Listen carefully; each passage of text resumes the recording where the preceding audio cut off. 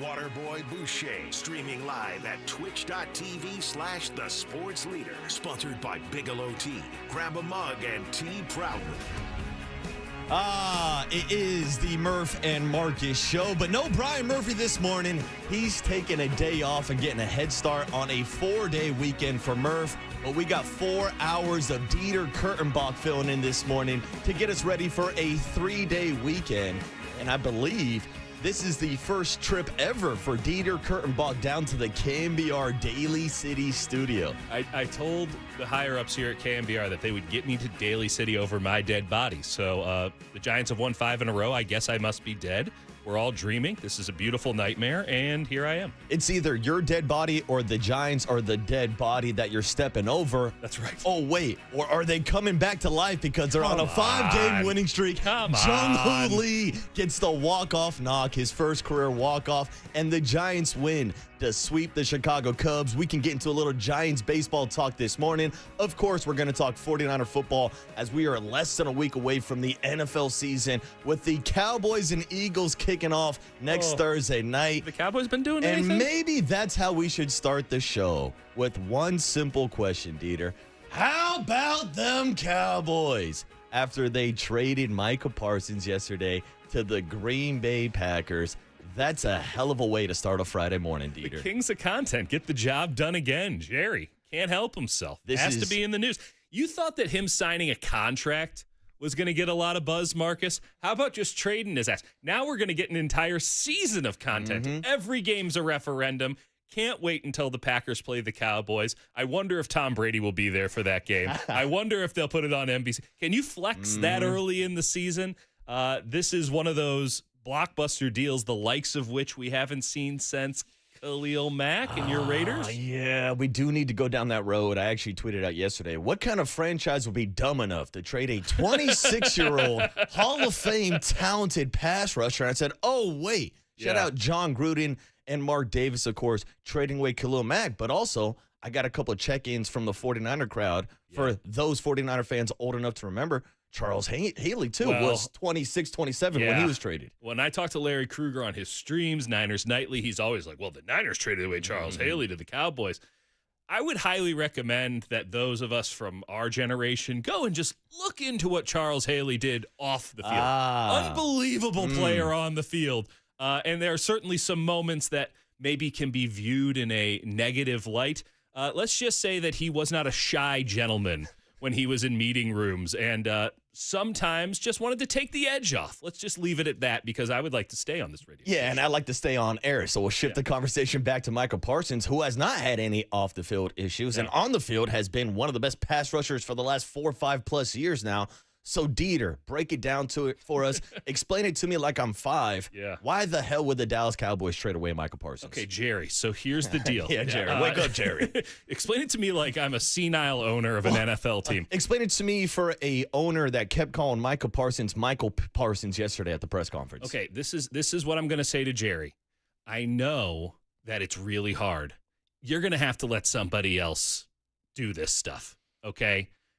It's past your time, my friend. I can appreciate everything that you've done. You got the content machine churning. There's no team more valuable. Stick to concessions. You're really good at those, okay? Let's stick to building metropolises and all this crap around a football. Let's stick with that. You're really good at that. Let's get the Raiders moved over to Vegas. You're really good at doing that stuff. You're not so good at this whole GMing thing, and I'm not sure you have been for quite a while now. It's been a while.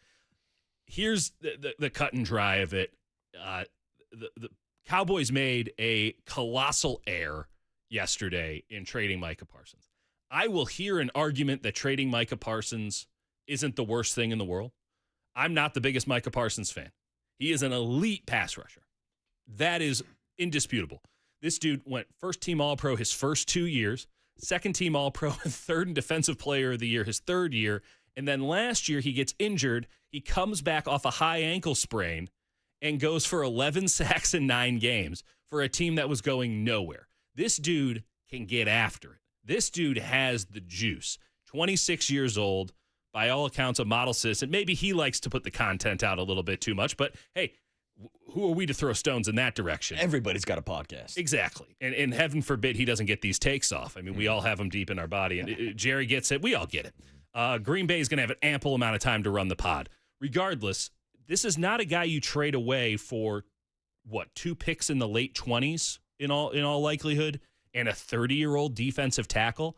If Jerry didn't want to be pot committed to CeeDee Lamb, Dak Prescott, and Micah Parsons as his big 3 and the stars and scrubs roster, if he's looking at it and saying, hey, there's no way we can win with this, the time to have traded Micah Parsons was before the draft. Yes. When you can start building some stuff, and then you're not bringing in a George Pickens, and now you're not trying to plug holes. You're starting to play for 26, which, by the way, might be what the Niners are doing. Uh-oh. But neither here nor there. Like, when Jerry says this was all part of the plan, I believe him. I really do believe him, in that this man has terrible plans. You don't trade him a week before the season, just as you shouldn't sign him a week before the season. The time to have done this, if you felt like you had to do this, which is ridiculous in and of its own merits, was in March, well before the draft, so you can get something. You can have the Matthew Golden on your team if we're just going 1-for-1 with the Packers. Absolutely laughable. The fact that Trey Lance can land just as much. I mean, seriously, Trey Lance cost 2.5 first-round picks. Micah Parsons cost 2 and a 30-year-old with 10 years of tread on the tires. Like, this is embarrassing. Yeah, but here's the thing, Dieter. With these 2 first-round draft picks, the Cowboys have an opportunity to now get 2 Micah Parsons. Yeah. Think about it. Yeah. They can replace 1 Micah Parsons with 2 Micah Parsons. At least that's the explanation from Jerry Jones. Yesterday he said, yeah, we might be able to turn this into 4 or 5 good players. I said, Jerry, it's going to be hard to get 4 or 5 good players out of 2 first-round draft picks unless you continue to move down and move down and move down. Yeah. And then what? You're trading Micah Parsons for a collection of 2nd and 3rd-round draft picks? Because to your point, even with this Green Bay Packers roster right now, that is one of the best rosters in the NFC and the youngest roster in the entire NFL. These are going to be late first-round draft picks. Yeah. So what are you really getting here from Michael Parsons? Really? Micah, I should say. I'm going full Jerry Jones, calling him Michael now. Now I'm getting myself confused. And I don't know. I noticed the twang, too. You've gone full Jerry. You like that? Uh-huh. Listen to the gambler I get 4 or 5 players here. Well, Jerry, this could be our Herschel Walker. I think you picked the wrong player here, because if you were going to pay any of these 3 big players between Dak Prescott, CeeDee Lamb, and Micah Parsons, I would have paid Micah Parsons first. But now Micah Parsons is demanding quarterback money, has already figured out the contract extension with the Green Bay Packers. He'll be making $47 million per year. Is that too much money for a pass rusher, Dieter? I mean, it couldn't be me. But, no, that's the market. And he is the kind of player that should be setting the market. Again, I would just run at his ass repeatedly. Mm-hmm. And the Niners have done that in the past. Other good teams have done that in the past. One of the teams that tried to do that in the past was the Green Bay Packers. They were somewhat successful, to be fair. And even then, they're like, we'll give them 48. We'll do it. You know why? Because they're the Green Bay Packers. And they either have to develop the guy or they have to go trade for the guy, because they're not going to get anyone to sign for the Green Bay Packers. And guys like that don't really come up in free agency. No. That masterclass from the Packers, really good work. Very annoying that they're the ones who get it done. Like, Jerry, you couldn't even help us out and get them out of the NFC. I mean, that's the biggest thing. The Cowboys were just knocked out of the playoffs a couple years ago by the Green Bay Packers. Last year. 2 years ago. 2 years ago. Yeah, 2 years ago. And now you're trading your best defensive player that couldn't stop the Green Bay Packers offense to the Green Bay Packers. Well, they're not trying to win. Well, I don't know. Jerry Jones seems like he's always trying to win. But you're right. This is not a winning move. I mean, at least Jerry will tell you that he's trying to win. They had one of, if not the, well, the Carolina Panthers exist, so I should pull that back. They had an abysmal run defense last year. That we don't need to get into the numbers of it. They were abysmal in the run. The only thing that made that Cowboys defense even respectable, and that is a stretch of a term, is the fact that they had Micah Parsons out there, like willing the team to do something competent. They don't have that. So now they can't stop the run. They won't be able to stop the pass. They have no running game. The only advice I have off of this is get all the Cowboys pass catchers for fantasy football, because they're going to go full Bengals this year. They got to put up 40 a game to win. Totally, and I don't even think that might be enough. I mean, their defense has an argument to be the worst in the NFC. Well, how about those Cowboys? And how about those Packers? That's something that we can discuss also, what this means for the NFC North, The odds are shifting out in Vegas of who's now the favorite to win it. We'll talk about how this increases the odds for the Green Bay Packers, maybe as now one of the favorites to go out and win the NFC, and where the 49ers fall into that big picture, because you mentioned it. This is Micah Parsons demanding a new contract, which led to a trade. Will we get into a similar situation with Jauan Jennings? We're now getting reports on the actual dollar amount that Jauan Jennings could be looking for. On the other side, I do want to ask Do we have to go to the other side? What we have he to? Can we not thinks- get into this right now? I know, but here's the thing. Pay the bills. On the morning show, Chomping at the bit. this is a John Joe Curley sponsored clock. And at 6:10 in the morning, we break for that clock. So we will have Dieter's thoughts coming up next on Jauan Jennings, what this means for the 49ers with the big picture trade of Micah Parsons going to the Green Bay Packers. 6-11. On the Sports Leader. How about them Cowboys?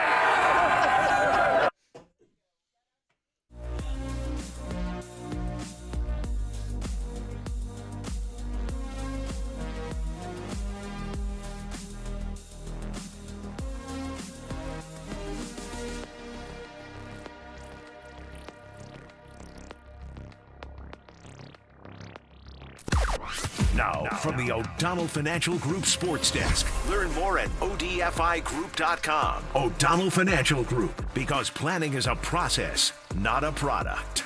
It's time for the Young Tony and John Joe question of the day. Good morning, everybody. Happy Friday. Happy Reggae Friday. The Giants winning 5 in a row as well. Here's the question. With Micah Parsons traded to the Packers, are the Eagles and Packers now the top 2 teams in the NFC? And if that's the case, where do the Niners rank in the NFC? You can join the conversation in the YouTube chat now.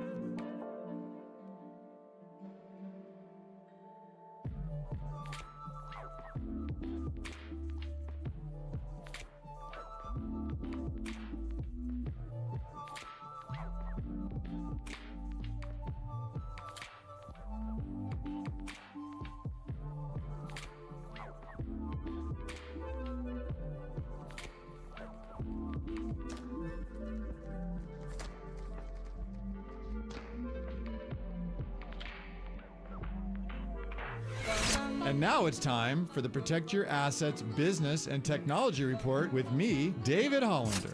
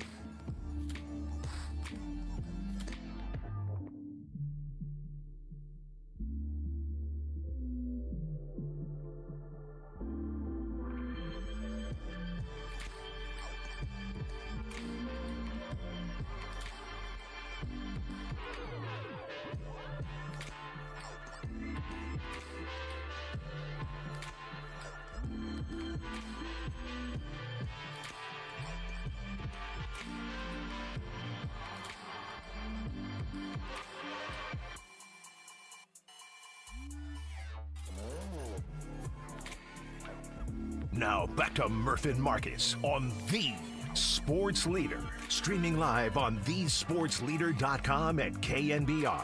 The Sports Leader app. Murph and Marcus is sponsored by Bigelow Tea. Grab a mug and tea proudly. A blockbuster trade for the Green Bay Packers and the Dallas Cowboys, landing the Packers, maybe the best defensive player in the NFL, and the terms and the contract associated are massive. 2 ones go from the Packers to the Dallas Cowboys. Micah Parsons gets a 4-year, $188 million deal. 4 years, $188 million, $47 million per year. That is quarterback money, Tom. This deal done by David Mulugeta and Andre Odom of Athletes First. A huge, mammoth, blockbuster trade yesterday in the NFL. Micah Parsons gets shipped out to the Green Bay Packers. How about those Cowboys? And how about Murph taking a Friday off, getting a head start on the 4-day weekend? But almost each and every day during this summer, Dieter, Murph has drove into work and has complained about national media talking about the Dallas Cowboys each and every day. And he talks about having Micah Parsons fatigue. And, of course, the day he takes off, the Micah Parsons trade happens. And here we are on his own radio show talking about the Dallas Cowboys to start the day. I mean, listen, they get the clicks.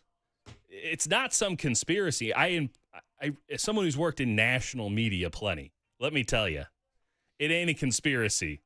It's desperation. It's desperation. What do people watch? What do people talk about? What do people click on? Dallas Cowboys. Love them or hate them. Everyone's got an opinion. This is true. Absolutely. Jerry Jones always has the world talking. There he was talking on about 11, 12-minute monologues yesterday at the press conference, trying to explain the reasons behind shipping out Micah Parsons at age 26 after they cannot figure out a way to pay him after paying Dak Prescott, paying CeeDee Lamb. Nice pull there, Dieter. But let's pull back and look at it big picture-wise and look at the NFC and how this changes the landscape. But let's start in the NFC North with the team that's benefiting from this trade, the Green Bay Packers. Are they now the favorites to win the NFC North over the Detroit Lions? Oh, yeah. Oh, absolutely. I'm not in on the Lions at all this year. Are you pulling out because of the loss of the OC and the DC? I'm pulling out because I already have 2 kids, but that's smart man. Thanks. I mean, we're going to work on it. Might need surgical intervention. Also, your game's not that strong if you have 2 kids. Who said it needed to be in the first place? Hey, that's a man with a plan, unlike Jerry Jones. Hey, now. You lose both your OC and your DC, and now all you have left is your culture-setting head coach, who was, perhaps, we're going to find out, insulated by those gentlemen's tactical brilliance. I think Aaron Glenn made something out of nothing last year with that defense, and clearly Ben Johnson is very good at what he does. Yeah, I'm out on the Lions. You're left with sort of your foundational pieces, your coordinators, your head coach, your quarterback. Coordinators left. Now you have Dan Campbell biting off kneecaps. Great coach, exactly what the Lions needed to get to the point where they're at. And Jared Goff.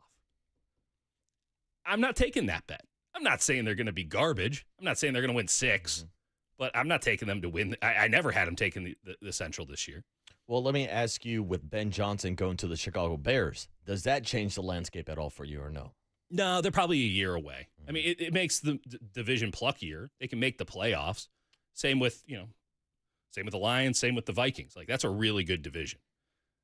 I would say that the West might be a tougher division overall. I feel like every team in the West is a 9-8, and it's going to get really muddy really fast in the NFC West. The Packers have to be the pick if you don't want to pick the Eagles. Not just for the division, and who knows, maybe they get in on a wild card or whatever.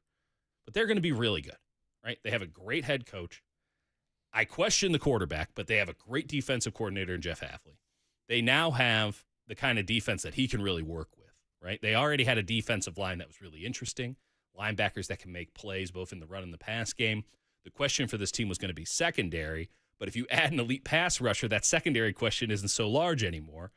On the offensive side, they have more weapons than they've ever had. I'm not sure if the offensive line has taken a step forward, frankly, but it's not bad. And most offensive lines in the NFL are straight up bad. 2 good running backs, 2 good tight ends. It's all on Jordan Love now. And somehow, because Jordan Love sat for a couple of years, he doesn't get any questions about if he's a franchise quarterback or anything like this. Meanwhile, Brock Purdy just comes in and immediately takes a team to the NFC Championship game with no expectations, is constantly bombarded with these questions. We're going to find out about Brock Purdy this year. Not that we need much convincing. We watch him every day, every week. But we're going to find out. Like, no excuses for Brock Purdy. No excuses for Jordan Love either. I'll take the Brock Purdy in that bet. But I still think that the Packers have too much. That roster's so damn good. And as you mentioned earlier, they're like the youngest team in the NFL. They've been that for a couple of years now. So they're experienced and young and talented. That is a dangerous trifecta. And that's the thing. It's the Green Bay Packers as the second youngest roster in the entire NFL. You know who's number 1? The Philadelphia Eagles, the defending Super Bowl champions. So those are the 2 teams that now you have to pass up if you want to get back to another Super Bowl, obviously. Right. But there are questions now with this 49er roster and how many young guys that they have on this roster. Are they ready to compete with teams like the Eagles and the Packers right now, Dieter? No, not with the young guys. I mean, they just are. The young guys are the thing that prevents them from competing. The problem is there's no real old guys that are holding down the fort in the meantime. They have 7 great players, 3 or 4 really good, like Pro Bowl caliber players, and then a pile of question marks, which is a nice way of saying something else I wanted to say right there, but can't say on the radio. Like, I believe in the draft classes they've made over the last couple of years. Last year, they got their first 4 picks right. All right, then you get to Isaac Guerrero, and it starts to fall off. But, hey, if you're going to get them right, you want the first 4 right. This year, I like a lot of the possibilities that are presented by these 11 picks, 10 of which are still realistically with the team. But they don't have the experience. They're not ready. I mean, you just go at training camp. They're not ready. They missed a lot of training camp with all these injuries. Like, this is not a team that looks like it's about to hit the ground running. It just isn't. They messed around in training camp for a second straight year for completely different reasons, and I can just hear it in the back of my head. They get done with that game against the Rams. Things aren't going the way they want. They come into that, quote, mini bye, and they go, I don't know why y'all had high expectations. This is all about 26, baby. Doesn't matter that we'll figure it out, but it's all about 26 for us. That's what we've been building for a while now.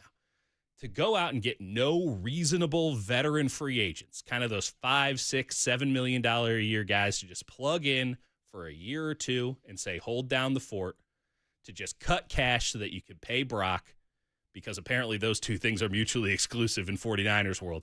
To do that and just say, no. As John Lynch said, we have a plan. There's this thing called the draft. Kyle Shanahan sweating bullets going into the draft because they didn't have a roster. They went full Warriors. They didn't have enough players. I can't buy into it because I don't know what I'm buying into, right? It's a total mystery box, and that could work out gangbusters, but in all likelihood, they're rookies. A lot of them that they're relying on are day 3 rookies. That's just not something that's going to stack up with, yes, a young team in Philadelphia, and yes, a young team in Green Bay, but those young guys, one pair of them already has Super Bowl rings. The other one is as interesting a collection of talent as I've seen in the NFL in a couple of years. Like, yeah, they're all young. I'm going to take the guys that got some tread on the tires, that have been in this league, that have proven it in this league, over the guys who might get there maybe later on this year. We're keeping our fingers crossed, but probably next year. Yeah, I mean, that's the thing. The Eagles have a track record with their younger players. Even the Packers' young players that we saw in the postseason over the last couple of years have more of a track record. Now, that's not saying that Dominic Pooney and some of the guys from the draft class last year don't have that track Really good record. players. But they have to have that same success this year if they want to compete and get out of the NFC West before even facing off against some of these teams down the road in the postseason. But it's interesting, Dieter, with all that being said, Vegas still has the 49ers as the odds-on favorite to go out and win the NFC West. Yeah, well, I listen, there's money to be made in this world apparently still. Can you in good conscience pick the 49ers to win the West? I think I can with I think I can too. The uncertainty around Matthew Stafford and the question marks, because going into the season, I definitely had the Rams as the pick ahead of the 49ers. And listen, I'm not that high on the Rams. I think their secondary is shambolic. I think that their defensive line got a little overhyped last year because they came on late. I question. I think Devontae's still got it. I'm not sure if it's the old and their offensive line has some question marks. Matt Stafford has been, and I mean this earnestly, living in an oxygenated airstream, sleeping on a vibrating table with red lights going into it. Hey, now. That's a real thing. That's what he's doing for the last month. I'm sure the Houston Texans and their hard-hitting defense and DeMeco Ryans are going to be like, you know what? This guy's been through it a little bit lately. He's got like 4 kids at home. Yeah. Let's take it easy on him. Put him okay? down easy, all right? I'm sure Will Anderson's like, let's make sure that those lumbar discs, let's make sure those stay in place. Yeah, we don't want any slipping disc out here. No, definitely not. Shout out Sports Center. It is very difficult to imagine Matt Stafford getting through this season given the touch and go nature of a 37-year-old's back. I speak from experience. And I'm not getting hit for a living. It is very questionable. But then I look at Arizona and I like a lot of what Arizona's doing. I think that they have a high-level roster this year to go along with the defensive scheme that's going to give the 49ers real problems. The question then comes down to if the little man can get it done. And then Seattle looked unbelievable in the preseason, which you want to pull back. You don't want to get too high on the preseason, right? You don't want to get too low either, as I've been with the 49ers. But you look at Seattle, and it's like, who's their offensive? Oh, Clint Kubiak. And who's their quarterback? Sam Darnold. Sam Darnold, who was in the running to be MVP for the first 3 quarters of last year. And who's their best receiver? Marquez Valdez-Scantling. Oh, and you're going to move him around the formation and you're going to turn him into Amon-Ra St. Brown. Oh, okay, cool. And your offensive line's pretty damn good now. Oh, okay.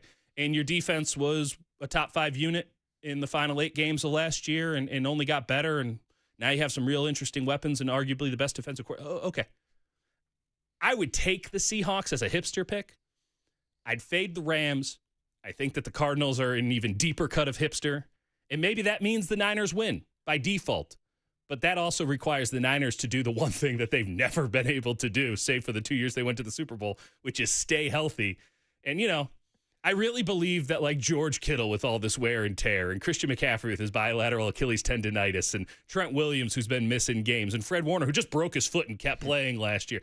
I'm sure those guys are all going to play 17 at all pro levels. I'm sure everything's going to work out fine there, Marcus. It's a positive Friday. I mean, this is a great Friday because we just got Dieter Kurtenbach's Hipsters Picks. I think we should have a Dieter's Hipster Picks segment each and every week. Maybe we can discuss moving forward, but we do got to discuss who's coming on the guest list today, young Tony, because we do got to continue breaking down these NFC odds, what the big picture ramifications are of this trade, and what it means for the 49ers moving forward, and whether or not this could mean that they possibly trade Jauan Jennings before the start of the season. But first, let's get that guest list. Young Tony, happy Reggae Friday. That's a strong tease, Marcus. You like that tease? I know. I probably should have saved the tease for after the guest list, though. By the way, we haven't even mentioned Giants won 5 in a row, guys. Oh. We buried the lead. Are the Giants back, Tony? They made up a half a game in the standings over the last week. It's unbelievable. But here's the thing, Dieter. Don't let the season extend to January. Young Tony has turned his back on me, once again refused to go out to watch some day baseball yesterday, and he's like, I'm done with the Giants. I'm checking out. And I come in this morning, and he's over here giving me an update about the standings. I How know, about that? dude, yeah. My mom's in town for the holiday weekend. I, want to spend some time with her, be with the family. But Take I her did to the Giants. Little FOMO with Marcus being out there. It was a hell of a game, Dieter. I don't know. You don't think I watched? Yeah. I do. I do know you watch. Okay, good. How I just about- want to make. I knew I was coming on. I probably had to cram a little bit. But Yeah, we'll talk a little Jung-Ho Lee with our 7:30 guest this morning, right? Yes, indeed. So we got John. Hey. We're gonna replay John Lynch at 6:50 for anybody who missed it. We got the big hit at 7:50. Mike Krukow going to come on at 7:30. He was at the game yesterday. He will have some thoughts. Cooler content 8:30. Buster Posey replay 8:50. In case you missed that one yesterday, and then Susan Slusser at 9:30. John Lynch gave us a couple quotes yesterday about Jauan Jennings and his future. We'll discuss that next before hearing that John Lynch replay at 6:50. And, of course, the Buster Posey replay at 8:50. It's Marcus Boucher and Dieter Kurtenbach on the Murph and Marcus Show on the Replay Leader.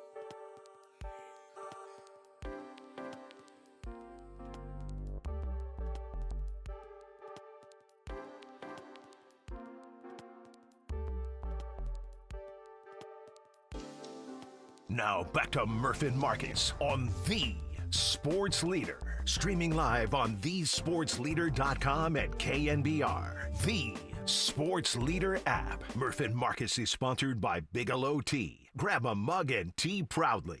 Well, I mean, missing Jauan is tough, so you never feel good about missing one of your better players, whether it's the run game or the pass game. But that's stuff you got to deal with. Whether it's a contract issue, whether guys are injured, I mean, it's all the same. It happens a lot.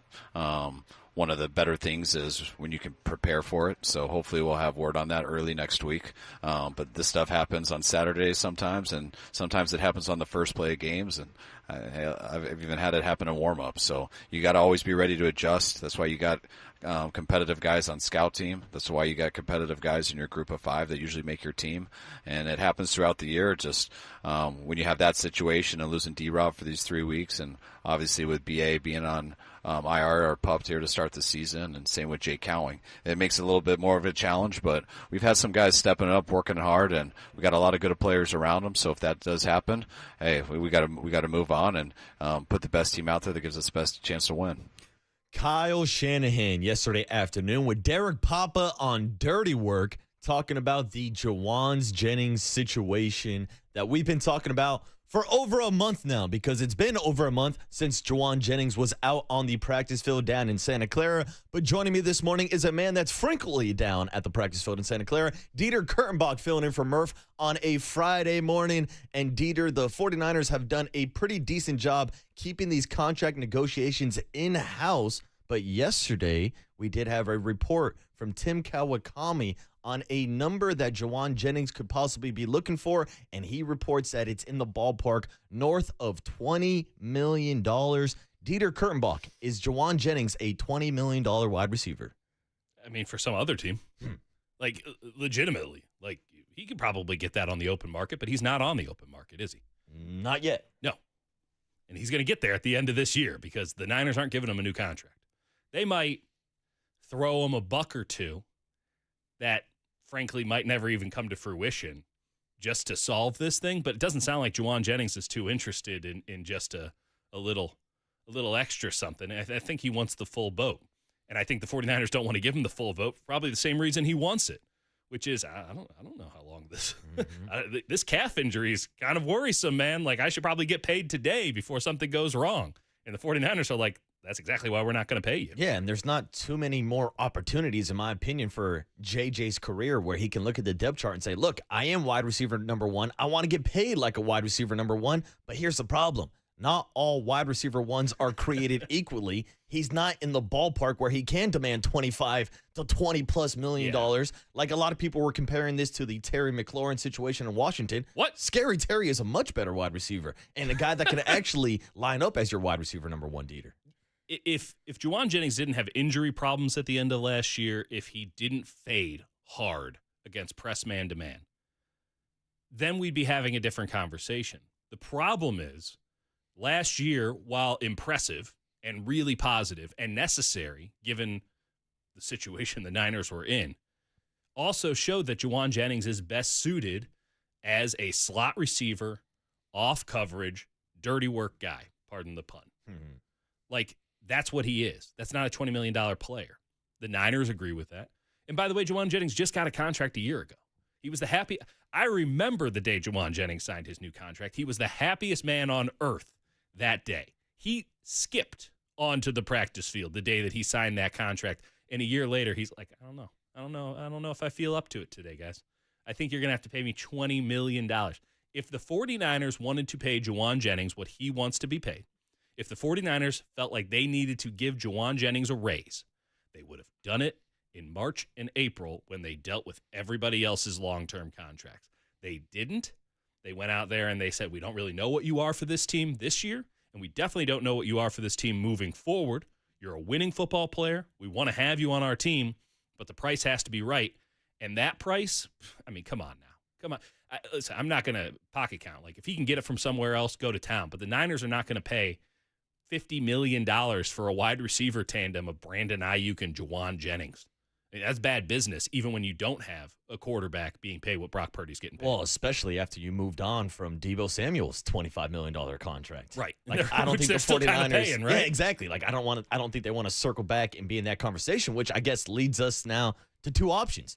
They make him play out his contract for this year. Yeah. Maybe he does hold out and skip a couple games. Then he could be hurting himself financially with the lack of incentives, possibly. Yeah, and we don't know what the ins and outs of that Exactly. are. It's probably not good for him in any way, shape, or form. Or they could go down the path that the Dallas Cowboys took yesterday with Micah Parsons and trade him. Now, John Lynch said earlier this week that they have moved on from the trade request that Jauan initially had earlier on in training camp. But do you think that's more of a possibility now after what we saw yesterday with Micah Parsons? No, because again, these are all things that don't need to come to an head the week of a game, right? Like these are all things like it's not that kind of, like, do you want to pay him? Yes or no?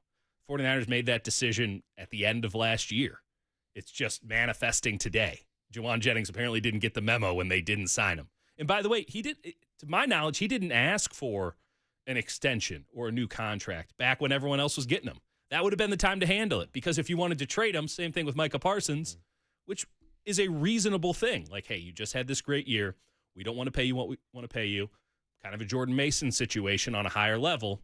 Let's trade you. Let's get something back. We can use these draft picks before the NFL draft. Now's not the time to trade him. You need wide receivers. Yeah. So get out there or don't. Kawakami reported that there was a suggestion that they might put him on IR, kind of mess him up with some of these incentives that may or may not be the real thing. Just say, oh, you're injured? I mean, you should take as much time as you need here. It'd be terrible if you didn't hit your 50% snap quota. They can still do that, but at the same time, like, they're not paying. They're just, I do not think that he's going to get everything that he wants, or really anything that he wants. The Niners are just going to sit there and say, your move. What are you going to do about it?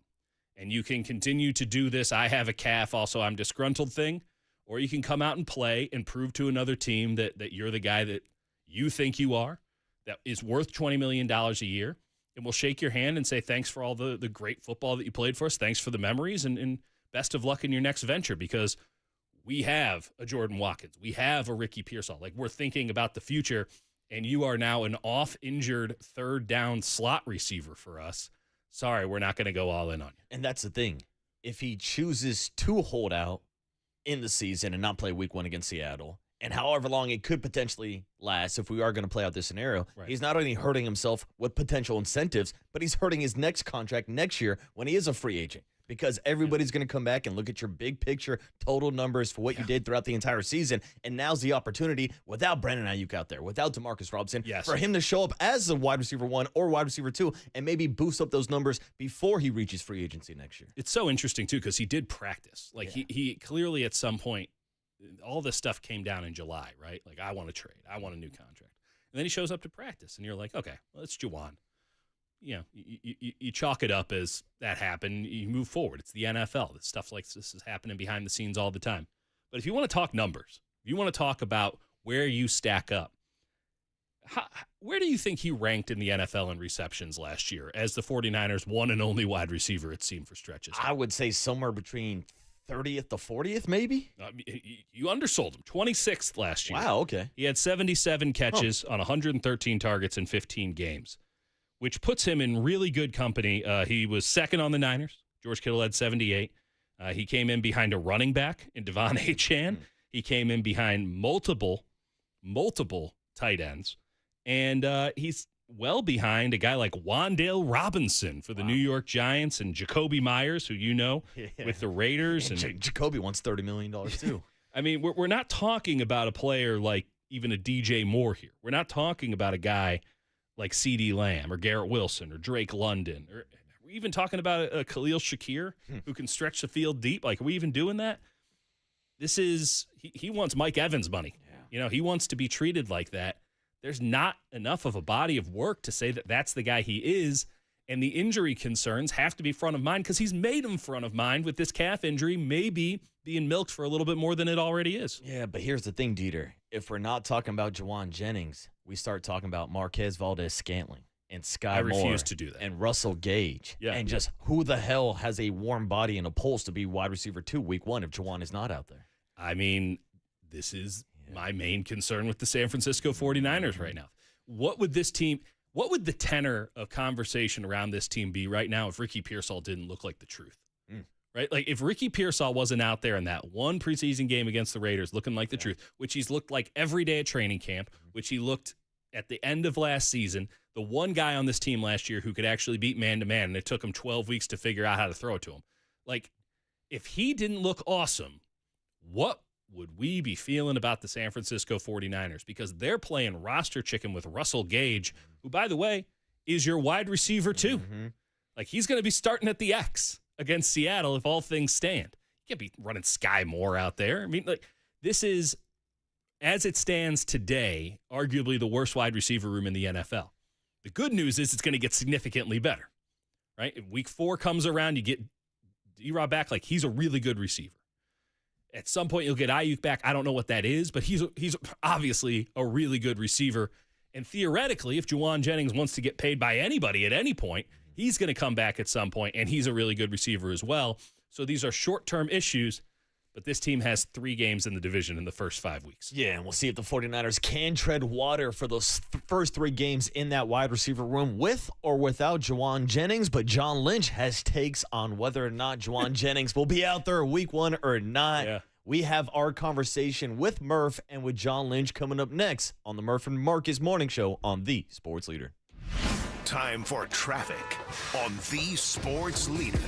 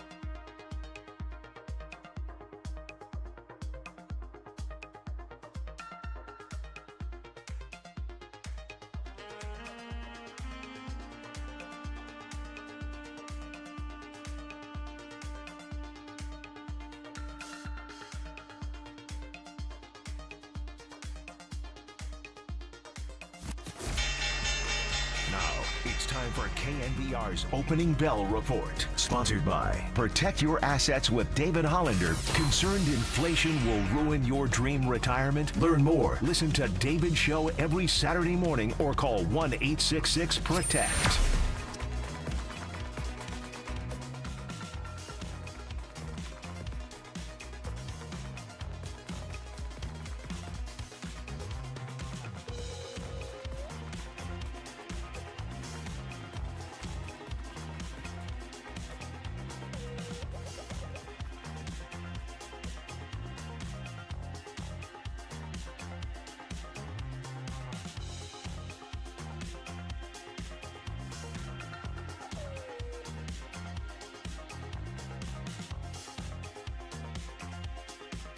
Listen to the sports leader anytime, anywhere. Download KNBR, the sports leader app. Murph and Marcus continue live from the Casino Matrix Progressive Jackpot Studios. Casino Matrix. Progressive jackpots are here. Where are you? Just drop in. 1-800-GAMBLER. It is a Reggae Friday on the Murph and Marcus Show. And yes, Young Tony, I will allow some Sublime on a Reggae Friday because I'm driving the show this morning. Murph got a head start on his 4-day weekend as we all get ready for a 3-day weekend. Murph will be back Tuesday morning. But you know, every Thursday we have a presidential power hour with Buster Posey and John Lynch. And those interviews are always sponsored by Marin Health, with top physicians, surgeons, and clinicians right here in the North Bay. Marin Health puts you closer to your best health. World-class care, closer than you think. And we're getting closer and closer to the start of the 49ers season. So for anybody who missed our conversation yesterday with John Lynch, here is Brian Murphy and myself sitting down with John Lynch talking Jauan Jennings and the 49ers 53-man roster. What's up, John? How you doing this morning? What's up, fellas? How you guys doing? You know what? I'm looking at something new here. If people haven't been on their social media, I'm looking at a new uniform, a rivalry uniform. I don't know what that means. It's official here. I see Fred Warner. He's wearing a black jersey with red and gold saloon font, a black helmet. John, do tell. What's going on? Looks pretty nice, right? And, I think the league introduced that, the rivalry deal, and our marketing team did a really nice job of asking for our players' opinions. So those guys got in there, kind of our leadership council gave their opinions, and they came up with a real good product. I walked down there probably about 3 months ago in our studios as they were filming that, and it looks pretty nice. Do you know when you're going to wear them? I have no idea. I should know these things. Actually, Marcus, quick follow. So I'm going to hit another hard-hitting question here. You guys have had a history. Week 18. Week 18 in Seattle, Corey Rush is telling me. He's sitting in Week 18. Week 18 against Seattle at home. Well, thanks to Corey. He's the man. Yes. And number two, you guys have rolled out the all-whites in Seattle with great success of late. Are we wearing the all-whites in week one? I don't think so. I don't believe we are. Okay. Yeah. All right. See, these are the important questions, John. Real important questions, that is. John. It is. Yeah, and John, when I think about alternate jerseys, the first one that I think about is the Tampa Bay Buccaneers creamsicle jerseys that you used to wear. Were you a fan of those jerseys? You know what's so funny, Marcus, is like those have become cool again. But at the time, now you have to understand where our franchise was in 1993 when I was drafted there. We were the Yucks. I mean, we were the worst franchise in sport, and so they weren't really cool then. And I don't know if it was the orange, the creamsicle, or it was the pirate that was winking at you. It wasn't the most intimidating look. Bucko Bruce, I think his name was. So, but I will tell you, like, they're as hot as ever. It's their 50th anniversary in Tampa, and I got a box about a week ago from the Glazer family, and it was one of these their rivalry uniform this year on their 50th anniversary. It was really cool. It had pictures of all the players that the Bucs have had, and a cool celebration down in Tampa with the 50th. But that creamsicle is really like the whole league loves that right now. But I can tell you, in 1993 and 4, we were waiting to get out of it. That's a funny answer there. You and I are kind of, I'm older than you, but remember that inexplicable year when Tampa Bay made the NFC Championship and played the Rams out of nowhere? Remember that? It was like 79, I think. I do. Yeah, it was like, what? It's like, yeah, what are they doing? They were good right off the bat, and then, not right off the bat. No, they lost, didn't John McKay, lose his first 20 or something like that? He did. Yeah. He did. And, what do you think of your team's execution? I'm all for it. He had some great lines. And then they got by 79, though. Here they are in the NFC Championship, and then a lot of lean years. Yeah, a lot of lean years, yeah. Thank God we turned it around. All right, we chopped it up, and then fans are like, you got to ask about Jauan. So I'm going to ask about Jauan Jennings. Do you have anything updated here on Thursday? I know you spoke yesterday. We got all the quotes. We played them this morning. Maybe something changed overnight. Do you have any new news on the Jauan Jennings situation? Nothing updated. I spoke at length about that yesterday, and I think we'll leave it at that. We're huge fans of Jauan Jennings. He's a big part of this game. He's one of my favorite players in my tenure here, our tenure here. And so hopefully that thing has resolution. He's back on the field, and we'll be rolling. But again, it's, there's a couple issues at play, and those things got to settle themselves. So. Okay. That's kind of where we're at. So given that, how much confidence can you have in that receiver room without Jauan, without Ayuk, given the lack of experience in the system and sort of the new bodies that are there? Can you have any confidence in that receiver room? Absolutely. These guys have been thrust into this. They've gotten plenty of reps. Now, some of the guys are new, like Valdez Scantling that will be arriving here today. The nice thing, though, with him, he's a veteran who's played a lot of football in this league, and he's been in this system. Seattle, who we're playing in 10 days, there's another Kubiak up there that was here years ago, 3 years ago, 4 years ago. Clint Kubiak, their offensive coordinator, they run a very similar system. Language is the same. He was in New Orleans the year before, so there should be good familiarity. And we'll put a good group out there. Would we want Jauan out there? Absolutely. BA's not at that point where he can even be in the consideration right now. So, Jordan Watkins, being hurt, Jacob Cowing being hurt, is it ideal? No, but we're going to put a group that is plenty good and capable, and these things happen in this league. And I remember a year starting one year. I forget the actual year, but Bill Belichick and the Patriots had like 3 receivers on their entire roster, and they found a way to win games. And so that's what you do. You find a way to win games. We got a really strong team. The last few days are tough. It's a really emotional time because you're telling 25, 30 some odd guys that their dreams aren't coming true while we're setting this roster, and the roster's still a little fluid. But around right now, the excitement of what's to come in 10 days really starts to hit. And I like our team. I really do. I said that yesterday. I've said that throughout. I like where we're at, and we're ready to roll. Not only did you guys bring in a couple wide receivers since our conversation last week, John, you guys also brought in a running back. Brian Robinson made another trade with the Washington Commanders. What can you tell us about that trade and the role that you expect for him in this offense? I think it's going to be a big role. Brian, it feels like yesterday he was here on a 30 visit. 30 visits are the visits prior to the draft, and Brian was one of the guys who came in here, and so we've long been a fan of Brian. Jordan James is a guy we're extremely high on, but unfortunately got nicked up on a couple different occasions during training camp, and so the idea of going with a rookie as your number 2 back going into a season when he's barely had practices, that's a really tough thing to do. And so we remain high as can be on Jordan James, think he's going to be a fantastic player for us. Isaac Guerindo's still in the mix, but we felt like it was important to have another back. It's just the way things go at that position, and we feel like there's some unique things we can do with Brian in there. He's a great fit for our style of play.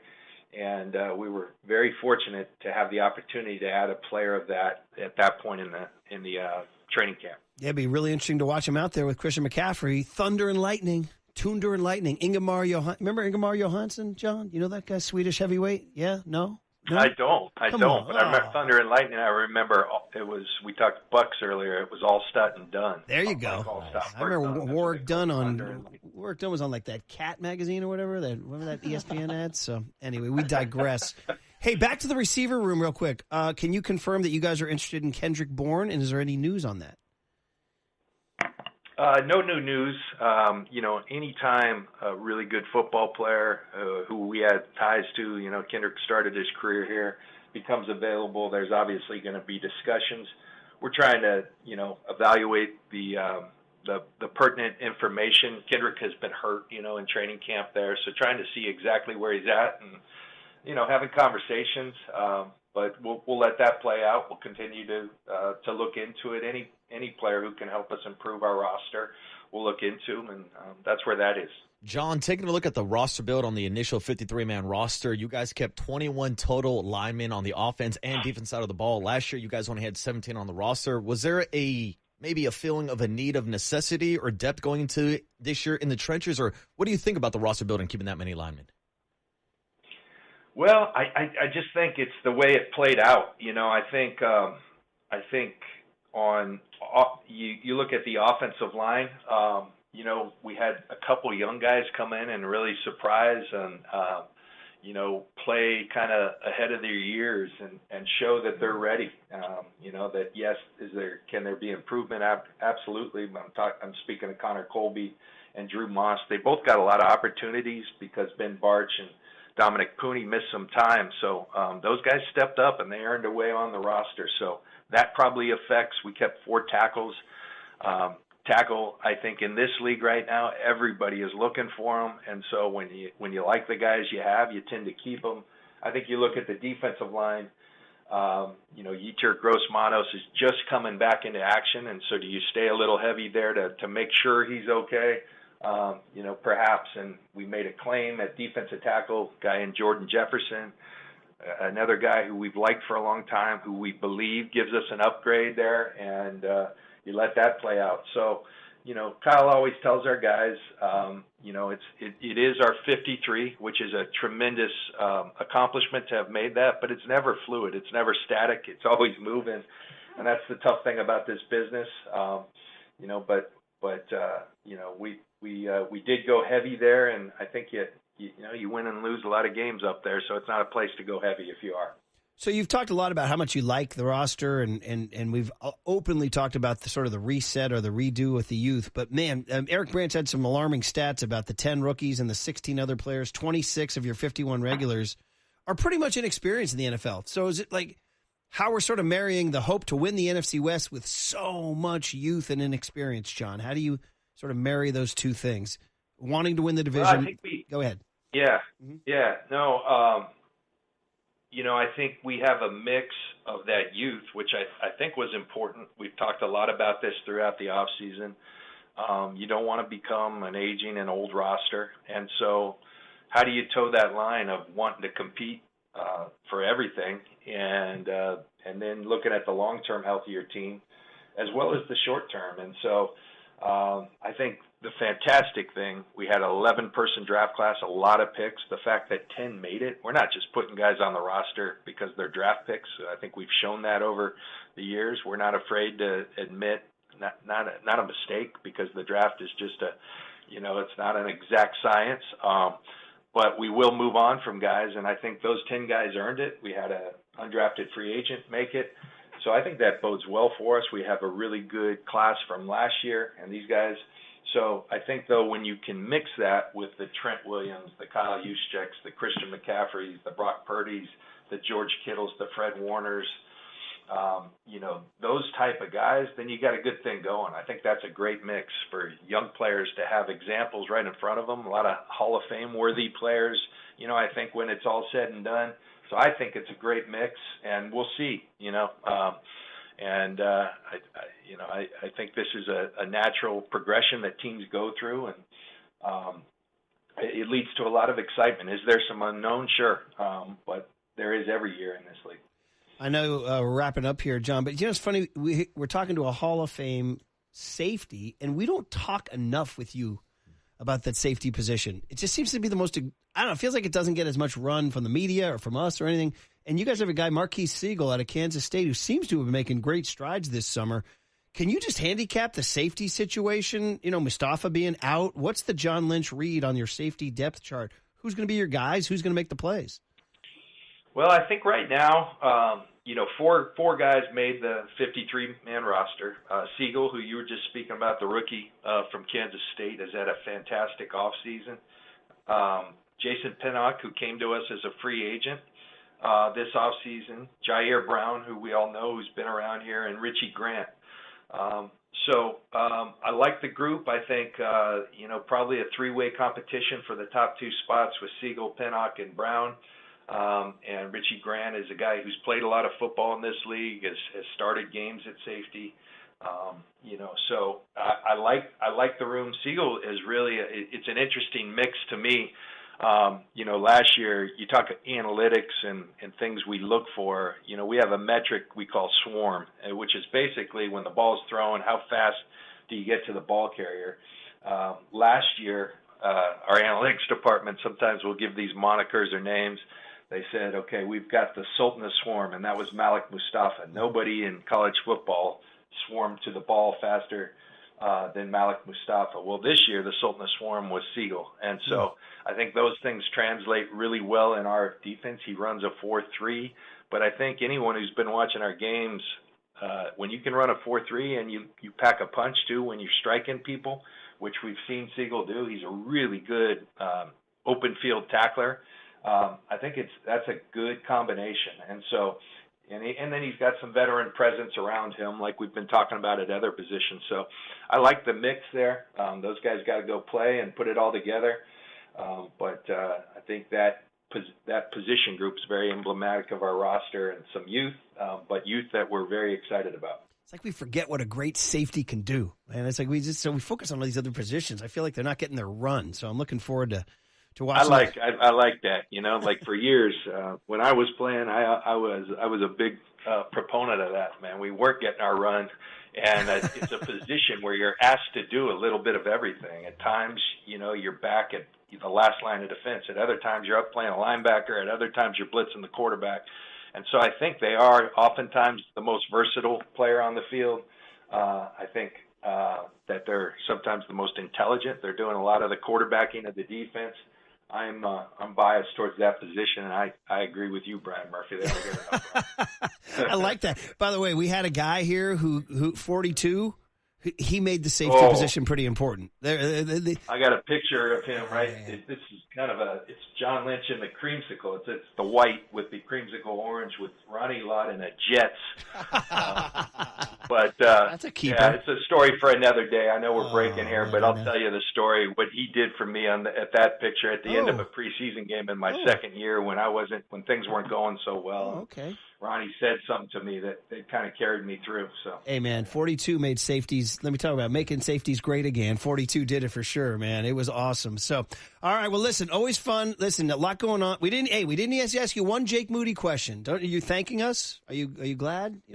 Everybody's upset. No, I'm fired up on Jake Moody. Okay, how the fans were having some fun with him the other day, but he came back and after an early miss and showed up. So look, every player in this league has to go prove it. That's a position that's in the spotlight. Like I keep saying it, but because I believe it, we do have a lot of belief in him, and he's got to go show that he's the guy. And I look forward for him to have that opportunity. John, we thank you so much. We'll talk to you next week. Have a great day. Yeah, thanks, John.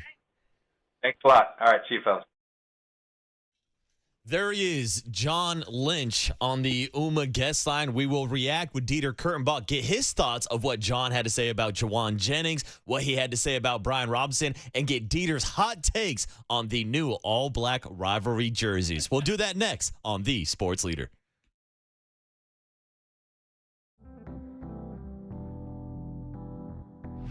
Time for traffic on The Sports Leader.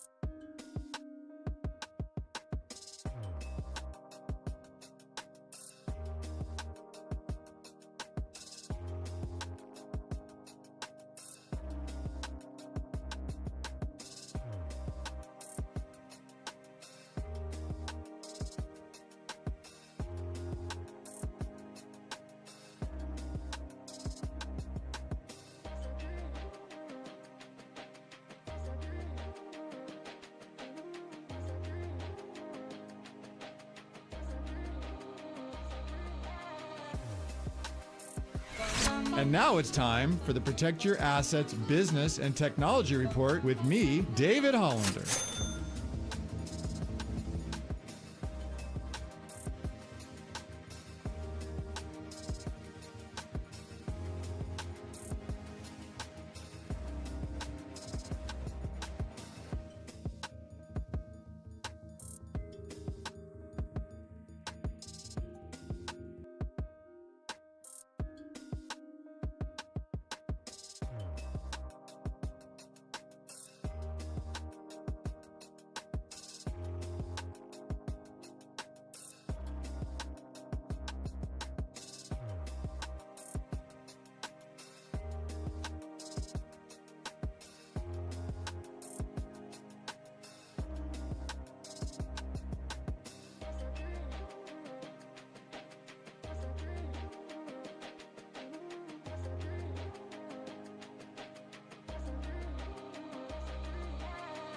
Now back to Murph and Marcus on The Sports Leader. Streaming live on thesportsleader.com and KNBR. The Sports Leader app. Murph and Marcus is sponsored by Bigelow Tea. Grab a mug and tea proudly. This is a huge, mammoth-sized blockbuster trade that just went down within the last hour. The Dallas Cowboys are trading Micah Parsons, a four-time Pro Bowl selection who's had over 12 sacks in each of his first 4 seasons, to the Green Bay Packers in exchange for 2 first-round draft picks and defensive tackle Kenny Clark. The deal has been made. Micah Parsons is being paid in Green Bay. Week 4 of the season, we have the Cowboys versus the Green Bay Packers. Adam Schefter breaking down the huge mammoth blockbuster trade that happened yesterday in the NFL. Micah This is Parsons. a huge, mammoth-sized blockbuster trade. Huge. It's the biggest. It's the largest. It's Micah Parsons being shipped to the Green Bay Packers for Kenny Clark and 2 firsts. We've spent a lot of time this morning discussing the ramifications and the new landscape in the NFC this morning with Dieter Kurtenbach filling in for Brian Murphy. But in the last segment, we did have John Lynch on talking about the landscape of the 53-man roster. So before we talk about the Micah Parsons ramifications and what the trade could potentially mean for someone like Jauan Jennings, what were your big takeaways of John Lynch yesterday on the Murph and Marcus show, Dieter? John did a better job of selling it to you guys than he did when he was hanging out with the media after 53 cutdown day. Yeah, it did not seem like, I know everybody loves hanging out with me and Murph every morning, but it seemed like the vibes are a little higher in our interview than his time with the media the other day. Well, you didn't get 5 straight questions about, so when did Jauan Jennings ask for a trade, and what does Jauan Jennings want? It wasn't as adversarial. Would you still trade him? Are you not going to trade him, John? Just for the record, John. A lot of just for the records in that press conference, which, to be fair, is the job. Got to get it on the record. Since it was already on the record, you didn't need to rehash it ad nauseum, and I felt John was a little bit more comfortable. But it just stands out to me like I don't think we as the public, we perhaps even as the media, are taking into full account how disparate this 49ers roster is between guys who can compete to win a Super Bowl at the end of this season and guys who are, as far as we can tell, and in all likelihood, nowhere near that. Right? Like, yes, stars win big games. Stars you have to have them, right?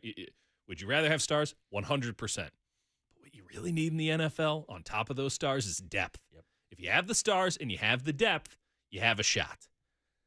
I like a lot of these draft picks. I don't think it constitutes depth for 2025 that you're counting on Marquise Siegel, who's been a revelation in the preseason. But you're starting a rookie free safety next to 2 guys who you picked up off the scrap heap. Who's your number 2 wide receiver in week 1? I understand that there's some bad luck involved in all of this. At the same time, they didn't insulate themselves from bad luck. And if there's one thing you can count on with the San Francisco 49ers, it's that a bunch of dudes are going to get injured all the time. So John being like, oh, we're trying to toe the line. Well, you're also kind of trying to toe the line on expectations for this year if you're not really sure if you're a young team or you're a compete team. And I can appreciate trying to do both at the same time in the, quote, Rams model. But how's that working out for the Rams lately? It doesn't seem like the Rams are anyone's pick in the NFC West anymore. And yes, they gave the Eagles the best shot of anybody last year. Didn't get them anywhere beyond that. 2 years ago, it was a total bomb-out season. Like, I'm not sure I like the Rams model. I prefer it to the Cowboys model, but I'm not sure I like the Rams model. Stars and Scrubs is very risky, and it feels like it feels like everything needs to go right for the 49ers for Stars and Scrubs to work. Season's kind of already started. Things going right for the 49ers right now? It doesn't feel like it right now, especially in an offseason where they have had to kind of retool and reload around this roster. And look, that's the reality of having to pay Brock Purdy $50+ million.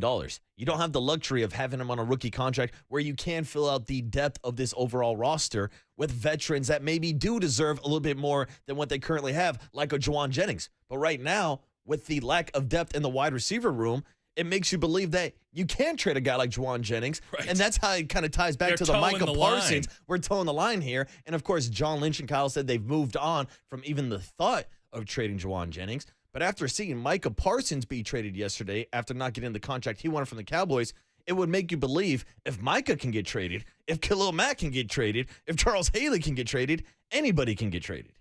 I mean, I guess if we're going to use 3 examples over the last 30 years, sure, anyone can get traded. Like, I don't. Trading Jauan Jennings wouldn't be a disaster for the San Francisco 49ers on the basis of where does Jauan Jennings fit in on this depth chart once Brandon Ayuk comes back, which I don't know when that's happening, right? It's after week 5 for certain. So we're talking week 6, probably more like week 8, probably more like week 9.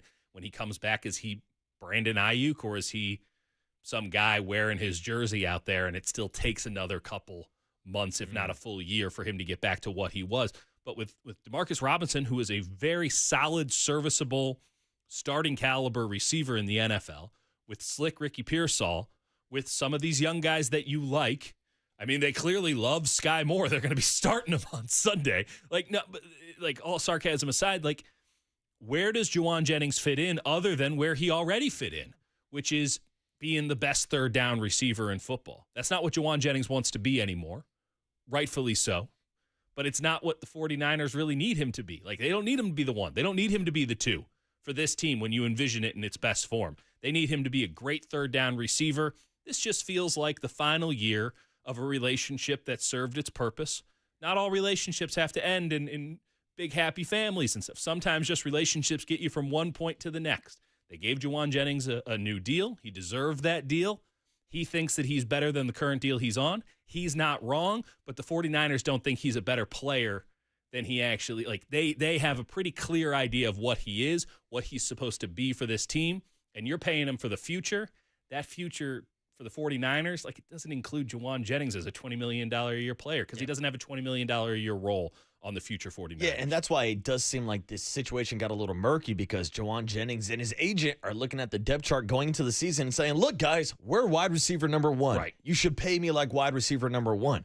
But Jauan Jennings is not going to be wide receiver 1 on any other roster in the NFL, if we're being completely honest with you, and he probably isn't the wide receiver 1 right now with the strides that we've seen from Ricky Pearsall. So, yes, when you get the return of Demarcus Robinson and, of course, Brandon Ayuk, who you say we don't know if he's going to look like the old version of Brandon Ayuk. Hell, we don't know if he's going to be out there in the right color shorts out there at practice. Like, that's an issue with Brandon Ayuk moving forward also. But obviously, he's going to be ahead on the pecking order. And we just saw the 49ers move on from Deebo Samuel's contract this offseason, still paying a bit of that to the Washington Commanders. Just a bit. But after not want to have a $25 million wide receiver like Deebo Samuel on the roster, I don't think you're going to want a wide receiver number 3 asking for $20 million on your roster. Yeah. And those are the reports we saw yesterday from Tim Kawakami from the SF Standard that Jauan Jennings in his camp is asking for $20 million.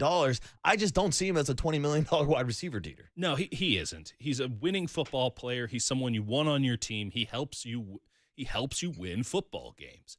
But he helps you win football games in a lot of things that aren't flashy, aren't sexy, aren't cool, aren't fun. And ultimately don't get you paid, right? Because that's the stuff that really gets you paid. Well, then here's the question, Dieter. Can the 49ers win week 1 against Seattle without Jauan Jennings? Yeah, but that has a lot more to do with the Seattle Seahawks right now than it does with the San Francisco 49ers. Like, the Niners are in a weird spot to where you can make a good argument that they're as healthy as they'll ever be. And yet, at the same time, all we're talking about, and rightfully so, is how damn injured they are. But the top-end guys, and Jennings is not part of that, The Niners made that clear when they didn't give him a new contract in April. The top-end guys, Purdy, Kittle, Trent, Fred. You want to toss Lenore in there? Go to town. I don't know if Kyle Juszczyk should count, but, you know who we're talking about. We're talking about these all-pro caliber players, the future Hall of Famers. Christian McCaffrey, can't believe I left him off the original list. The nucleus. Those guys are ready to go. Those guys look good, are ready to go, are healthy. Is that going to maintain? Now they got to play 17 games where it's all on them because they don't have backups. They got a bunch of kids who don't know what they're doing yet. And maybe halfway through the season, they get their beaks wet and they feel like they're comfortable. But they have, children backing them up.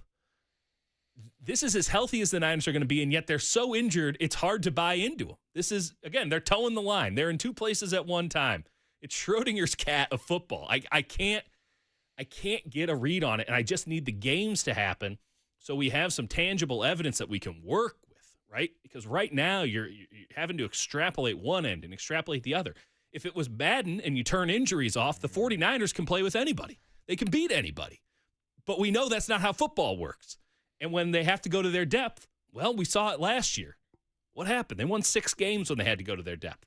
And so they're towing the line. Is it somewhere in between where they're a little injured, but they get enough from the rookie?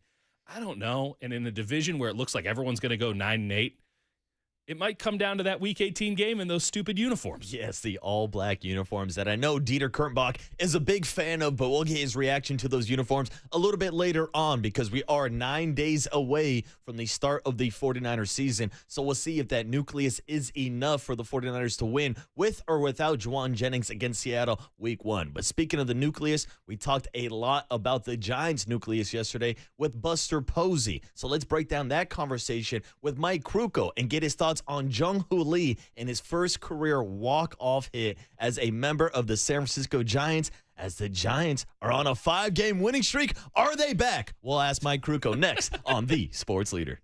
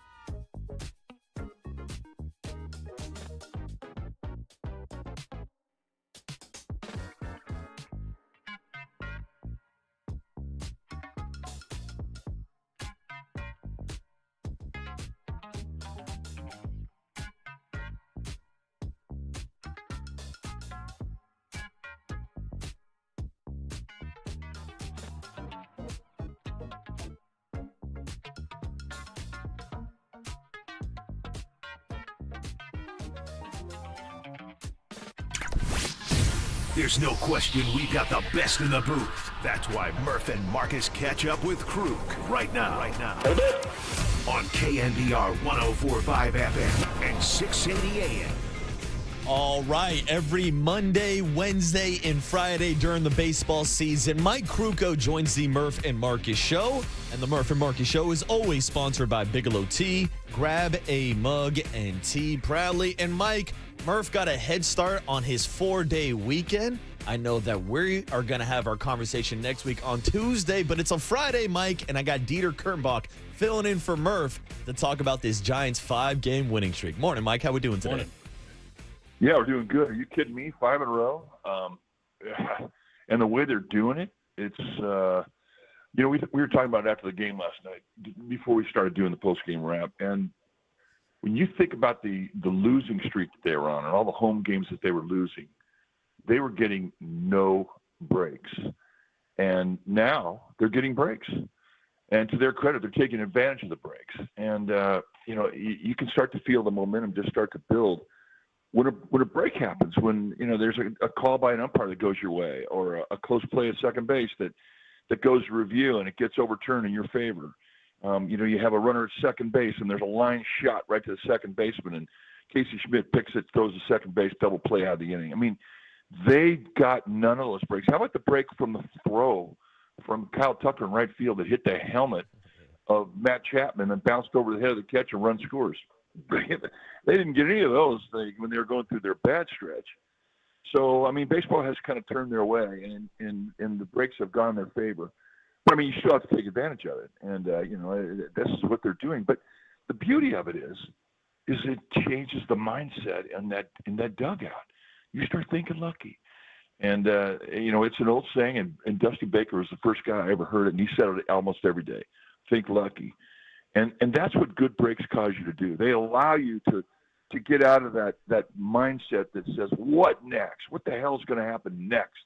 Now you're like, all right, I can't wait till what next happens, because you know that what next is going to be a good thing instead of a bad thing. So that's kind of what happened over the weekend, and it's or the last 3 games, I should say, and the last 5 games. Yeah, Giants sweep the Cubs. They do it yesterday with a walk-off knock from Jung-Ho Lee. It was the Giants' 10th walk-off of the season, but first career walk-off for Jung-Ho Lee as a member of the San Francisco Giants.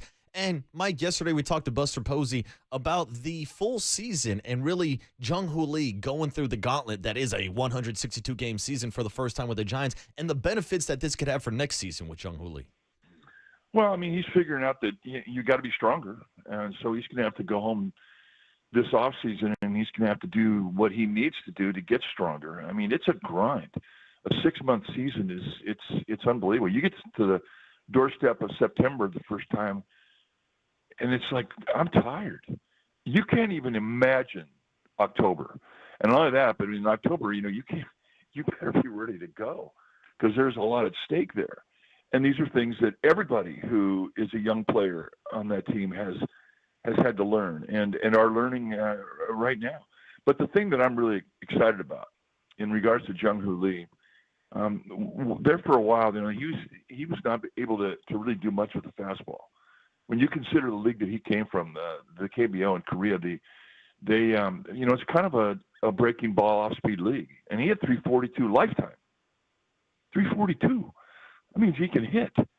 Well, he gets over here, and it's different. There's more power. There's more velocity daily, especially late in the game.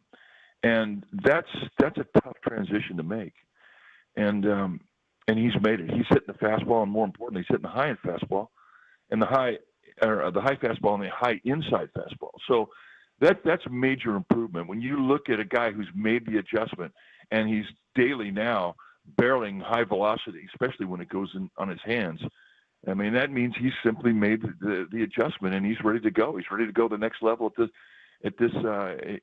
our league. This is not anything he's ever seen before in his life, and now he's in command of it. Mike, along those same lines, obviously Rafi Devers has done it. He was the guy in Boston. What are you seeing from him at the plate over the last month or so? 8 home runs, 16 RBIs, looking like the Rafi Devers that the Giants traded for after a slow start. Like, how do we talk about the adjustment and acclimatizing to San Francisco and all that? Like, how are you seeing that manifest on a day-to-day basis? Well, I mean, when he came out of Boston, I mean, he was so deeply rooted there. I mean, 7 years, an all-star, and everybody loved him. And then there was controversy that surrounded him. And then it led to an in-season trade. In-season trades are really, really difficult. It's hard to go into a new place and establish yourself in the eyes of your teammates and your new fan base and hit a comfort zone. And for some guys, it's tougher. And I think Devers one of those guys where it was tougher. I mean, if you get to know this guy, I mean, he's a personable guy. He likes being a good teammate. He likes the culture of the clubhouse and the friendships you have there. And now all of a sudden, it was he was uprooted.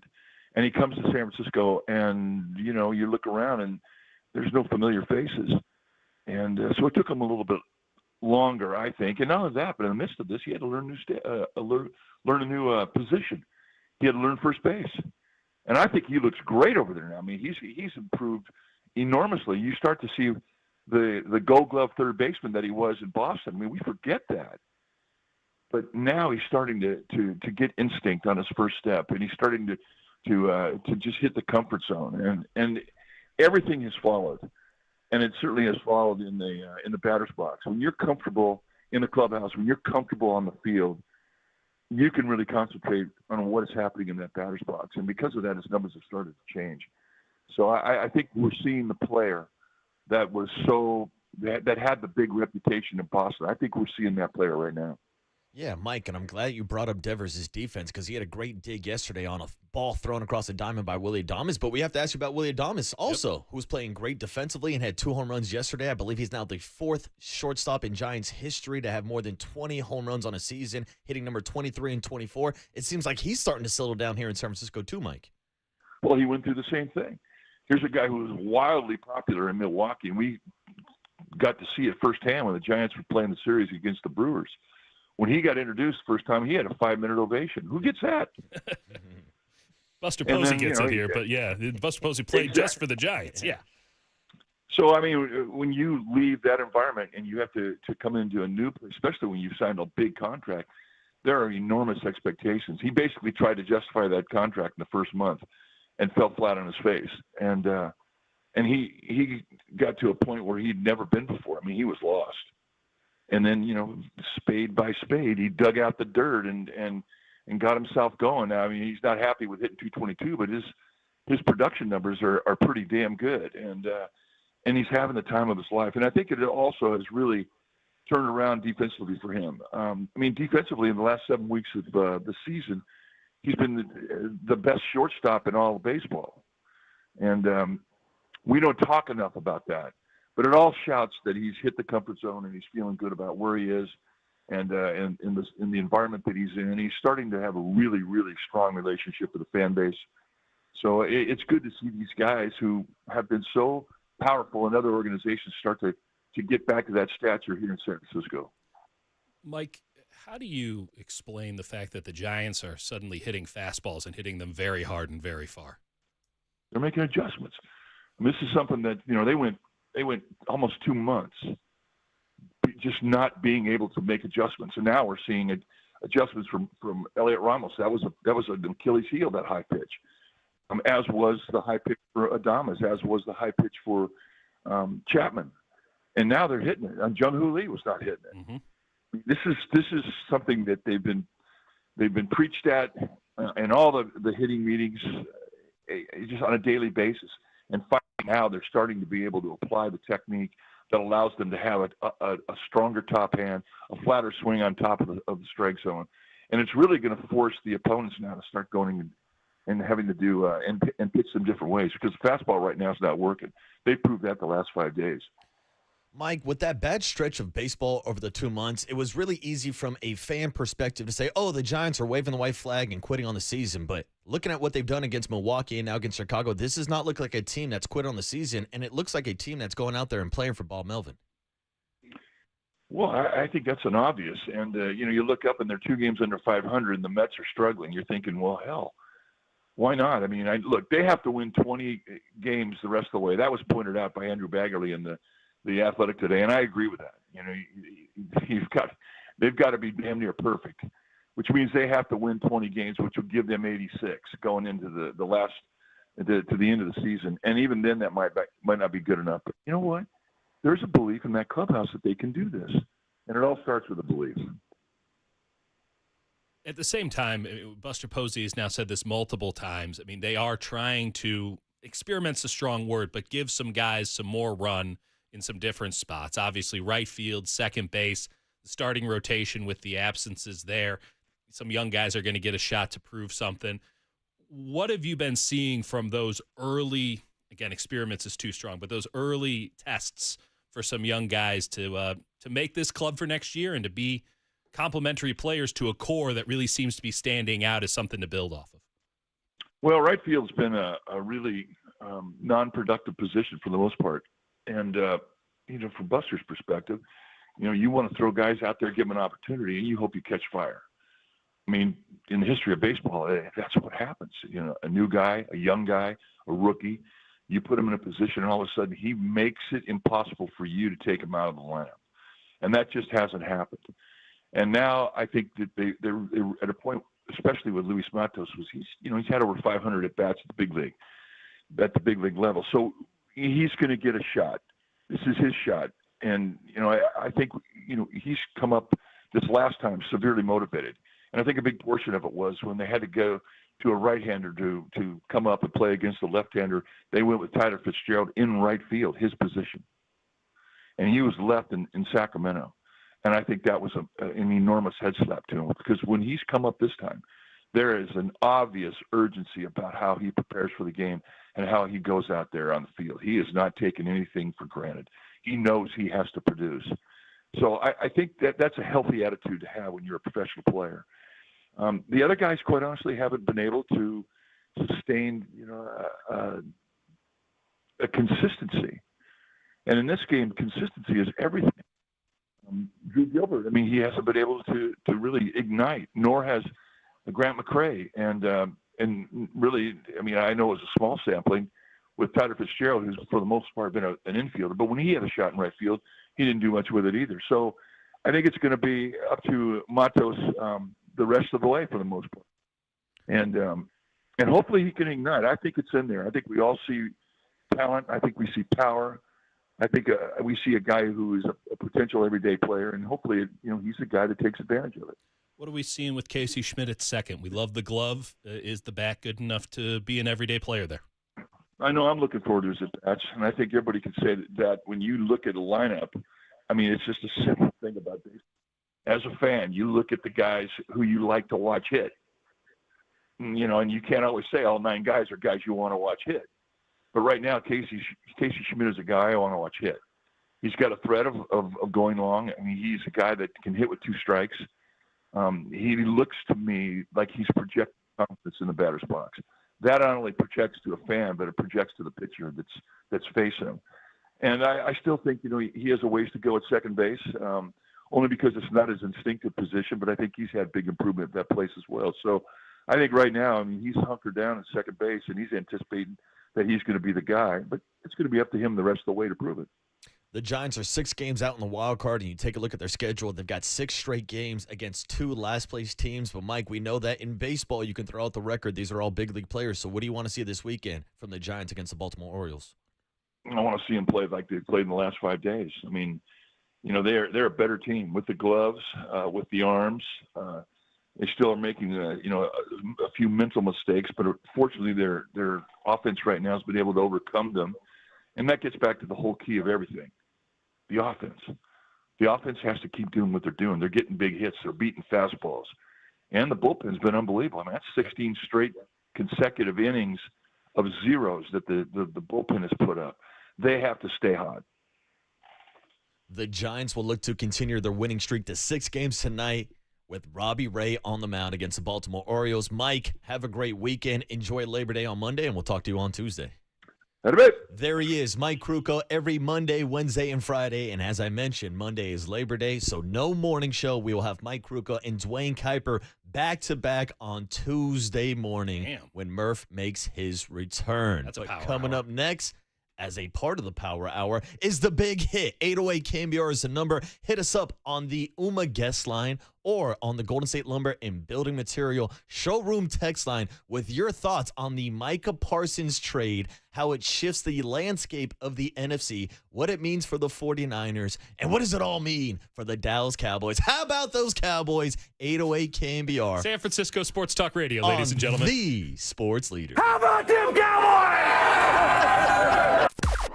Now, from the O'Donnell Financial Group Sports Desk, learn more at odfigroup.com. O'Donnell Financial Group, because planning is a process, not a product. It's time for the Young Tony and John Joe question of the day. Yes, it is. With Micah Parsons traded to the Packers, are the Eagles and the Packers the top two teams in the NFC right now? And if so, where do the Niners rank in the NFC? Are they top 3, top 5? Are they out of the playoff picture? You can join the conversation in the YouTube chat now.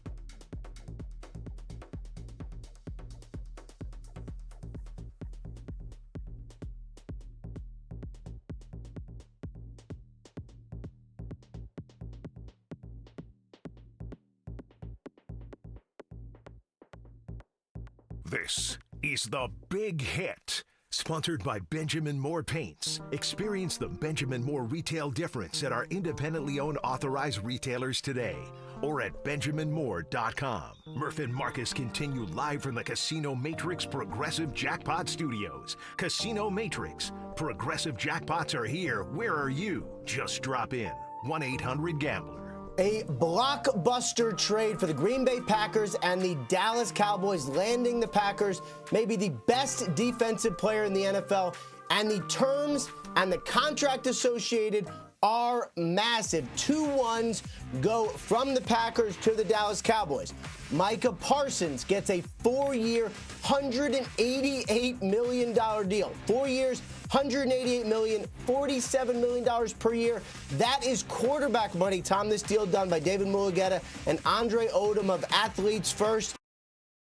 Oh, how about those Cowboys on a reggae Friday morning here on the Murph and Marcus Show? Dieter Kurtenbach filling in for Brian Murphy today. 2 things I hate: the Dallas Cowboys and reggae music. I picked the day of all days. See, this is perfect. We were actually curious about these yesterday, whether or not you would indulge in Reggae Friday. No reggae I have requests. no choice but to indulge. I'm getting paid. I'll suck it up. That's but it. Listening to 4 hours of reggae, I'm getting my money's worth today. Well, Kyle Shanahan will tell you that he's always been a reggae man. Danny Cannell will stop by the show and check in on a Reggae Friday. And we like to keep the and vibes Danny high. Cannell, 3 things. That's it. Oh, wow. We're checking off all the boxes right here for you. That's a South Florida thing coming back from I've always been a reggae guy. Kyle Shanahan has always been a reggae guy. The question is he still a Jauan Jennings guy? That's a conversation that's been carrying the entire week, young Tony. Is that Reggae Fridays? Is that your thing? I like it. That's our thing. That's our thing, Danny Cannell, which, hey, by the way, college football back this weekend. A lot of big-time matchups. Baby,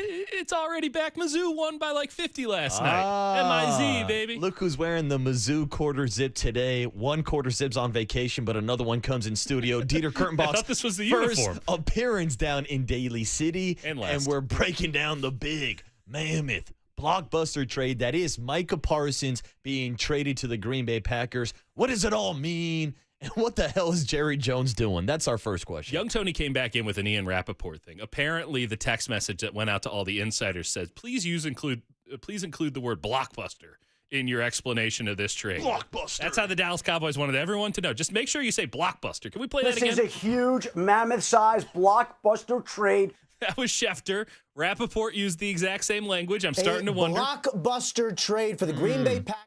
I mean, to be fair, it was a blockbuster trade. It is an accurate description. I would say the contract's the bigger deal than maybe the trade. Yes. Even though the trade was the more seismic move. Maybe that should have been the word they used. Seismic. My favorite part of this is, and this is some weird insider thing. We're just going to dump it. Why not? They, at the very end, Rappaport says, Athletes First, which is Micah Parsons' agency, a very famous agency in the NFL and in other sports, but Athletes First got the deal done. Athletes First is also the representatives for Dak Prescott. And Dak Prescott got the deal of all deals where, and they have openly said that basically they took Jerry behind the woodshed on their deal. They laugh about it. They have like a podcast. They openly laugh about how much they worked over the Dallas Cowboys on the Dak Prescott deal.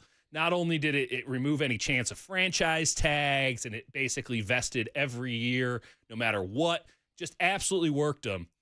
I think that has to be part of why Jerry had all of these extra feelings, because he got worked over so hard by Athletes First, and they were going to work him again. That's why he didn't want to deal with Micah Parsons' agent. He knows what happens if he works with Micah Parsons' agent. He gets worked. So he said, I'd rather just trade him and look like an idiot. At least I won't look like an idiot in front of Athletes First again. And here's Jerry Jones after committing $60 million per year to Dak Prescott. Yeah. Refusing to pay Micah Parsons $47 million per year, which resets the pass rusher market. Nick Bosa's like, I want some of that Jauan Jennings holdout. I was going to say, it seems like it was just yesterday we were talking about Nick Bosa's holdout and how he reset the market. Now he's not even a top 5 paid pass rusher in the entire NFL after Micah gets his contract. It pays to be last. Yes, yeah, exactly. Everybody resets the market, and we see this with quarterbacks. Now, Brock Purdy did not reset the market and eclipse Dak Prescott. So I'll put you in the shoes of Jerry Jones, maybe the cowboy boots. Where am I? What day is this? If you had to do it all over again, who do you pick between Dak Prescott and Micah Parsons? I mean, you take the quarterback. I know that Micah Parsons is a significantly better player than Dak Prescott, but that's not the hierarchy. You can replace defensive ends. You really can. Can you? Well, John Gruden's still looking for a pass rusher. John Gruden's looking for a lot of things. He's looking for now. a job. Yeah, like John Gruden's looking for his next court date, which, by the way, he's winning. Good for John Gruden. Take him all the way to the cleaners. Take them for everything they're worth, John. Go ahead, Chucky. But the point is, like, pass rushers, you carry what? 49ers are carrying 11 defensive linemen right now on their roster. I'm not saying that all of them are Nick Bosa. In fact, there's only one Nick Bosa. But Bryce Huff's a pretty good player. Like, I wouldn't want him as my one, but as a number two, he's pretty good. And the Dallas Cowboys, it's not like they closed their Super Bowl window by trading Micah Parsons. It's the Herschel Walker argument. This is the one thing I agree when Jerry brought up Herschel Walker. Jimmy Johnson's argument was, we suck with Herschel Walker, so what's it matter if we don't have Herschel Walker? The Dallas Cowboys were going to suck with Micah Parsons. Their defense was going to suck with Micah Parsons. So what's it matter if we don't have Micah Parsons? Problem is they didn't get the Herschel Walker package. Jerry keeps saying, like, we got the Herschel Walker package. We got the Herschel Walker package. Herschel Walker got 3 firsts, 3 seconds, a third, and a sixth. It's the foundation of Super Bowl champion teams for the Dallas Cowboys, much to the chagrin of the San Francisco 49ers. That was the foundation. Yeah, it was Aikman. Yeah, it was Smith. Yeah, it was Irvin. No question about it. Think about all the other good players you need to be a Super Bowl contender, which brings us back to the 49ers. Yeah, they have their Aikman. Yeah, they have their Smith. Yeah, they have their Irvin. They got their high-end guys. Do they have the depth this year? This year, because I like where they're going in 26. I like where they're going to be in 27. I think they've drafted well. They've definitely done better than the 50% hit rate, which is what you're looking for. Everyone talks, the Rams, they draft so well. They get 50%. 49ers, they might be at 56. They might be the best blackjack players on the strip right now. I like where they're going.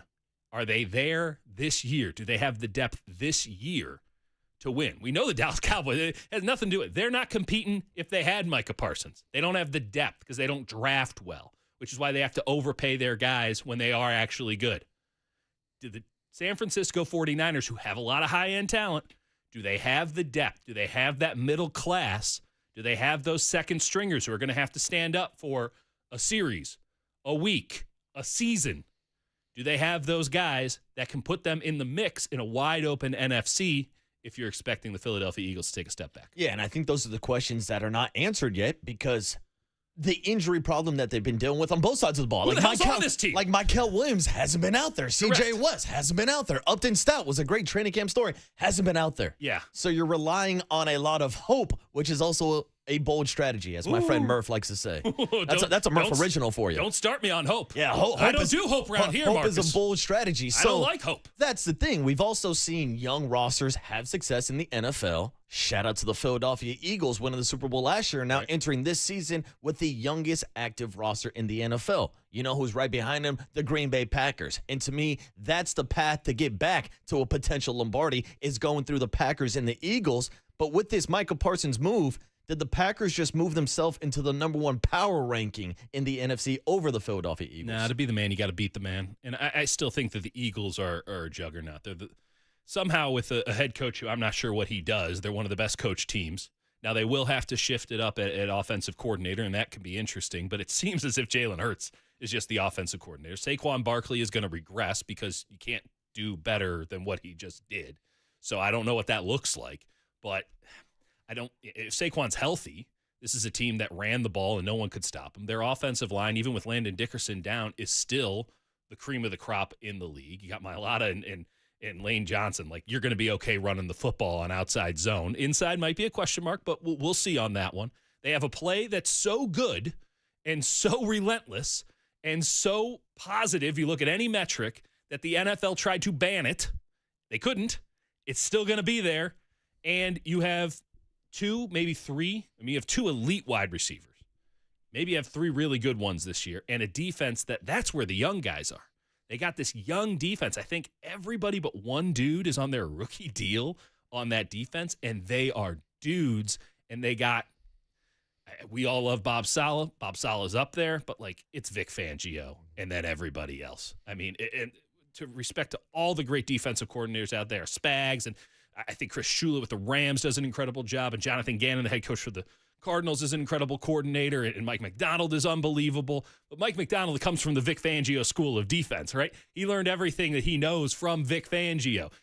Brian Flores, he knows what he knows from the Vic Fangio school. So, like, you're going to the master, the A1 of defensive coordinators, who's on his own tier, and he's got all these young guys flying around. Jacoby Dean is unbelievable. Their defensive line is unbelievable, and it's great on the interior, which is where you want to be great in this modern NFL. The secondary is secondary is awesome. They got that kid out of Texas at safety that's going to be so good. Man, the Eagles, until I see them fall off, I'm not predicting their fall off, but I don't think they're some unbeatable juggernaut either. And that's why our friends out in Las Vegas still have the Eagles as the favorite to represent the NFC in the Super Bowl this year. Now, with this Micah Parsons trade, the Green Bay Packers have leapfrogged the Detroit Lions as the odds-on favorite to win the NFC North, and now they have the second-best odds in the NFC to also go to the Super Bowl. So let me ask you two questions, Dieter. Yeah. Where do you think Vegas has 49ers with their odds to make the Super Bowl? And then I'm going to ask you where you actually think their odds are. I think that the odds are shockingly correct as it stands. Now, maybe you have different information than me, but I see 20-1 on the 49ers to win the Super Bowl right now.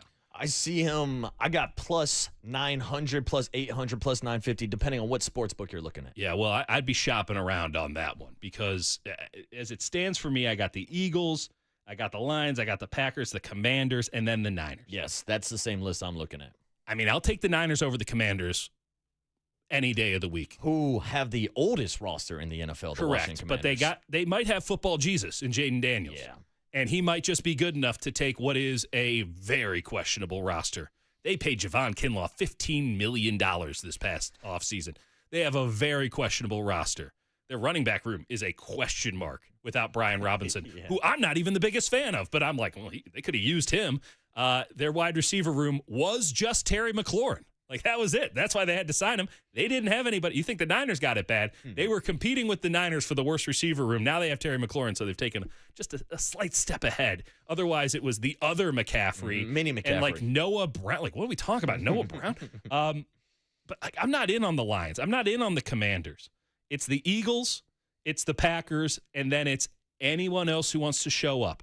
I'll hear you on the Vikings. I'll hear you on the 49ers. I'll hear you on the Rams. I mean, if we want to get really weird with it, I'll hear you on the Seattle Seahawks or the Bears. Like, if we're going to get real funky, then we want to get some long shots in. Like, let's go, because these playoffs could get wild. I feel like the playoffs wide open. Same way that the Commanders got to the NFC Championship game last year. Let's just expand that to the entire field once we get to the playoffs because of just the wear and tear after a Super Bowl, all the games you have to play. Maybe the Eagles run out of gas by then. Maybe the Packers don't gel. Maybe Jordan just isn't that good, and Mike LaFleur kills him by week 8, which he might do, legitimately. Like, anyone could take it in the NFC, but can the Niners get to the point where they can just get into the tournament and then see what happens? And I think that's their plan, but as Murph always says, hope isn't a plan. Yeah, and everybody's got a plan until they get punched in the mouth. And they're getting punched in week 1. And it feels like they've been taking some shots even pre-week 1, especially with this Jauan Jennings situation. And we've talked about this ad nauseum over the last week or so. But, I mean, how much of a factor does Jauan Jennings play week 1 if he's on or off the field and the outcome of the results of that game against Seattle? It would be nice to have him. It'd be nice to have the Jauan Jennings that we have in our head. That's probably not the Jauan Jennings that exists in the real world today. Well, that's the question. Is the Jauan Jennings that exists in our head the same Jauan Jennings that exists in his own head? Because I think he views himself as a wide receiver 1, and that's why you're hearing these reports of him asking for $20 to $25 million. Well, I'll give you a 20 number that Jauan Jennings is, and that's a 27%. That was his win rate versus man coverage last year. Let me just translate that for all of you. That sucks. That's awful. He won a quarter of his reps against man coverage. That's brutal. That's absolutely. You should be at 60, 70, 80% if you're really good at this thing. The man needs off coverage, in line, and we saw it at the end of last season. The Niners could not beat man coverage. Every team that they went up against after the Super Bowl said, hey, what was the last game they played? The Super Bowl? Okay. Let's see what the Kansas City Chiefs did in that game. Man. Oh, they just pressed the bejesus out of the 49ers the entire time and took Deebo Samuel out of the game entirely? Let's just do that and see how they respond to it. And the 49ers said, please stop. We can't do this. We can't handle this. Please stop pressing us man-to-man. And it legitimately wasn't until the final 3-4 weeks of the season when Ricky Pearsall got his feet under him, figured out where to line up, figured out how to play football at the NFL level because he didn't get training camp because of injuries. Then he got shot. And now they had to rush him back in because they were running out of receivers. When he finally figured out what the hell he was doing, hey, we can move the ball a little bit. We can make some things happen here when you're going up press man-to-man. Maybe you actually have to play some zone every now and again. And, hey, look at that. Deebo Samuel looks okay now that they're playing zone again. And Jauan Jennings, he was injured, but he was looking okay. If teams are going to press man-to-man, and that is the way of the new NFL, we dare you to beat us. Right? There's no good defense, so we're just going to dare you to beat us. We're going to bring pressure. We're going to have exotic stuff. We're going to go crazy on you. We're going to play man-to-man, and it's up to you to have the dudes to beat us. Jauan Jennings ain't that guy. He's not the guy who can help you win, which is why the 49ers didn't pay him this last offseason, which is why they're going in on Pearsall, which is why they got a guy like Jordan Watkins, which is why they still believe in Brandon Ayuk, who is a man-beater but wasn't obviously around for pretty much all of last season. One, because he didn't have his legs under him, and then two, because he lost a leg. Like, This is the future. Kyle Shanahan knows what he's going up against, and he knows that Jauan Jennings, while a winning football player, is a situational football player. You don't pay situational football players $20 million a year. Yeah, and the 49ers as a whole, the entire wide receiver room struggle with separation numbers. Hell, struggle with yak numbers after the catch, too. And that's a big reason why they moved on from Deebo Samuel, and it doesn't make sense to now replace that $25 million contract of Deebo Samuel while you're still paying some of it. Yeah. And then pay Jauan Jennings an additional $20 million, which, of course, leads us back to the circle of trade conversations. Now, I think we're on the same page. I don't think Jauan Jennings is getting traded. I don't think they can afford to trade him. But after seeing Michael Parsons get traded yesterday, anything's on the table. And maybe I'll wrap it up with one final fun question for you on a Friday, Dieter. Let's have some fun. Which trade was worse? The Dallas Cowboys trading Michael Parsons or the Dallas Mavericks trading Luka Doncic? I mean, it's definitely the Mavericks. It's definitely the Mavericks. You're trading a defensive end. How about this? Let's phrase it this way. Which one's worse? The one that my wife wakes me up in the middle of the night to tell me about, or the one that happened yesterday and I tried to explain to my wife and she said, I don't care. Like, that's the level that we're talking about here. Okay, let's just go full casual. Let's pull it all the way back. I know some people think I'm already there. Let's pull it all the way back. Luka is a one-name player in the world. I don't think you can win a championship with Luka Doncic as your one. But you're in a sport where you need alpha superstars to win, and he is somebody who operates like Pele on one name. Okay? LeBron, Steph, Luka. He's one of those guys. Micah Parsons is a defensive end for the Dallas Cowboys who you can run against on a team that, was going to have a crappy defense one way or another. I don't think it was a good trade. I think both of them suck. And I would legitimately, I'm starting to feel this crazy sympathy for Dallas fans. Sympathy? Is it so bad that I feel sympathy for Dallas fans? You have that in your body? Oh, yeah, I got plenty of it. I just don't show it here. We got a character we got to maintain here. But I'm starting to feel like a little bit of a twang for these Dallas fans. Like, man, they're really getting the short end of the stick here. Boo-hoo. And then I get over it. No, I mean, Micah Parsons is a great football player. He's a great pass rusher. 11 sacks in 9 games off a high ankle sprain last year. He's an asset to any team that he's on. But Luka Doncic, Luka Doncic took a team to the finals by himself. Yeah, that trade was a little bit worse. Micah Parsons not registering on the wife wake-up call meter that we're judging. Luka just got traded. And I'm like, that is such a weird dream to have at this hour. Like, why would Luka? She's like, no, it actually happened. You're not dreaming. This is reality. Yeah. And yeah, it's a tough reality for Dallas fans right now, seeing two 26-year-olds in the prime of their career be shipped away from the Dallas Mavericks and the Dallas Cowboys. Micah Parsons and Luka Doncic both moving out of Dallas. Klay Thompson moving in with Meg Thee Stallion. 808 KNBR's number if you want to check in on any of these topics. But we will continue the 49er conversation next with all the non-Jauan Jennings updates, but also get Dieter's thoughts on Brian Robinson and how many times the 49ers will have to run the damn ball against the Seattle Seahawks week 1 with this current wide receiver room. It's Dieter and Marcus Boucher on the Murph and Marcus Morning Show on the Sports Leader.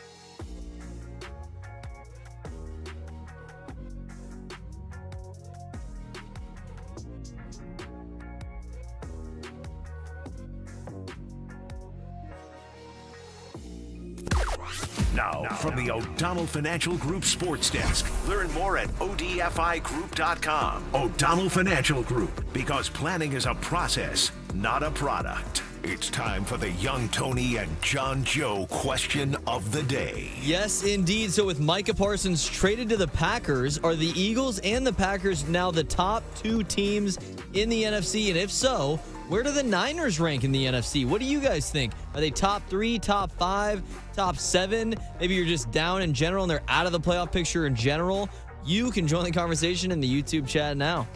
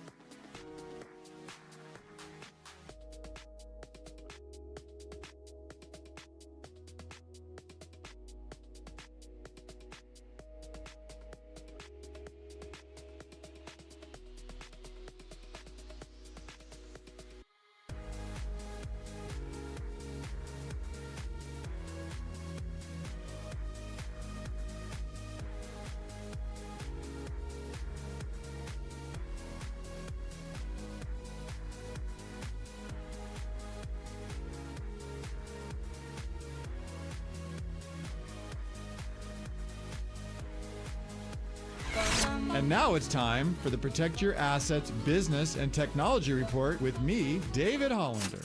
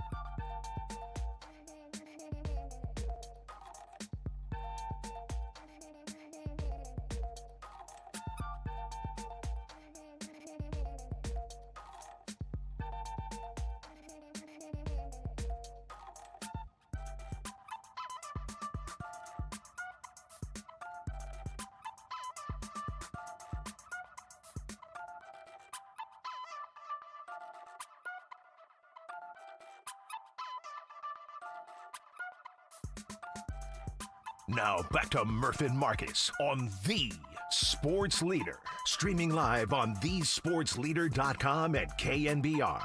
The Sports Leader app. Murph and Marcus is sponsored by Bigelow Tea. Grab a mug and tea proudly.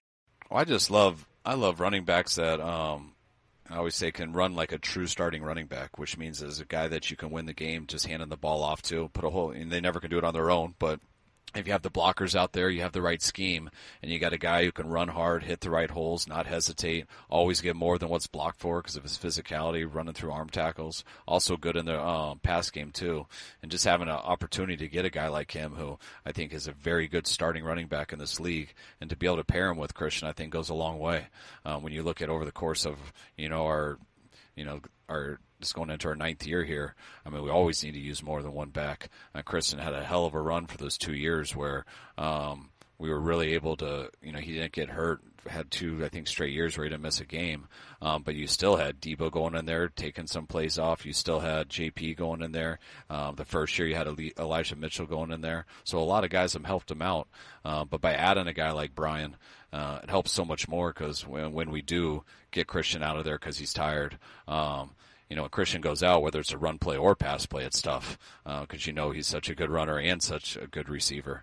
But now when you have a really, really good back behind him and we take Christian out and things like that, you're not so upset on all of these plays because you got a guy coming in there who you shouldn't miss a beat on. Now, they do have different skill sets, and we are going to use them somewhat differently, but the one thing they have in common is they're both really good runners.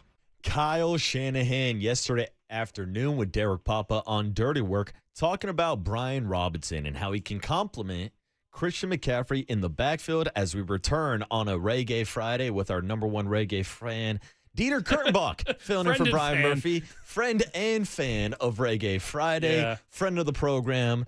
And Dieter, we have not had a chance to break down your thoughts on the Brian Robinson trade because we've been bitching and complaining about the wide receiver room, which to me it's means worthy of bitching and complaining you should probably run the damn ball week one against the Seattle Seahawks. And the 49ers, in my opinion, are in a better position to run the ball with Brian Robinson than they were with potentially Jordan James as the backup running back, which John Lynch told us yesterday was part of the plan going into the season prior to the Brian Robinson trade. So what was your takeaways from this trade and the role that Brian Robinson will play? 2 takeaways. I mean, I got a million, but let's start with 2 things.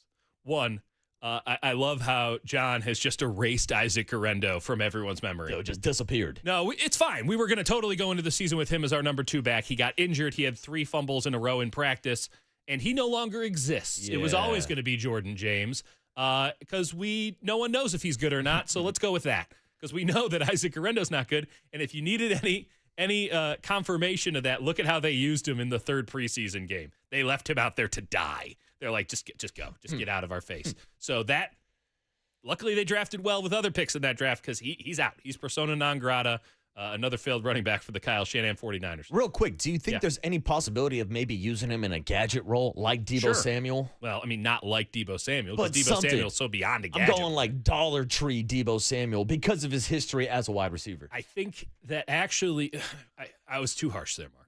You're right. Dollar store Debo is a perfect way to describe it because that's what we saw last year from Deebo Samuel, right? That was DD's discount Debo. It might have been Goodwill Debo. I mean, we're even taking it a step further. The Salvation Army of Deebo Samuel.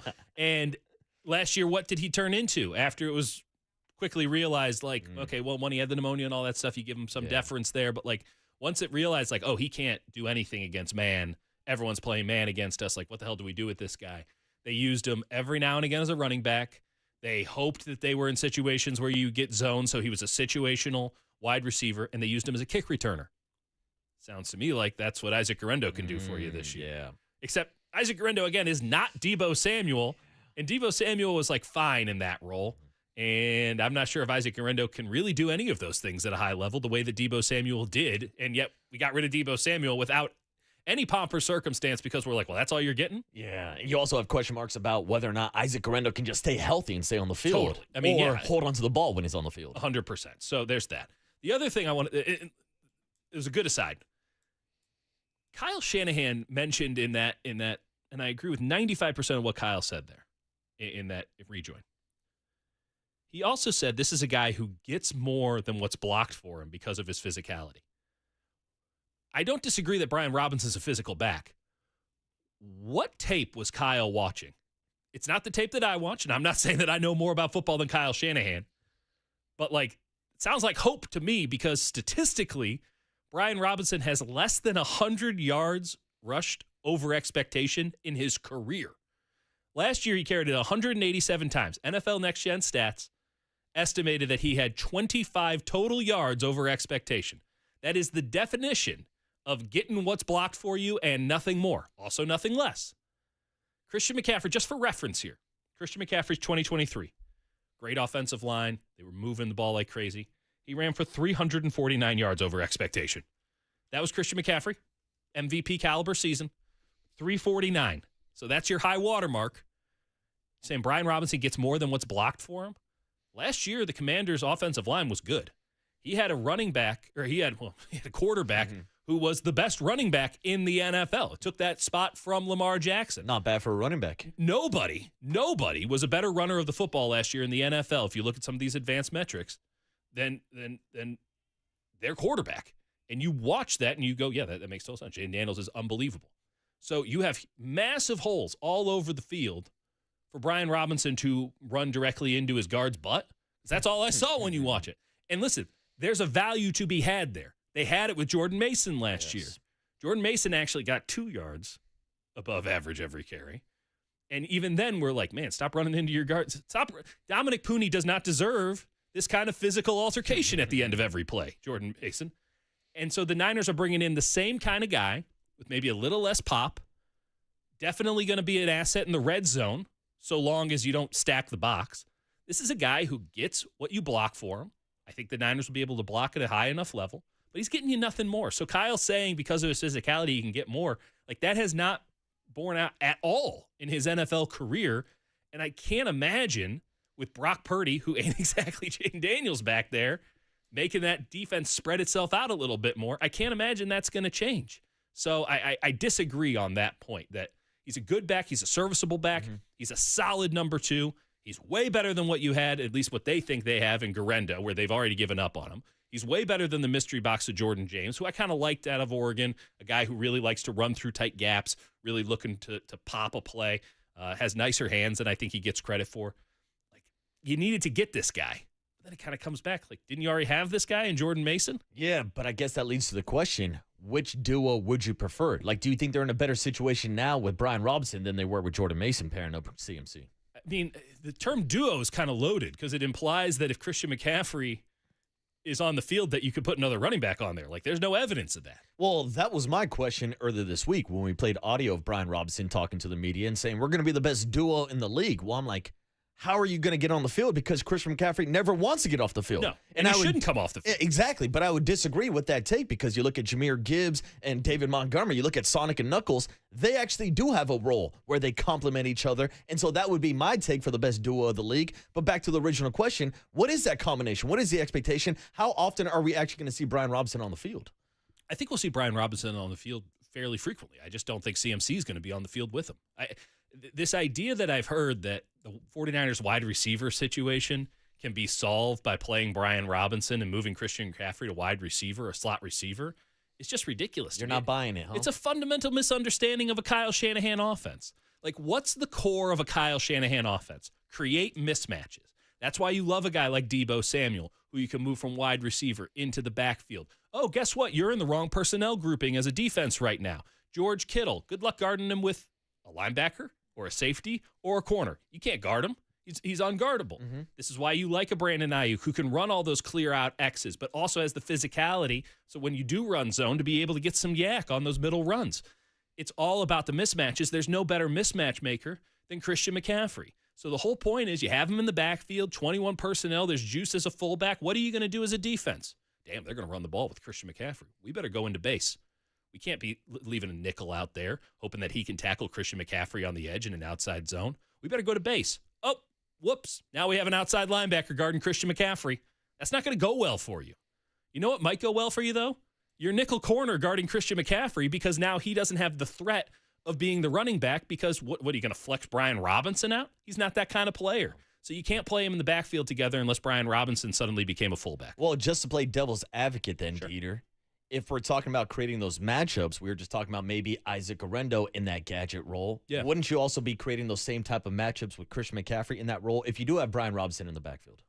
But what's that look like? Are they going to be in a T formation effectively, where Purdy is in shotgun and then you have two running backs to the side? They've done that a little bit with Kittle coming into the backfield, but then they oftentimes motion Kittle onto the line because it's like, hey, we got two guys in the backfield. Okay, and defensive coordinators, they're very complex these days. Cover 6 and cover 8 are going throughout the league. The Vic Fangio school of thought is permeating everywhere. At the same time, most of the time, there's a guy up in the booth and he goes 21 personnel. And then you look at your sheet and you go 21 personnel, tendencies. Here's the defense that we throw out here. So the whole thing is about the sleight of hand. Oh, you think we're in 21 personnel? We're actually in 11. Or actually now we're in 12 because we're going to put juice on the line of scrimmage. And that's a totally different ball game. And you can't adjust because we didn't make a substitution. We just shifted a guy. Brian Robinson isn't that kind of a player. Brian Robinson is a very classic running back. He's a good running back. People get very triggered at the word average. That means that there are as many better as there are worse. You could do a hell of a lot worse than Brian Robinson. You could do a hell of a lot better. He's probably the worst starter in the league and one of the best backups. Right there. Average. Nothing wrong with that. A lot better than what you already had with Garendo and James. And maybe it's the same place you were at with Mason. But it doesn't fundamentally change anything that you were doing with Mason. You couldn't do the Christian McCaffrey and Mason on the field at the same time thing because Mason, even though I liked his hands a little bit better than most, they didn't trust him to catch the ball out of the backfield. And they don't want Christian McCaffrey as a strict wide receiver because that's not Christian McCaffrey's value. You're not going to do it with Brian Robinson, who's perhaps even a more limited player in that regard, than a Jordan Mason. So I just don't think it solves anything. I think it's just merely the 49ers looking at their roster and saying, oh, damn, we made a lot of bets on young guys, and some of them have not panned out, and we're going to need to get somebody who knows what the hell they're doing in here right now. Well, that's my last question. Does this trade justify trading away Jordan Mason? Kind of. I mean, it does. Doesn't mean it was a good plan. Just because they lucked into a solution doesn't mean that they didn't have a problem. I mean, they required the Washington Commanders to make a very weird decision in order for this to work out. The Washington Commanders and Adam Peters, because apparently the only other team he knows how to do business with is the San Francisco 49ers. Him and John are boys. And that worked out to their advantage. I don't think it was the plan all along to go out and trade for your number 2 running back 2 weeks before the season. If that was your plan, they're geniuses. I don't think there's evidence that they're geniuses, though. I don't think that they're the smartest people who've ever put it together. I don't think it's some Howie Roseman stuff going on here. And even Howie Roseman would be like, that's a stretch too far. Yeah. You get rid of Mason. You get the extra draft pick. You get Marquise Siegel with that draft pick. A great pick. Unbelievable pick. Didn't see that coming. And then you go out and you get a Robinson. Yeah, the ends justify the means, but that doesn't mean it was a good process. Yeah, well, at least it's not as bad as the process of trading away Micah Parsons to the Green Bay Packers, because coming up next, we have the cooler of content, which means we will hear from Jerry Jones himself on Michael Parsons. who he kept on referring to him as yesterday at the presser. You think he thought he traded a different player? I think maybe. Who knows? I mean, we did see some footage the other day from fantasy drafts of somebody drafting Brian Robinson over Bijan Robinson in the first round. So these things have happened might before. have messed that one up too. It's like, man, Bijan Robinson, he's awesome. Yeah. Wait a minute, the other B. Robinson? Also, there was just a story like a year or two ago. The Raiders drafted the wrong guy. That's right. With the wrong name. But Same hey, name, different position. Yeah, exactly. Yeah. Same name, different position. But this is also the same Raiders organization that also traded away a 26-year-old pass rusher named Khalil Mack. Yeah, So I we'll wouldn't have hold that up as the standard. Yeah, we'll have some Micah Parsons reaction in the cooler of content next on The Sports Leader.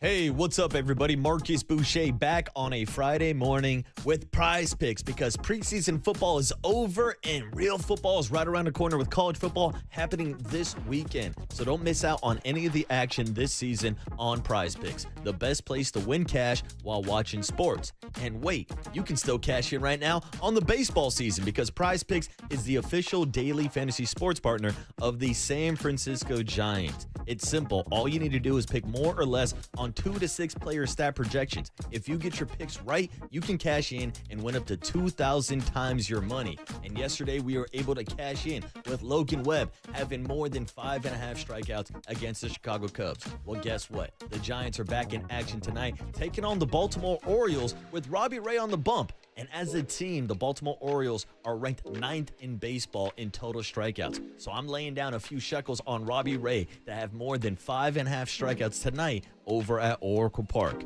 And right now, you have the opportunity to join me on Prize Picks if you download the Prize Picks app and use the code word LEADER to get $50 in lineups after you play your first $5 lineup. That's code LEADER to get $50 in lineups after you play your first $5 lineup. Prize Picks. Run your game.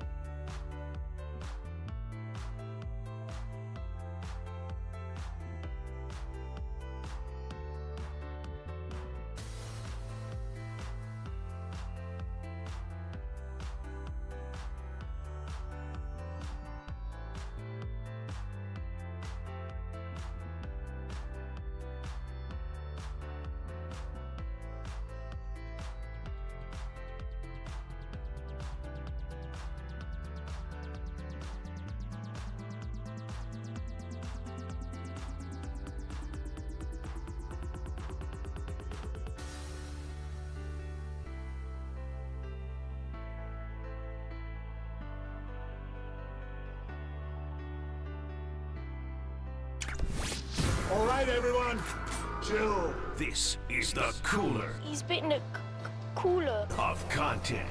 Cornucopacious of joyful news. We might be on to something. Yeah, baby! Murph and Marcus is sponsored by Bigelow Tea. Grab a mug and tea proudly. All right, it is the cooler of content with the Waterboy running the show today. Murph getting a head start on his 4-day weekend. The rest of us schmucks have a 3-day weekend with Labor Day on Monday. Murph will be back on Tuesday, but it's Dieter Kernbach taking a dip in the cooler this morning. I just love the idea that it's like, oh, man, we're still – you're going to be done with work by 10 a.m. Oh, which is why I've told Murph before, in this time slot, I hate taking Fridays off. I never want to take Fridays off because Fridays are essentially a 3-day weekend for us regardless. Right. I mean, you got to get up early on Monday. You still have to wake up. It's all even in the wash. But yeah, like you can catch a morning flight after work. I'm not too concerned about, needing the extra day. Listen, Murph can do whatever the hell he wants. He runs the thing. Regardless if it's a 2-day, 3-day, or 4-day I'm still going to go weekend. do my whole work day after this. Well, That's how it goes. I'll be off in about an hour and a half, drinking some day beers on a Friday, getting ready for Robbie Ray taking a bump tonight at Oracle Park. Bastard. Yeah, I'm a sad soul. I will be out there watching the Giants tonight. After Young Tony ditched me yesterday at the day game, feels like Young Tony might have a bit of FOMO after seeing that Jung-Ho Lee walk-off yesterday. Dude, in their 5th in a row and just the vibes of the ballpark, a day game, you can't miss day games. It's like 2 months of bad baseball just totally wiped away. I mean, I'm telling you, if you extend this season into January, look out.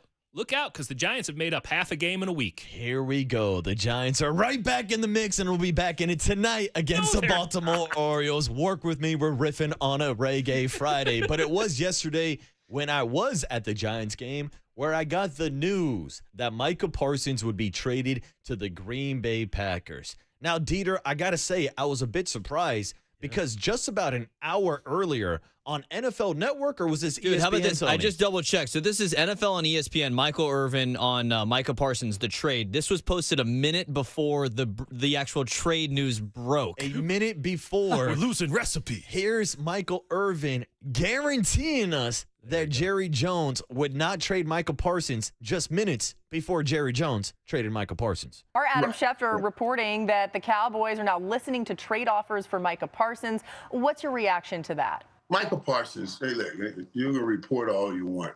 There's no way they're allowing Michael Parsons to go anywhere. All of it, all of this is part of the negotiations. And as I talked to Jerry the other day on my podcast, and he was talking about it the other day when he tried to make that offer, he said somebody told him to shove it up his rear and all of that. I honestly, it blew my mind. It blew my mind that any kind of conversation like that would be going on in a situation like this. Michael Parsons, I want him to take control of this thing and say, I don't care about you two and whatever y'all got going. Get your butts in a room and get my money on that paper. That's what you need to be doing. So I'm hoping that's what gets done. But I guarantee Michael Parsons not going anywhere. Jerry's not that crazy. This is all what we call just negotiation stuff. Spoiler alert. Turns out Jerry Jones is that crazy because just minutes later, Micah Parsons was traded to the Green Bay Packers. This might be one of the quickest freezing cold takes to ever be turned around, Dieter.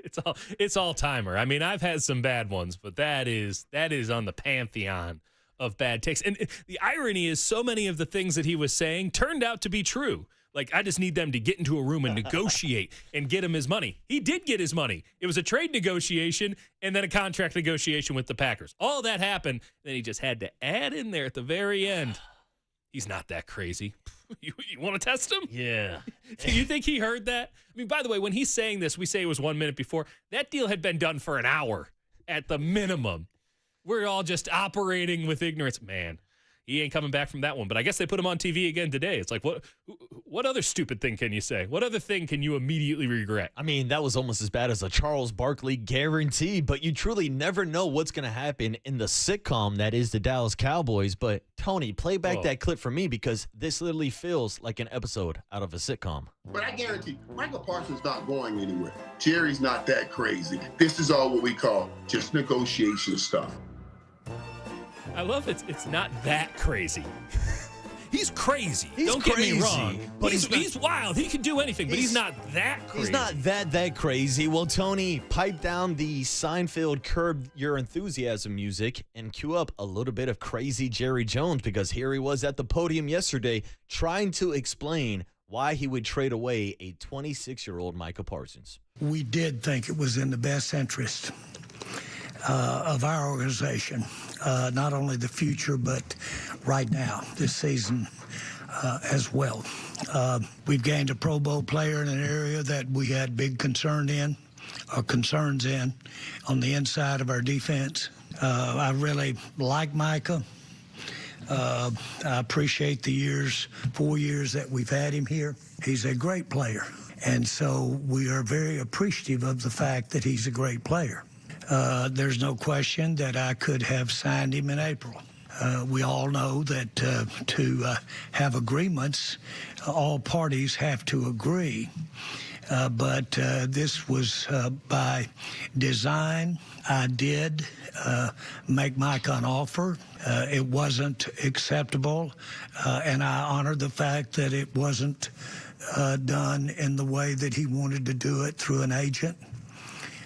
So he was made an offer. There's not an ounce of vindictiveness. There's no bad feelings on my part about the fact that we didn't come together on an agreement. Well, that was a hell of a word salad from Jerry Jones trying to justify this move.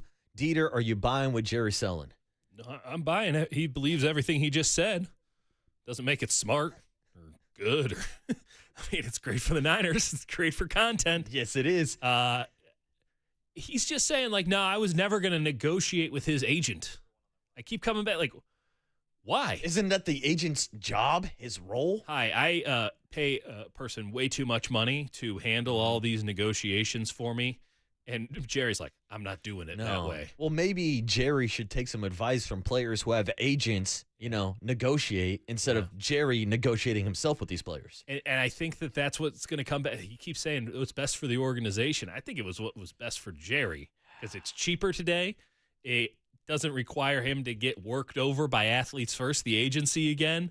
And we're going to be everyone's talking about the Dallas Cowboys today. And we're going to be talking about the Dallas Cowboys after they give up 500 yards in week 1. And we're going to be talking about the Dallas Cowboys at the end of September when they play the Green Bay Packers. And the content machine keeps rolling. Who cares about wins and losses, baby? It's all about that Instagram. It keeps churning because they keep getting clicks. And guess what? We got a couple more clicks for you because here's part 2 of Jerry Jones trying to justify the philosophical change in their defense without Micah Parsons moving forward. But the facts are, specifically, we need to stop the run.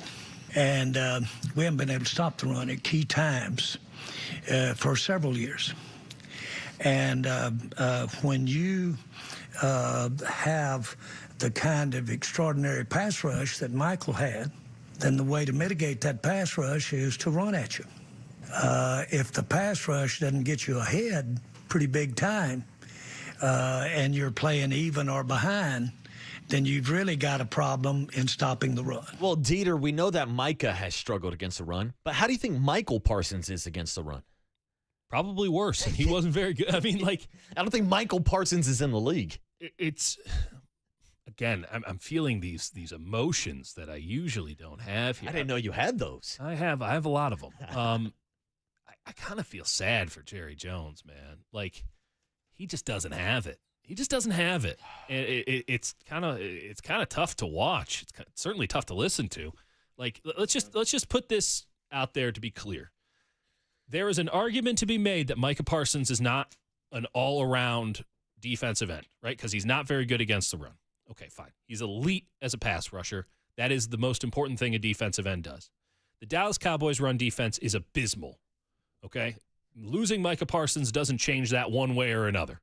But now they don't have any pass rush, and their run defense did not get better by having Kenny Clark. Kenny Clark, just to be clear here, Kenny Clark was great against the run before the pandemic.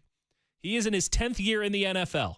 You just traded away a 26-year-old perennial Pro Bowler, 2-time first-team All-Pro, 1-time second-team All-Pro, and last year 11 sacks in 9 games coming off a high ankle sprain. You just traded away that guy for 2 first-round picks that are going to be at the end of the first round, which are total crapshoots, and Kenny Clark, who is going into his 10th NFL season, and I'm just going to read this off real fast.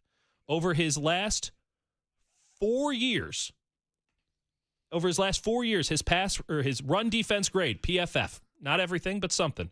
2021, 56. 2022, 53. 2023, 61. 2024, 58. He was a 60 graded player last year by PFF. This is a dude who was at one time great. That time was before the world ended.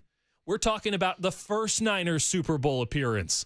We're talking about Jimmy Garoppolo under center and DeForest Buckner and Eric Armstead in the middle. That's when Kenny Clark was a great run stopper. He hasn't been that in years, and I have to wonder if the Green Bay Packers thought they were getting pranked by somebody using an AI voice, being like, wait a minute, you only want Kenny Clark as the player? Not any of these young guys. They have some interesting young guys that they can maybe develop. Not any of those guys. We want your old rundown, wasn't going to start for you defensive tackle because he's going to shore up the run. I don't think Jerry knows what the hell's happened in the NFL in the last 5 years and still thinks Kenny Clark is one of the best interior run defenders in the NFL. I mean, Jerry Jones just looks lost. He sounds lost. Who does this guy think he is? Joe Biden his last couple of days in office? It's very Biden-y. That's a big game, man. Sleepy Jerry Jones. See John Joe Curley. Murph's on vacation. I'm still making political riffs. And these riffs are sponsored by Marin Health with top physicians, surgeons, and clinicians right here in the North Bay. Marin Health puts you closer to your best health, world-class care, closer than you think. And Dieter, I told you the Giants are getting closer and closer to that 500 record. So let's hear from Buster Posey on the other side, breaking down the nucleus of the Giants roster and whether or not he still thinks there's a chance the Giants can make one last playoff push.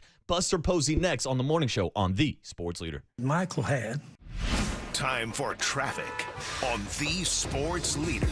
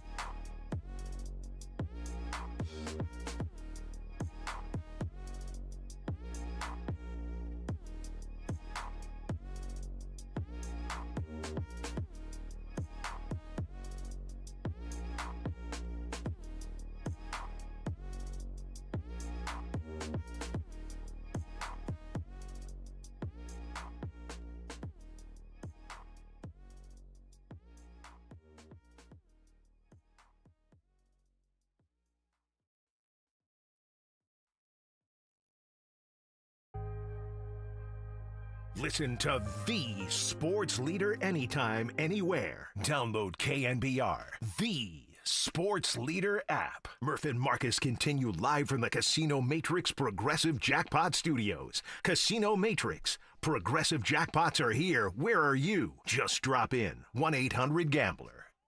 It is the Murph and Marcus show on a reggae Friday morning, but true P1s of the program know that every Thursday we talk to multiple presidents, President of Football Operations John Lynch and President of Baseball Operations Buster Posey. And yesterday morning, Murph and myself had a chance to sit down and have a long conversation with Buster about Jung-Ho Lee, the nucleus of the Giants, and their potential playoff chances before Jung-Ho Lee hit the walk-off RBI double yesterday to extend the Giants' win streak to 5 games. But we did have to back it up a little bit and ask Buster Posey about Rafael Devers settling into San Francisco with his 2-home-run night the other night. Buster, it really feels like Rafael Devers is starting to settle in San Francisco.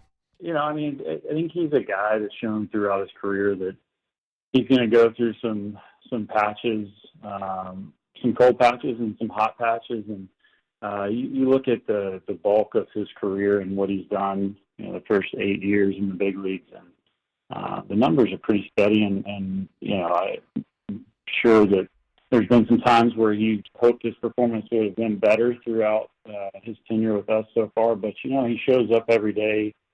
He's continually working at first base. He's putting the work in with the bat. The guy loves to play baseball. You can see it on the field with the smiles, and he wants to win. So it's nice for him to have a big night and help us win that game last night.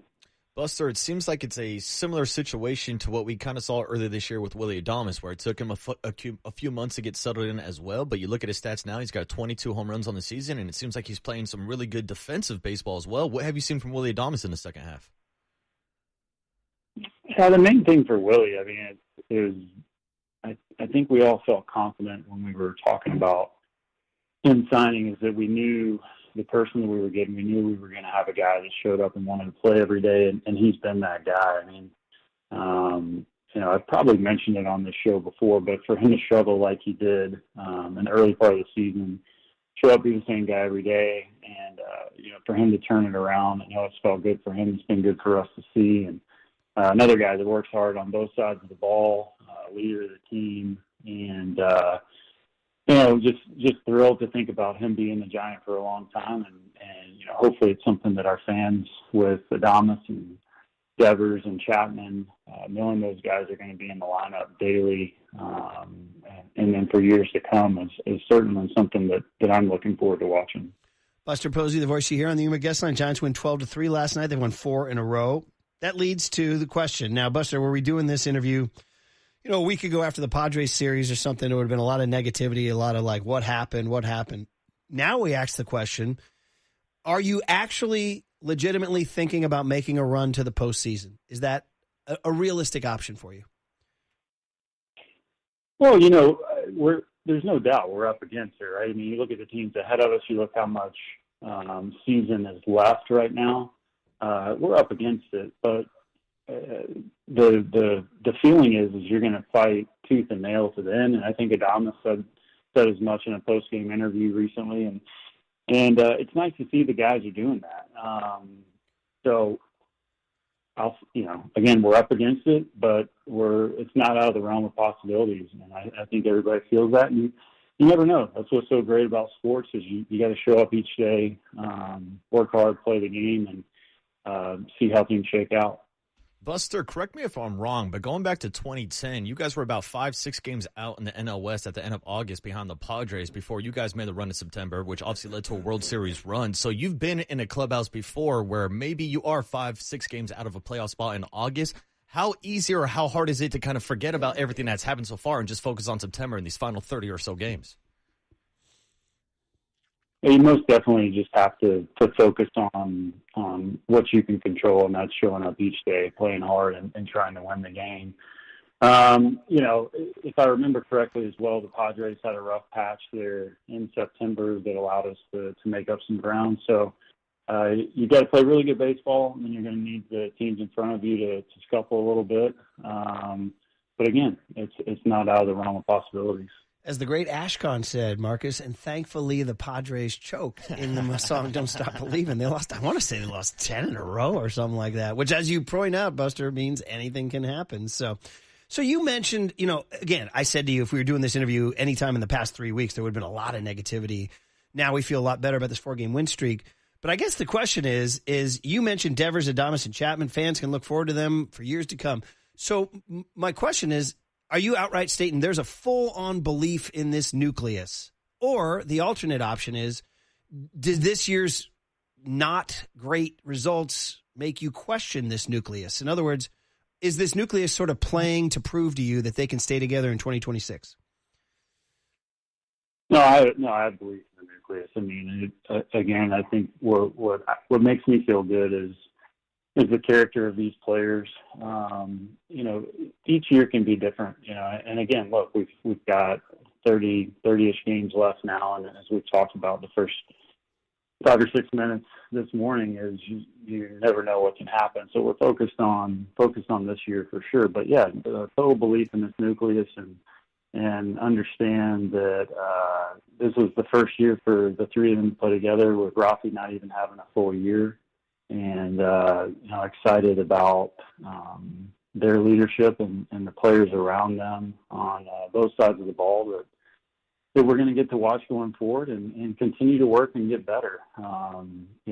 Again, I don't want to get ahead because we still do have the remainder of this season, and that's our focus.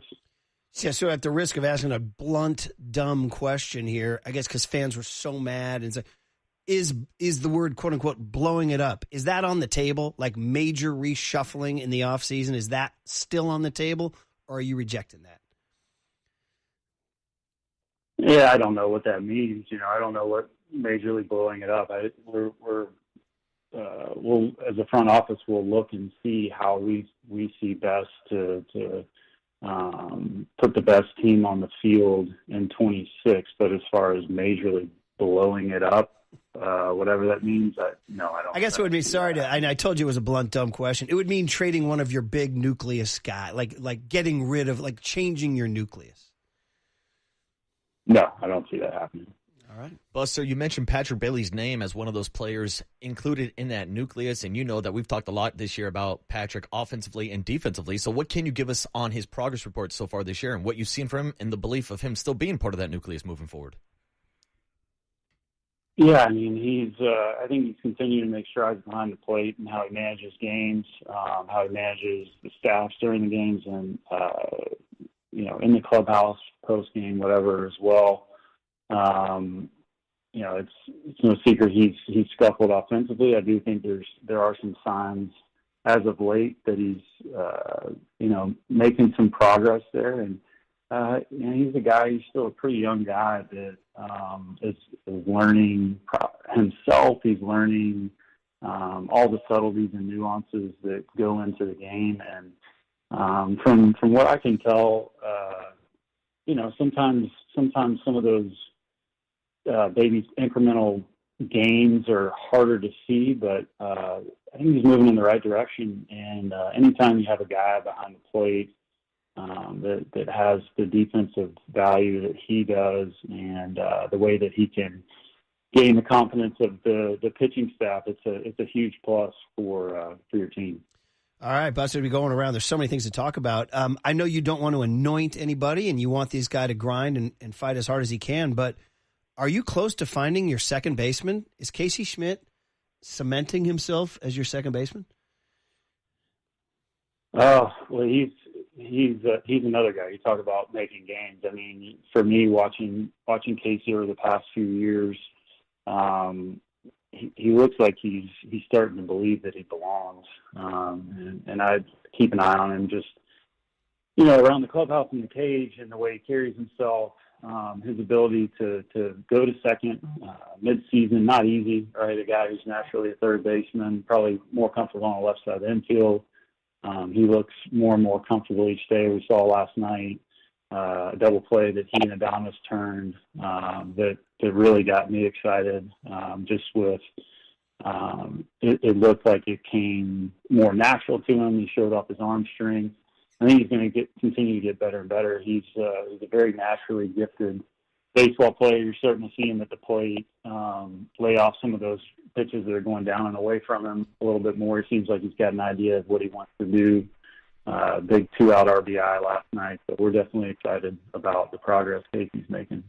Buster, we've talked a lot about how important defense is to this roster, so I wanted to ask you about Elliot Ramos in the outfield because according to the advanced analytics, his defensive metrics have taken a step back this year. So how comfortable are you guys with Elliot Ramos in left field moving forward? Yeah, Elliot's going to be a big part of our team going forward, no doubt about it.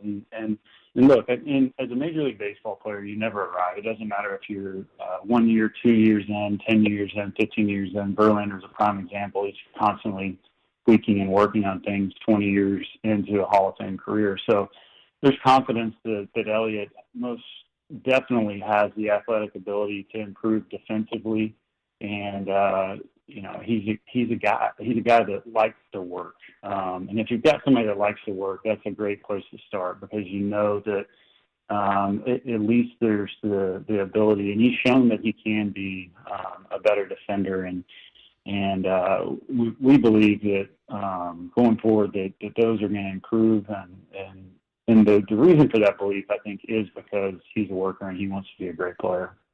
Yeah, definitely. We'll track that progress. Meanwhile, on the other side of the outfield, I think the last time we talked to you, we said, so what's the plan in right field? You said, let's see what happens. And right now we're watching Luis Matos. And you've seen this guy for a while, Buster. He was your teammate, I think, in a spring training camp, maybe, if I get my ages right. I'm not even sure if you guys were at camp together a few years ago. But point is what are you seeing as the president of baseball ops from this guy, Luis Matos? Because we're seeing a guy just barreling balls up and kind of on your Casey Schmidt point of looking better like he belongs. What are you seeing?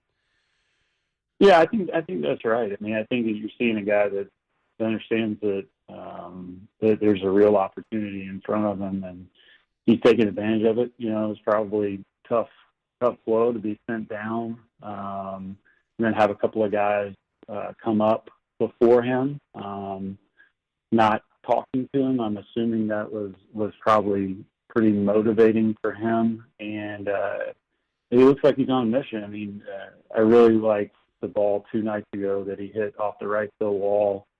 Even last night, felt like he just missed a couple of pitches from driving them, in the gaps or out of the park. And he's a guy that I don't think any of us are surprised that he's had a nice stretch here over the last week or so, and hopefully he continues to seize the opportunity that he has the rest of the year.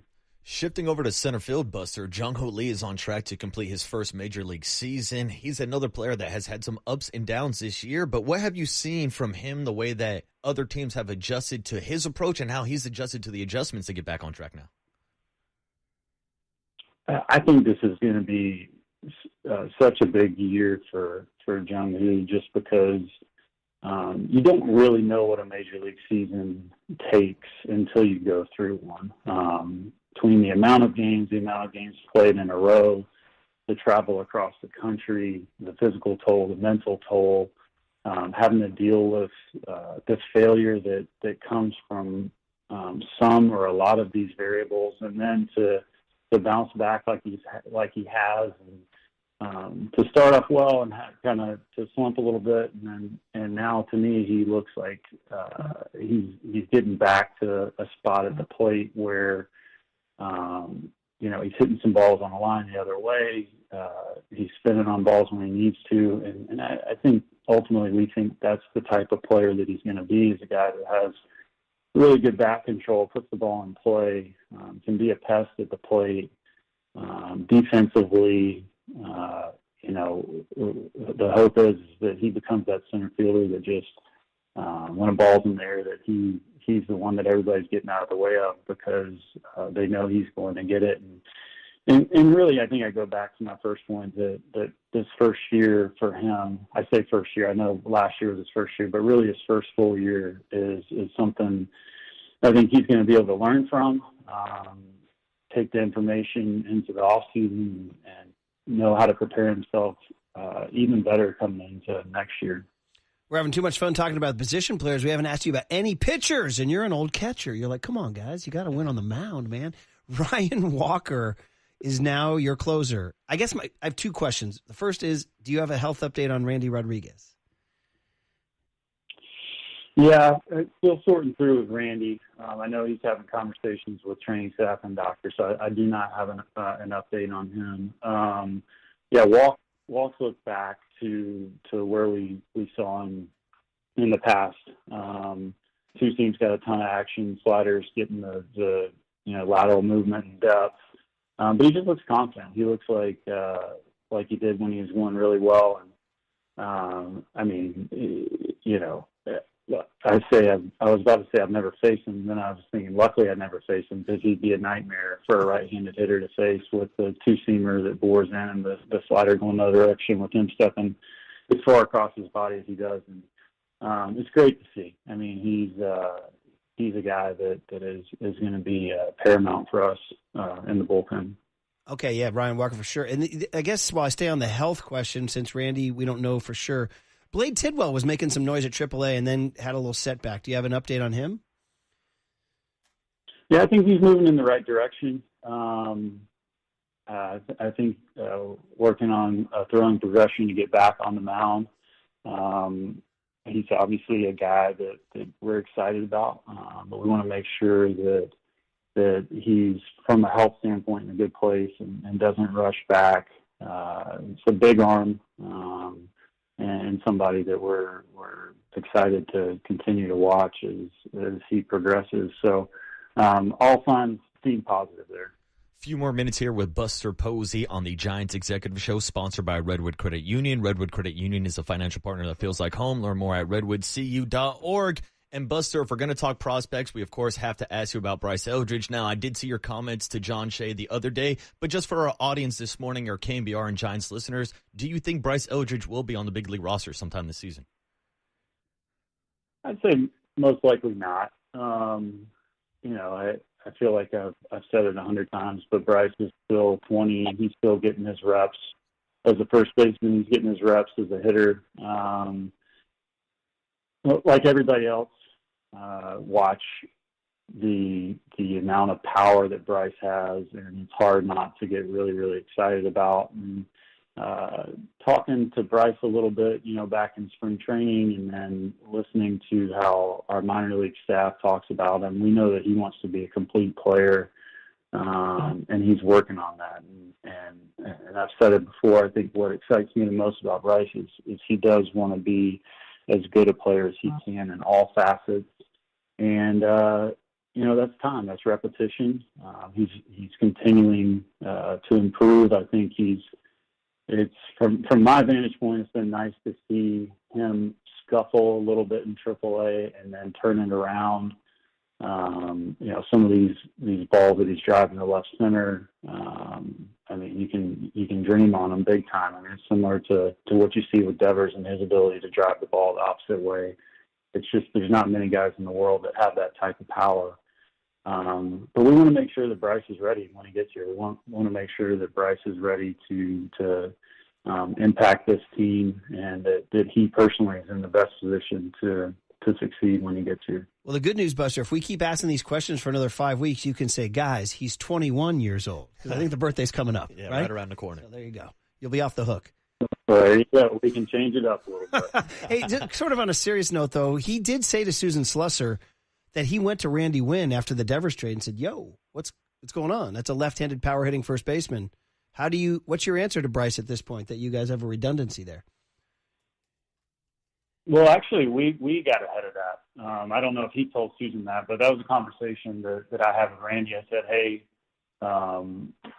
next time you're down there, go talk to Bryce and just tell him that this doesn't change anything about the way that we think about him and our plans with him going forward. So I don't know if there was wires crossed there or not, but that wasn't Bryce going to Randy. I don't really think that's even his personality, to be honest with you. I think that he's a head down work type of guy, and he's going to show up and do his job. So that was Randy going to Bryce.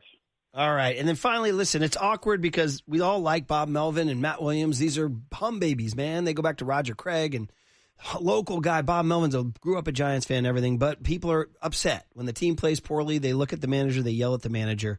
So would you just say to fans, are you waiting to evaluate him at the end of the season, or you're guaranteed lock it in? No, he's our guy in 26. Well, it's like I was asked that question a couple of days ago by Baggerly and Shea, and the answer is the same. Our focus is completely on trying to win as many games as possible, and it's as simple as that. And our focus is on these next 5 weeks. There you go, Buster. You still having fun? I am. It's been less than a year, by the way. It's kind of an eventful less than a year, hasn't it? It's been very eventful. Yeah, it has been, but it's baseball. Baseball's great. Can't complain. No, baseball is great. You got a pretty good job there. We always appreciate you're super patient and generous with your time. Fans get a lot out of these hits, so it helps build. And by the way, you should probably just end it on a super positive note. Your attendance has been spectacular this year. You guys are one of the top year-over-year attendance teams. So you're probably pretty grateful to those fans, huh? Oh, extremely grateful. It's been great to see. I mean, the energy's been great day in, day out, night in, night out, and I got to experience it as a player, and it's the most beautiful ballpark in the world, in my opinion, and there's nothing better to see it with a bunch of fans in it and having a good time, and hopefully we keep playing some good baseball for them like we had these last couple of games at home. Hey, man, you're giving the ball to Logan Webb in a day game. What could be better? So go enjoy the game. Thanks for all your time, and we'll catch up down the road. Yeah, thanks, Buster. Okay, guys, thanks. There he is, Buster Posey. Yesterday, before the Giants extended their win streak to 5 games, Logan Webb does give the Giants a quality start, and Jung-Ho Lee gets to play hero with the walk-off knock. But enough about the Giants offense. We're going to switch it up and get into the 49er offense, the 49er defense, and some of the questions and concerns that have been risen since the Micah Parsons trade. What does the Micah Parsons contract mean for Nick Bosa, and where does he rank among the best defensive ends in the league right now? 808 KNBR is the number. If you want to chime in, it's Dieter Kurtenbach and Marcus Boucher on the Sports Leader.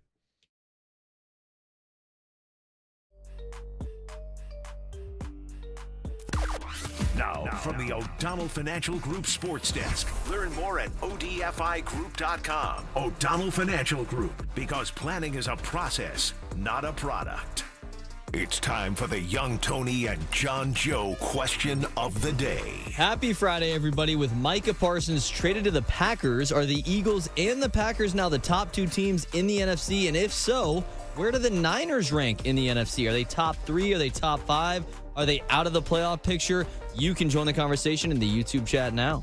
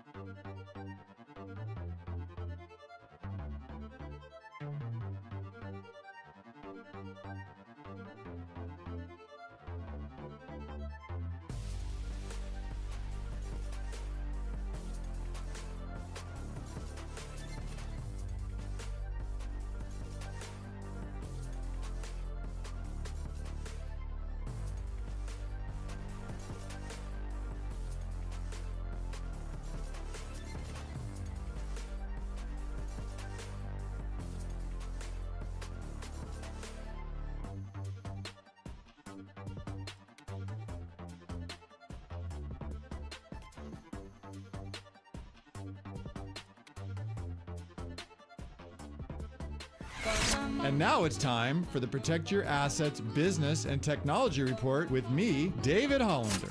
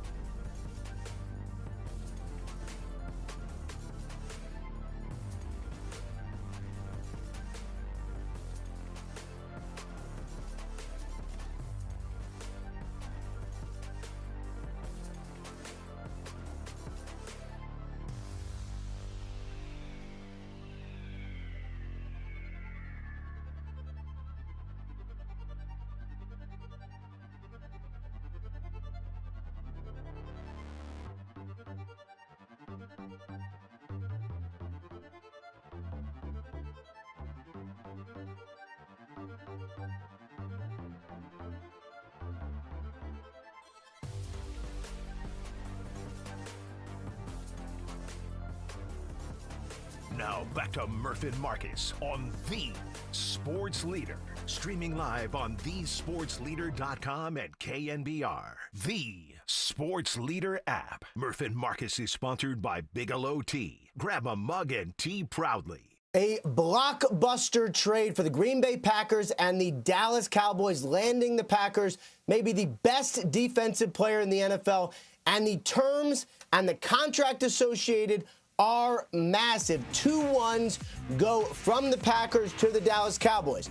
Micah Parsons gets a 4-year, $188 million deal. 4 years, $188 million, $47 million per year. That is quarterback money, Tom. This deal done by David Mulugeta and Andre Odom of Athletes First. Ian Rappaport yesterday on NFL Network, breaking down the Micah Parsons trade to the Green Bay Packers and the brand new contract for Micah, making $47 million per year, money that I will not be making on the Murph and Marcus show. And hell, don't sell yourself short. With I'll inflation, you might get there. I mean, Murph's a 1%er, but he ain't making $47 million either. But it's Dieter Kurtenbach cashing in a few extra pennies on a Friday morning and taking a look around at the highest paid pass rushers in the league. Because after this trade was made, and after we made fun of Jerry Jones this morning for calling Michael Parsons, Oh, we still will. Yeah, there's still time for that. But I do want to look at the contract hierarchy with the pass rushers, because we do this all the time with quarterbacks. Oh, this guy got paid. Well, what does it mean? Brock Purdy got $53 million. Does he deserve 53? Where does he rank among quarterbacks that are making $50+ million? Blah, blah, blah, blah, blah. So let's play that same blah, blah game here with Micah Parsons. Making $47 million, reset in the market. But then that now pushes our friend Nick Bosa out of the top 5 for highest paid pass rushers in the league. Dieter, I'll ask it to you this way. Which contract would you rather have? Which player would you rather have? Micah Parsons for $47 million per year or Nick Bosa on his current contract? It's a trick question, right? Like, you know the answer to that question. Yeah, but I want to hear you say it to the audience. Which one of those guys stops the run? Nick Bosa. Okay, I'll take him. Okay. Sorry, listen, I wouldn't have given Micah Parsons $48 million. I also wouldn't have put myself in a position where I either have to trade him on the eve of the season or give him $48 million. And I would have gotten more if I wanted to trade him, and I would have done it 6 months ago. So it's all bad. I'm not in any way justifying what Jerry Jones did. We can all laugh about it. It's hilarious. Ha, ha, ha. But Micah Parsons, pass rush is ultimately what these guys are paid to do. But I wouldn't have done it. I would have found a way out of that. But I would have gotten ahead of it because let's just run through some numbers here real quick. So Micah Parsons is not just the highest paid pass rusher. He's the highest paid non-quarterback in the NFL. He's making more money now per year than Patrick Mahomes. That doesn't seem right. So since March 5th, we have now had that market top non-quarterback salary reset 5 times. Max Crosby, 35.5. Myles Garrett a couple days later, $40 million. Jamar Chase, $40 million on March 16th. July 17th, TJ Watt comes in at 41. And then August 28th, Micah Parsons coming in at 47. Now, is Micah Parsons a better player than Myles Garrett? No. No. I'd say no. It's not even actually particularly close. Yeah. But, hey, it's Green Bay. You got to pay the Green Bay tax because if you've ever been there, you know I'm going to need a little extra something to be hanging out in Green Bay, Wisconsin. Yeah, not a lot of reasons to go to Green Bay. Listen, he'll have plenty of time for the pod. I look forward to the content because, there's nothing else to do, man. There's nothing else to do. Is he a better player than Max Crosby? I would say no. I know you would say no. I think most people who aren't Raiders fans would say yes, but it's an argument. Yeah, but I'd say most of those people are Cowboys fans because I would present the same argument that we And just you're talked all about Yankees fans. with Nick Bosa and Myles Garrett. I think Max Crosby is better against the run than Micah Parsons is. Unquestionably. But the pass rush is something. Yes. Nick Bosa, last year's Nick Bosa is a very difficult player to evaluate because he had nothing going on. I mean, I've had conversations with Bosa on the side about the guy on the other side of him trying to set the edge, and he's like, I'm dying out here. Like, maybe the statute of limitations is done here. It's like, I'm dying. I'm dying out here. These guys can't set an edge, so it doesn't matter what I do because the play's never coming my way because, one, I know they can't get to the quarterback, and two, they can't set an edge. So, like, what are we doing here? I might as well line me up a defensive tackle. I have a better shot at making a play here. So that's been the last year or two, really, for Nick Bosa. That might change this year, though. Bryce Huff is not some world beater, right? He's not someone who's even close to these conversations that we're having with Parsons and Crosby. Nowhere near it. But he can help you win. And he's been better against the run in the preseason than I thought. Like, he was totally miscast with the Eagles last year. They tried it because he's small. He's shockingly small. I know he's listed at like 6'3". That dude is not 6'3". I mean, it must have been with the hair, Fletch style. I can see why, with that body type, Vic Fangio's like, oh, you'll play outside linebacker. But that's not what he's built for. He can't go backwards, can't go sideways. He goes forward.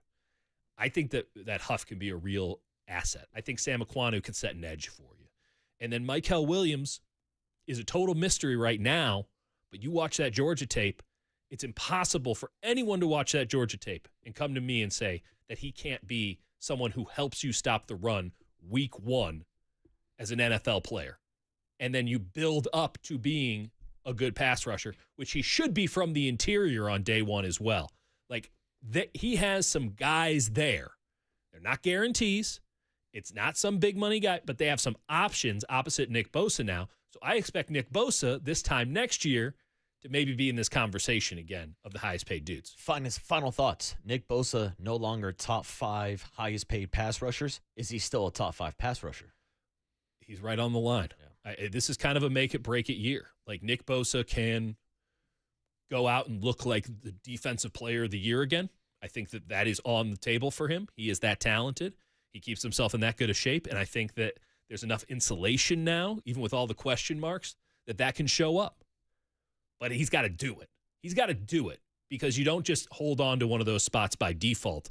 In this past year, you're kind of just going off of 2023 as opposed to 2024. What have you done for me lately? We're about to find out with Nick Bosa, and he's going to need to have a big game in week one. And we're going to find out with Robert Saleh back in the building, which should help out both Nick Bosa and Bryce Huff setting the bookends for this 49er defense. But coming up next, we will switch gears back to the San Francisco Giants. Susan Hottest team in Slusser baseball. will close out the show with the hottest team in baseball. We'll talk about that Jung-Ho Lee walk-off and whether or not the Giants still have a chance. All that and more coming up next on the Sports Leader.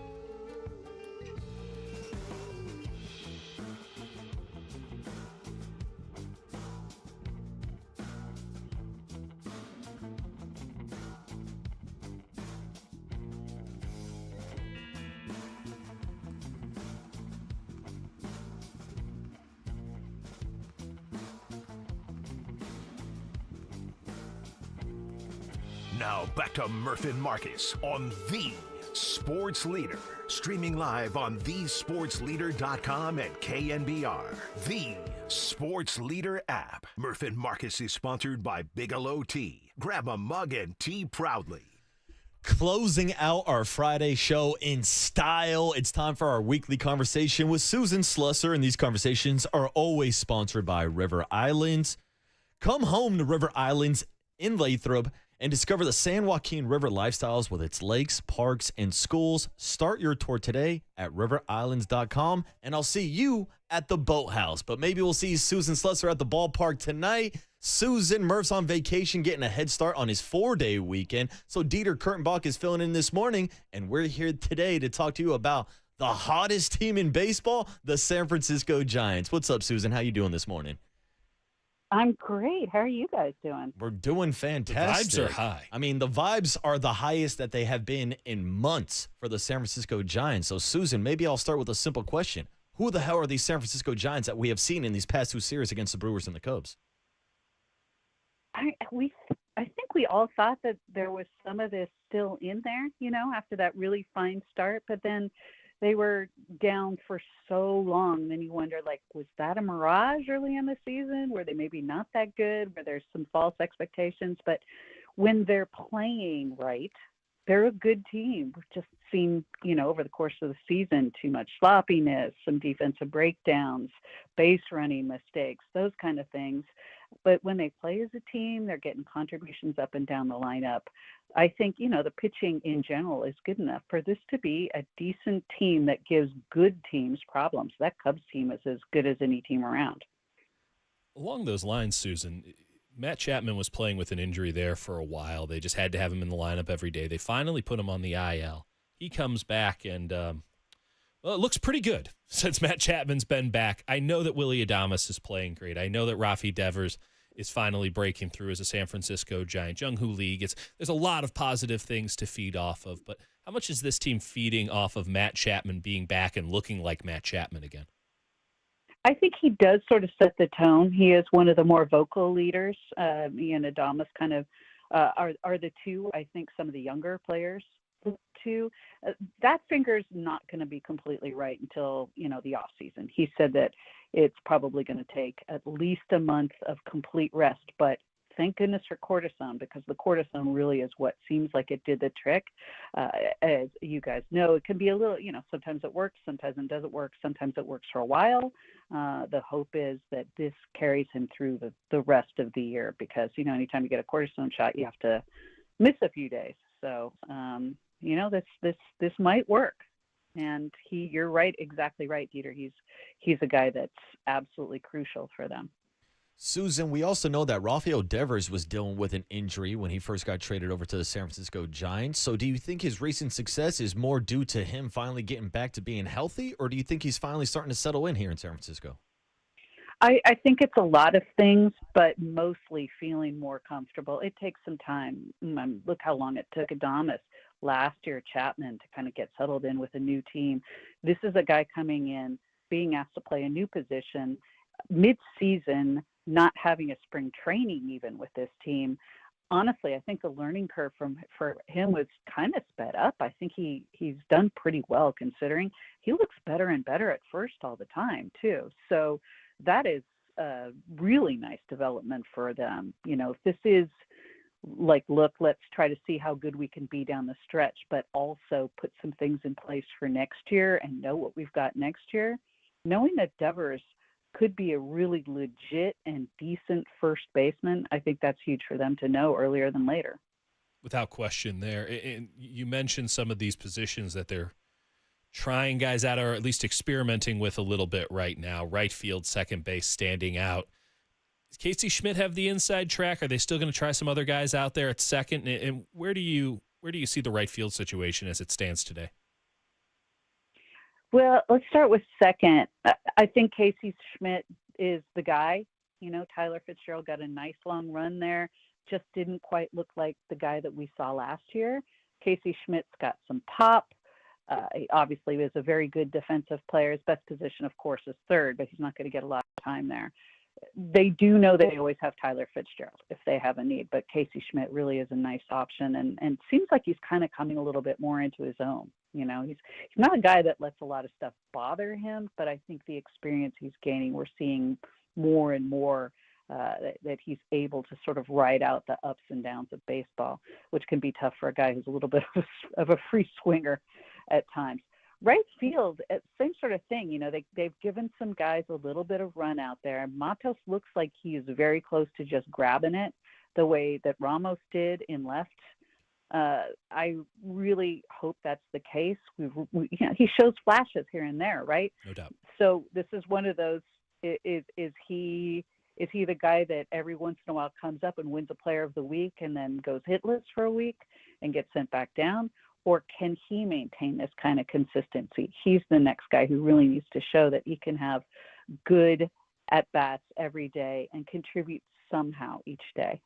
Susan, we had Buster on the show yesterday, and he mentioned Patrick Bailey as being one of the players part of the nucleus moving forward. Now, there's been a lot of conversation this year about Patrick Bailey, and going back to the trade deadline, a name that was linked a lot to the Giants was Adley Rutschman, and he'll be in town this weekend with the Baltimore Orioles. So a bit of a two-part question for you. Is Adley Rutschman a name that we should keep an eye on over the offseason? And has Patrick Bailey done enough to earn himself a spot in this nucleus moving forward? Well, at this point, Patrick Bailey, given his offensive struggles a lot, and I honestly, he's been better in the second half, much better. And he, throughout the season, has done pretty well hitting in situations. He can hit behind runners. He can hit sacrifice flies. The numbers aren't necessarily indicative of some of the things that he brings offensively. But with that elite defense, honestly, he profiles to me as sort of a split the catching duties thing, or maybe even being a backup guy, because he's so defense first. For me, the guy is probably Jesus Rodriguez, and I do hope that they bring him up here in September so we can get a look. I think they would love for him. He's so close. It looks like, certainly from a hitting perspective, maybe some work to do from a catching perspective. But again, a new guy came over in the Doval trade with the Yankees, looking really good at Sacramento. So I don't know if you have to go out and spend on a guy like Rutschman. And look, Buster Posey, when it comes to catching, he is going to be on it. So if he feels like an really strong, experienced type guy, he might go for that. But I know he really, really likes the looks of Jesus Rodriguez. Yeah, Buster might be new to this whole director of baseball operations thing, but I would go to him for counsel on catching. I feel like that's a pretty smart idea. Absolutely. In general. You mentioned Jesus Rodriguez. That's a great call there. I was going to ask you, with the rosters expanding, not like they used to, but to 28 men now, and an opportunity for two more guys to come up to the majors. Jesus Rodriguez is one name that we should be keeping an eye on. What are some other names that you think might be added to this team in September that could be part of that mix, maybe at second or right field or in the pitching staff? Like, who should we be keeping an eye on to come up to the major league team? Well, I was up there last week and wrote a ton of stories from there. The big question, of course, is Bryce Eldridge.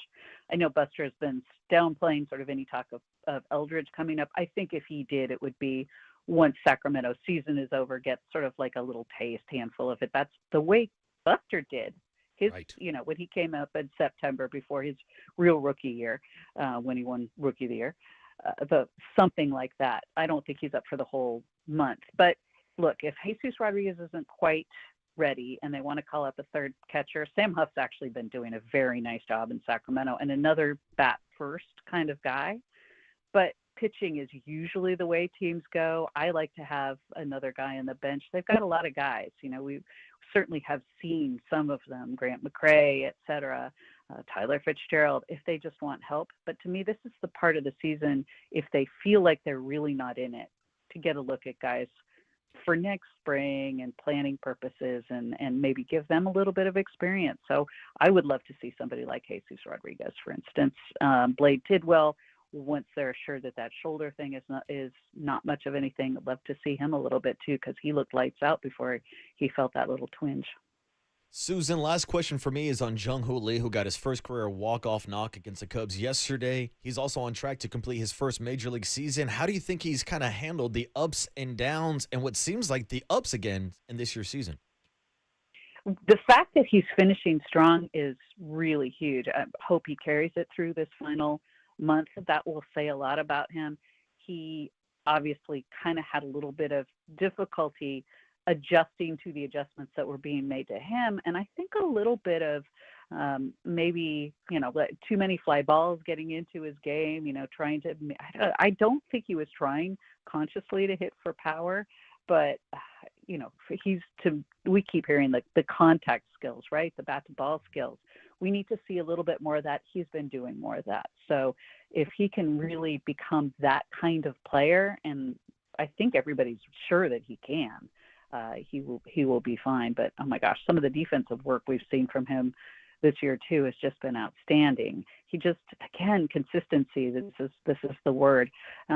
He missed so much time last year, the year before. Really first full year back. I think this is good that he's finishing strong. Susan, they are the hottest team in baseball. 5 straight wins, playing good ball. They've made up half a game in the standings over the last week. I know it's ridiculous to be like playoffs, but is there any 1% chance of this team continuing this stretch? Like, is there a reason for hope here, or should we just be focusing on 26 and enjoying watching good baseball? Oh, there's 4 weeks left, really. So, more than that. So why not? Actually, 4 weeks, almost exactly.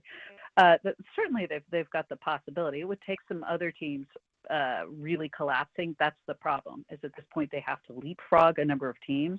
But certainly it's not impossible. Weirder things have happened. They have a good team. They've got the pitching. And often we're seeing now that these teams that get the wild card and really have to fight down the stretch, sometimes are the teams that fare best, certainly in the early rounds. But, we've seen a few of them go all the way. So they want to put themselves at least in that conversation. Even if they don't quite get there, a good showing is really, I think, very important for them in September. Giants are 6 games out of the wild card with 6 straight games against 2 last-place teams. We'll see if they can get that win streak up to 6 games tonight, and we'll see if they're in the conversation by the time we talk to you next Friday, Susan. Always appreciate your time. Thanks for doing it this morning. Fantastic. Thanks, guys. There she is, Susan Slusser, every Friday right here on the Murph and Marcus Show. And we close out every show with What Did Young Tony Learn Today? We'll find out what the youngster learned and give our final thoughts on the Micah Parsons trade and try to figure out what the hell Jerry Jones is doing in Dallas. How about those Cowboys? How about a Reggae Friday to close out the show on The Sports Leader? Time for traffic on The Sports Leader.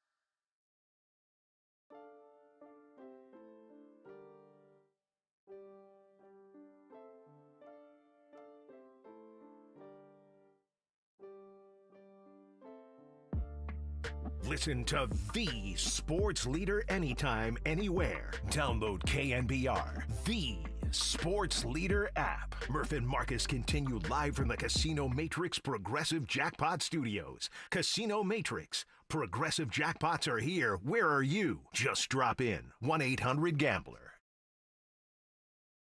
Closing out a Reggae Friday on the Murph and Marcus show. Last couple minutes here with Dieter Kurtenbach. But before we get Dieter's final thoughts on the Micah Parsons trade, on his love for reggae music, I do want to ask you about your love for college football. Because it's week 1, and I know Mizzou had a big game last night. Yeah. But you're a big college football head. How you feeling about this weekend? I'm absolutely amped. I can't get enough. I'm excited for tonight. Auburn, Baylor. That's got 3 things that you're always looking for when you're looking for crazy college football. Waco, week 1, Big 12. What more could you ask for? That's chaos right there. Auburn last year probably had enough talent to be one of the top 25, maybe even top 15 teams in the country, and they just turned the ball over all the time. Like, it was like a sickness. They had an illness. It was incredible. This game tonight has a chance to be an absolute classic if we're just talking about entertainment value. Auburn and Baylor. Scratch out some time and then just clear your schedule for Saturday. Sunday has a couple good games. Not sure I'm going to be watching on Monday with North Carolina and Bill Belichick, but, you don't want to go check out Chapel Bill? I'm okay. I think I've gotten enough Bill Belichick already. Nice. Yeah, you like that, Tony? In general. So, but, man, I'm so amped. College football is the best. I mean, yesterday, you want to talk about the sickness? You want to talk about just being a total deranged lunatic, man?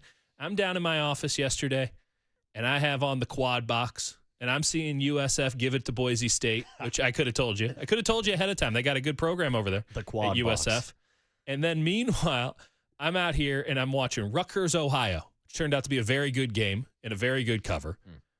And there's this tight end for Ohio, and I'm like, I got to find out more about this tight end for Ohio. He had 2 catches in the game. I have a sickness. I'm ill. Can't get enough of it. Can't wait to ruin my Saturday with more of this illness. Oh, man, I think all of us are going to be indulging in the sickness of college football this weekend. 3 different top 25 matchups, Texas and Ohio State. 9 a.m., here you go, best game of the year. I mean, yeah, you're right. It might be the best game of the year. So looking forward to Saturday. I know John Joe Curley is a big college football head as well, but not sure about young Tony, the Cal Poly Mustang, which means maybe that's one of the questions we ask when we ask young Tony, what did he learn today?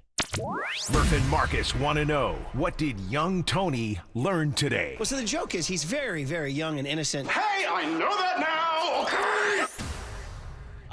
What did young Tony learn today? Sponsored by Bigelow Tea. Grab a mug and tea proudly. Now, real quick, Tony, where do you come down with college football being a Cal Poly Mustang yourself? I do love it. I love it for the entertainment value. The problem is I don't have a dog in the fight. So I'm a Cal Poly guy. They have a football team, Dieter, and get this, when I was in college, they're running the triple option. Wow. Oh, so you're not listen, that sounds incredible to me. I mean, it's fun, but when you lose by like football. Well, when you lose by like 30, it's not fun to watch. That's not as fun. Like Rice is moving to the triple option this year. It's awesome. Yeah. Like Stanford lost in week 1, but I was encouraged by the fact that they went back to Stanford football. Like 3 tight ends. Dude, they went like 2 years without having a rushing touchdown. It's It's like, who did you think you were? You have to understand your station. This is the beauty of college football, the most American of all sports. Not everyone's going to be out here with 5 stars. You got to find a way to win. You got to find a way to maybe not pull yourself up by the bootstraps because you still might lose by 30. But if you got to run the triple option, you got to run the triple option. It's about getting the job done. The beauty of college football. I will say, shout out to my high school program, Homestead Football. Charlie Bostic. We called it Bostic ball. We would just line up in the wing tee and just run fullback dives over and over and over again. But it was also tough once we fell behind by a couple touchdowns to get out of that wing tee offense. Ends justify the means. If you can run the wing tee, run the wing tee. That's the key. But I also have to correct you, Tony. You do have a dog in the fight. Shout out the California Golden Bears taking on Oregon State tomorrow night. Riverboat Ron's debut as Cal's GM. You know you can catch Riverboat Ron every Wednesday morning with Murph and Marcus. And, of course, Stanford football with the afternoon show later on today. But real quick, before we do close things out, what did you learn today, young Tony? Yeah, so earlier in the show, I mean, today's Friday. It's a reggae Friday here on the Murph and Marcus show, as always. As always. Thank God. And Dieter's filling in today, and we started playing some reggae music, and he's like, yeah, I'm not a fan. And it's pretty wild. I mean, reggae music is kind of like, Loved by all. What part of me gave you the impression that I enjoyed reggae music? Probably your good vibes, the aura that you give off, Dieter. I'm the tightest wound person you've ever met. Why would you think I enjoy reggae music? You got a lot of stress in your life. Maybe you want to listen to it, de-stress, take a load off by chance? Yeah, maybe if you start listening to reggae music more, you won't have such negative takes. What are you talking about? I'd just be aggravated all the time. It'll put you in a good mood, Dieter. It's elevator music. I like a strong bass line and some heavy drums. Let me know when reggae gets that. What does Dieter Kurtenbach listen to? I listen to like everything, just not like legitimately. I mean Not this reggae. earnestly. I mean this earnestly. If you were to like, Dieter, what kind of music do you like? I'd be like everything but reggae. Wow. You'll do a little country? I can get down with some country. Okay. I mean, not the new stuff. It's all pretty empty calories, but like the old school stuff I can definitely get into. Okay. A lot of the folk country stuff is still pretty solid. I'm into everything. Listen, I mean, maybe not the trap rap as much as others, but like Dieter in the Trap House. I can listen to it. Not all of it's terrible. I'm yet to find a reggae song I like. It's just like slow ska, and ska ain't that good to begin with. Now, correct me if I'm wrong. You're originally from Chicago? Yeah, Chicago, Illinois. What is the reggae scene out in Chicago? I wouldn't know because I don't listen to reggae. I was going to say a lot more trap rap going on in Chicago. Are you looking at me? Do you think I'm like... Yeah, man. Like, come on. The reggae scene? No, I more picture Dieter posting up on D Block. That's how I see you. That's probably right. Yeah. That's it. Dieter out here trapping as we're trapping. We'll see what kind of traps I'm that more Kyle into Shanahan trap runs with the blocks, offense. if we're being honest. Yeah, exactly. I know you like to get down in the trenches, but we got to wait to see what the 49ers look like in the trenches. I don't know, Tony. That was my segue to wrap up the show because we are wrapping up the show and getting you ready for Greg Silver today. Is it John Dickinson back in the saddle today? We got a little Larry Krueger for you. My God. Here we go. Little Larry Look Krueger out. for you, breaking down the 53-man roster. Are you ready to with have Greg some names Silver. yelled at you?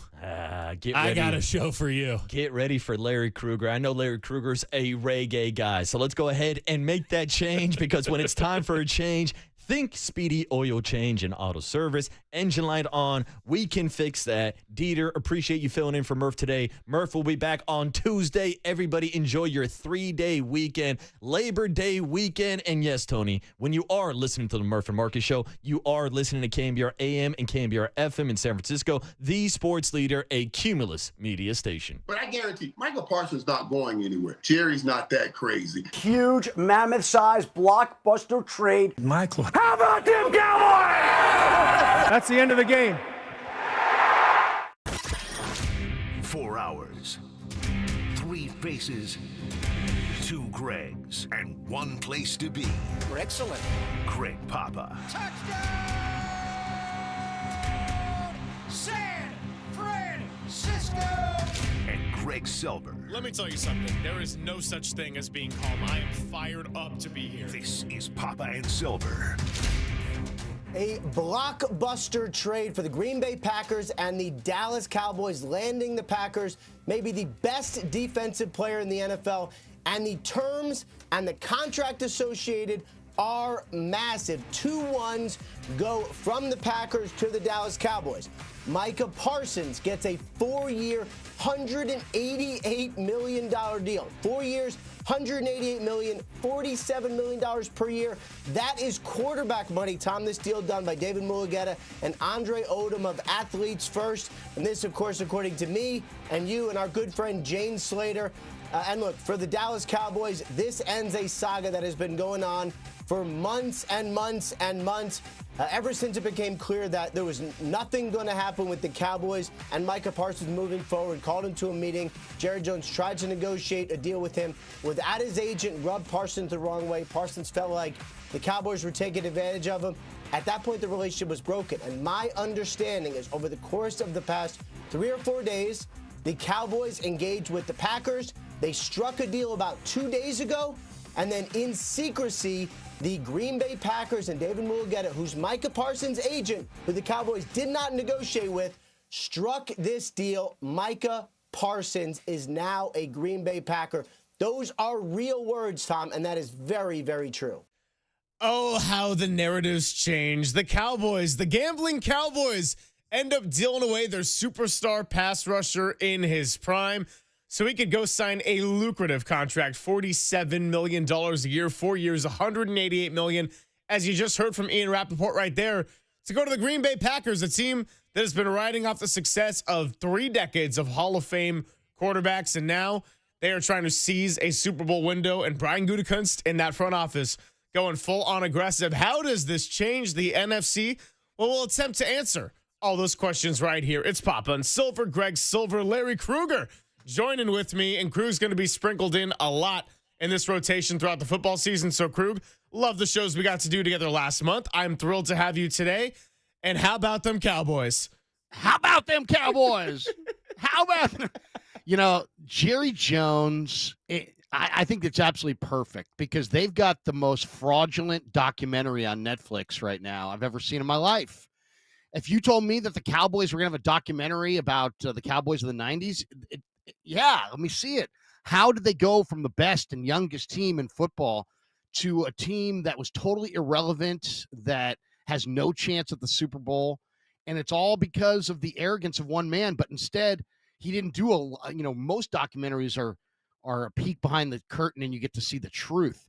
Their documentary is a bunch of garbage. It's a bunch of, Jerry before he passes putting out something that's like, we're going to remember you fondly. He's been a football business genius. He's been a football operations disaster.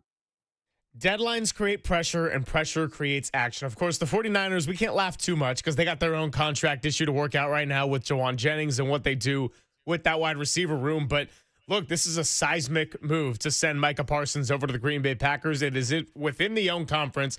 Now it makes one of the teams I would have listed as competitive in Green Bay even more competitive in the short term. It makes a team in Dallas who I would have thought as not as competitive, especially not top 2 in their division.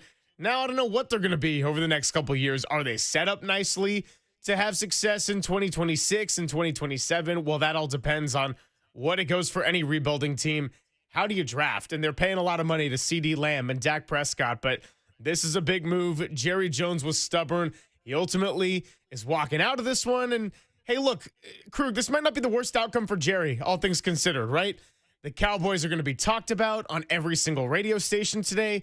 We are the flagship of the San Francisco 49ers, and that's how we're opening the show. Fast forward to week 4. What's Sunday Night Football? Oh, it's Cowboys-Packers. There you go.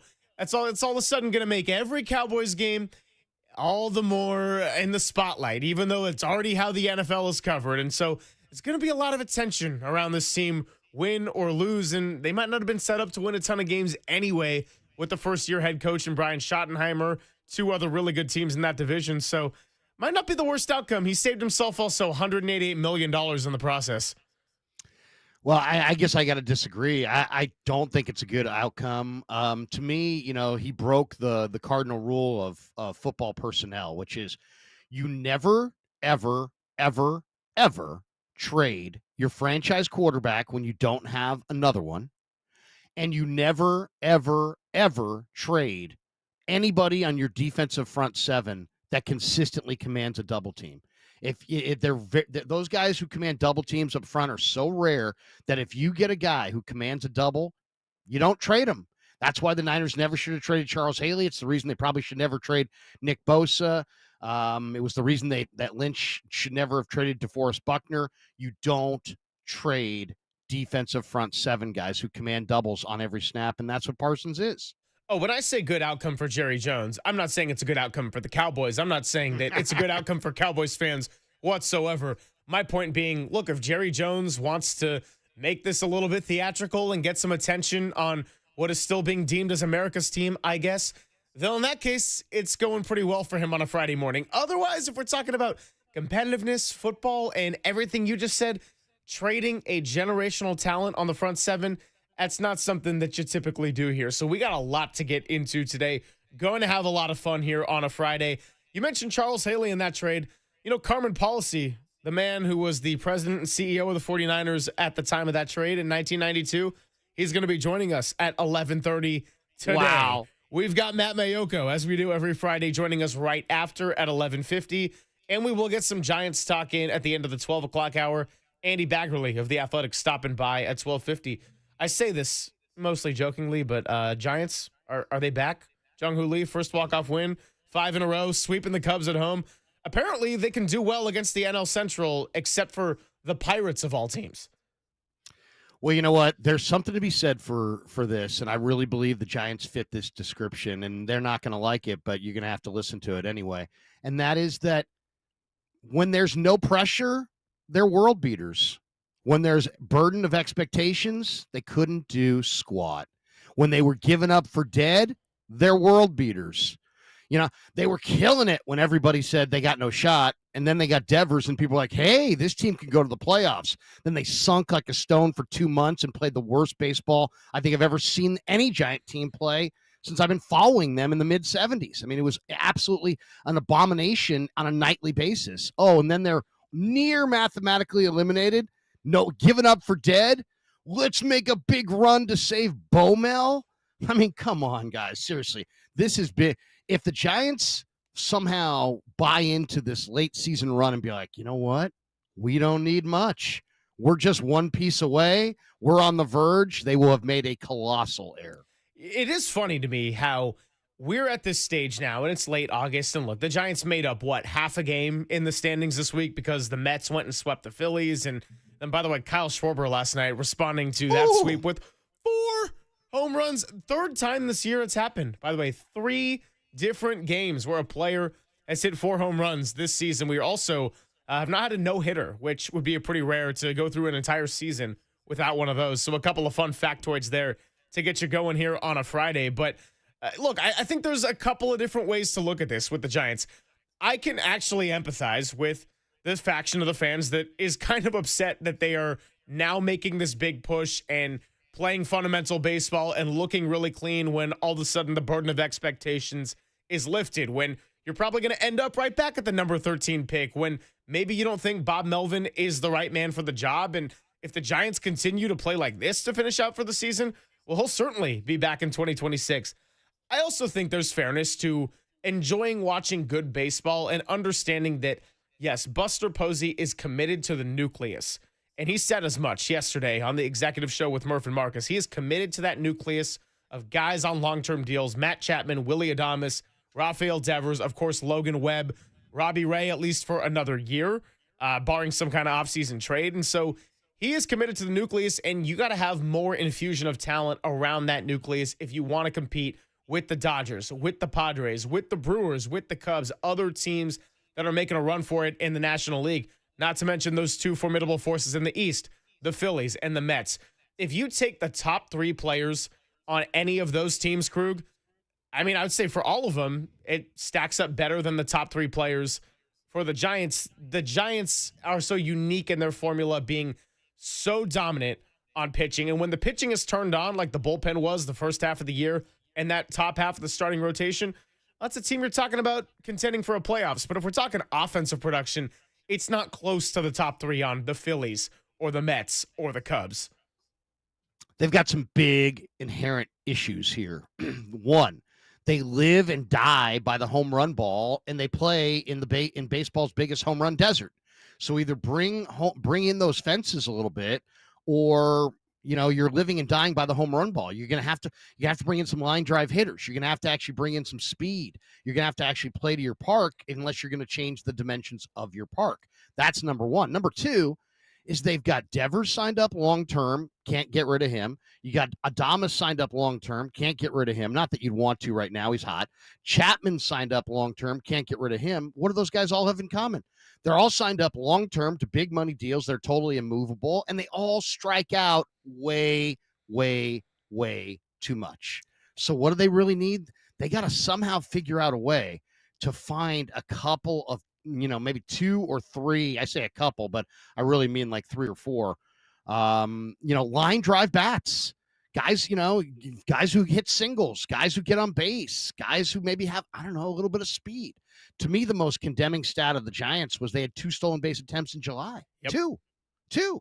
I mean, that's just for a team that doesn't have power, that strikes out as much as they have and doesn't move the line. I mean, come on. You got to find a way to have more athleticism. You got a big, gigantic yard with all kinds of a big outfield space. Sabes told me when that park was literally, the Giants had not played a game and I'm walking around the park, and he's talking to me about, and I'm asking him, what do you think? What do you think of this yard? He's like, Krueger, it's going to take a few years before we know how it's going to play. But just by standing here and looking at the dimensions, I can tell you right now that an ideal situation for the Giants will always be to have 3 center fielders in this park because of the huge outfield and the dimensions in the yard. So the Giants have to start thinking about that.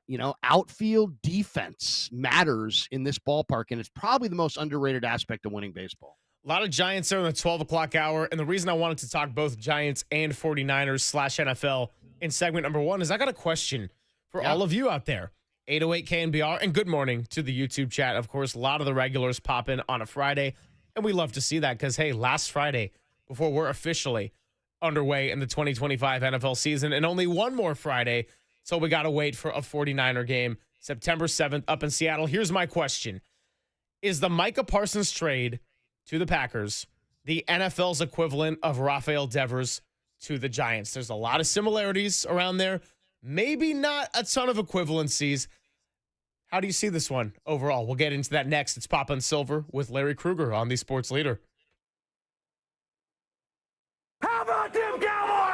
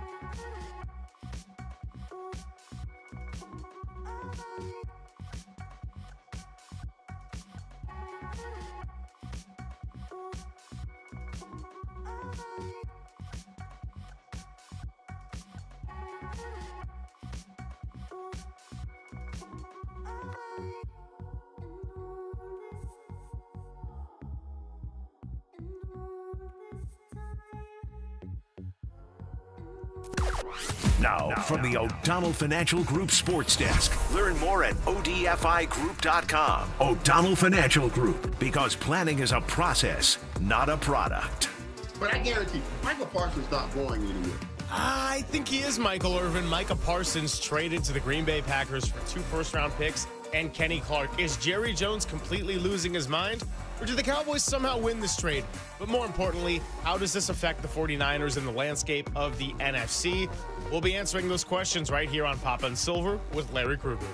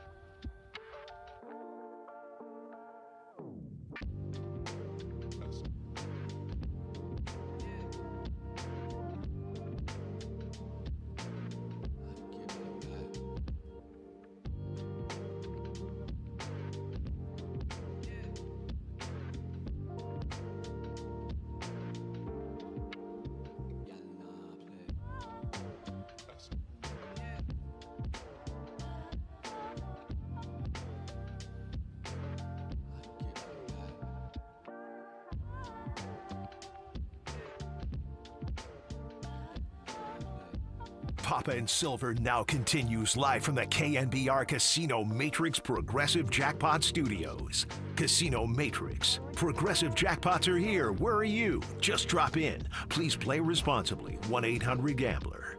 Filling in for Greg Papa, it's Larry Krueger on the Sports Leader.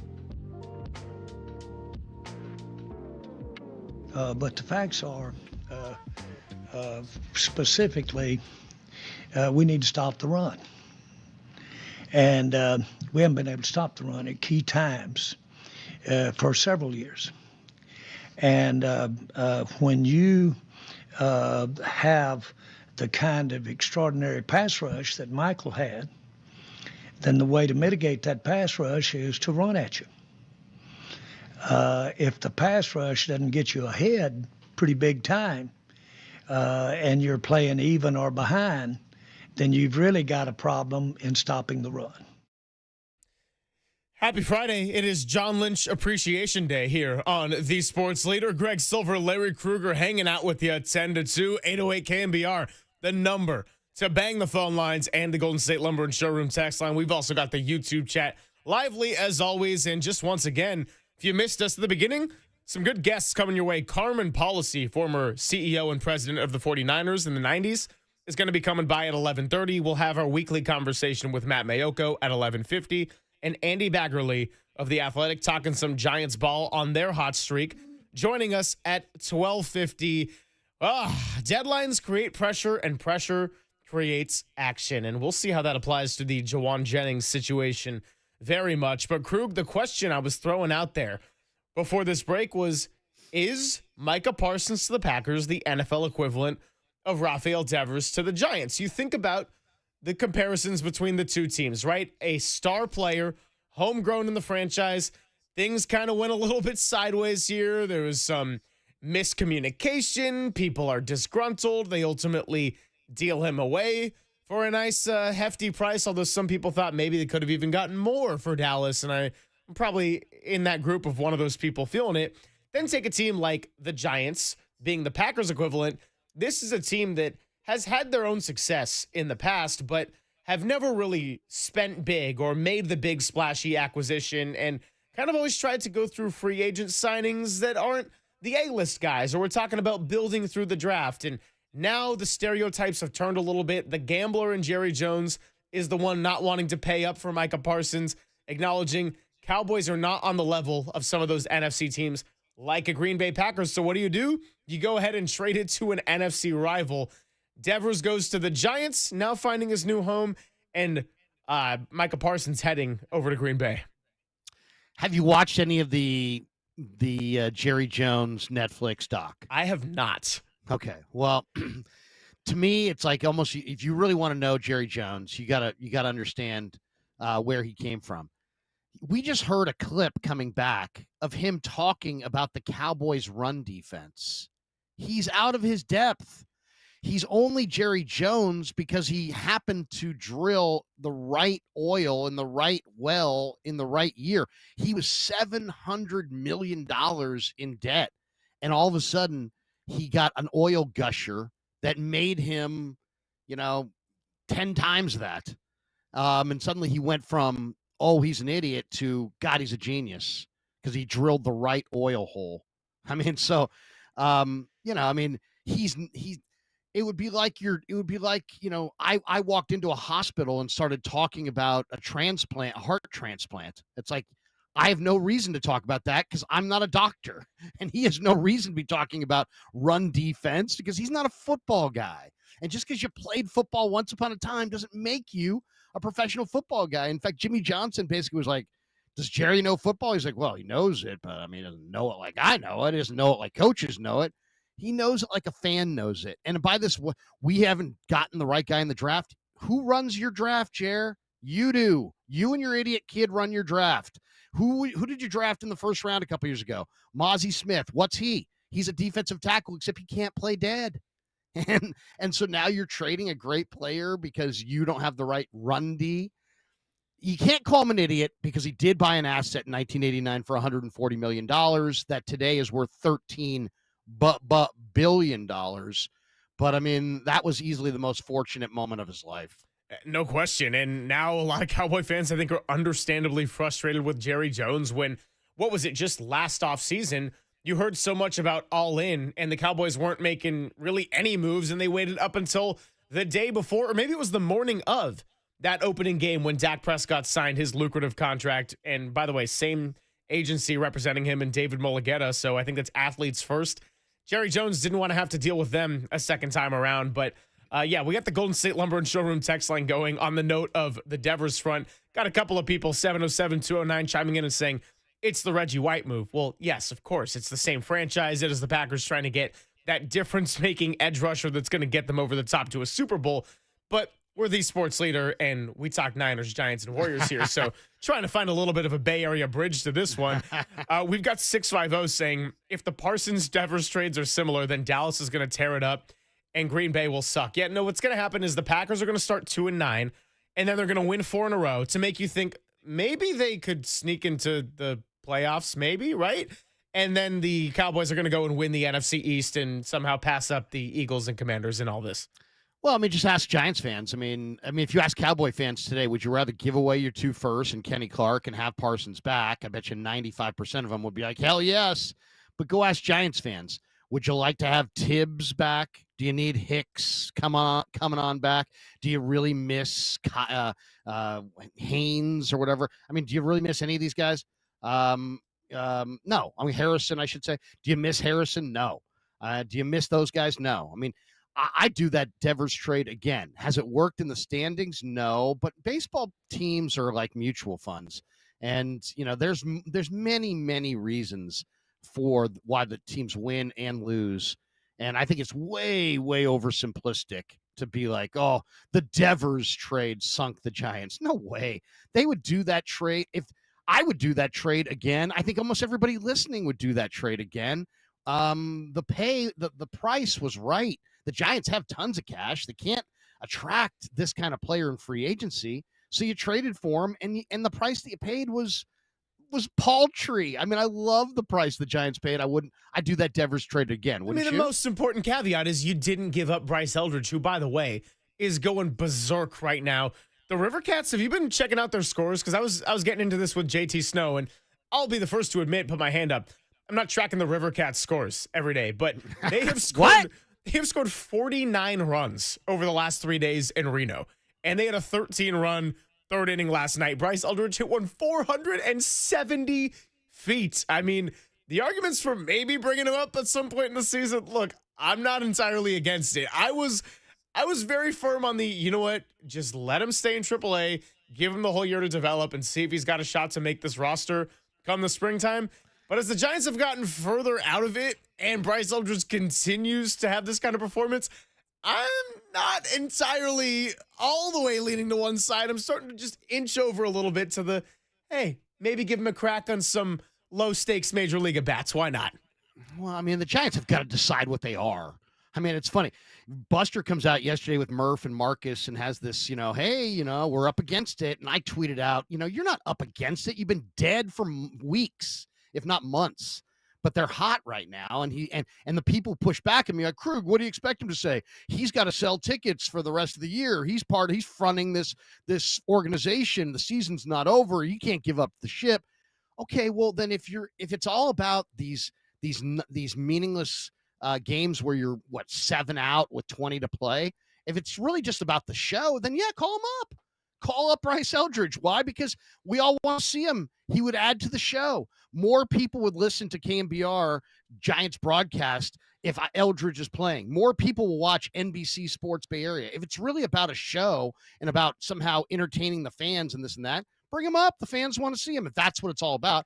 If we're actually making decisions that are rooted in baseball sense, then we shouldn't be talking about being in any race now because they're not in any race. And we shouldn't be bringing up Eldridge because he's probably not ready, but if it's really about, so is it a show and it's like, we got to entertain everybody, or is it, man, no, it's real hardcore baseball and we're going to make good baseball decisions. So, I mean, to me, it seems like they're kind of both aisles. It's like, we don't want to, we're talking like the season's not over when it clearly is, but then we don't want to improve the show for the fans. Is it about the fans in the show? If it is, bring up Eldridge. If it's about true baseball development, he's probably not ready. 808 KNBR. Scarecrow, I see you on the lines. We'll get to you coming up in just a bit. Trying to be a clock management show here because as we get into football season, all my jokes about being a clock management show, not so funny anymore. 49ers got to be on top of it with their time management, end of halves, start of halves. You know the deal. Kyle Shanahan loves that 2-for-1, going into halftime and getting the ball, coming back out of it. In all seriousness, on the Micah Parsons front, yeah, goes from the Cowboys to the Packers. Does this change your outlook on the NFC as it pertains to the Niners, or are you just worried about winning the division and whatever happens in the playoffs happens? Your thoughts, your texts, and your calls next on the Sports Leader.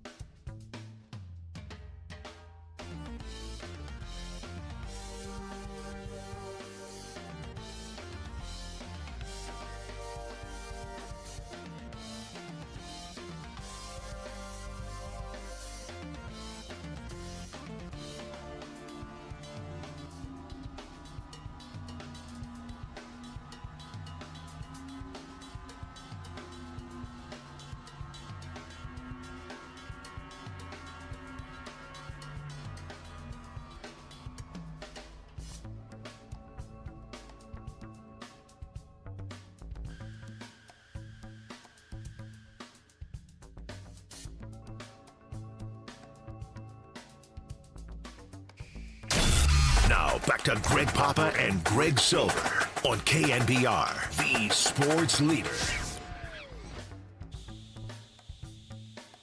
It's Papa and Silver closing down your week. We got Larry Krueger filling in for Greg Papa and all of you out there participating today. We've got Walter rocking the backwards hat. He's back in his Giants merch, everybody, after the Giants have won 5 games in a row. Okay, I might be lying a little bit on that one. Stop it. Okay, what Jays merch? Pirates merch today? No, that was only for the All-Star break. I kid.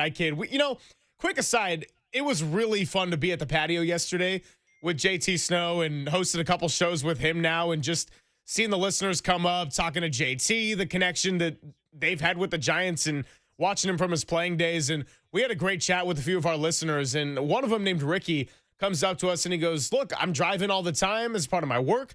I listen to you guys all day. I was like, thanks, Ricky. And he goes, what are your names? He says, it's weird to put faces to the names. And then I said, hey, I'm Greg Silver. Great to meet you. And then Walter introduces himself and he goes, oh, you're Walter. Yeah, you're always getting a hard time. And Walter's like, yeah, that's literally just from him. And I'm like, it's mostly true now because, Greg Papa does it here and there. But look, with Papa out, somebody's got to pick up the slack, and we're just trying to do that. Papa just wants me to whip it out all the time. That's pretty much what I get from Pop. 808 KNBR. How does the Micah Parsons trade alter your outlook on the NFC? 408.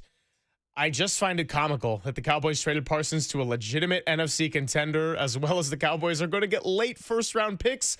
They got fleeced. Well, that's a layer that we're going to get into, and a big reason why we're going to have Carmen Policy on. He was part of the group that traded Charles Haley in 1992 over to an arch rival in the NFC. I think Green Bay's a good team, Krug. I think they got the right coach. I think they've got a nice core of young players, but they've been good and haven't gotten over the hump to really good.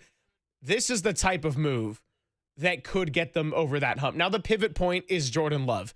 Jordan Love's a really fascinating young quarterback to me, right? We've seen the highs and the lows of a Jordan Love. There have been times where I thought, it's probably not going to happen, and it's hard when you got to take over a position where they've had 3 straight decades of first ballot Hall of Fame play. But then we've seen also the highs of Jordan Love when it looks like Matt LaFleur's got it schemed up. He can just throw off that back foot. He's got a nice deep ball. Now they got Matthew Golden as their first-round pick and a young receiver. And I look at this and think, if last year the issue with Jordan Love was that he had that weird injury on the Brazil turf in week 1 and then was just never really himself for the most part for the rest of the season, if the injury told more of a story than we thought and he starts looking like the player we saw the second half of 2 years ago, I think Green Bay could be a very dangerous team. Now, if Jordan Love is a little bit sloppy, turnover prone, and he'll give you 2 good weeks and then 2 iffy weeks, maybe in that case, I'm not quite as scared of Green Bay in the larger picture, but I think Green Bay's a really good team and this made them better, but it's not like Micah Parsons was traded to Philly or something. This makes Green Bay the class of that division, I think. I think they're better than Detroit, better than Minnesota. And Gutekunst, can do this because he's drafted really well. And then, the best way to do this, I saw rumors of this last week, and I thought, you know what? Green Bay might be able to actually pull this off. And they did a nice job in the offseason. They drafted Nazir Stackhouse. They drafted Warren Brinson, a couple more defensive tackles. They already had Devontae Wyatt, who they took in the first round. They already had Carl Brooks, who dominated Aaron Banks last year in that head-to-head game with the 49ers. So they had interior players, which enabled them to move a Kenny Clark. What's the best way to trade? You establish a surplus, you trade off your surplus. They did that. They established a surplus. They retained it. They didn't take a chance. They waited till they saw what Stackhouse and Brinson looked like in camp and in the preseason, what their line looked like. But Green Bay's been going in this direction, Greg, for a while because last year they went for 2. They said, we're not going to do a lot of playing in free agency. We're going for difference makers. So they added Josh Jacobs on offense and they added Xavier McKinney on defense. And they got 2 real difference makers.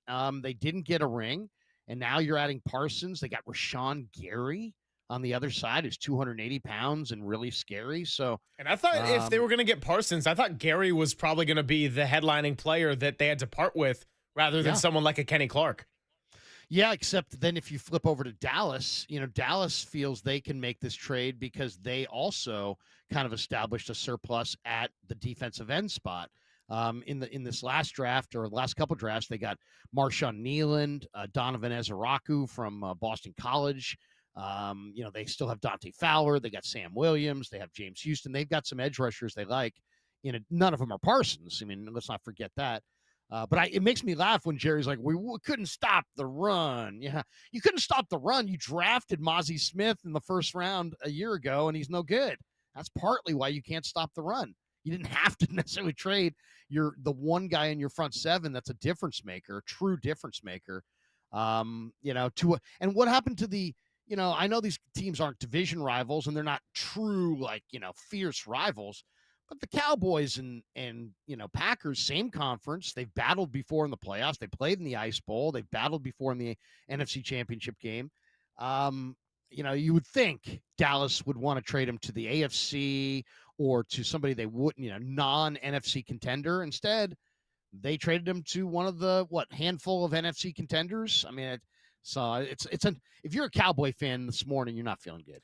No, I wouldn't feel very good for Cowboy fans at all. And I had a few of them texting me yesterday, and I'm just saying, look, I'm sorry at this point. Like I said, this is John Lynch Appreciation Day. This is Buster Posey Appreciation Day, and it's Mike Dunleavy Appreciation Day for all of our general managers in the Bay Area at the moment. Let's go out to the phones, 808 KNBR. That's 415-808-5627. Scarecrow is in Sacramento, wants to weigh in on the Micah Parsons trade. What's going on, Scarecrow? Nothing much. It's a Friday, and if your rival is bound and determined to shoot off his foot, don't ration the ammunition. Do you honestly think that in the next 2 draft rounds, he's going to get someone that is even remotely equivalent to Micah Parsons? No. I don't know that I would want to necessarily be that dependent on a draft when I think some of the stuff that's coming out of the colleges right now is not necessarily NFL ready, and you're going to spend a lot of time developing him. I'm sorry, Clint Eastwood said it best. Man needs to know his limitations. And Jerry Jones and being a football guy is one of his serious limitations. So, by all means, Jerry, you have at it, guy. And unless they're planning on tanking over the next 2 years to make that work, good luck to you, my friend. Appreciate the call, Scarecrow. All we have to do is look at the Cowboys number ones. Look at the Cowboys number ones. Just since 2010. Okay, just since 2010. Here's their first pick in the draft every year. Dez Bryant, Tyron Smith, good offensive lineman. Mo Claiborne, bust. Travis Frederick. Zach Martin, Hall of Famer. He said that's a good one. Byron Jones, Zeke Elliott, Taco Charlton, who was in camp with the Niners last year. Leighton Vander Esch, Tristan Hill. Then he took CeeDee Lamb and Parsons back-to-back in 10 and 11. And then Tyler Smith, Mozzie Smith, Tyler Guyton, Tyler Booker. I mean, and what are we talking about? We're talking about a pick that's going to be – Green Bay is going to be one of the elite teams in football. We're talking about a team that's a pick that's going to be 26 to 32. So you want 2 picks between 26 and 32 and Kenny Clark for Micah Parsons in the prime of his career? I mean, it's just – this is why you don't make these trades, because the team that's trading the star almost never wins. How many true game wreckers, as in today, you trot out the field week 1, how many true game wreckers on the front line of a defense would you say there are currently in this league? Because Micah Parsons, for all the drama, and I think that multiple sides are to blame in this negotiation and why it went so poorly. Yes, I'm talking about the agent, David Mulligetta. Yes, I'm talking about Micah Parsons and having conversations without his agent. And of course, I'm talking about Jerry Jones, who ultimately was too stubborn to want to get owned by the athletes first and pay up that kind of money again. How many game wreckers? I would say Micah Parsons. We're talking about one we have right here in Nick Bosa, Myles Garrett. We are talking about TJ Watt for sure, and I know there's probably a good 4 or 5 others that are going to be. There's a dozen. Yeah, there's a dozen. I'll give you the names. Here's the dozen best guys: Parsons, Aiden Hutchinson, TJ Watt, Myles Garrett, Nick Bosa, Jared Verse of the Rams, Max Crosby of the Raiders, Jalen Carter of the Eagles, Nick Bonito, I think, of the Broncos. I know a lot of people would say, what? Nick Bonito, Krueger? No, he's awesome. No, he's awesome. He's awesome. I saw him all summer when they came in. They look great.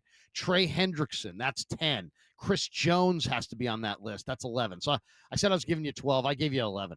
11 guys. Those 11 guys on the front 7. I mean, if you want to throw a Brian Burns or a, who knows who else might be on that list? Abdul Carter, if he bust out this year, somebody like that. But it's basically about a dozen, maybe a Khalil Mack or somebody. But there's like basically a dozen difference makers up front. Guys who, offensive coordinators all night are like, how we blocking Bosa on this play? Who's taking care of Verse on this play? Who's blocking Myles Garrett on this play? It's like these are the kinds of guys that you have to account for when you're calling a game. A dozen of them, and they just traded one of them. You just don't. This is what I would say, because when you grade trades right away, that's always a steep and slippery slope to go down because you don't really know, right? You got to see how things play out over a couple years. Even when it seems very one-sided at the time, you got to wait and see how it plays out. So the Devers trade, again, I would still do that, even if in the short term hasn't played out for the Red Sox and Giants in the way that we might have thought. But you need more time on the Luka trade to evaluate that one? I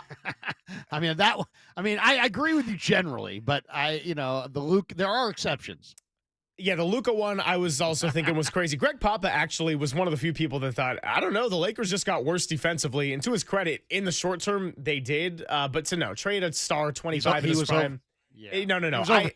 Here's the thing, He overthought it. The reason that the Luka one becomes murky and difficult now is that the Cowboys got the ultimate gift of winning the draft lottery when they were nowhere near the top of the odds, and they got their replacement in Cooper Flagg. And that was not part of the plan, right? There is no Adam Silver. We're fixing the lottery for you, and you'll get Cooper Flagg. Don't worry, Cowboys. Wink, wink. Let the league is suffering. We need Luka in LA for the betterment of our league and our ratings. How about you do us this solid, and we'll fix the lottery for you. There's no proof at all, of course. It's all very, very convenient, though. It would be very tough to try to manipulate the Packers to be worse than the New Orleans Saints this year. That would be really, really hard with the draft rules in place for the NFL and the simple fact that worst picks first, barring any previous trades. So even with the Luka discussion, here were the 4 words I was going to throw out there. You can't grade a trade in its immediacy, but when you trade a player of that stature, of that talent level, then my 4 words are, you better be right. And if you're Dallas, that means you better hit on those draft picks that you ended up getting. Kenny Clark, I think, is a very solid player. He's a proven really good defensive tackle in this league. He's not Micah Parsons, but Dallas better be right in the long term with this. And that also includes, you better be right in the sense that you didn't just give the Packers their version of Reggie White that can get them over the hump and have them hoist the Lombardi. Because if that happens, the noise is going to be loud just the same, whether the Cowboys are winning 12 games in 2 years or whether they're winning 5 games in 2 years.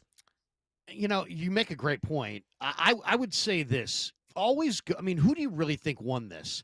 Carmen Policy's son and Brian Gutekunst in Green Bay, or Jerry and his idiot kid? Who do you really think won this trade? There's no doubt it's Green Bay. But you bring up a great point, because there have been trades, for those of us who have lived long enough, that we've all sat there and gone, what in the hell is going on? But you know what? The GM kind of proved that he knew more than us. I'll give you a couple examples that Giants fans will remember. The Giants traded, Al Rosen traded for Kevin Mitchell, but he also traded Kevin Mitchell away. And he traded Kevin Mitchell in a deal where, the guy had won the MVP. He was our guy. That's the Boogie Bear. That's Will Clark, Kevin Mitchell. You trading Kevin Mitchell? It's like, what are you? And you traded him for a bunch of guys we really didn't know much about. but he got Billy Swift, Mike Jackson, and Dave Burba. And at the time, I was probably distraught because Mitchell was our guy. But guess what? That was a great freaking trade. Billy Swift became a 20-game winner and was just an awesome, awesome pitcher. He was like, for a few years there, he like rivaled Maddox.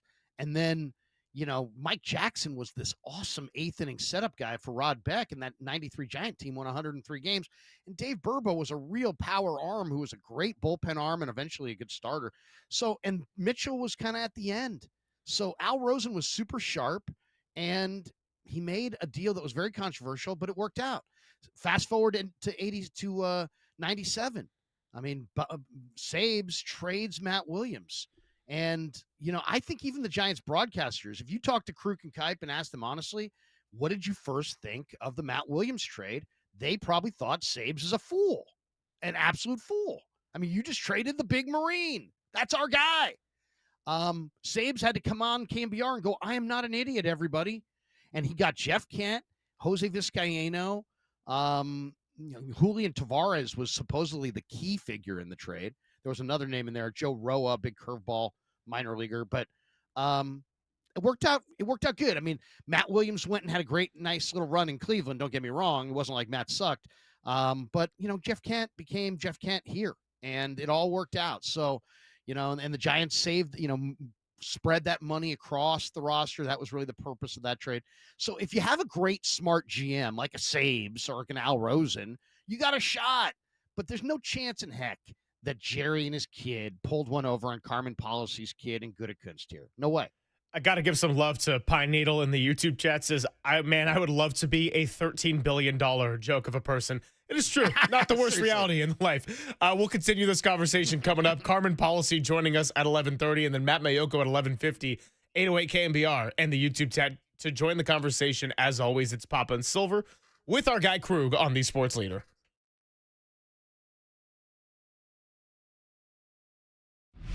Time for traffic on the Sports Leader.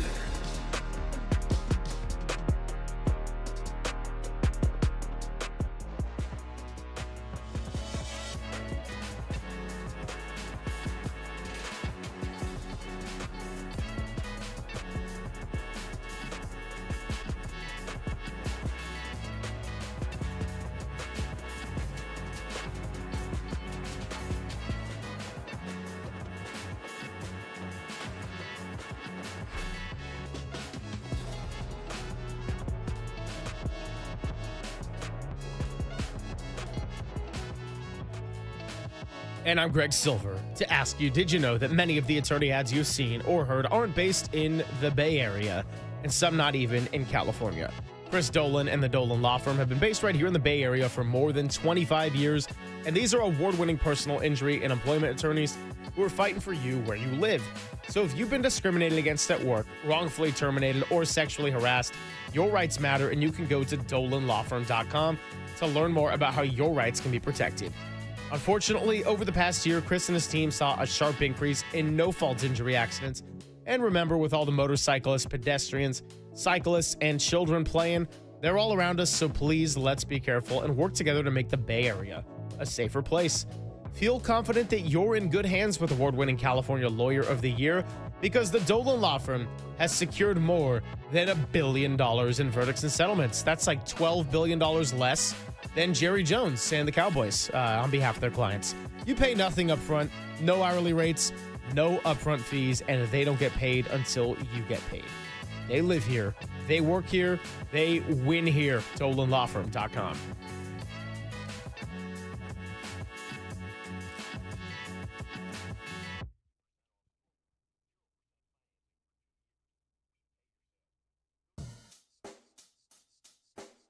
Check the mic and make sure it sound right, boys.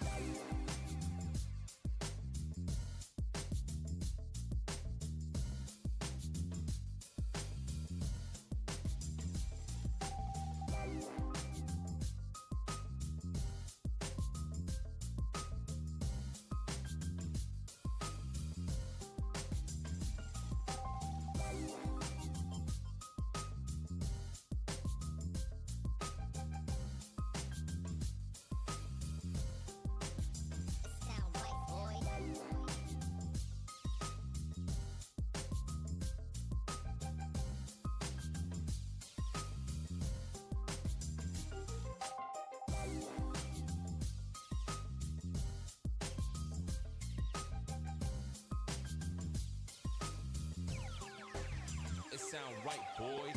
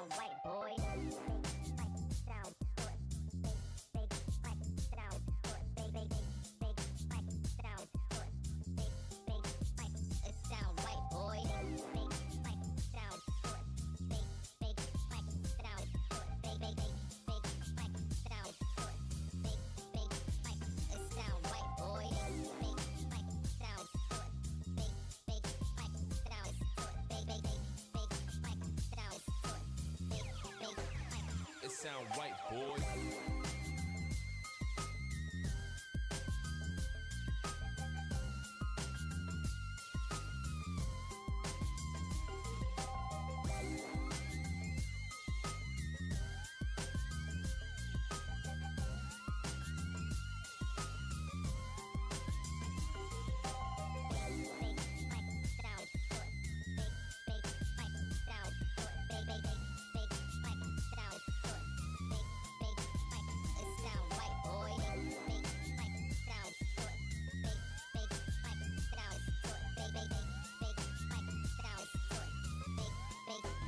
It sound right, boy.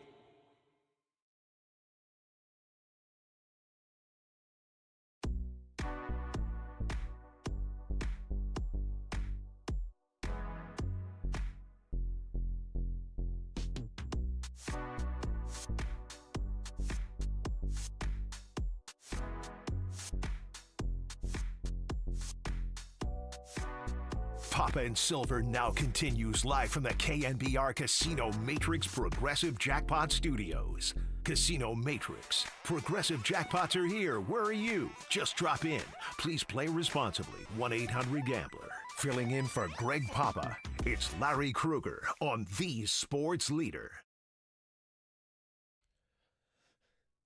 It is Poppin' Silver. Larry Krueger sitting in for Greg Papa. Going to have Krug a handful of times throughout the season. And we got Carmen Policy coming up at 11:30. He traded away Charles Haley in 1992. And that is, of course, a relevant headline because of Micah Parsons headed to Green Bay. And he'll be introduced at 12:30 Pacific today. Want to get into the Niners a little bit before we talked to both Carmen Policy and Matt Mayoko in this 11 o'clock hour. And we'll start by a clip of Kyle Shanahan when he and John Lynch had their pressers on, what day of the week is it? Wednesday. It's all blending together at this point. But Shanahan was asked if he feels different about this team now than he did in previous seasons. And our big discussion point of the first hour, Krug, is, are the 49ers, does this trade change how you're looking at them in the landscape of the NFC? Walter, let me know when we are good to go with that sound cut. But, Krug, what are you thinking as far as the Niners? Do you look at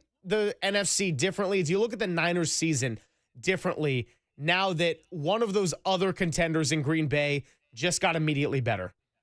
I really don't. By the way, just, because I love the guy and I know he's listening probably, but Greg, if you're out there listening, we love you, brother. And, we know you're fighting the good fight and we're here to pick up for you when you're not here, but we want you back. We expect you back, and all of our love, all of our prayers. So hadn't said that in a while. I just wanted to get that out because, I know he's going through a lot and he's one of the greats, one of the true greats. And we're just trying to fill in when he's not here. But as far as the Niners go, and back to the toy department of life topics that we get to here, I don't think so. I think the 49ers have a lot on their plate. I mean, they're just, I think the Niners have so much to worry about when it comes to just the Niners that I don't even think, they're really, obviously they're scheming, about Seattle, and, the Niners practice some 5-man fronts and they're expecting teams to run at them, I'm sure, especially early in the year, and test them.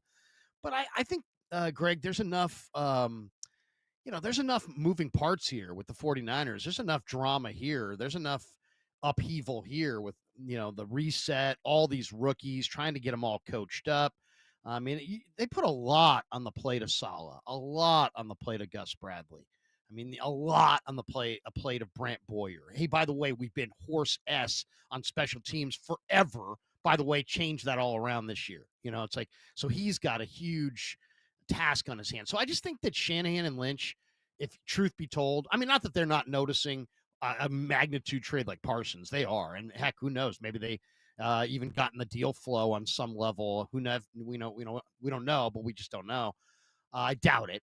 But I think they just have enough on their own plate to worry about to really be concerned in August with Dallas or Green Bay or anybody else, really.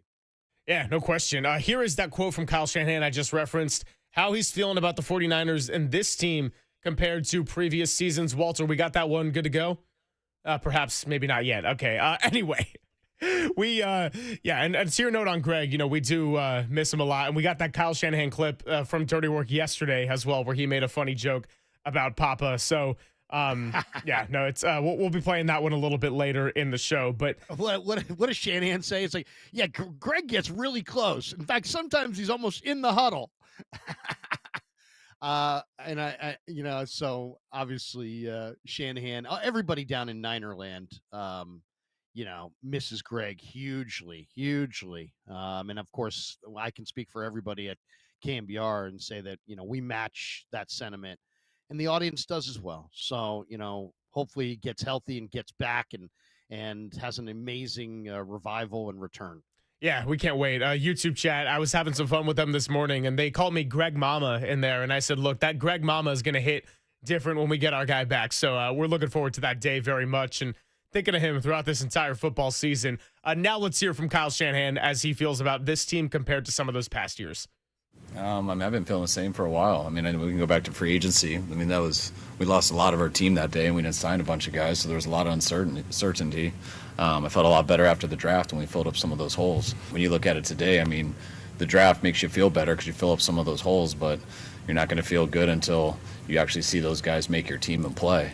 I think that was the most exciting thing when you look at the 53. I mean, we lost more D linemen and stuff and defensive players than what we had, especially in one exit. And sometimes when, as a coach, and you think you're going to make that all up in the draft, I look at that as a little make-believe. I don't usually, wherever you draft, first round, second round, seventh round, it's usually 50-50 on that guy. And then when I look at all the guys we drafted and that they legitimately made our team and we're excited about them, that's the stuff that makes me feel a lot better. Where are we at? I don't know. It depends on how good we get as this year goes. We lost some good players, but I think we filled them with some guys who are capable of becoming those guys and hopefully became capable of becoming better. Is that going to happen right away? No, it never does. But can it happen this year? Can it happen by week 4? Can it happen by week 8? And those are things that we're optimistic about. You want to have good luck with injuries and everything like that, which can't control all of that. But I'm excited that we have options in this building. We have young guys to work with, and we have a bunch of players who have been successful in this league who I still believe have a number of good years ahead of them, too. So there's Shanahan on the draft, and he's right that it's about a 50-50 success rate, whether we're talking first round and getting Michael Williams at 11 or whether we're talking about getting Connor Colby in the 7th round, who had a nice preseason, by the way. But when I look at this 49er team, something that JD and I got into, Krug, is when you look at the schedule, I think when we did our schedule game back in March, April, when it came out and we're thinking, okay, how's it going to go? I originally thought the 49ers had the chance to get off to a great start, and then maybe when they had a little bit of room in the driver's seat, drop a few at the end of the season. I almost look at it the opposite way now because of a lot of these injuries and the rookies who didn't get the chance to get their preseason reps. The offense versus the defense, if we're looking at how it's going to be the second half of the season, that's very much to be determined. Can Robert Saleh get the most out of these rookies? How's the health of the defense? Are they going to lock in and click and get the 49ers to a zone where they're really competitive and maybe carrying the weight in games that they can win? I don't know. But offensively, the first half of the season, that's probably where the unit that's going to need to really carry this group is by being able to score points, maybe having to win a couple of shootouts right there. And you got to do it against 3 division opponents the first 5 weeks with a defense that's unproven and guys who didn't really get a lot of run in the preseason, like a Michael Williams, like an Upton Stout, for example. Lots to unpack there. I would say on the Shanahan front, first on the quote, I agree with him. I was nervous in the free agent period. I felt better after the draft. A couple things on the draft. One, John Lynch was a great, it's safe to say when the Tampa Bay Bucks drafted John Lynch, they got a hit, right? Yes. He was a Hall of Famer. The guy became a Hall of Famer. But guess what? John Lynch had 13 tackles his rookie year. Guess how many tackles he had his second year? 15. So he didn't really bust out and become the all-pro John Lynch for probably 2 or 3 years. It probably was year 3. And I don't think he became a Pro Bowler till it was like year 4 or 5. It just takes time. It takes time. So we gotta give these guys some time. We gotta afford them the luxury of a little bit of patience. But I will say this, and I hold to this. I've said it a month ago, and I'll say it again. This 2025 NFL draft for John Lynch is his Bill Walsh 86 draft. The Niners have 10 rookies on this team. I think 9 draft picks and 1 undrafted guy, Drew Moss, or maybe it's 11, 10 and 1. I forget. But I think it's roughly 10 rookies. If you go look at those guys, I think all of them are going to be starters. Jordan Watkins, someday, is going to start, maybe this year. Drew Moss, starter. Connor Colby, starter. Jordan James is the only one that I'm not really sure about. CJ West, Collins, Martin, Williams, Siegel, Stout. These are all starters. So the Niners, I mean, the 86 draft was awesome. They got Charles Haley. He was a Hall of Famer. And they got 8 starters out of it. The Niners may wind up with 10 starters out of this draft. So I think it's a good idea for Niner fans to chart where the Niners go, because what happened after the 86 draft? The greatest run in Niner history, 87, 88, 89, 90, 91, 92, 93, 94. That's the greatest run in the history of the franchise. And it was all based on getting Rice in 85 and the volume in 86. This was their volume draft. So we got to have patience, but it is I am very optimistic about this. What was your second part of your question? Second part was just about where the 49ers are going to get the bulk of their success, whether it's the offensive side, whether it's the defensive side, and God forbid special teams doesn't tank it. The special teams can be average, and we're going to be fine. I don't want to talk too much about special teams this year, to be honest. If we're talking about them for the right reasons, great. But my thing, Krug, is special teams is not a third of the game, and if it is, it's probably for the wrong reasons. Right. I mean, let's just say this. I mean, the Niners have been bad under multiple special teams coordinators. So, they really have to kind of do an internal kind of research on themselves, their practices, their philosophies, their approaches of every aspect of special teams, and just allow Boyer to kind of remake the thing. I do have a lot of confidence in Brandt. He's got a very strong personality. I love the fact that he'll sound out some guys in the practice field. He's not unprofessional, but he ain't soft. I'll tell you that. He's no wallflower. He'll go after you if he doesn't like what he sees. So I like that. I think the 49ers are going to be better on defense than people think, because I think Saleh is a way better coordinator than Sorensen or Wilkes. And I think he's going to have more answers. Now, you're trying to get it done with your front four. And I thought it was interesting, the move that they just made, picking up Jordan Jefferson, who's more of a pass rusher. I think they're looking at their interior and going, West is not giving us much as a rusher. Collins probably isn't either. So where's that interior rush coming from? Evan Anderson was not a rusher. So they trade out Evan Anderson for Jordan Jefferson, who has a great explosive first step, but is also enormously strong. I think it's indicative of what they feel like they need a little bit more push up front on their line. But I think if they don't get pressure with 4, Saleh will be able to dial up some exotics and heat up the quarterback and cover for them a little bit. It's all going to be interesting. What's going to be interesting to me is, can they stop the run? Seattle's trying to run it down their throat. Seattle's going to try to run the ball. I think Seattle's game plan in week 1 is, let's run it a ton and have Darnold throw it 15 times. As is the 49ers possibly too, right? McCaffrey, Robinson, Brock, throw to Kittle 10 times and throw to Pearsall 10 times. Though I do love, I think that the Niners, the optimism I have for the Niners season, Greg, is really all on Brock Purdy. I think Brock Purdy is ready to make that next step. He signed the big contract, but it didn't change anything other than add to his resolve to get it all done. I think him moving to Nashville, you're going to see the effects of that. I mean, I've seen it all summer, but I think the fans are going to see the effects of it once the season starts. Him and Kittle have never been more locked in, and Brock is building great rapport with Demarcus Robinson, with Pearsall. The guy who I think's the secret weapon for the Niners is Jordan Watkins, because Watkins, to me, there's two rookie receivers that are going to absolutely take off, and they're both of the Ole Miss guys. It's Trey Harris from the Chargers, and it's Watkins with the Niners. They played in a pro system, a lot of pro elements to what Lane Kiffin does there at Ole Miss. Both those guys were productive in the best conference in America. I think they're both going to bust out. And look, Watkins flashed nicely in that first preseason game and then got the high ankle sprain, and we'll see if he's ready to go week 1. But as it stands right now, the 49ers don't have a lot of options at wide receiver. So it's going to be Kittle, McCaffrey, Pearsall, and I don't know, maybe a little Sky Moore, maybe Kendrick Bourne if he ends up coming back. And he'll be doing a visit with the 49ers on Monday, then the Commanders on Tuesday. Let's unpack some of this Jauan Jennings situation before we get to Carmen Policy and then Matt Mayoko. We'll do that next. It's Papa and Silver with Larry Krueger, only here on the Sports Leader.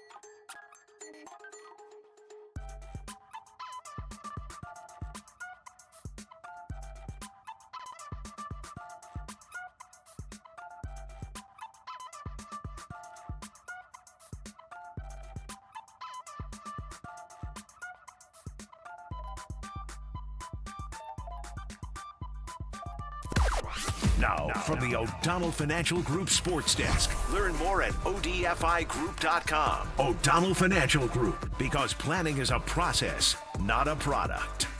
It's the last Friday before the 2025 NFL season officially kicks off, and that's a good reminder to you to come out to our KNBR 49ers Roundtable. Prescott Market in Oakland next Thursday at 3 o'clock. Dirty Work will get things going, and then you can run up John Dickinson's tab. Sounds like a pretty good deal to me. I'll see you out there.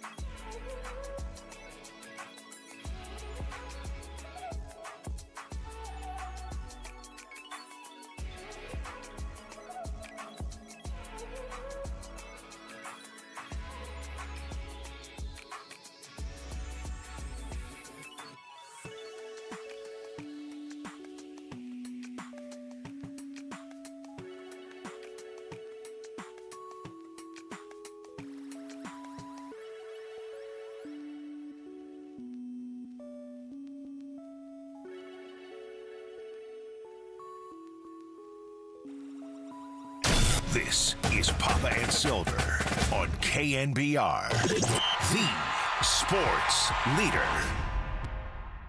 Filling in for Greg Papa, it's Larry Krueger on the sports leader.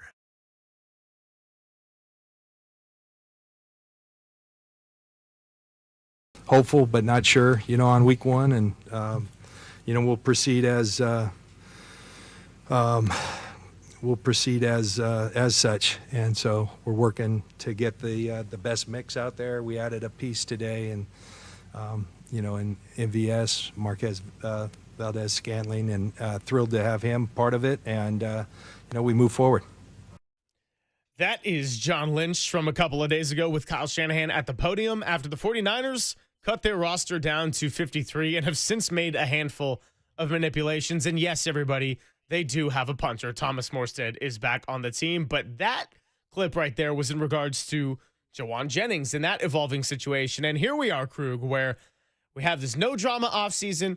Purdy gets extended. He goes to Nashville. He's hanging out with Kittle, who also gets a new contract. Fred Warner gets taken care of too. And then we're doing shows together in July, and we find out that Jauan Jennings also wants a new contract by the time training camp comes. And we're thinking, hey, that's a week away. He shows up in good faith. He's got the calf injury. And my reading between the lines with John Lynch and Kyle Shanahan and the way they've talked about Jauan Jennings in the past couple of weeks is that while I believe the calf injury was full-on legitimate, at this point, I think we are talking very much to do with money and very little to do with the calf when I hear the frustration and the tone of their voice.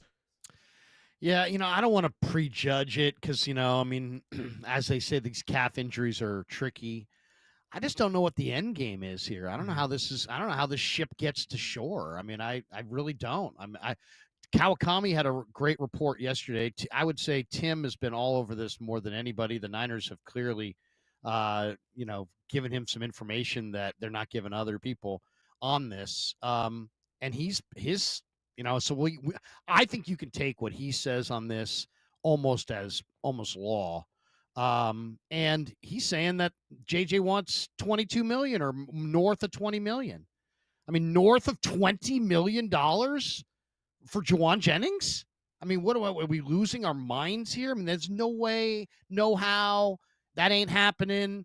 And how can the 49ers call them, say, hey, we want to be ruthless and even entertain that at all? So I don't if you go look at the neighborhood he's in and the receivers that are around him with comparable if I told you I was going to sell a property, the thing you would do if you had a good realtor is look at the comps, right? What are the comps in that neighborhood? Okay, the guy wants $1 million. Well, that tells me nothing. What are the comps in the neighborhood? Oh, the comps in the neighborhood are all $800,000. Well, maybe he wants asking too much. Oh, the comps in the neighborhood are all 1.5. Well, maybe the place is a dump.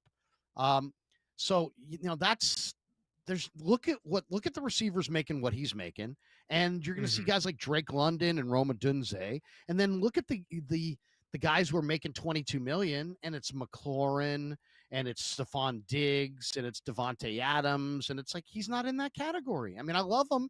I respect the hell out of him. There might not be a receiver that I respect more than Jauan Jennings. I feel like Lynch and Shanahan probably, if they were sitting here, would say, Krug, we agree with you. There might not be. Lynch said it yesterday. Lynch is a safety. He likes to blow up receivers, but he respects the hell out of JJ. Why? Because JJ plays for the right reasons, and he plays the way that everybody wants to see him play. Blocks guys into the bench. He shows up for the dub. He's all about the win. So this is very out of character, but I think this is probably through the agent. It's probably Rosenhaus's plan, and it is a horrible plan. The good plan would have been JJ. Show up early, get in shape, have a great camp, have a monster September, and then whatever happens after September is all gravy. At the end of the year, we're going to look up, and you're going to be a $50 million receiver with $25 million guaranteed, and you're going to have that money that that's going to take care of your family and your for generations to come. Instead, you're going to sit it out in your gotta have it year, and when the Niners are super desperate, you're going to try to use this leverage against them. When they're going to have a bunch of receivers coming back. To me, anything that keeps him out in September is a bad plan, and this appears to be that. So yesterday we did a take it or leave it kind of segment with Walter where he gave us different categories and JD and I had to decide, do we take the question that's presented or do we leave it and kick it to the curb? And one of the categories was rock, paper, scissors. And how rock is defined in this one is someone who is rock solid and maybe not the flashiest, maybe not the highest paid kind of quarterback, but your Kevon Looney equivalent for any sport. And Jauan Jennings, up until he wants this paper and that contract, has been a perfect example of rock. He's a winning football player. He is loved in the locker room. Not a ton of catches leading up to last season, but the ones he would get were very meaningful. That's why he was third in Jauan. He is loved by Kyle Shanahan and John Lynch, to your point, as noted. He also might be the wide receiver 3 on this roster by the season's end.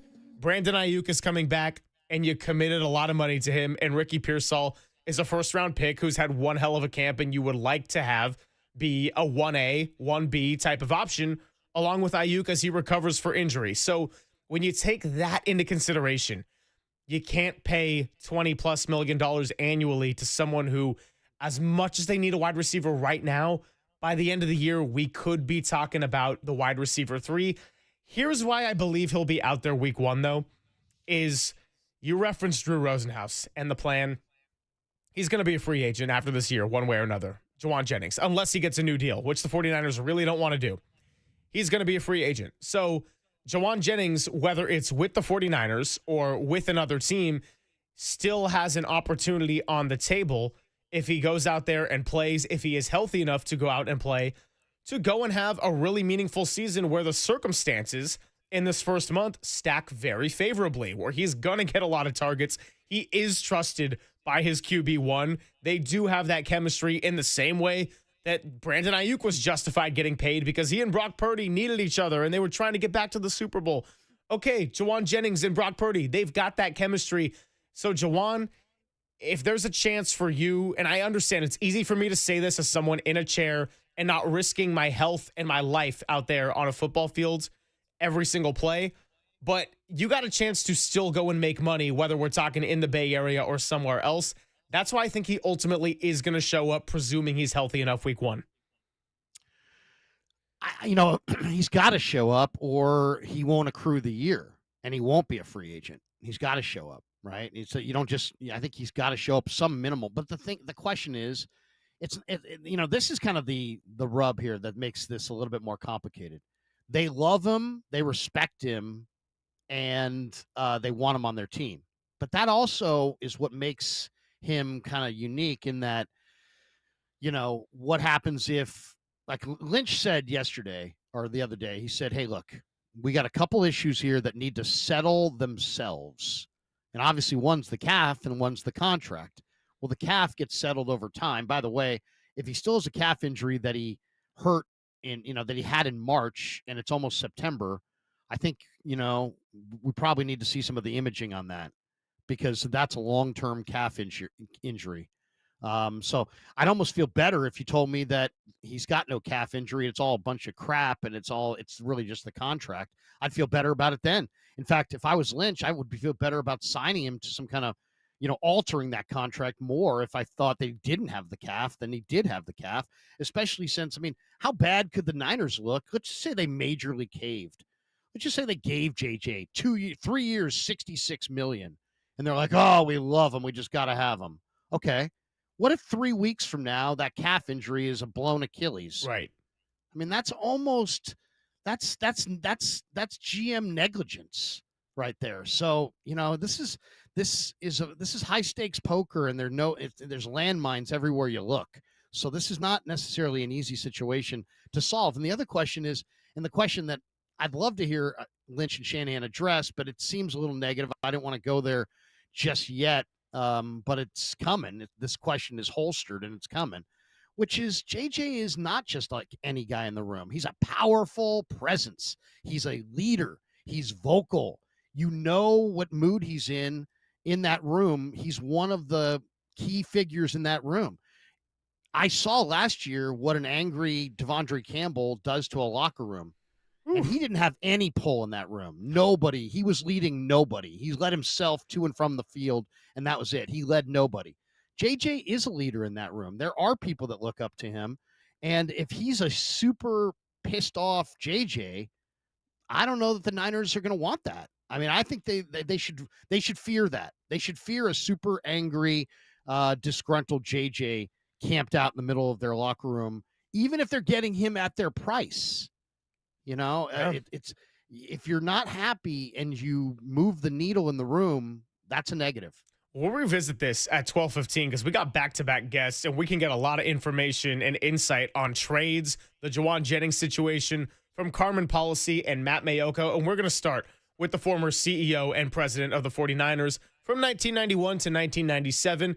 He traded away Charles Haley to an NFC rival that went on to win a couple of Super Bowls. Carmen Policy joins us next on the Sports Leader.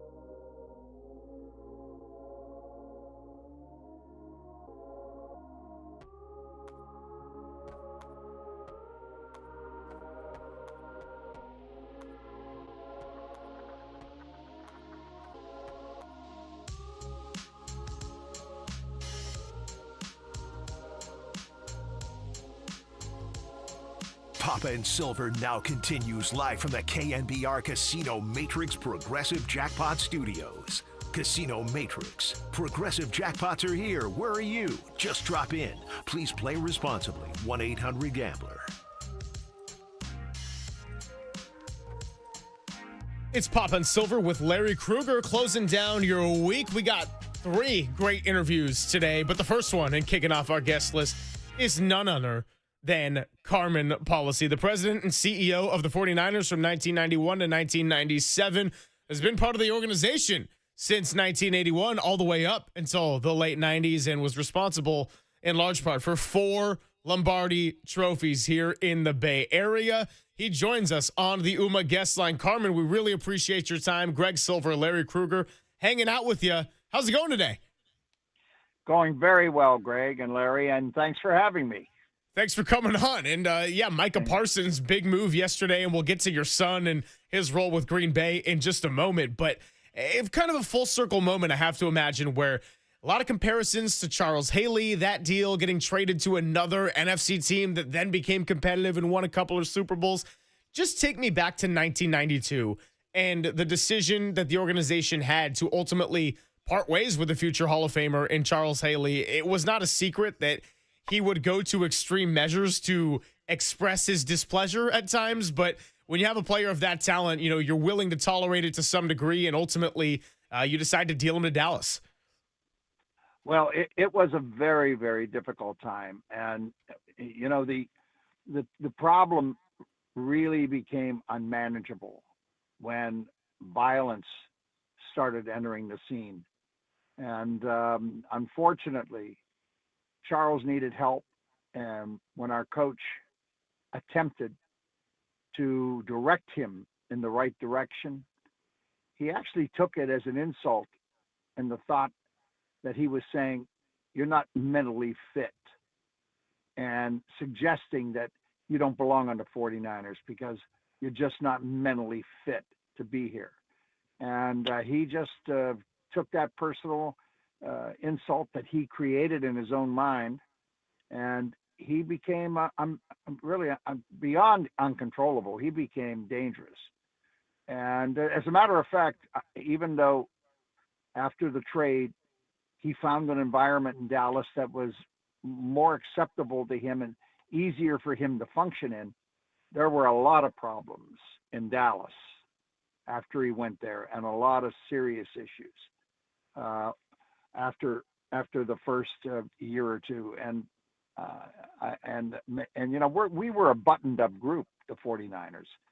We weren't all that loosey-goosey, and we were kind of watching out for people, but we did things a certain way, and it was just so bad that there was no choice. We had to trade him or cut him, and we didn't dare cut him because then we have no control over where he goes, and you get nothing for him.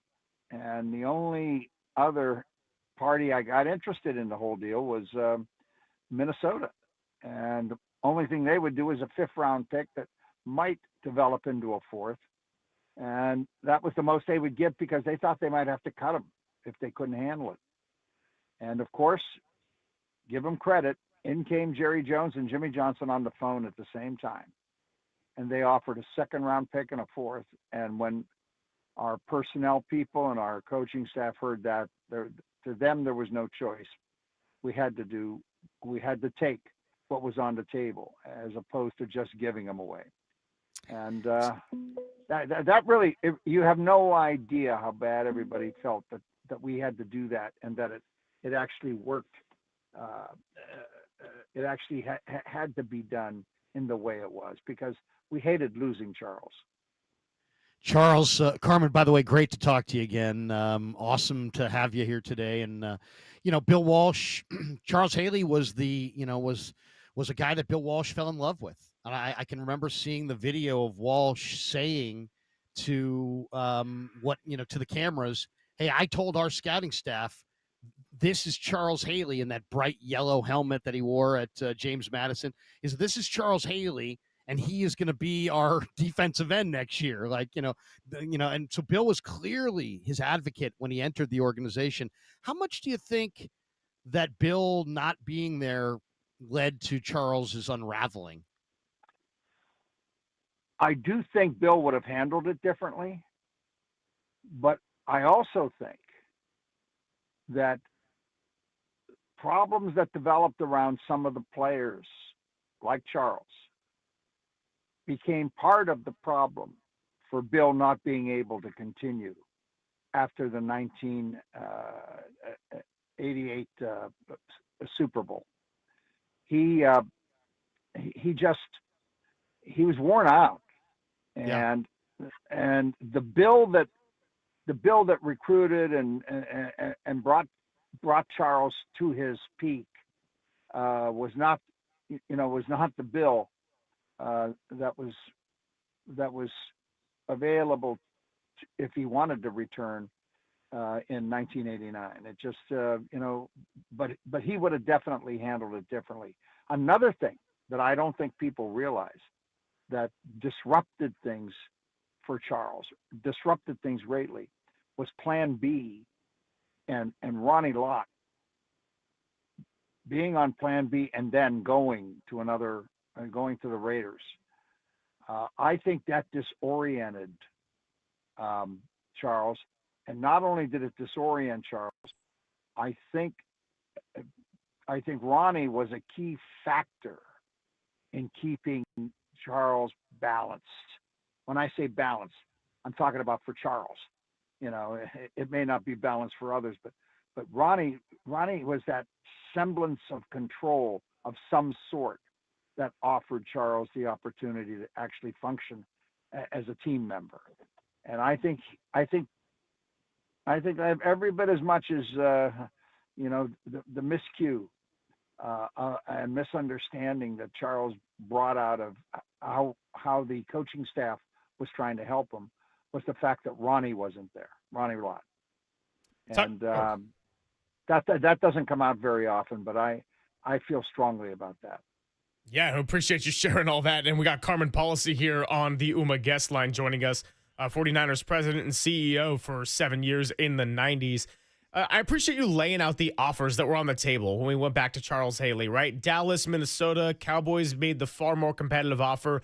With Micah Parsons getting traded yesterday, there was a lot of talk of why would Dallas deal him to another competitive borderline arch rival within their own conference? And at the time, was there a lot of reluctance to trading Charles Haley to Dallas, even though that was clearly the best package you would get in return?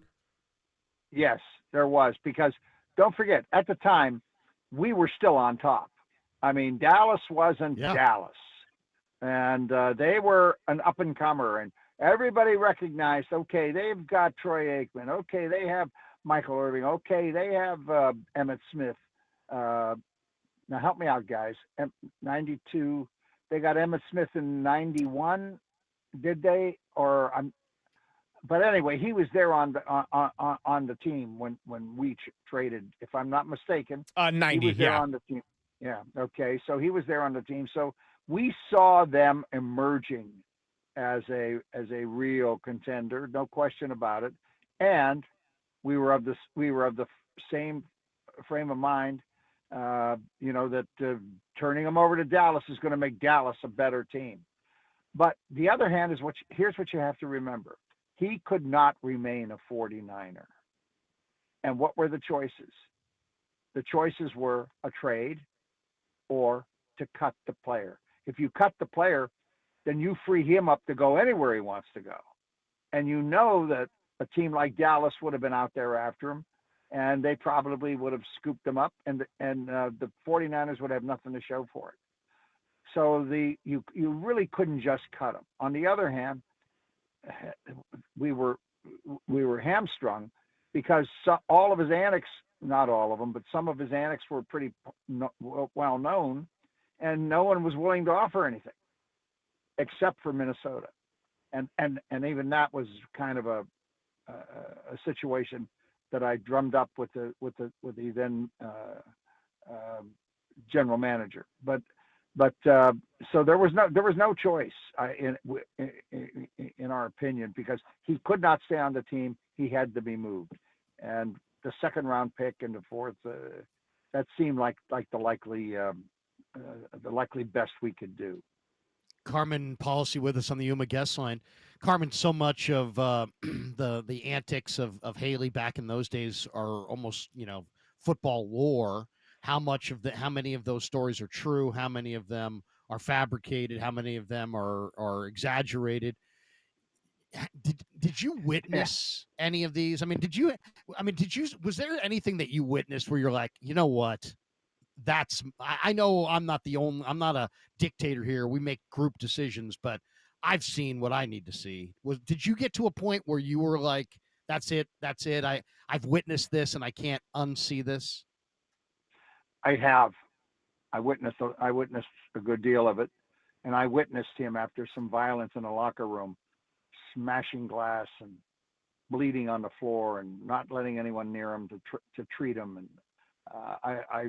I was there in the aftermath of some of the other stuff that occurred within the building, downstairs, amongst the coaching staff and amongst some other players, and crudeness that was just unspeakable. As a matter of fact, I don't know if you gentlemen are watching the Netflix docuseries. Yeah, I have. Okay, on the America's team. Yeah.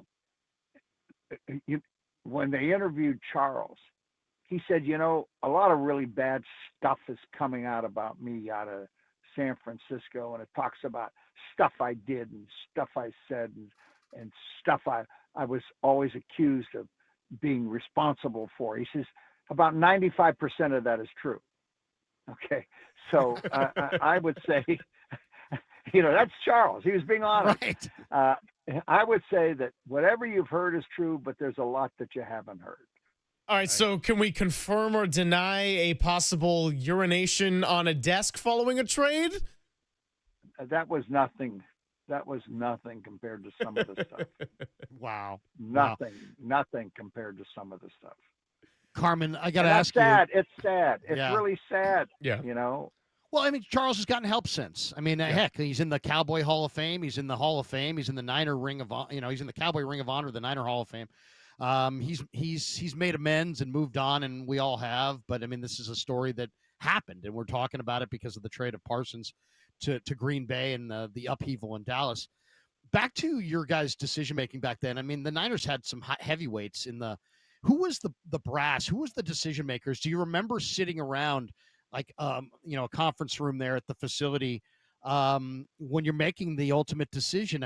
Was it you, Seifert, McVay, Dwight Clark? Who was in the Niner decision making, triumvirate or whatever back then? Well, first of all, Eddie DeBartolo was sick about it.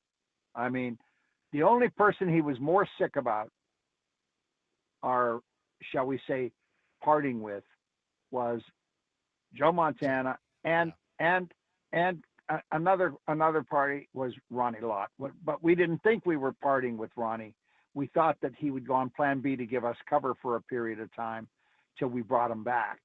But when we lost him, we all said to ourselves, "Oh darn! That's not what we intended."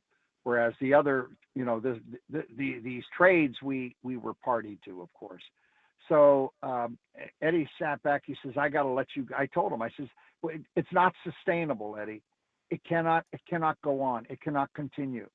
I said, "So we only have these other options available." And he says, "All right, I'm leaving it up to you to make the best decision for the franchise." So, and that's where we left it. And we had John McVay, we had Dwight Clark, we had Vinny Serrato, we had the head of scouting, all the coaches, especially the defensive coaches, and we had some good defensive coaches there that who were. One of them was kind of like tried to be a bit of a father to Charles as well. They all agreed, we hate losing him. We hate losing this talent, but we have no choice. And they all agreed that you just can't cut him. You better get something for him, because at least then you're getting something for him. Otherwise, you have no control of where he goes, and he'll wind up in somebody like Dallas, or even maybe even worse, somebody in our division's hands. And so after a while, it became once the decision was made that it wasn't sustainable within the organization, then it was only a matter of applying the options and take the best option available.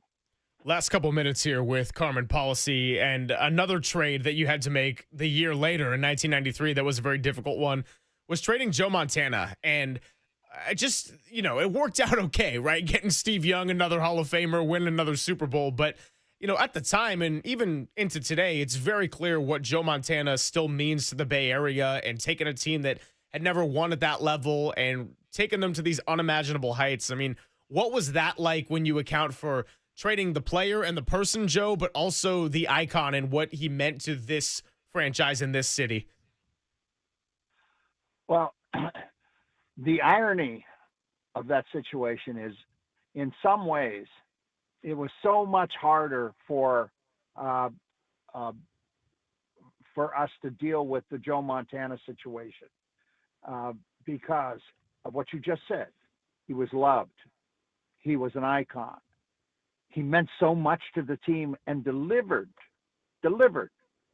so much glory and accomplishment to the team.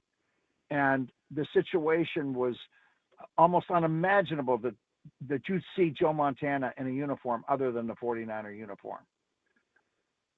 However, and by the way, it wasn't like Joe Montana was, demanding a trade and wanting out because of a contract situation, or because of us not wanting him or him not loving San Francisco. So in that regard, that made it really, really tough. On the other hand, we had come to a point within the organization's structure and system where we could no longer keep Joe Montana and Steve Young. It was not, again, sustainable for a couple of reasons, one of which was the salary cap and where we were with both Steve and Joe's contracts, and where we would have to be with Steve if we were going to continue starting him. And then again, we were looking at a situation with Joe's health. Don't forget, we had the benefit of some very, very serious and top-notch medical teams telling us, you can have him play next year. You can probably, if you nurse him, get 12 games out of him for the regular season, and then pray to God that he's healthy for the playoffs. And then who knows, he could win a Super Bowl maybe for you, or he may not even show up for the playoffs. That was the defined medical opinion. And then after next year, it's kind of over. And so we knew, again, the responsible path we had to take for the future of the franchise. And in that regard, it made it easier to follow the logical and I'll even say more disciplined path than we had to follow with the extreme conduct of Charles pushing us into what we had to do but didn't want to do. And believe me, if you think, I don't know of any time in my life when I went through more controversy in terms of negativity and so forth than during the Montana trade. And we'd go to, we were always welcome at any restaurant in the Bay Area. When I started going to some of the restaurants during that period when it was going to be trading Joe Montana. Oh, they said, well, we're full tonight, Mr. Policy, but maybe if you want to sit at the bar. Okay. Then I had to worry about, are they spitting in my food? And it was incredible. And it comes with the territory, I know, but there was two different situations. So, we were part and parcel of what was happening with Joe. We were forced into what happened with Charles. Carmen, gosh, it's so awesome to talk to you. And the audiences, I'm sure there are people sitting in their car. I'm not going to get out of the car right now. I'm listening to Carmen Policy. I got to ask you, because you had a very full football life. I mean, you had a hand in the Niners, every one of their championships, 81, 84, 88, 89. But I got to think 94, because of the Haley trade and because you were the architect in a lot of ways of the 94 49ers, the last Super Bowl championship 49er team that actually, won it all, Lombardi number 5. And I always wanted to ask you this. How important was 94? And that was the dawning of free agency, was the beginning. The Niners benefited by Eddie's generosity that was well documented in the 80s and 90s. Lots of people everybody wanted to be a Niner. But you got it done, and you got all these guys, and you assembled an amazing cast with Dion and Ricky Jackson and Dent and Plummer and Norton, and just an awesome team. But I know you've had a great relationship with Mr. D for a long, long time. But did you need that 94 Super Bowl to achieve a different level in Eddie's eyes? I mean, how important was 94 for you and Eddie's relationship, as far as how he accepted you post Haley trade, and obviously you were the creator of the 94 team. It's amazing that you asked that question.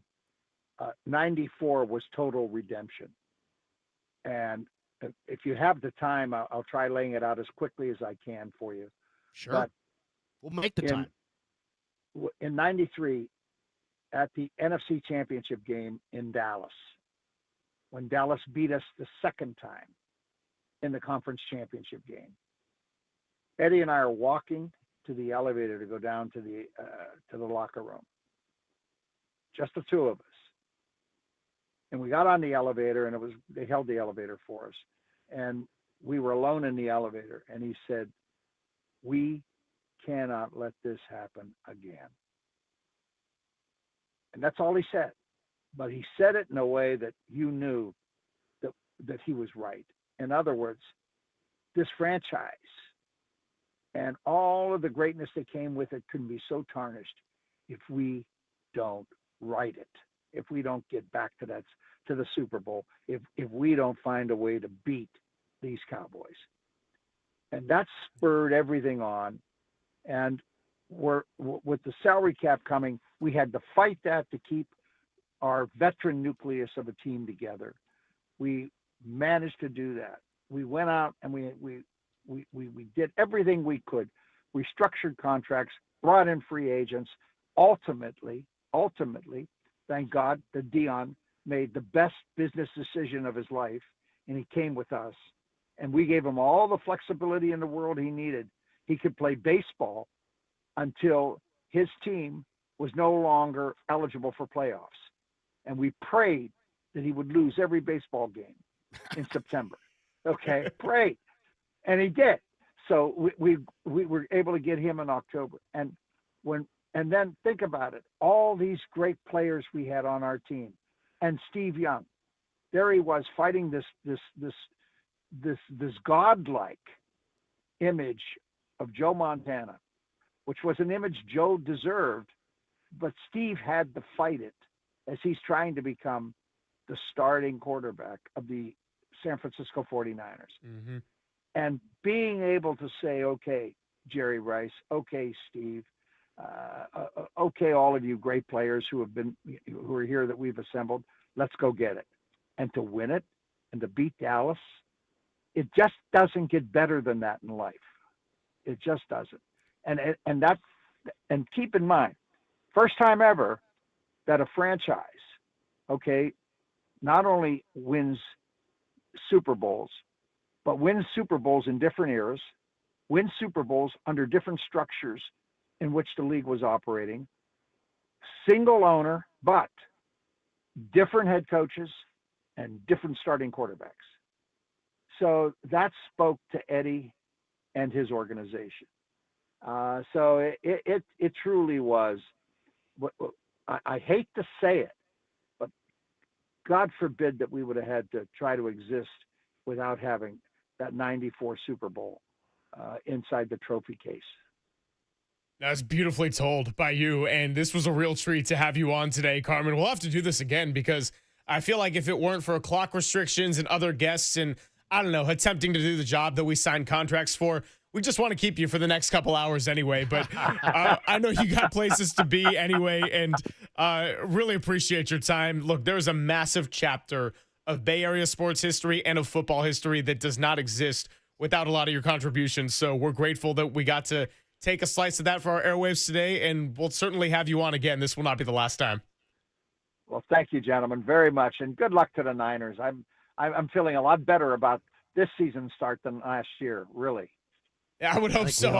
I don't want another 6-11 to be talking about here. So thanks, Carmen. Thank you.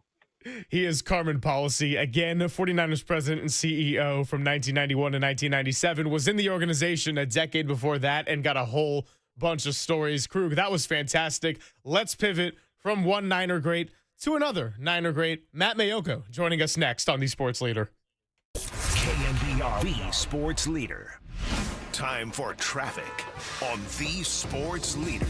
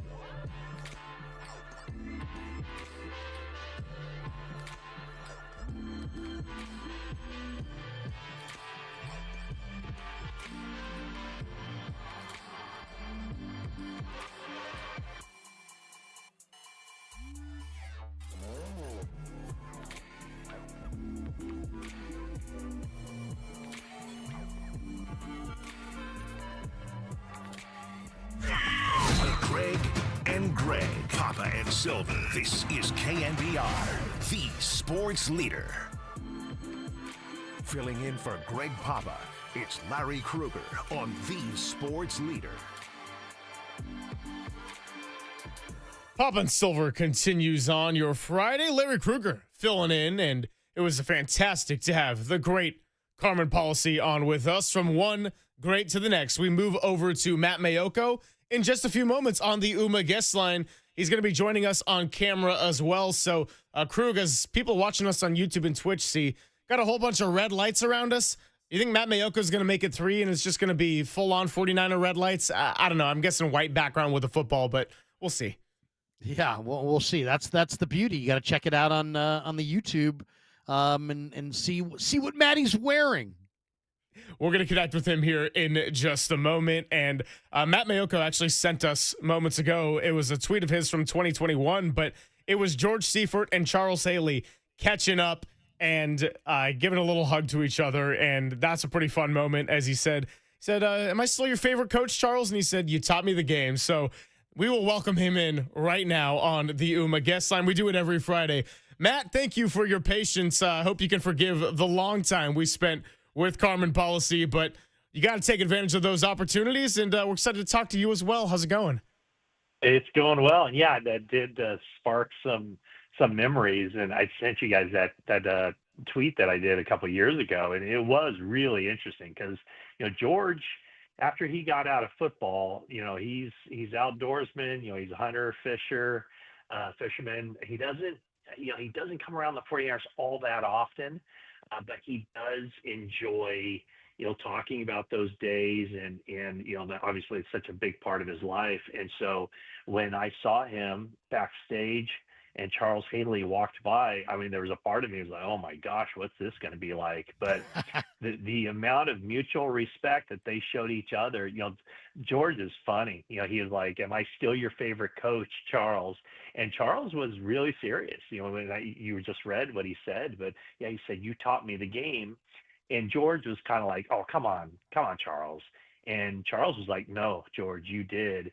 And that's when I kind of walked away and let those two men kind of have their moment. But it was fascinating. And what Carmen said about so much more about that whole situation that we don't know. I mean, we can only imagine how wild those times were in Santa Clara. Or not only in Santa Clara. I mean, when Emmitt Smith held out, I believe it was Charles Haley who hurled his helmet at a wall, and it pierced the wall next to Jerry Jones and damaged the wall. And I think within 24 hours of that incident, Jerry signed Emmitt. I forget what year it was. Yeah. Emmitt was holding out, but Charles was a powerful presence. Let's just say that. Probably still. Yes, is. He was. Absolutely. Yeah. And one of the more famous stories, and speaking about powerful presences, is when Steve Young was the quarterback of the 49ers and they were playing in the LA Coliseum against the Raiders. Right. And I think 9-6. and I think the 49ers offense was maybe held to 9 points that day in a loss. And Charles was so upset, and I'm just kind of really underplaying the word upset, that people from the 49ers had to go over to the Raiders locker room in order to get Ronnie Lott to come over to the 49ers locker room. Ronnie, obviously, in full uniform with the Raiders at that time, because Ronnie had such respect of everybody that basically he was the only person who could have remedied that problem to get Charles to kind of, mellow out a little bit. So, yeah, wild stories from those days with the 49ers. Matt, moving it over to the present here, I heard you reference 4 rookies that you really like as week 1 starters, and the surprise one in that bunch was Nick Martin. And to be clear, that wasn't to replace D. Winters as the weak side linebacker position, but Nick Martin is someone who struggled a little bit in preseason game number 1, and then 2 and 3 was looking a whole lot better. Why do you like Nick Martin as a week 1 starter on this young defense? Yeah, when you say struggle a little bit week 1, you're being very kind. He wasn't very good at all. And I think the more important thing was that Nick Martin realized that he did more than just struggle a little bit. He was awful. in that game, and he fully recognized it to the point where whatever that was, 15 minutes after the game, when I go over to talk to Nick Martin at his locker, his head is down and he's already watching film of that game that had just happened.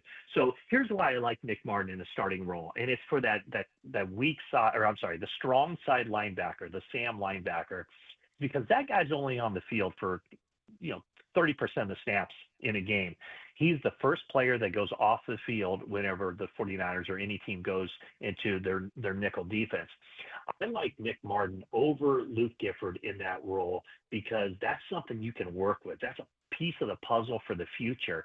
And there very well might come a point during the season where the 49ers determine, or Nick Martin basically plays his way into being the team's best weak side linebacker, the guy who's on the field all the time. So I like the idea of just getting your three best linebackers on the field.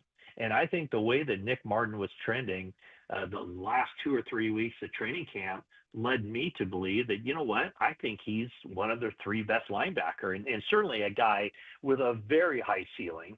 And the more he plays, the better he's going to get. So, hey, this team knows that they're going to take some lumps. Maybe that won't be reflected in their win-loss record, but there will be certain rookies who have a lot of learning to do and are going to get beat and are going to have some humbling experiences. But the idea is when you draft 11 guys, 10 of them make your 53-man, and then another undrafted guy makes the 53-man. So 11 rookies on this team.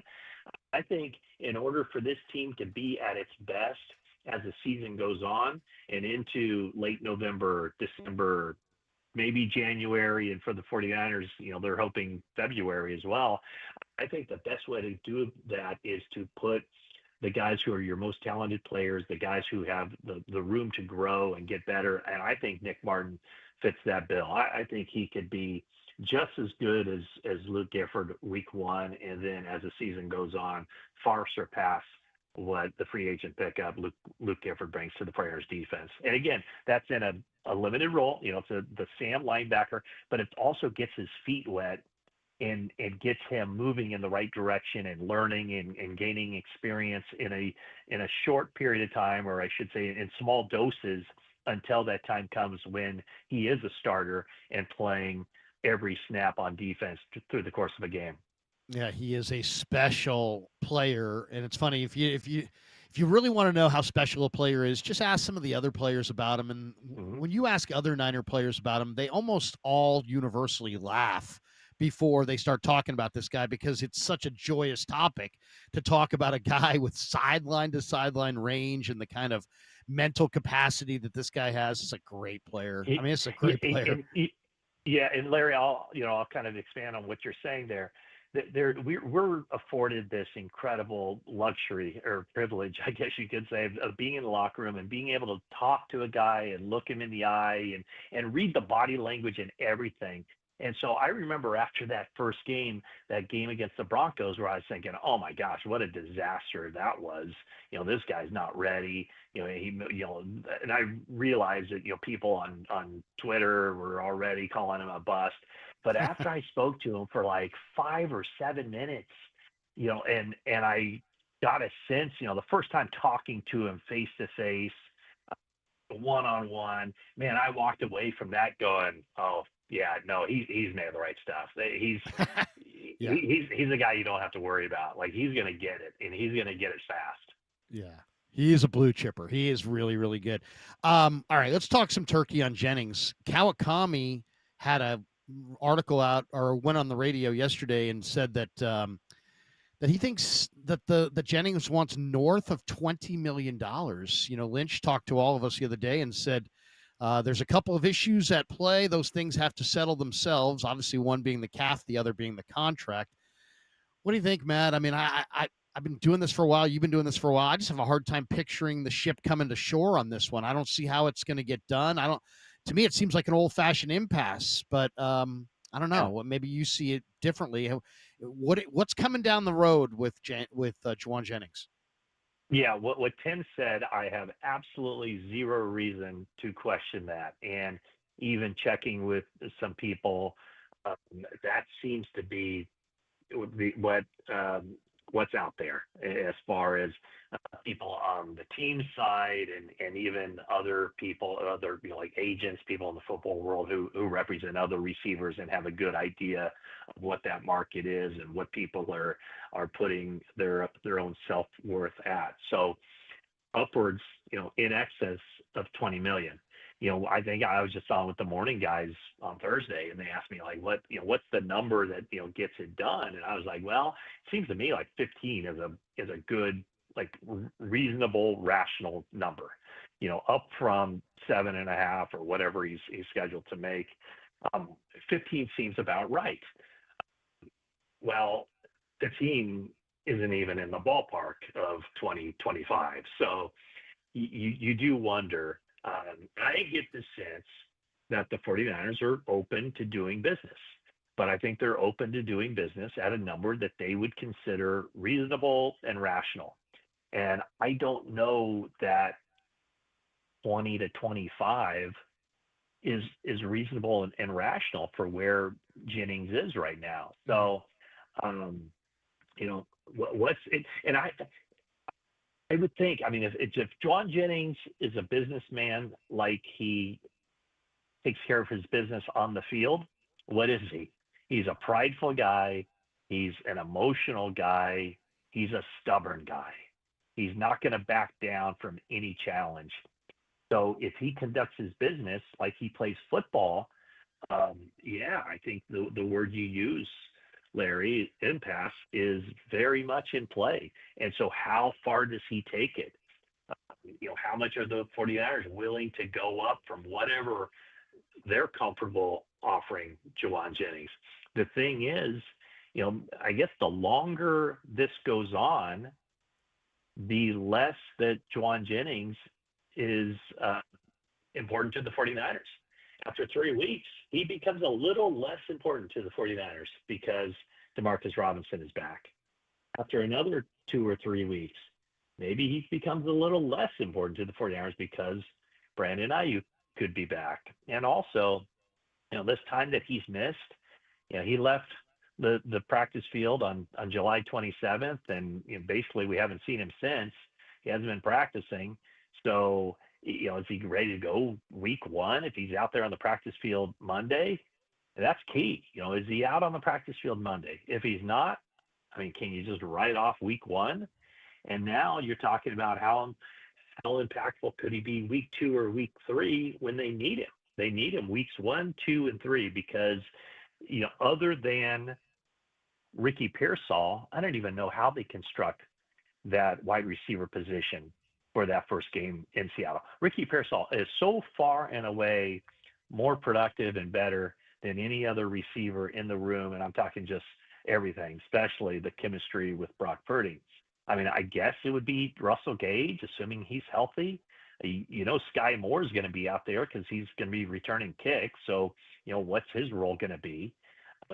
Does Robbie Chosen get bumped up from the practice squad? Is Jordan Watkins ready to go? I doubt that.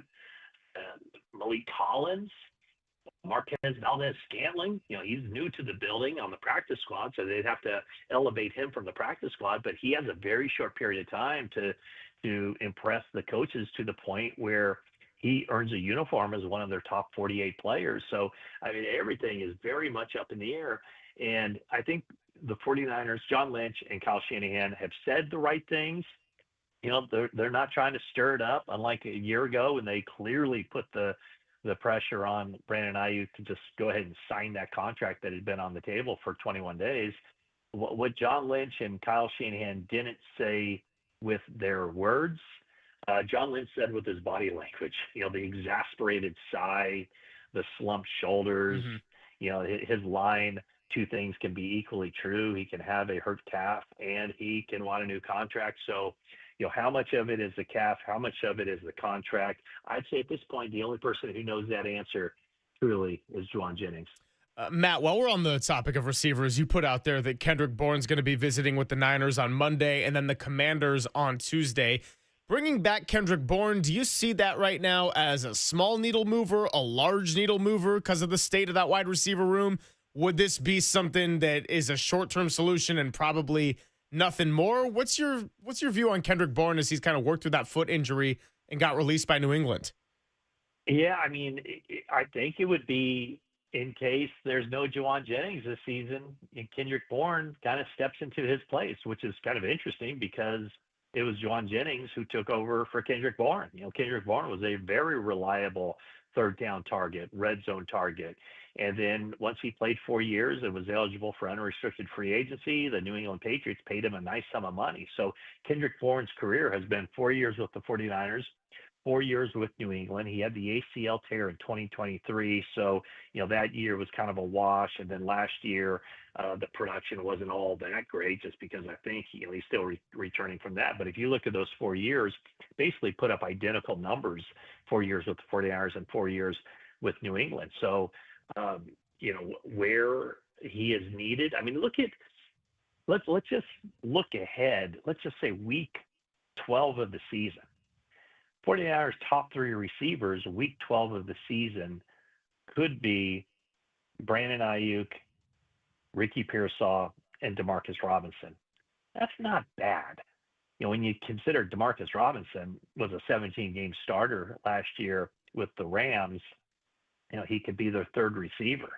And then you factor in some of the other names that I mentioned, Russell Gage, Sky Moore, there's 5 right there. So, where would Kendrick Bourne fit in? What's again, I mean, the big piece to this puzzle is Jauan Jennings. I don't get the sense that 49ers right now are willing to pay Kendrick Bourne a lot of money. So we'll see if that thing gets done. But I think if he's healthy, having him for the short term would certainly help this 49ers team. Yeah, don't forget Jordan Watkins, too. I think Watkins, I know he's got the high ankle sprain, and we're not even sure of his status physically for week 1, but I really think Watkins is a precocious young receiver. I mean, I think he's a guy who's going to hit the ground running. I would not be surprised. Him and Trey Harris are very polished, and both of them played at Ole Miss. I think Watkins is going to surprise people, and that could hurt JJ's leverage if all of a sudden Jordan Watkins steps out there and looks like a dynamic guy who can really help. Yeah, Larry. He does have a lot of potential, but as we saw in that first preseason game, man, he needs to get out there. He needs to play, and that having that high ankle sprain, which doesn't look like a real serious high ankle sprain as far as high ankle sprains go. I saw him running out there yesterday, and he looked good running. But he had that 50-yard catch in that game against the Broncos' #1 defense. It should be added, and so that was just like, wow, that was an eye opener. But then, he false starts, which is fine. Everybody false starts, but then he makes the wrong adjustment on a route, and everybody sees that Mac Jones made a horrible throw and it's an interception, but it's actually on Jordan Watkins. So those are the kinds of things that need to get ironed out, and he needed those final 3 weeks to help him get in the right page with everybody. But those are things that coaches don't tolerate. So he missed some valuable learning experience of having that injury. No question. In fact, I asked Todd Husek last night on Niners Nightly, which you can catch from 6 to 7 on these Sports Leader. You like how I got that in there?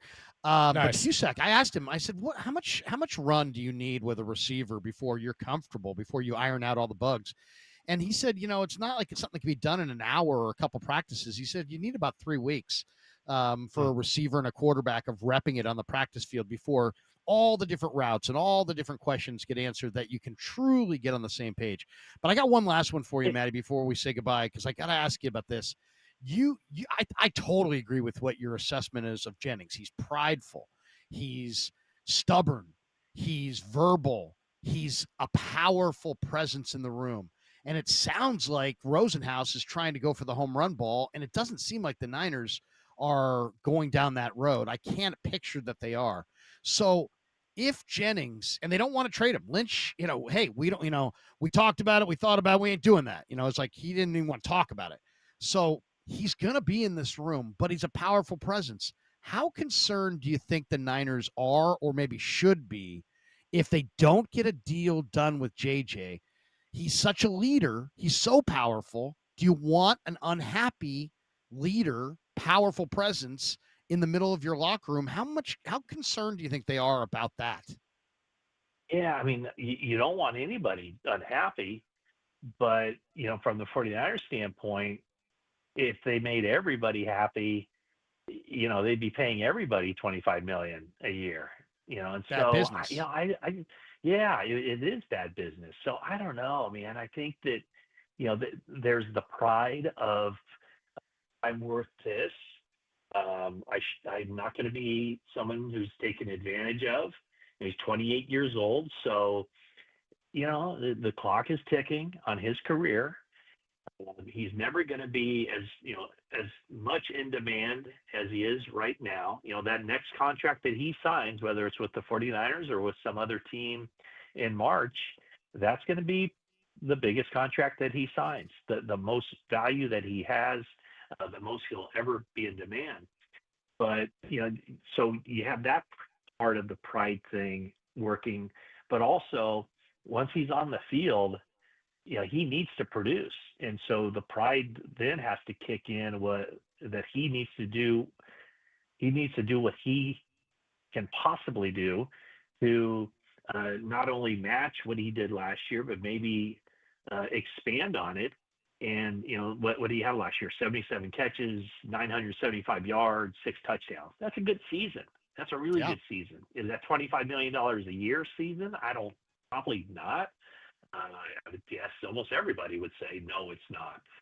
So I think the pride part of it is that the 49ers are banking on him being a professional. And even if he's not happy with the stuff that's going on off the field, he will at least kind of take out that frustration on the field. And maybe you see an even more amped up version of Jauan Jennings. Matt, we always appreciate your time. Thanks for being flexible on the clock with us today. And next time we talk to you, we'll be football season underway, and we'll be 2 days away from the 49ers opening kickoff. So really looking forward to it. Enjoy your weekend and get ready for this thing to start for real. All right. Thanks, gentlemen. Always my pleasure. And that was a heck of a lot of fun listening to Carmen Policy. When I first started on the 49ers beat, man, he was the face of that franchise and silver-tongued, and there was always plenty of quotes when I'd have the notepad out in front of Carmen. So that was a great trip down memory lane. Thanks a lot for having him on. Absolutely. No, thanks for sending us that tweet as well, making it a full circle interview right before we had you on. So, enjoy the week, and we'll catch up next Friday. Thanks, Matty. Okay, thanks, guys. You can check him out, Matt Mayoko, 49ers insider for KNBR and NBC Sports Bay Area. We got Andy Baggerly coming up in about 20 minutes, so we're just rolling through with the guests here on a Friday. It's Papa and Silver with Larry Krueger filling in on the Sports Leader.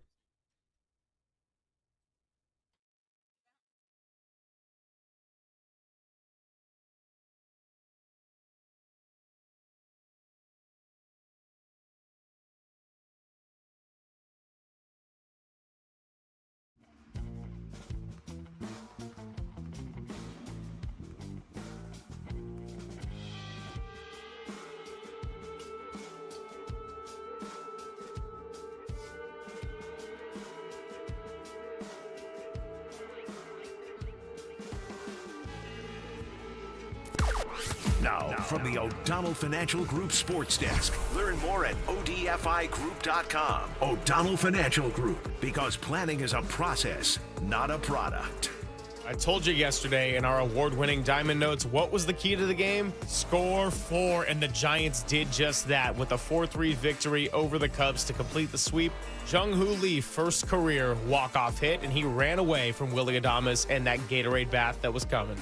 They'll look to ride this hot streak even further as they face the Orioles tonight. 7:15 first pitch, Robbie Ray on the mound, and we'll carry it all for you right here on the Sports Leader.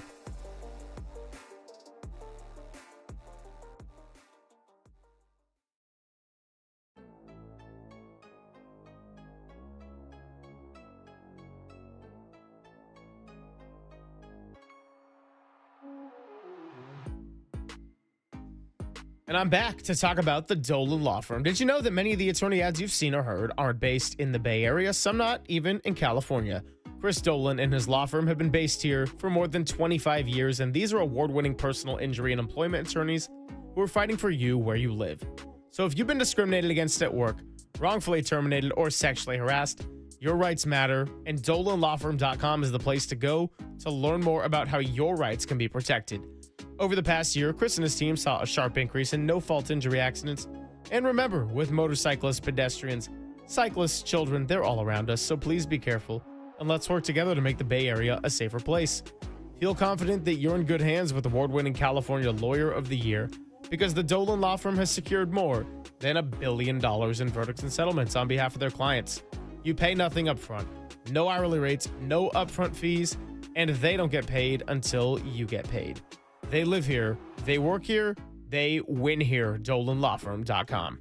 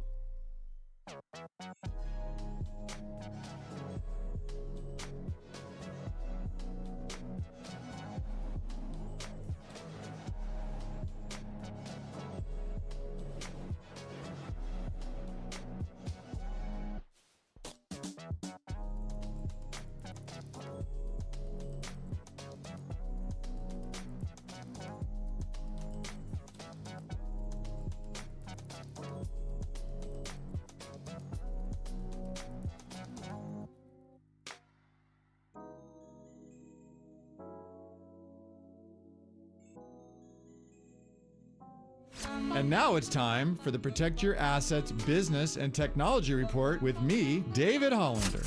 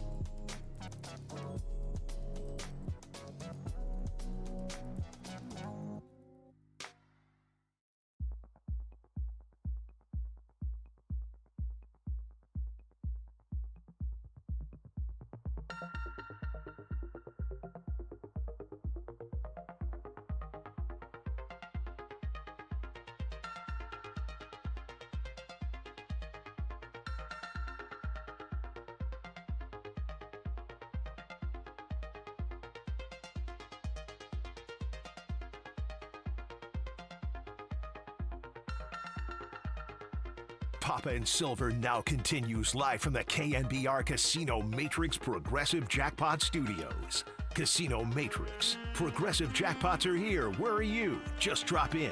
Please play responsibly. 1-800-GAMBLER. Filling in for Greg Papa, it's Larry Krueger on the Sports Leader.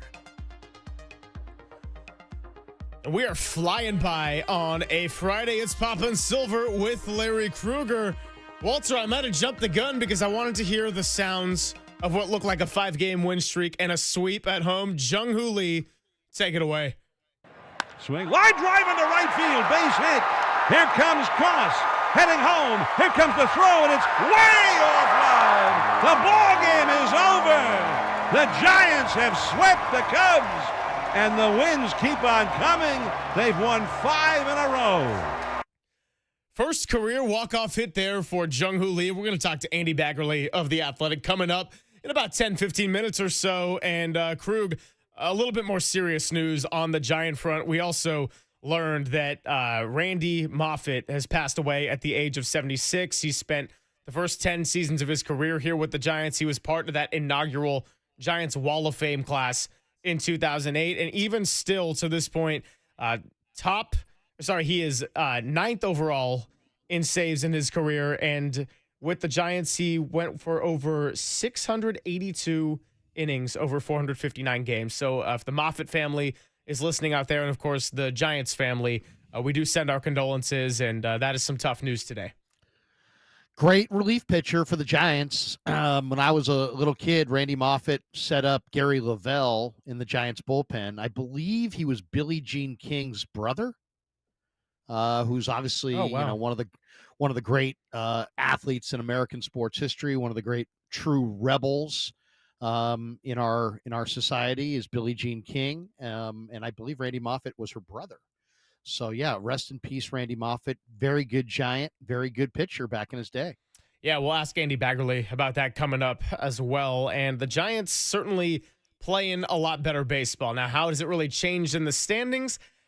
They gained about a half game over a week. The Mets are playing hot. The Phillies took out their anger from getting swept by going berserk last night. And we mentioned the Kyle Schwarber 4-home run game. But now the Giants got the Orioles coming in for the next 3. Then they head to Coors Field where anything can happen. The Rockies are not good. It's a place for guys to go hit bombs. But seemingly every year the Giants have to have at least one heartbreak over there. Hopefully it's the one that already happened to end that last series at Coors. Well, it's funny. This Giants season has gotten us to August, and now there's just lots of questions. So I'm glad that we're having Bags on because there really are a lot of questions here. I mean, I'll just throw a few of them out to you. Is Luis Matos a 4A guy who's not really a major leaguer, or is he a big-time major leaguer who hasn't gotten an opportunity? I'm kind of in that latter group. I think he's a big-time player. He's hitting .345 this month with a .387 on base. I think they ought to give him a longer look. I mean, to me, it's criminal that you'd have a team this year and you'd give so many ABs to Yaz. I mean, why? Where was that going? Over developing Luis Matos and maybe giving some ABs to younger guys. Didn't love that decision. But what is Luis Matos? And then the other big question is, should Melvin return in 2026? I thought I got kind of a low energy ebb off him most of the summer, especially in August, early August, when they were circling the drain. Now they're playing, they look good. They're energized, but they're dead. I mean, now that the race is over, you're going to get off the canvas. And then so is he coming back? Is Casey Schmidt the answer at second base? I think there's a possibility he is. What do you make of Jung-Ho Lee? I mean, Jung-Ho Lee hit 143 in June, and he's hitting 315 this month with a 350 on base. I mean, was he hurt? Was he not? I mean, we got to ask Bags some of these questions. So there's a bunch of Giants have a bunch of loose ends. Buster could take this in a lot of different directions in the offseason, but I almost feel like we have more questions now than we even had at the beginning of the year. I think that's very fair to say, and the questions aren't on Rafael Devers. I know that there was a big spotlight on him and how the team just completely took a nosedive after that trade, but he's part of the core. Willie Adames is part of the core. Logan Webb is part of the core. Matt Chapman is part of the core. Jung-Ho Lee is kind of that one case, and I've gotten into this with JD, where although he is committed to a long-term contract and has signed that money, I think in some ways he still is very much auditioning for a long-term future here in San Francisco. Now, started the season great, and then this last month he's been great. I think yesterday with that walk-off, so he's now had a hit in 22 of his 24 games in the month of August, but then take that middle of the season slump like June where he was hitting 143.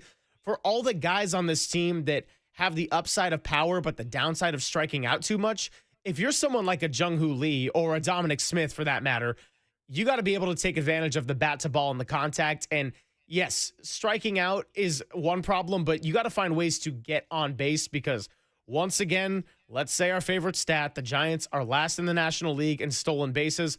Part of that is that for 2 months, they seemingly couldn't get on base and couldn't even get into scoring position. Yeah, I mean, I don't know about you, but I'm just tired of watching 500 ball. Be good, be bad, be something. Right now, it's just like a big snooze fest. They were 522. They were a little bit under in 23. They were 2 games under in 24.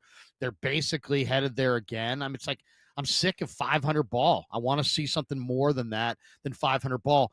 And the other thing is, it's like I want to see a plan that's smart. Like the Giants core of Devers and Chapman and Adames. I like all 3 of those guys, but they all strike out a ton. So I mean, it limits what you can do as far. You can't go bring in another guy that strikes out. I mean, they have to really be militant about finding contact hitters and guys who can be line drive guys, because Adames, Chapman, and Devers, whether you want to keep them or not, there's no way you could trade them if you wanted to. So they ain't going anywhere, and they all strike out way too much. So who you surround them with have to be complementary kind of players to those guys. So if there's an Luis, if the Padres want to move Luis Ariz or, those type contact hitters, Giants ought to be first in line and elbowing all the other teams out of the way to try to get those players, because with all these strikeouts, they need like 3 good contact line drive bats this offseason. Couple of pieces that Andy Baggerly wrote recently that we're going to get into in just a bit. The first one about yesterday, about Jung-Ho Lee collecting that first ever walk-off hit and the Giants displaying their core strength while sleeping the Cubs, getting back to some of those fundamentals we saw in April.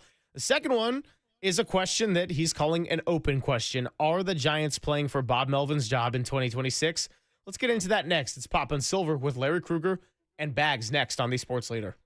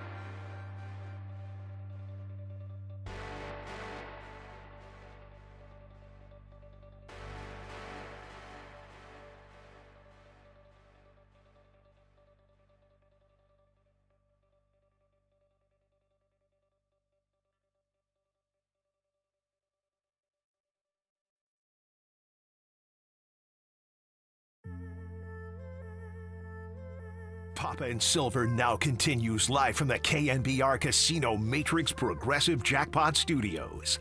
Casino Matrix. Progressive jackpots are here. Where are you? Just drop in. Please play responsibly. 1-800-GAMBLER. One strike offering. Swing and a bloop along the right field line. Falling. It is in there. Base hit. Devers in to score around to third. Now here comes a wild throw that gets away. Heading for home is Dom Smith, and he scores.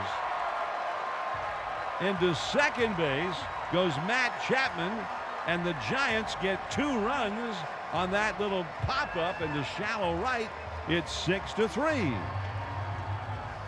Just a pop fly, and Tucker, the right fielder, came in to pick it up, and his throw-in hit Matt Chapman he beamed him.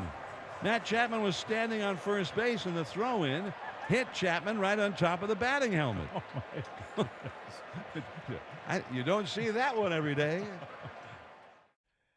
It's been that kind of week for the San Francisco Giants, and not the kind of weeks they've been having at home prior to the sweep of the Chicago Cubs. You had plays like that off of Matt Chapman's helmet that were going right, and as our next guest wrote in The Athletic, burning down the house by the talking heads is what Matt Chapman was walking up to, and whether it was the ball off the head, whether it was the talking heads, whether it was the Giants clearing their heads, something has gone right this week, and they have won 5 in a row. Andy Baggerly joins us every Friday, and he does so right now on the UMA guest line. What's up, Bags? You got Silver, you got Krueger. How are you today? Good. How are you guys?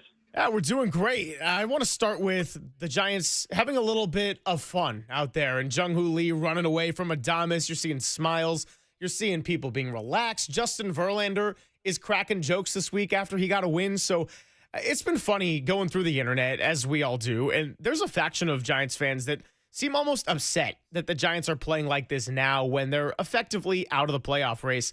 So first question is, how much does a series like this matter in the larger picture as the Giants look to trot out a product that is competitive and contending in 2026?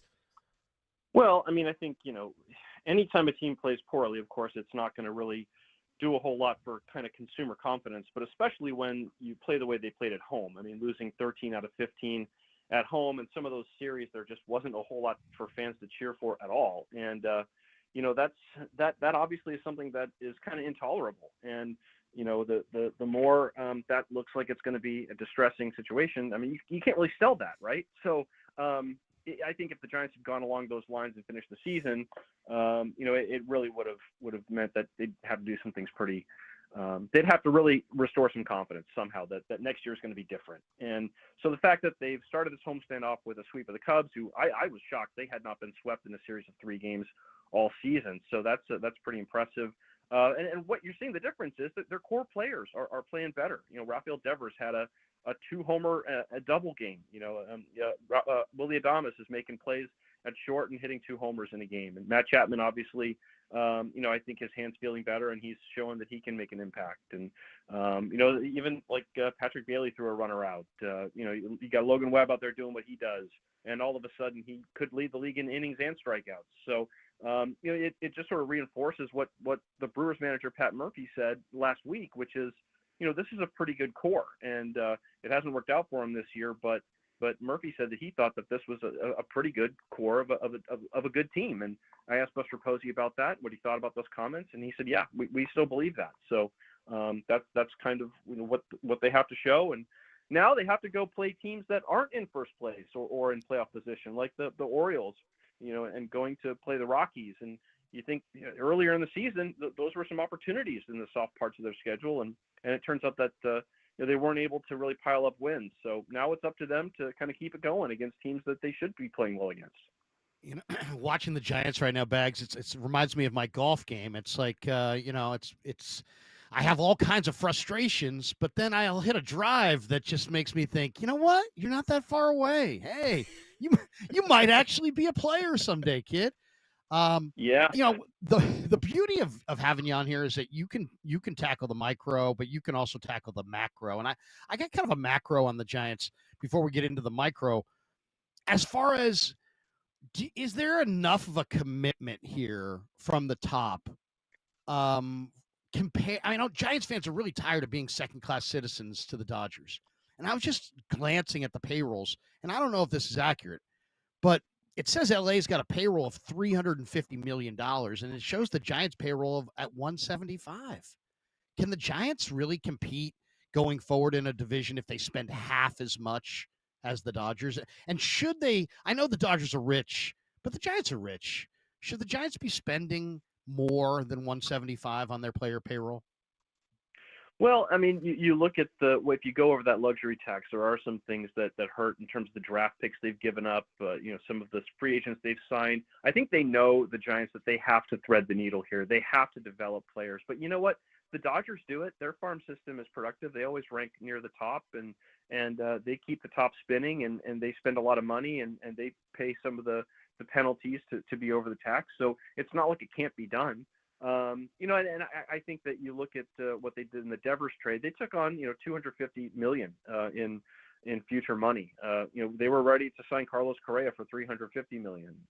Now, I don't think you want to get in a position where you end up being really inflexible with your payroll because you've got some huge commitments that you can't move off your roster. But so I don't know. It's a good question. I think the Giants have shown that they're willing to go over the tax line. They did it last year. They've done it, in the past when they've sort of gone for it. And when they have, it hasn't really worked out. Like, the year that they got Longoria and McCutchen and ended up losing a ton of games anyway. So I think the hardest part, Larry, is I 100% agree with you that for a lot of Giants fans, the angst is really it comes from a place of, you're always comparing yourself against the Dodgers. And the Dodgers not only are one of the most successful franchises of the last 25 years, but also one of the biggest spenders. And so it's just really tough to kind of, have that big brother complex or whatever when you're comparing yourself to the team that spends the most and wins the most. And I think that to your point, maybe there's some segment of Giants fans that won't really feel satisfied until that the Giants can be on equal footing with the Dodgers, not just as a one-off like in 2021, but really year after year after year. And that's the challenge of this front office. And how they get there, is it going to be by spending their way there? Is it going to be by developing their way there? I think the answer is they got to do both. Talking to Andy Baggerly here on the UMA guest line. You asked Willy Adames in the locker room yesterday about Jung-Ho Lee in his first full season, Willy Adames himself playing his first full seasons, Devers uprooting his life and coming here midseason, and how maybe now they're putting it together a little bit. I think that the burden of expectations being lifted also has something to do with that. But we can talk about expectations versus not all we want, or taking time to adjust all we want or not. How do they make sure that they hit the ground running when they get into 2026 and that we're not just having the same conversation on repeat for a team that is third in their division or fourth and kind of hovering around 500 because they've gone in these heavy second half slumps? Yeah, I mean, I think that they have to decide what they're going to be, and I think they have decided that they want to be a team that that pitches really well, that has a lockdown bullpen, that catches the ball, that plays good fundamental baseball, and they have a knack for winning those 3-2, 3-1, 2-1 games, and still is capable of hitting the ball out of the ballpark when they have to, and clearly they have. I think 11 straight games with a homer and 22 homers over that span, and when you have Devers and Adames and Chapman in the middle of the lineup, you're going to hit some home runs. And by the way, all of a sudden, Willy Adames is up to 24, and he could be the guy who finally hits 30, which no Giant has done since Barry Bonds in 2004. You got a road trip still to Colorado, to Arizona. There's 20 some odd games left. It's not impossible to think he could knock 6 more and get to 30 in a year that, I think we all sort of saw as a disappointment for him for most of especially the first half. So you're right. They need to get off to a better start and not be behind the 8 ball. They were able to do it this year and they weren't able to sustain it. But that's I think what really good teams do is when they go in that tailspin, when they go in that funk, when things don't seem to be working out, they find a way to get themselves out of it. And it just took the Giants way too long to get themselves out of it this year, and they sank a little too deeply in the sand as a result. So, whether it's having Devers, Adames, all these guys from the very start, having Jung-Ho Lee with a full season under his belt in the big leagues, maybe all of that will help them coalesce a little bit faster. But however they sort of get the secret sauce working, when they do encounter those difficult pockets of the schedule, when things just aren't working out, they got to extricate themselves a little bit faster. And that's there's always an art and a science to that. And this year it didn't work out, but who's not to say they can't be better at it next year. Bags, we get a little orange and black against orange and black with the Giants and Orioles. It's always kind of fun to watch. The Orioles called up this kid, Sam Basallo, who's a Venezuelan catcher, who's a tremendous left-handed hitter out of their minor league system. And you probably saw those rumors earlier this summer about Adley Rutschman. Buster seems very much want to backing Bailey. Bailey this year seemed very much just like a half a player, like a non-offensive player. And I don't know that he can be that. Where do you think the Giants are with Bailey? And Rushman's hurt right now, or I don't see him in the Orioles lineup this week. But what do you think of the idea of a pursuit of a catcher like that in the offseason? Yeah, I think that absolutely is, if not the most important thing, then right near the top of the list of what they need to do, and that's have an offensive complement to Patrick Bailey. Andrew Kisner's a good catch and throw guy, but I think you need someone who can complement Bailey a little bit. There's still a lot of belief in obviously his framing skills are off the charts. The reason that they rank so high as a total defense in outs above average, defensive run saved, and all that is because Bailey does a lot of it on his own with the framing and everything. And when you want to win with pitching and defense, you want to complement that with a catcher who can steal strikes and keep strikes in the zone, keep those calls going in your favor, because the numbers show what difference that can make. But like you said, there've been a lot of times when Bailey's come up in a big spot and struck out looking, or made the third out in an inning, or bounced into a double play. He has had some good at bats too, but overall the offensive numbers, I don't think anybody could say they'd be satisfied with them. So pairing him with an offensive minded catcher, I think would be, kind of job one. And we'll see with the kid they got from the Yankees in the trade for Camilo Doval. He's not going to catch because his shoulder is a little sore, but maybe we'll even see him as a September call-up. Who knows? Rodriguez. And then I think they do have to look from the outside world to see what they can acquire and get a little more offense at that position. Bags, we had Carson Wisenhunt join me and JT Snow at the patio yesterday. It was great to talk to him for the first time and see what he's doing to make the most of his opportunities here. As far as his start on Wednesday, what were your primary takeaways from that? Was it more on the Giants' defense behind him, helping him get out of jams and showing how they can play up to their competition when they play sound defense? Or was it more focused on Wisenhunt himself fighting through those jams and maybe the importance of adding pitches to the mix if he's going to be a part of this team next year? Well, one thing that I like watching him is I like the way he competes. He doesn't seem to back off throwing strikes. If he doesn't get a lot of swings and misses on his fastball, hardly any really. And the changeup is the one pitch he has that's a plus pitch. He probably needs to add a third shape that he can feel really good about commanding to both sides of the plate. But right now he's a guy who maybe has some work to do in terms of his repertoire, and yet he does compete pretty good. He hasn't just gotten absolutely blitzed in any of his starts. Some of them, there've been a lot of traffic on the base paths.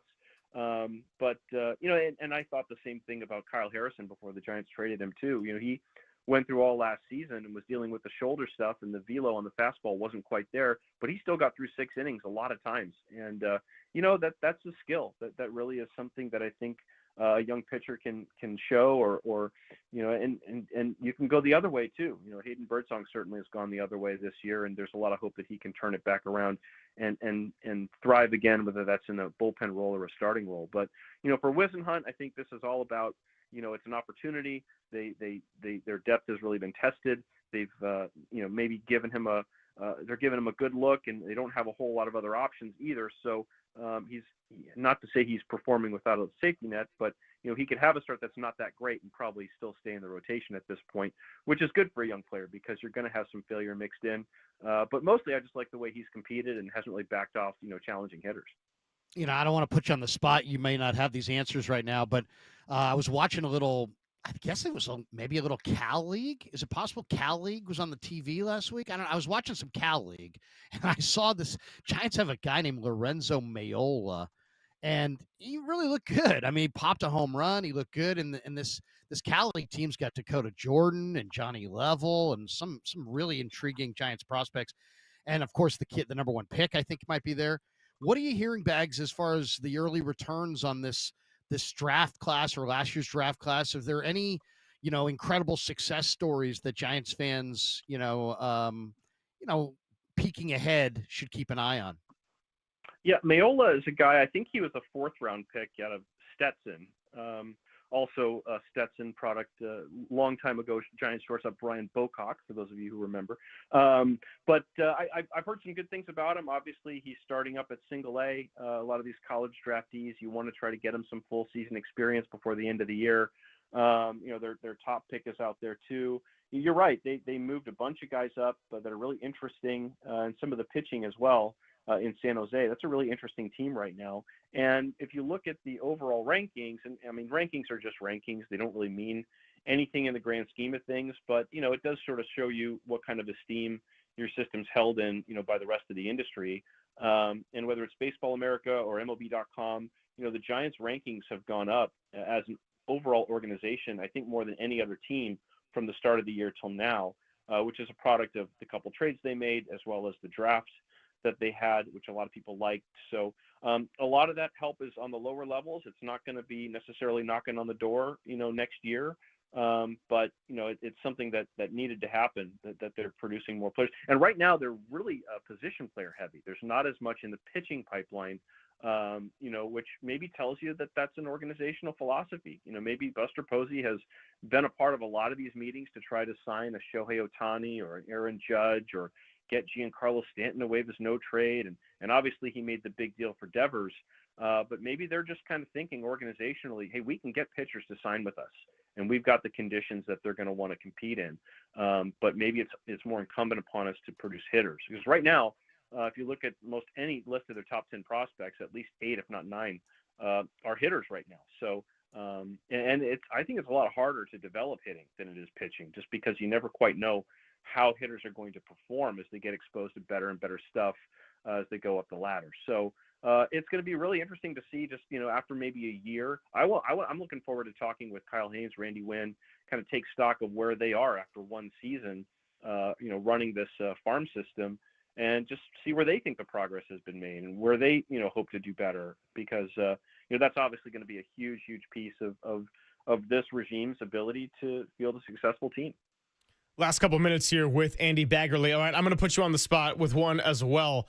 We had a discussion a couple days ago about, would Willy Adames be the guy to get 30 home runs for the Giants, first time in 21 years? We both said no, JD and I, but that was also 2 home runs ago. He's got 24. They're going to Coors Field. 28 games left in the season. What do you think? You know what? I'm going to go for it. I'm going to say he's going to make it, and that's purely just a gut. I think he's getting a little hot at the plate. He's like you said, they've got some favorable cities we go to. St. Louis obviously be nice and warm there as well. And maybe he's getting a little more of a comfort zone at home too. I think he was 3 for 40 before yesterday's game at home. So that's clearly something that isn't good. But he's got a good power stroke going right now, and he's obviously going to be in the lineup every day. He doesn't look like he's worn down much at all. So, and the energy level seems to be up. So yeah, I'll go for it. I'll say he's going to do it. All right, Krug, you buying that? Yeah, well, yeah, I probably am. All right. I got a question about the free agent market, though.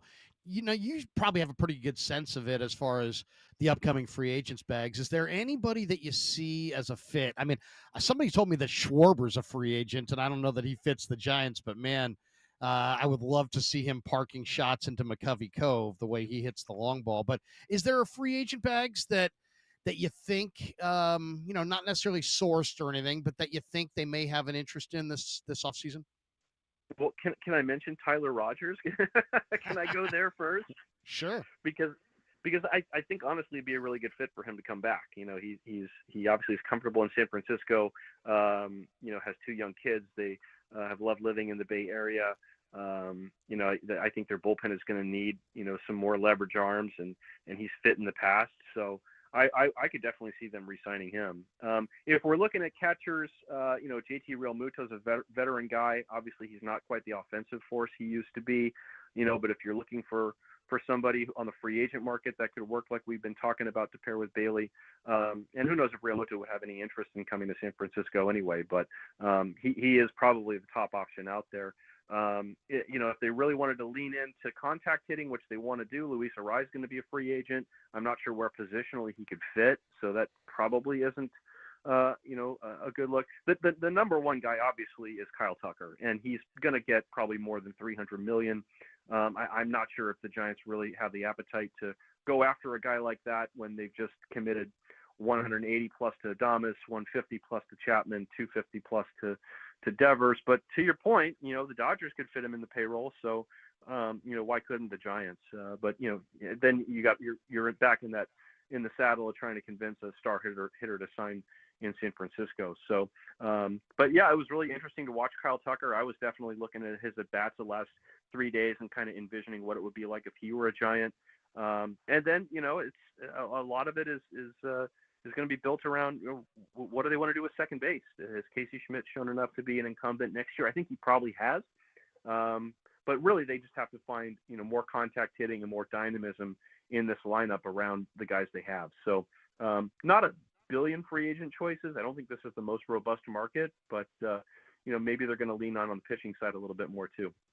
Bags, appreciate your time as always. Love the articles you wrote this week about Bob Melvin's job being an open question and Giants displaying a little bit of that core strength that they got away from with the sweep and the win yesterday. Jung-Ho Lee's first walk-off hit ever. Have a fantastic weekend. Enjoy the Orioles series, and we'll talk to you a week from now. See what it brings for Giants baseball because, between Friday and Friday, you just never really know. Yeah. Okay. Sounds good, guys. We'll have a good weekend. We'll talk to you next week. Thanks, Bags.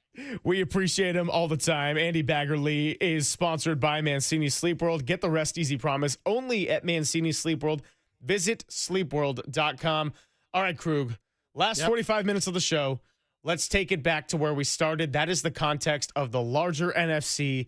Jerry Jones helping out the Packers. What's going to happen with the Cowboys? And where do we see the 49ers ahead of week one? First game now 8 days away in Seattle. It's Papa and Silver with Krug on the Sports Leader.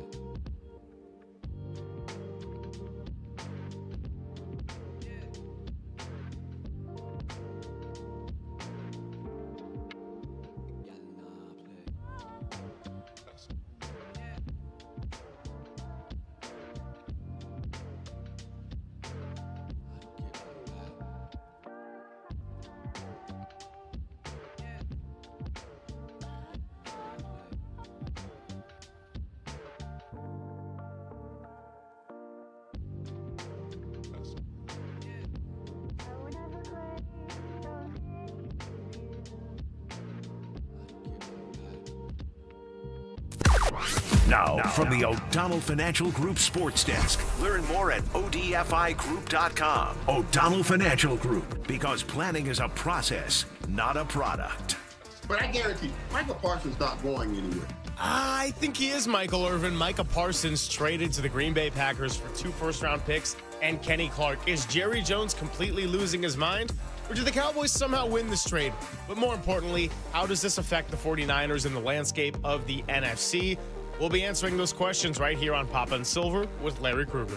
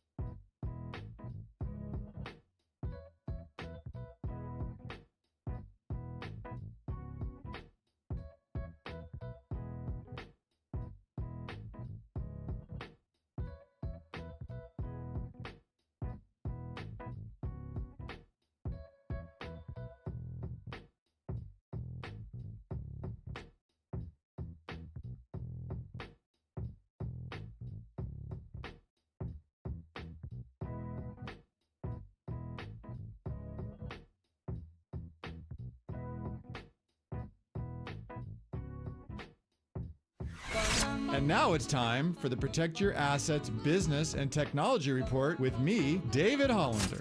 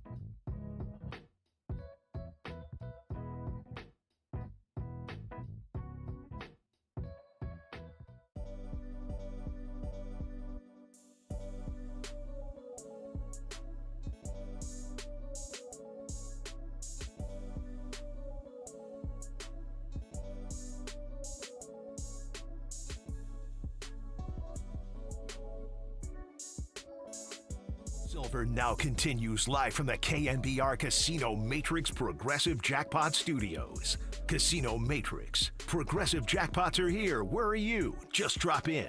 Please play responsibly. 1-800-GAMBLER. Filling in for Greg Papa, it's Larry Krueger on The Sports Leader. Making me feel supersonic on a Friday. We have got about 40 minutes left of the show, and then we'll get it over to Dirty Work. Kerry Crowley, Depop, and Raph will be bringing it for you to close down the week. Giants getting ready for a late one, 7:15 first pitch against the Baltimore Orioles.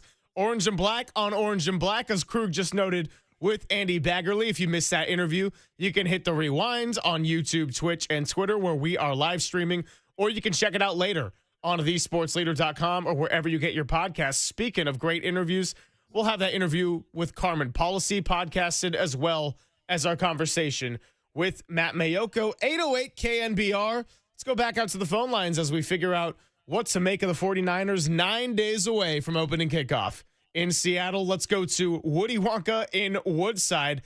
Nice. Woody Wonka. The alliteration. You want to talk a little everything. Carmen Policy, Jennings, Giants. Sounds like you've been listening to the whole show. What's up, my friend? Woody Wonka, we got you. No, man, I think you got to do it this way. You got to mix in the alliteration. You go, welcome, Woody Wonka from Woodside. Hey, thank you, Greg and Larry. Thank you. A pleasure being on the show. Thanks for having me. First of all, I want to send thoughts and prayers to Greg Papa.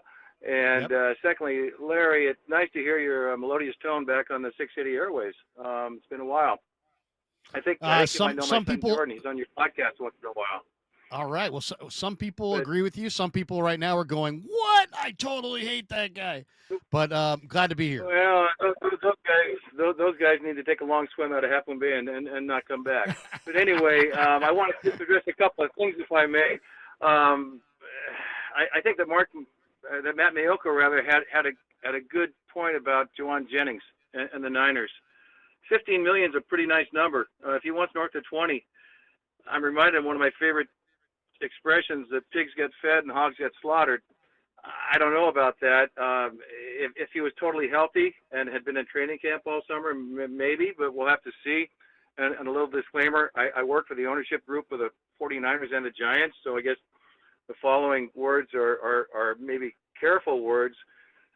I feel good about the Niners this year, not just the fact that they're hosting the Super Bowl and they really have their eye on the prize of playing at home in the Super Bowl, which would be wonderful.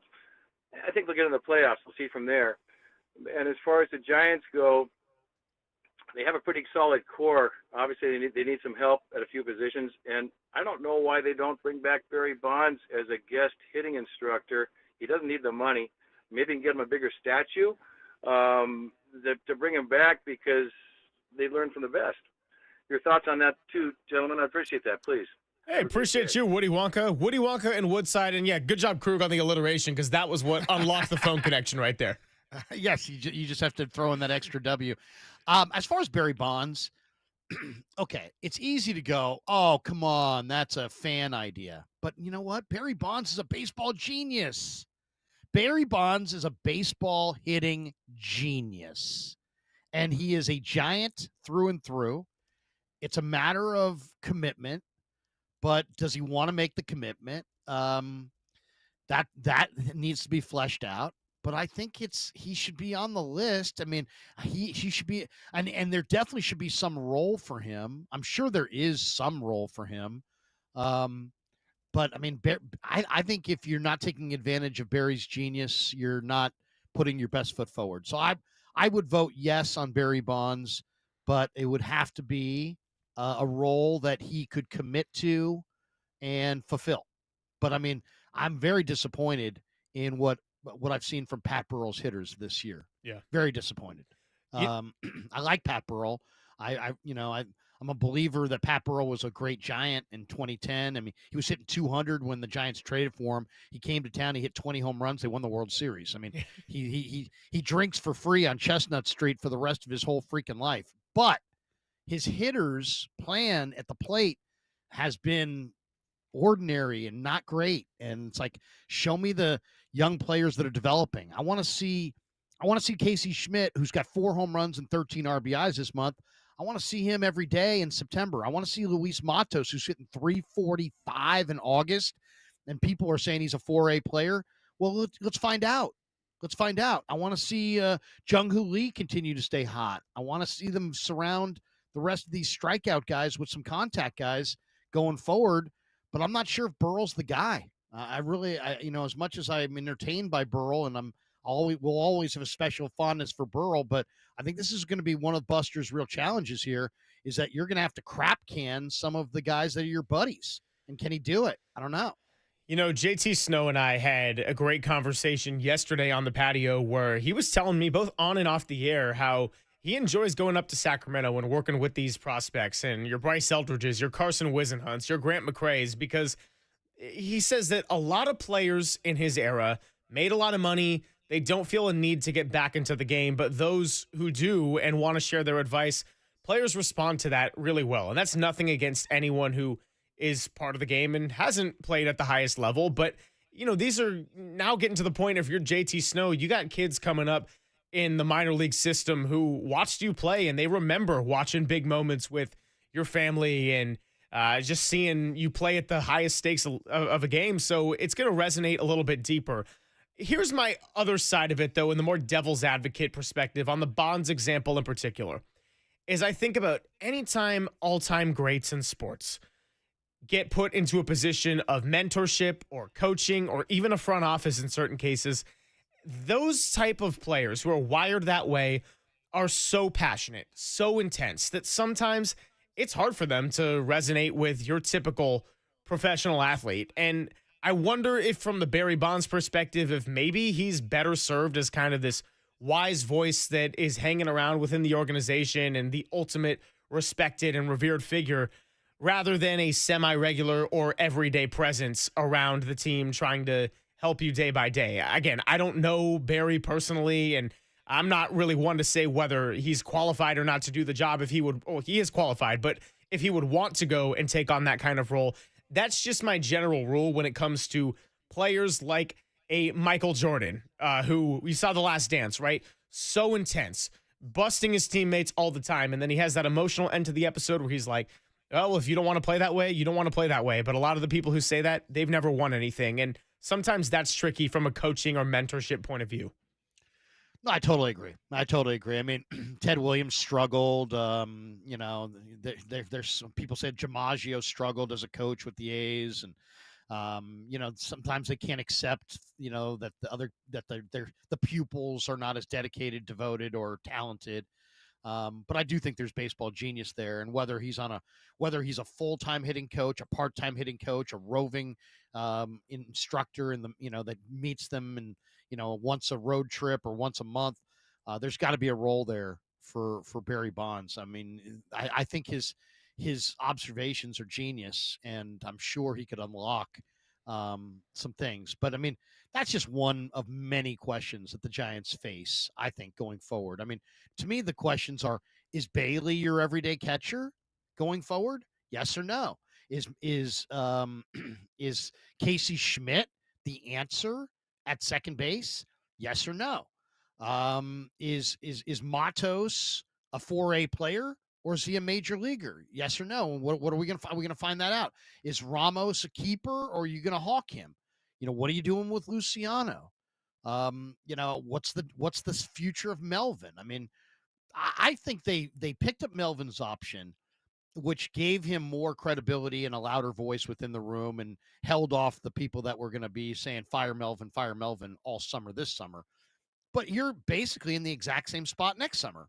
So are you going to go into next year with lame duck Melvin, or are you going to and stay the course and say, well, it's not Melvin's fault, it's about the talent?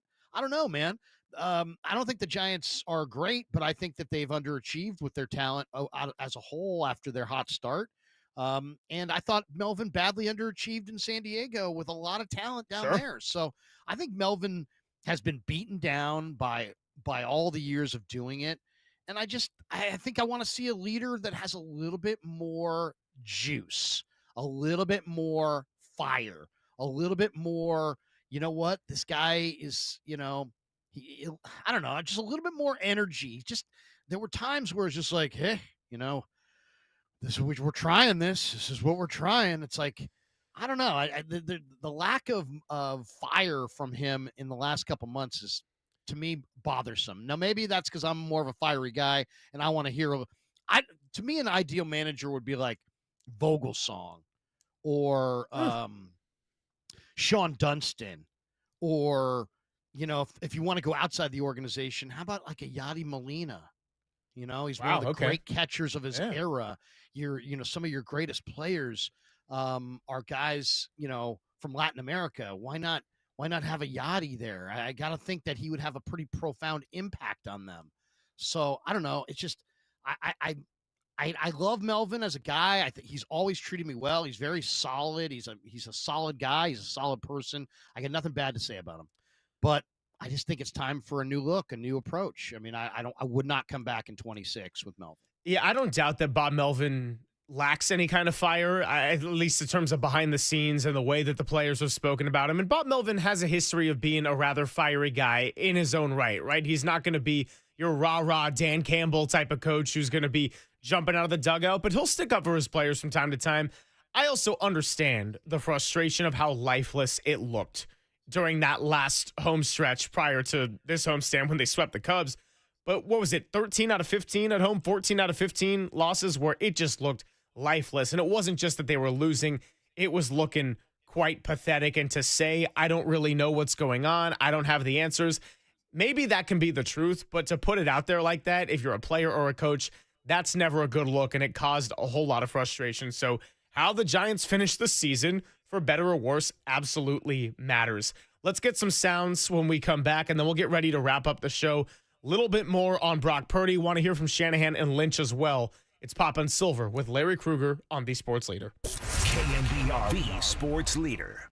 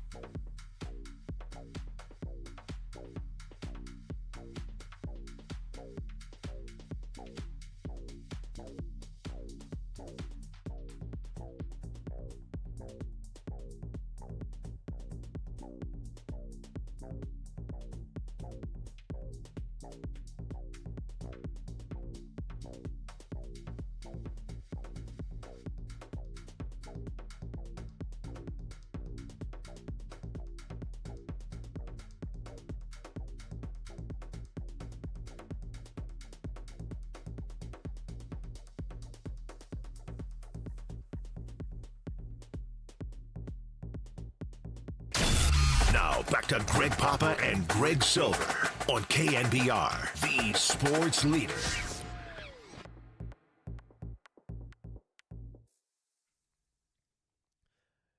It's Papa and Silver, Greg Silver, Larry Krueger. About 20 more minutes, then we'll get it over to Dirty Work. Kerry Crowley, dancing D-pop behind the glass, and Raf Corral. Let's play some sounds here to close out the week, and we'll take it away from the local eye just for a moment. Jason McIntyre at Fox had some thoughts on Brock Purdy, and I got to laugh, Krug, because the perspective on Brock Purdy for just about anywhere outside the local bubble is either you guys, he stinks, or I need to overcompensate for all the people that say he stinks and only focus on the draft status by saying that he's Tom Brady. That's essentially what Jason McIntyre is kind of comparing to right here.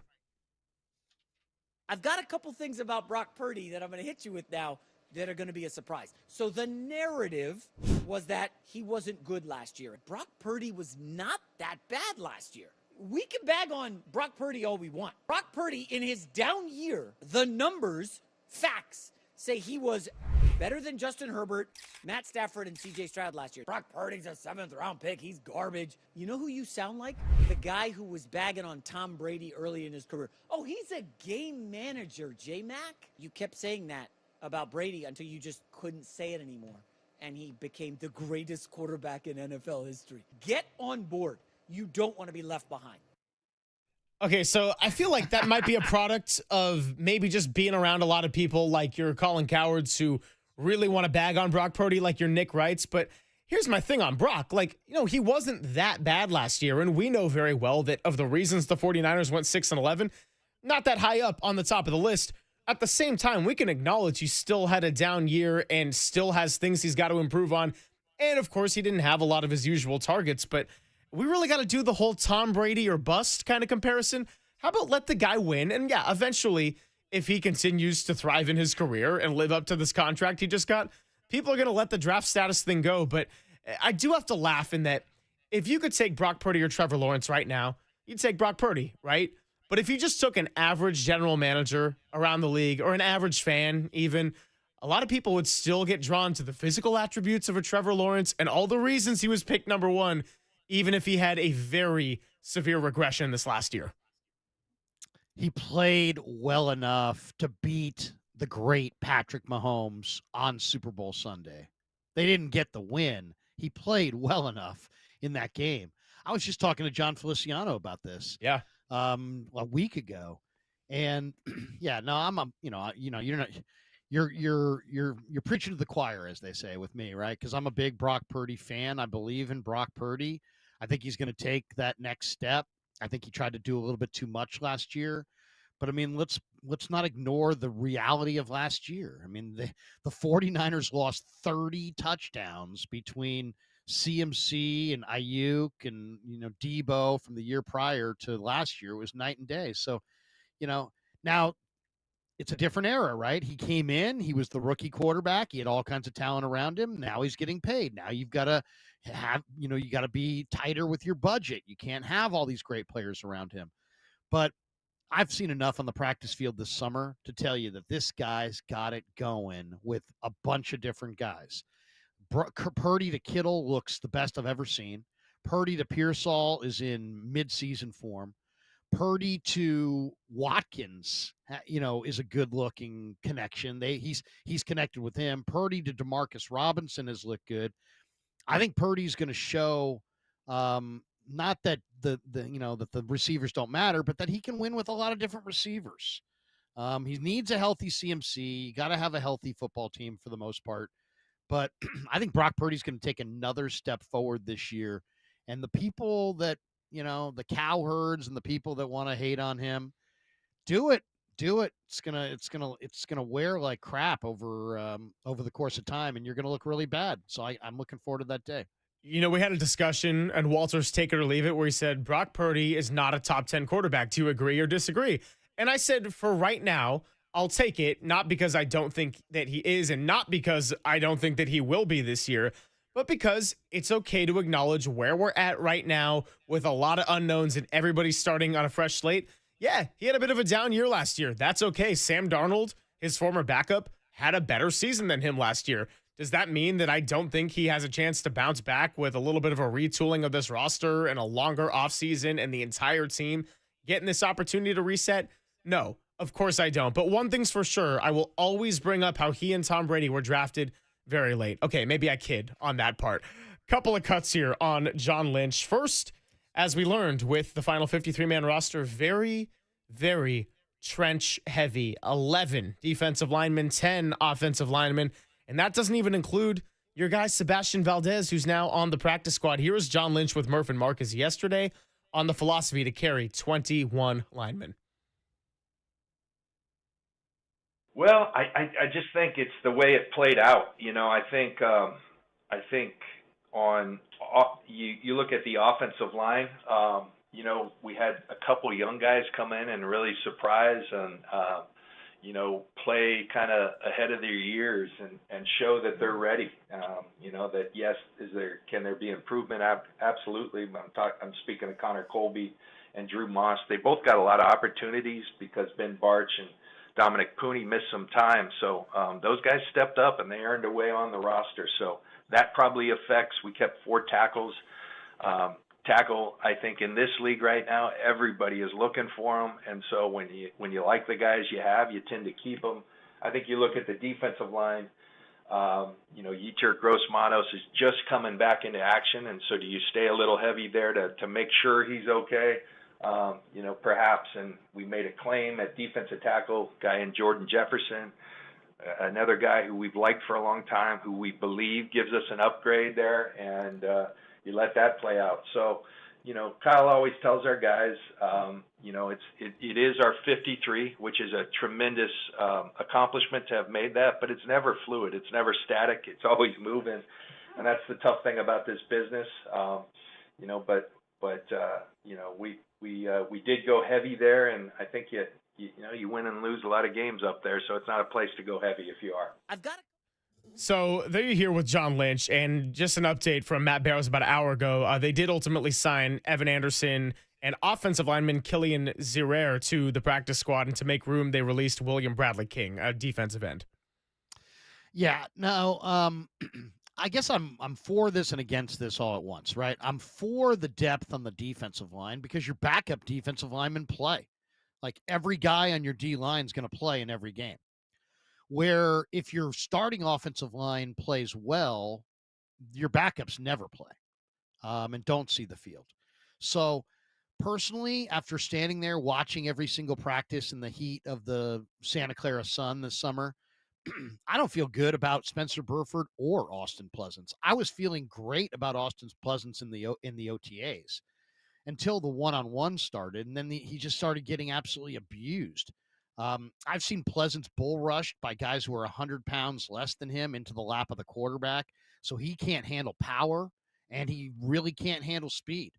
Burford probably false started half dozen times in practice, you know, throughout the summer. Why? Because he can't handle speed. These guys cannot block edge rushers. There is nobody that goes from guard to tackle in the NFL, but the Niners are trying to do that with Burford, and it's probably not going to work. Now, it doesn't matter because you got Trent Williams and you got Colton McKivitz, and McKivitz looks like he's primed for a big year. But to me, you got real problems if you have to go to either of those backup tackles. And I'd be bringing in tackles every single week for workouts, looking for guys because I don't believe in those guys. I also don't think that you need to have 10 offensive linemen. I think you need another linebacker. I would, you know, get off the fence, make an evaluation. You have Pleasance, you have Burford, figure it out. One of those guys is better than the other, cut the other guy and go sign another linebacker who can help you. So I think they need to pare down their depth a little bit on the offensive line, though I love Colby and Moss. But I don't believe in those backup tackles, and I think that's going to be a problem if they have to play. In my hesitancy to evaluate the offensive line at face value in the preseason struggles is, let me watch it week 1 when Trent Williams is out there, because somebody like that changes a whole hell of a lot. So talk to me week 1 after Seattle. And then if the offensive line's not looking good as a healthy unit, it's a fair discussion. A couple more here. Another one from John Lynch. The Sultan of Swarm, Marquise Siegel, wants to talk about the similarity he and Malik Mustafa had in their draft evaluating process. Is really it's an interesting mix to me. Last year you talk analytics and things we look for. We have a metric we call swarm, which is basically when the ball is thrown, how fast do you get to the ball carrier? Last year, our analytics department sometimes will give these monikers or names. They said, okay, we've got the Sultan of Swarm, and that was Malik Mustafa. Nobody in college football swarmed to the ball faster than Malik Mustafa. Well, this year, the Sultan of Swarm was Siegel. And so I think those things translate really well in our defense. He runs a 4-3, but I think anyone who's been watching our games, when you can run a 4-3 and you pack a punch too when you're striking people, which we've seen Siegel do, he's a really good open field tackler. I think that's a good combination. And so, and then he's got some veteran presence around him, like we've been talking about at other positions. So I like the mix there. Those guys got to go play and put it all together. But I think that position group is very emblematic of our roster and some youth, but youth that we're very excited about. If John Lynch is going to speak highly of a safety, I'm not going to take that lightly. And I want to know the specifics of calculating the swarm and how they analyze that snap by snap, run play versus pass play, all of that. But what I do know is that Marquise Siegel, one of those picks you were able to get for the Jordan Mason trade to Minnesota, this is someone who through the preseason looks like he could increasingly be someone who's out there starting week 1 and could just hit the ground running in his NFL career as a 5th rounder. Yeah, it's a good point. I love the fact that they're marrying their analytics to their scouts, to their personnel department. I mean, that's how you start to unearth gems, is when you can really have a process that you believe in. And yeah, it's like the Billy Bean Moneyball thing. It's like if we crunch stats, if we emphasize certain stats over other stats, we'll start seeing a picture that nobody else particularly sees. And there's some true value in that, unearthing gems. And there's no question they have in both Mustafa and Siegel. But I love that. I love that because, yeah, I mean, if you can use your analytics department, they come up with a process and that can land you a couple big-time safeties. I think that's the Niners' number one. That's the A team at safety for the 49ers going forward. Mustafa at strong, Siegel at free. I saw Siegel run the 4.37, and I thought, well, he's probably a underpowered corner who really doesn't like to hit. And then I saw him in the East-West Shrine game, and he smoked somebody on the sideline. I thought, whoa, this guy is actually brings a whole lot of thump. So John said it, man. You have 4.3 speed, you got instincts, and you can hit. Man, you're gonna make a lot of money in this league. So Siegel's certainly on the radar with Upton Stout, Michael Williams, Nick Martin, the players that I'm really looking forward to checking out week 1. We'll see if Alfred Collins, CJ West get their run as well. Final cut here before we get ready to wrap up the show. And how can we not end the week on this? We talked about it earlier. We laughed about it earlier. Kyle Shanahan on Dirty Work yesterday, giving his best to our guy, Greg Papa, as he is not going to be calling a game this season. We're going to have a whole cast supporting him around, just like we're doing here on the show. And Krug, I thank you and JD and Carlos and everybody else filling in for being a part of that. Here is what Kyle Shanahan had to say on that. What's good is I don't have to have players coming up to me all the time saying, hey, why are you letting that dude eavesdrop over here? I can tell he's giving our stuff away. And I'm like, guys, he's fine. Don't worry about it. But and also he's always going to tell me what I'm doing wrong, too, for his TV show. So it's nice I can ease up on that. You're much better in that way. But I appreciate that. We're all praying for him. He's a hell of a dude. He knows what he's doing. And got a lot of people in this building who care about him, man. So really hoping he has a good recovery. You know, the funniest thing when Kyle Shanahan and John Lynch have made the jokes about, oh, now he's not going to eavesdrop in the huddle so much. It's like, that's not their way of just trying to find humor and inject it into the situation. Anybody who knows Papa, I'm talking about Krug, I'm talking about Walter, I'm talking about even someone like me who hasn't worked for him that long. We know there's a lot of very real truth to that in the best way possible, where it's like, hey, dude, come on. We can't tell you everything, all right? Like, come on. And then, of course, Papa telling Shanahan, I think, maybe you got to run McCaffrey up the middle on this 3rd and short instead of looking to Kittle over the middle. I haven't told you this, but I am taking my oldest son to week 2. We're going to go to New Orleans for Niners Saints, and then we're going to Florida LSU the night before, down in Tiger Stadium, Baton Rouge. But the last time I was in New Orleans, Pop got us into clubs. Pop's buying us drinks. Pop was leading us around, back in the day. So that was before the Harbaugh Bowl. That was the last time I was in New Orleans. Lots of great memories there from that week in Bourbon Street. And I was 9 to noon with Ratty, and which 9 to noon in the Central Time Zone is 11 to 2.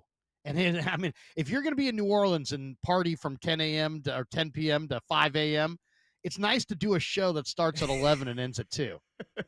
Maybe the perfect New Orleans hours, if you're going to do a radio show, is 11 to 2. I'll just say this. Going to the Combine in Indianapolis, fresh off of a red eye, and having that Eastern Time 1 to 5 slot with Papa, we had a lot of fun, and I can't wait to recreate some of those memories when the time comes. So good way to end things. We'll get ready to wrap up the show and hand it off to Dirty Work when we return. It's Papa and Silver with Larry Krueger on the Sports Leader.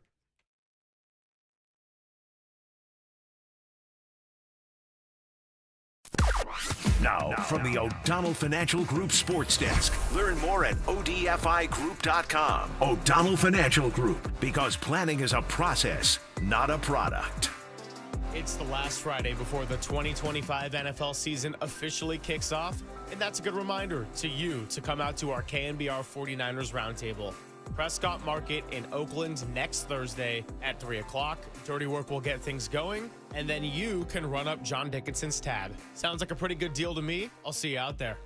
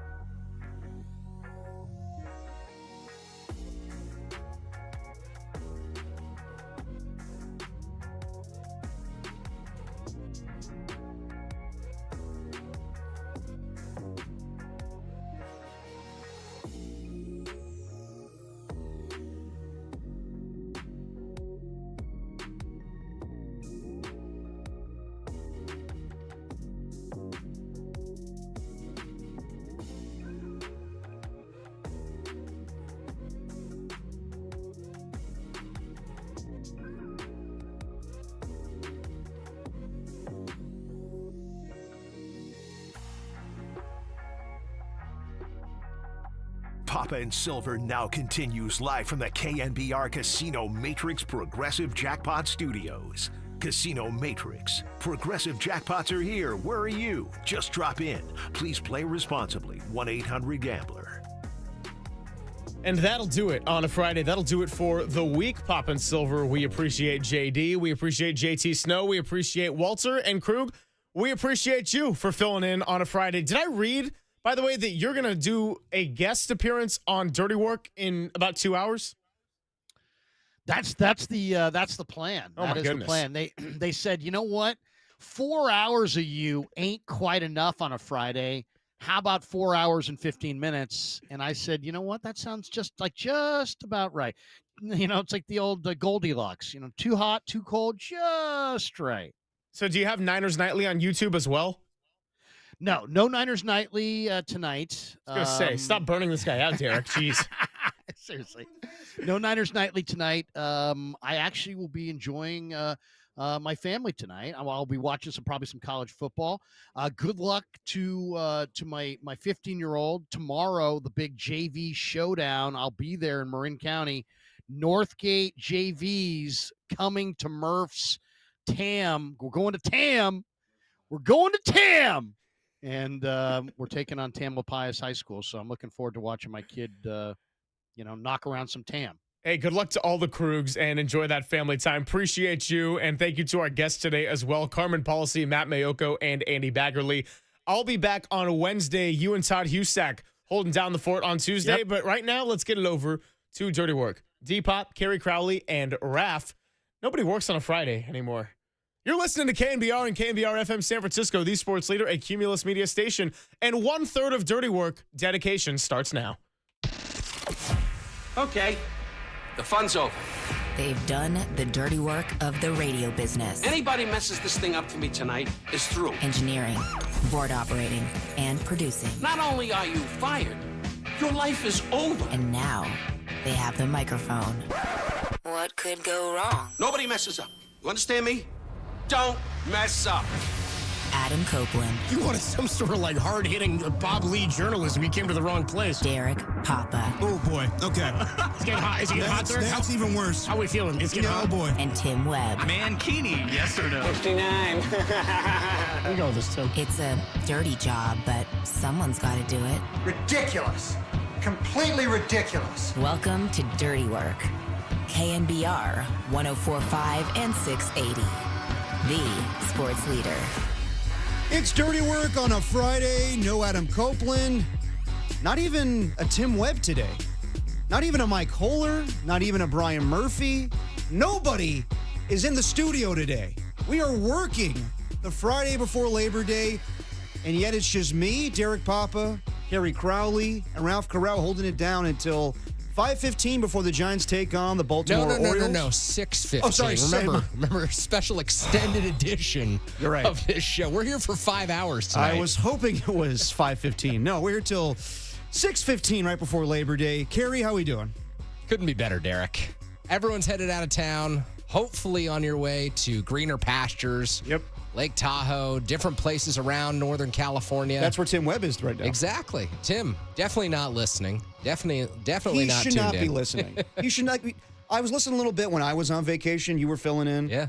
And Cope said he was going to listen while he was in Big Sur. And I'm like, why would you do that? So my whole thing was, I don't know if you heard me the other day, I was listening to the show because when you're in Florida and you're hanging with your mom, there's not a lot to do and you're tired of a couple of games of canasta or mahjong, you're like, you know what? It's time to flip on Dirty Work for a little bit. Have you known mahjong for a long time? I actually pick it up out there? I have never played those games. Okay. I just heard those references on Seinfeld, so Okay.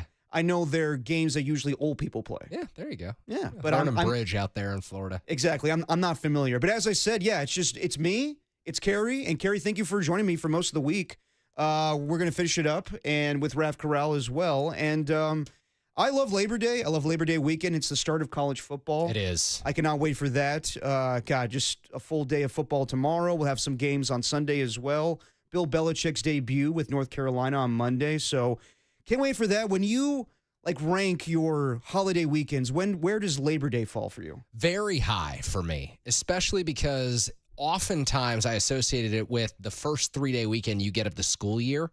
And so for me, it's always like, oh, great, 4-day week. This is awesome. It's great. It's also right now in part of adult life, the true end of summer. And so it's the last moments that you can go take that long weekend trip, the last moments that you can hang on to, just some great memories that you made of the summer and try to recreate some of the best things that you did. So Labor Day has always been high on my list, along with 4th of July. And I would probably rank it ahead of Memorial Day because the weather is always better around these parts, at least, on Labor Day than Memorial Day. So I like it that way. No, I mean, I would agree. I think that when you combine the sports element with it, I mean, the college football, the baseball, we're just a week away from the NFL starting up. That's why I love Labor Day. I'm, having a barbecue this weekend, and I mean, you do the same out at thing. Tony's house? No, that's 4th of July. Yeah, no, sorry. That's exclusively for 4th of July weekend, and that's a whole thing itself. You can't be at Tony's house for 4th of July. Can't even joke about it. God forbid. Anyway, I love Labor Day because of the football element to it. But yeah, 4th of July, I mean, this year was on a Friday, so it was perfect. I do remember that Thursday before 4th of July show. It was me, Tim, and Copes. We were eating hot dogs. We were seeing how many we could eat during a 4-hour show. Or nice. Might have been less than that. I did the most with 4. I don't think Copes could even get 2 down. I don't even know if Tim even attempted that. And we were milking it. We were definitely not doing our full, I guess, enthusiasm for a radio show. So, Kira, I'm going to need your help today because I have the weekend on the mind. And I say that when I know that you're going to work the whole weekend. Yeah, I was going to say, Raph and I are starting. We're in the midst of our 5-day tour at KNBR. Raph and I will be here Saturday for Giants warm-up, special extended edition of Giants warm-up. Nice. As they go until 4. They don't start until 4:15 tomorrow. Sunday, we'll start at 10 a.m. Marty will be on at 9 a.m. Alrighty. And then Monday, we'll have a special Labor Day edition of Giants pregame. They'll be at Coors Field. We'll be right out here in Daly City, overlooking Marchbank Park, which is a great spot to catch a game as well. So a ton of baseball coming your way on KNBR this weekend. I wonder, Labor Day, top 5 holiday for you if you're ranking U.S. holidays? Ooh, I would say, yeah. I would throw in, I mean, I said 4th of July. Memorial Day's good, too. Yeah, the weather is brutal that time of year in May. Yeah. But yeah, I do love just the football part of it. And just would you rank Labor Day? Is it in the same conversation as a Christmas and New Year's for you, or Christmas, New Year's, Thanksgiving? Yeah, I would honestly say that I would throw Labor Day shortly behind Thanksgiving. Christmas, I would say, is probably like a third for me. Like if I was going to rank it, I'd probably go number 1 Thanksgiving, 2 Labor Day, 3 Christmas. And then what were the ones you mentioned? You mentioned Memorial Day, and you mentioned 4th of July. I'm not throwing crazy stuff out there. No. I'm just mentioning holidays. Yeah, that's true. I'm not good with my dates and times of the year. But yeah, I'd probably go number 1 Thanksgiving, 2 Labor Day, 3. Wow. 3 Labor Day 2 for you. Yeah, dude. I mean, it's just the fact that college football coincides with it. Yeah. And you just have the whole weekend to watch games, and you can go barbecue with your friends or whatever you want to do. But yeah, and I think of the school year as well. Like when I was in school, I was like, okay, we're that much closer to football. We have a 3-day weekend. Awesome. Yeah, Labor Day rocks. Okay. Yeah, I'm a huge Labor Day guy myself. 4th of July, I always think is the best holiday because you get the best weather with it. Yeah. Especially around here, you can go all over Northern California and you can take in great weather. You can get to the beach. It's awesome. Sometimes if you're in San Francisco and out by Ocean Beach, it's, peaking at 56, 57 degrees and you don't see the sun all day. That's fine. I still think 4th of July is the best for me. Christmas, New Year, Thanksgiving, all kind of in that conversation for the 2, 3, 4 spots. So I might put Labor Day 5th. Okay. But I could be convinced that it deserves a higher spot on the list. And because of football, you're making that argument well, Derek. I think so. I mean, I think the football element brings it up to number 2 for me. Raph, do you have a order when it comes to holiday weekends? Oh, man, holidays for in general? me, it's got to be Halloween 1. Okay. Wow, Halloween 1. That's a take. That's a take. Just because you like to dress up, or you like the parties, or most of the time, like the band has a show around there. Shout them out, Raph. Shout out your band. Oh yeah, Sour Flower. You check us out on all the socials. You can find us on YouTube. Let's go. Sour Flower. There you go. So yeah, Raph's a big Halloween guy. I'm right. And then Christmas. Okay. We'll go with 4th of July as our third. There we go. Okay. Good pick. Give me Solid. I would say St. Patrick's Day 4. Oh, and then great. For those of us who celebrate. For those of us who celebrate. Yeah, I mean, if you get St. Patty's Day on a Friday, that's perfect. This year, I think it was on a Monday. Not ideal, but yeah, no, I'm big on Labor Day just because of the football element, and just having a good time this weekend. So we'll try to get through this this long show today, but it'll be fun. We have Tracy Sandler joining us at 2:50. We have Marcus Thompson joining us at 3:50, and we have Larry Krueger, who did a 4-hour show with Greg Silver, and he said he was going to join us for a good 15 minutes. I would say to milk the time a little bit, probably longer than 15 minutes, Krueger. Yeah. Well, here's how the interview is going to start. Larry, CJ West, and then 25 minutes later. Oh, CJ. Let me tell you about CJ. 25 minutes later, we'll be off the air. Yeah, I mean, I honestly am interested about CJ West and a lot of these rookies that are going to have an impact maybe week 1 for the 49ers. And then, if you didn't hear my thrilling interview with Kyle Shanahan yesterday, you're in luck. It's going to be replayed for you at 5:50 today. And, the biggest story in sports right now is the Micah Parsons trade. You and I talked about it yesterday. We were on the air like an hour after the fact that it went down. It was during the Giants game. And I was hoping to get more fan reaction on Dallas radio stations. Yeah. I was looking for that on Twitter. Couldn't find much. I saw some stuff. We'll play it later in the Sound Soiree. We'll do that at 5:15. But, I was hoping for just people going crazy. And, the city of Dallas, good Lord. I mean, are there any fans left? They've traded Luka Doncic away from the Mavericks. They've now traded away Micah Parsons from the Dallas Cowboys. I mean, they are a soap opera in Dallas more than sports teams at this point. No, absolutely. So they are just, they're just totally just a ridiculous sports town right now with the fact that 2 of their biggest stars are gone, and it makes fans want to not be fans of the team anymore. So nothing like that has ever happened, I think, in the Bay Area. I could be wrong. Like maybe you had a reaction to Joe Montana being traded back in 1993. I'm trying to think of other Willie Mays going to the Mets. Yeah. But again, at the end of their careers, these are peak 26-year-old athletes. Like Luka has a decade plus ahead of him of leading teams, of being the number 1 guy. Micah Parsons has 5, 6, 7 years of maybe being the best pass rusher in football ahead of him. When Willie Mays went to the Mets, he was like 42, 43 years old. When Joe Montana went to the Chiefs, Steve Young was stepping in. Exactly. Like completely different situations, but still, that is how jarring this is, that you have to conjure up the greatest athletes that your city's ever had to even find remote comparisons because of how insane these trades were that both Dallas teams have made. Yeah, Dallas is definitely a sad sports town right now. And not to make it feel like we have to feel sorry for Dallas by any means, but I'm just curious. I want to ask the callers out there and the text line and the YouTube chat, 415-808-5627. That's 415-808-KNBR. What trade of a Bay Area athlete would make you turn your back on the franchise? Ooh, that's very good. And then just, some other questions. Has that already happened? Which Bay Area trade did make you question your fandom in the first place? Was there a trade in the past that made you stop being a fan of the 49ers, the Warriors, or the Giants? And lastly, is there a team that's always off limits in a trade involving a Bay Area athlete? Giants, Dodgers. You're Absolutely. never going to see a trade go down between those teams. 49ers, Raiders. They haven't made a player-for-player trade since 1972, something like that.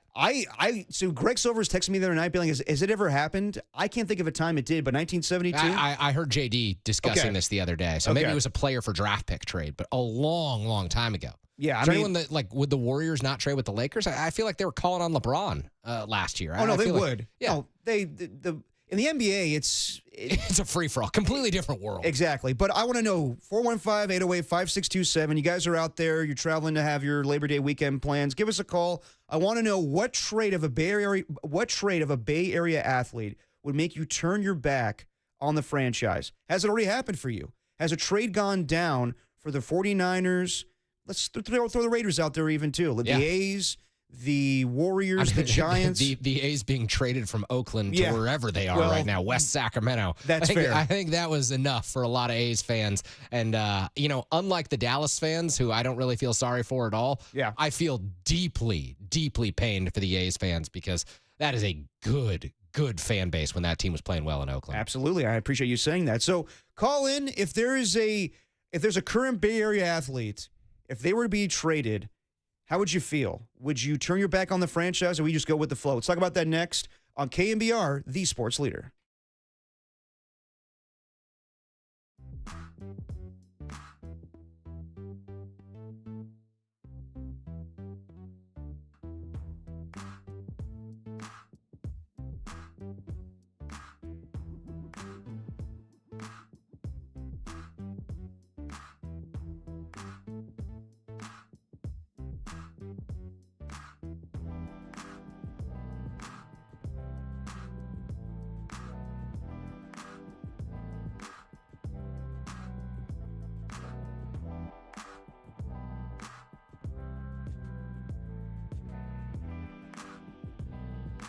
a day after the Giants sweep the Cubs. The Giants have swept the Cubs. The Orioles come in town for a Labor Day weekend series at Oracle Park. First pitch today at 7:15 with pregame starting up at 6:15 with this date in Giants history, Around the Park, the Bowman Show, and of course, award-winning Diamond Nuts. All coming up after Dirty Work on KNBR, the award-winning leader. And the wins keep on coming.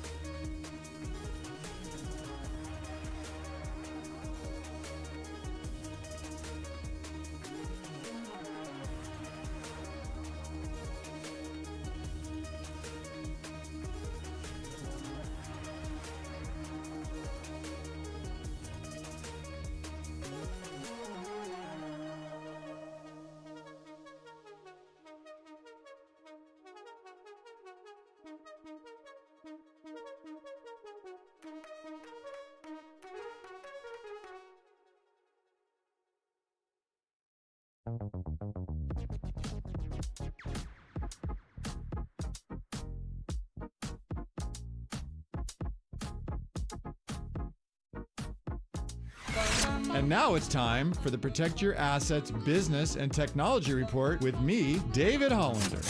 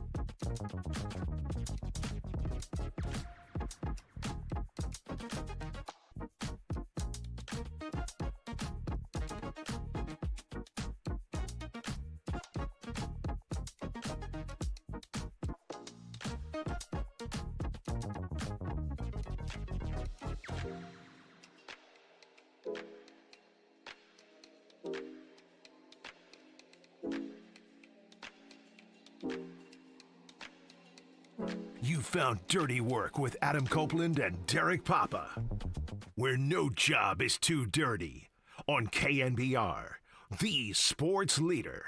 Keep the horns coming, Ref. Dirty Work on a Friday. Kerry Crowley, Derek Papa, Raf Corral. Just because Copes and Tim are gone doesn't mean that we keep, or we don't keep the ska going. Raf, what is this? We listen to. This is madness. One step beyond. It's about to be madness. Before we went to break, I threw to the callers, wanted to know if there was a Bay Area athlete to be traded. Let me rephrase that. What trade of a Bay Area athlete would make you turn your back on the franchise? And I'm seeing a lot of Steph Curry on the text line. A lot of people saying if Steph goes, I go. A lot of people going back to the old Raider days of Ken Stabler being traded to the Houston Oilers. But I want to hear let's get to the phone lines real quick. And I want to hear from the fans. Let's go to Sean in Vacaville. Sean, you're on with Dirty Work, Derek Papa, and Kerry Crowley. Hey, what's going on, guys? Not a whole lot, Sean. What's up? So, I am a Cowboys fan, and so yeah, I know, and I'm from Vacaville, born and raised. It's all good. I'll be honest with you, it sucks being a Cowboys fan. Yeah. But this makes me, I'm so mad. It would make me feel like if we traded Bonds back when I was a kid. Oof. Like it hurt. The Cowboys are built on just a few stars, okay? Because that's all we have, and they were star dependent. You guys were talking about that the other day. And when you get rid of one of the three big stars on that team, it's just such a hole now. But I feel like it's as if we traded Barry Bonds away. Yeah, I mean, it's a heck of a comparison. No, that is, Sean. So, but do you get, like, I don't know if you saw the press conference with Jerry Jones where he's kind of justifying it, being like, you know, we had to pay Dak, we had to pay CeeDee Lamb. Do you agree with that at all, or no? It's just the fact that Micah was a great player. You should pay him regardless of how the team looks. So I get it because, you know, my buddy's a Packers fan, and between Jordan Love and Micah Parsons now it's $102 million a year in salary, just those two guys. Yeah. So if there was no salary cap, I don't think Jerry would have an issue with it. He didn't in the 90s. He paid everybody. But you got to have more pieces, I guess. But for him to blame it on trying to protect against the wrong, I think is BS.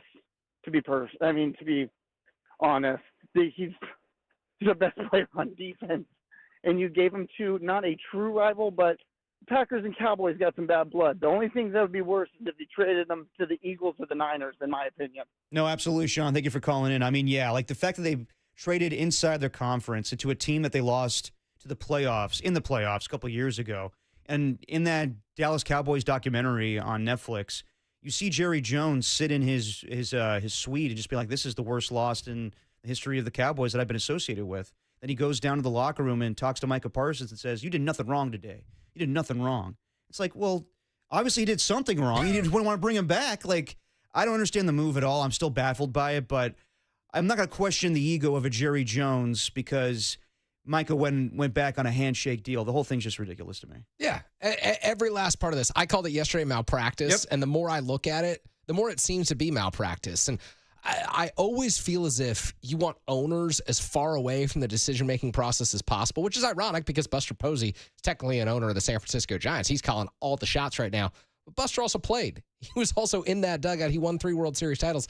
It's slightly different than someone who, in Jerry's case, has built up the franchise to the point where, you know, it's got that incredible valuation. They just churn through money. out there in Dallas, and yet he's still the guy making all the football decisions. And it's still in the family. And when you see the track record that the Cowboys have for the last 2 decades in the NFL, someone's got to step in there. Someone has got to say, we're an organization that's headed in the wrong direction. But hey, 49ers fans love it. 49ers fans know that when they see the Cowboys on the schedule, at least through the Kyle Shanahan era, it's been a win.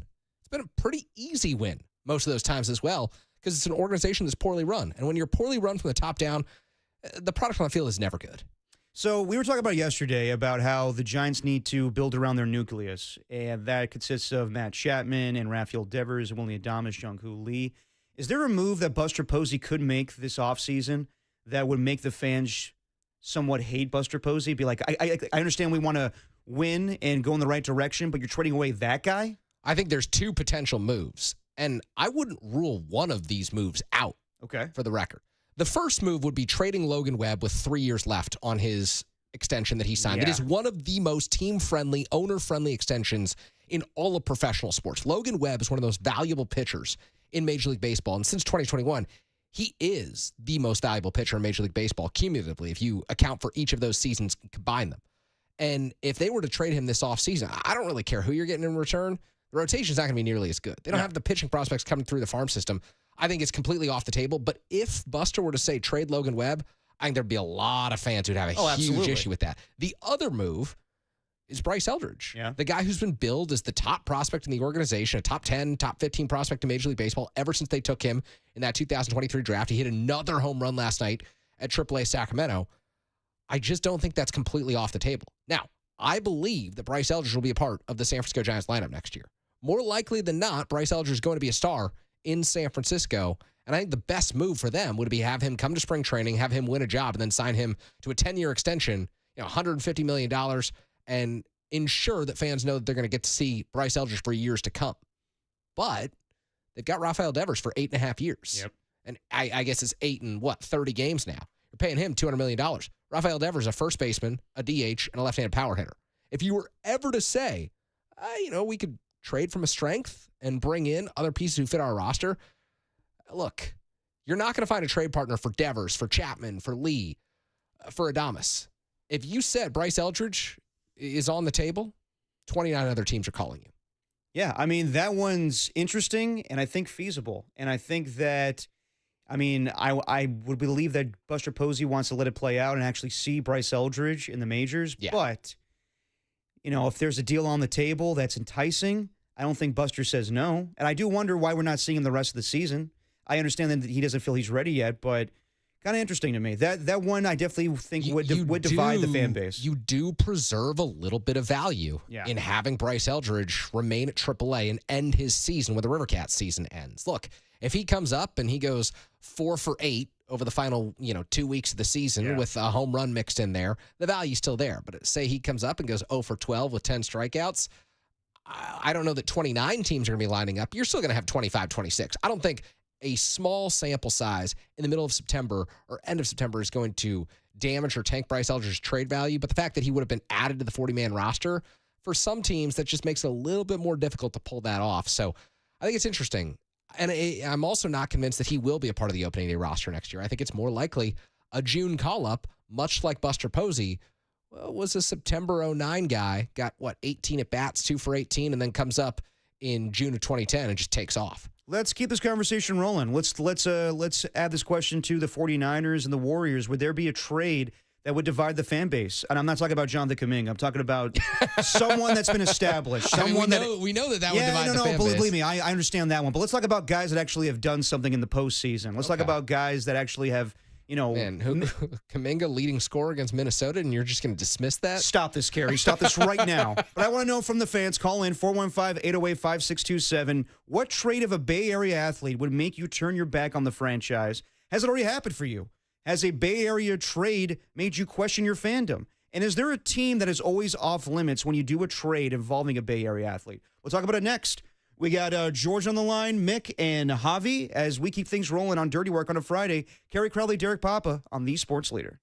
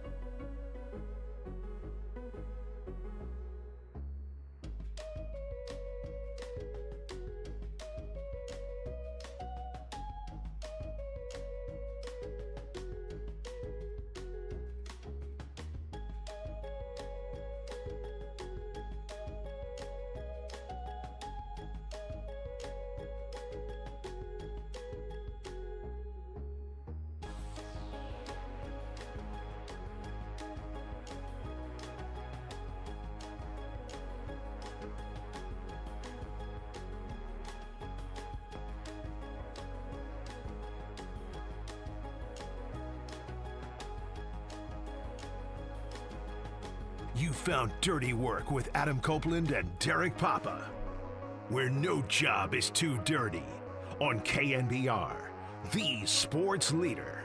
We're back on Dirty Work. Derek Papa, Kerry Crowley, Raf Corral.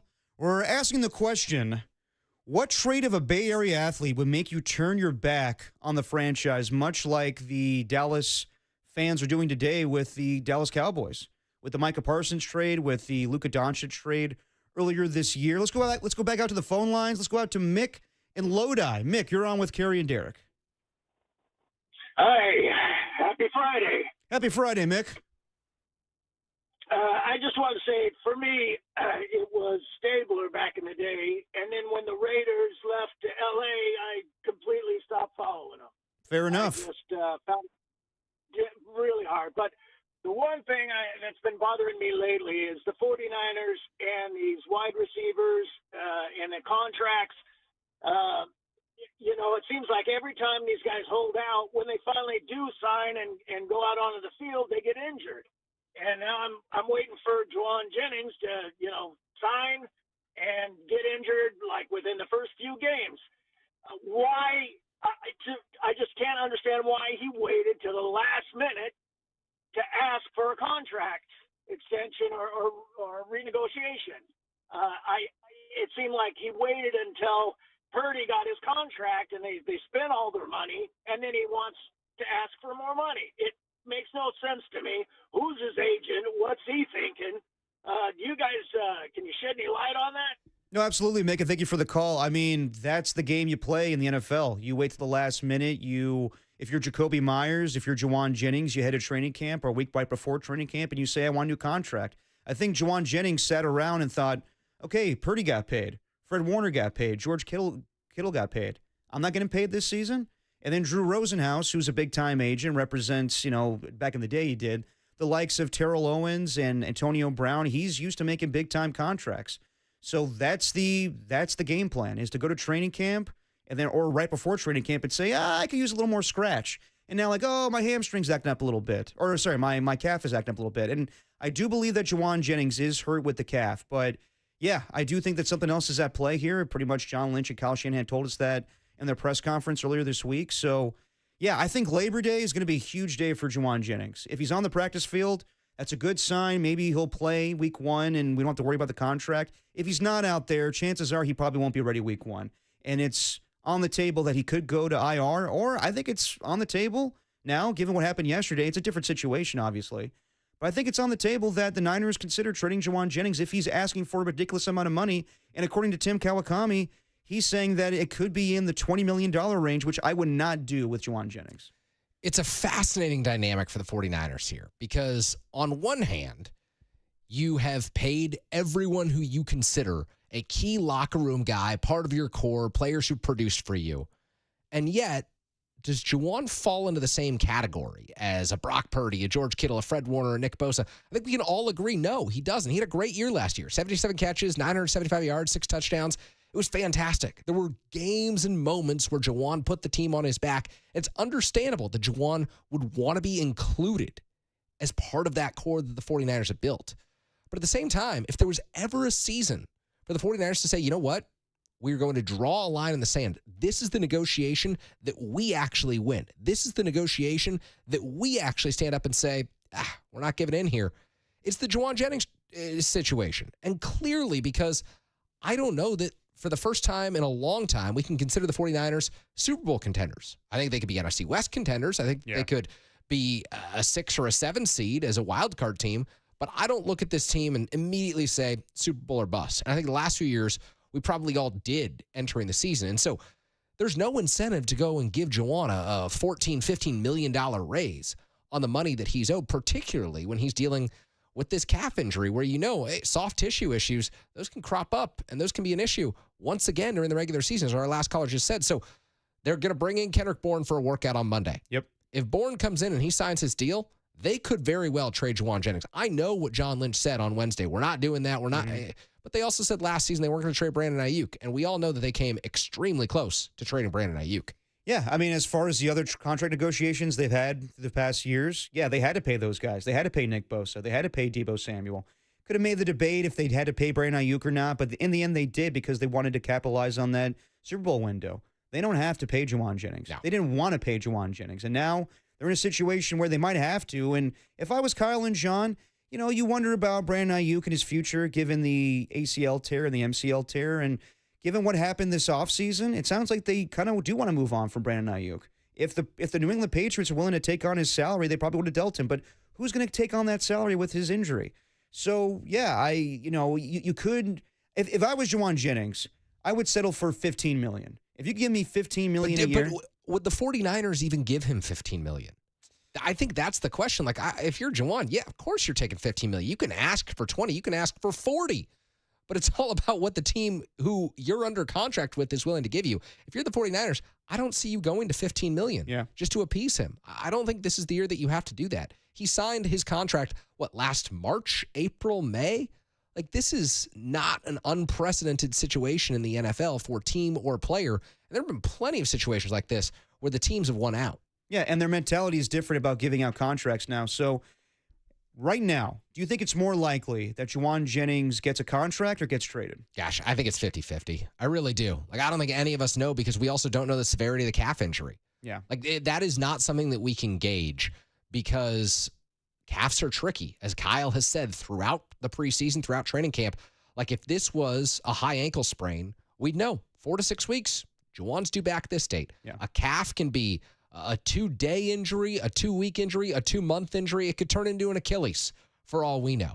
I don't think Jauan's is that severe. I think in all likelihood, he is probably healthy enough to take the practice field, which means that he probably should be out there on Monday. And if he's not, also, what team is going to go out and trade for Jauan and then pay him the money that he wants? Yeah. Like, if you're Jauan, do you want to go start over the year before free agency, with the Buffalo Bills? Because that what you want to do for your career the year before you're set to cash in and make big money in free agency. Are you starting over and learning a new offense 5 days before the start of the regular season? To me, it doesn't make sense. And I wouldn't push this any further unless I knew that Drew Rosenhaus was on the phone with other teams. They'd say, yeah, we'll give you $20 million.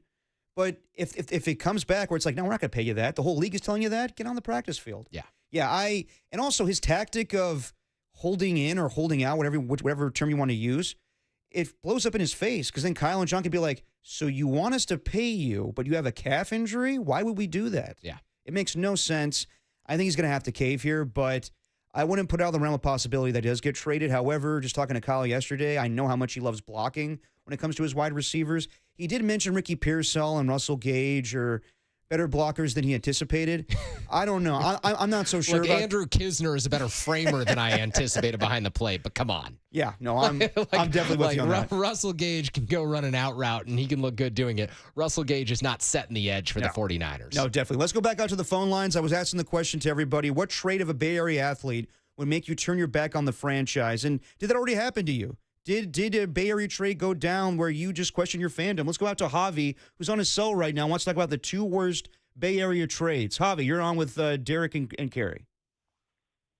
Hey, good afternoon, everyone. Happy Friday. And, Happy Friday. Looking forward to the weekend.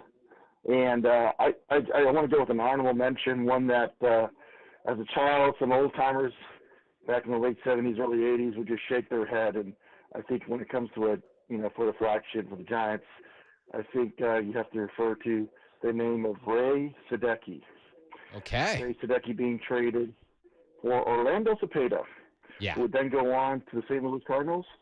He'd win an MVP and a World Series, and it only makes you wonder with the Giants, the Cardinals, and even the Pirates at that time winning world championships, and the Mays and the Cubbies and Marichals not getting a ring. It kind of puts a little rawness to it. That's my honorable mention. But the one that gets me and really broke my heart, and believe it or not, especially in this time after the rings that they got, it was a trade that the Golden State Warriors made, and it's featured again. I was reminded in an HBO series with the Boston Celtics, the infamous 1980 trade of Robert Parrish and the first-round pick for what would later be Joe Barely Cares Carroll. That first-round pick would end up being what would have been probably the base of the Golden State Warriors in the 80s. The Western Conference Finals would have been a lot different. It would have been the rights to Kevin McHale. So your base team would have been Robert Parrish, Kevin McHale, Sleepy Floyd, Herbert Short, and Larry Smith going up against the Late Show every year. Would have been interesting. Yeah, definitely. Hobby, thank you for the call, man. Call in anytime, fill in anytime. That was amazing. Elite ball knowledge. Absolutely. I mean, you're dropping not just Orlando Cepeda, which is, of course, going to be in the mind of every longtime Giants fan, but Ray Sadecki knowledge, and then the intricacies of the early 80s Golden State Warriors, the rights to Kevin McHale. Man, that got me fired up. No, I mean, sorry, is Hobby still there? And sorry about that. No, the younglings can look at there's an HBO documentary on the Boston Celtics and their legacy. Right. Robert Parrish highlights it. He could not believe that he was getting traded. No, Javi, great knowledge, and thank you for the call. I mean, yeah, like great knowledge on that, and yeah, I mean those trades definitely frustrated fans. But just going back to what we talked about earlier with the Giants currently, if they were to trade somebody, that would divide the fan base. For the 49ers, I would think it would be maybe Nick Bosa. Well, the other component is we're saying divide the fan base. I think this would unite the fan base against the team. Okay, yes. I think that's how I look at this. Like, because if the Warriors trade Jonathan Kuminga, that's dividing the fan base. Right. Whereas if the Niners trade Nick Bosa, you are uniting the fan base against the team. Yeah, I mean, I think that, we'll see what happens here, but, he's declined in the last few seasons, but I'm not ready to trade. I want to say this at the same time. We're not saying we want these players to be traded by any means. It's just that what would cause an uproar, much like Micah Parsons yesterday. So if Nick Bosa were to get traded, yeah, I think there would be an uproar from the fans. I think with the Warriors, it would be Steph Curry, but it's different, where he's at the tail end of his career. So maybe he wants out. Maybe the Warriors are doing a solid to him to get him on a team that can actually compete for a championship. And I'm not saying that isn't the case for the Warriors in his last two years under contract with them. But if they were to trade Steph Curry, fans would be sad, but I think they also would understand a little bit. Yeah, I think we're probably a year or two away from that even entering the realm of possibilities. And look, you could say, oh no, this guy's going to be a Warrior for life, or he's going to be a Giant or a 49er for life. Everyone thought that Willie Mays would be a Giant for life. Everyone thought that Joe Montana would be a 49er for life. Things play out weirdly at the end of a player's tenure with a franchise. Things aren't always happy. And then, 10, 15, 20 years down the line, they make up. They come back. Like one day, Klay Thompson's be welcome back to Chase Center, given a standing ovation every single moment that he is shown on the video board, that he walks out onto the court. He's going to talk about his Warriors days as if he never played for another team.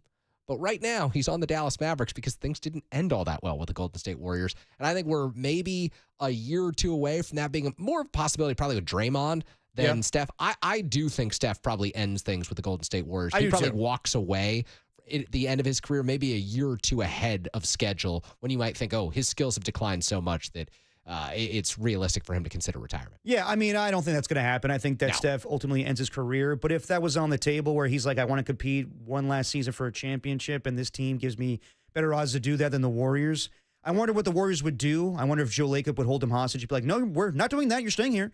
But I don't know. I wonder how the fans would react. I think that obviously most of the Bay Area would be upset. They'd be angry. But also with his age, I wonder if someone would be like, it's time to let Steph go. And also, like, for some athletes, you put in your time. Yeah. You make that request if it were to happen one day. Like, I think at the end of 2021, if Buster Posey wanted to continue playing and he were to say to the Giants, hey, you got to trade me. I got to go get an opportunity to win somewhere else. Fans honor those things when you bring them rings. Right. No, I mean, yeah, that makes a difference. And obviously, Steph will always be beloved here. But yeah, if you wanted to go someplace else, I think fans would be devastated. But also, I think some would be like, Steph gave us so much. We understand that. But then again, fans are ridiculous sometimes. All right. We're ridiculous sometimes. We are ridiculous. Let's catch up with Tracy Sandler. We'll talk to her, 49ers beat reporter for the Fans Girdle Sports Network. We'll talk to her about what's going on with Jauan Jennings. What's the likelihood that Kendrick Bourne signs on Monday? We'll talk about that next on The Sports Leader, Dirty Work. I did that out of order. The Sports Leader.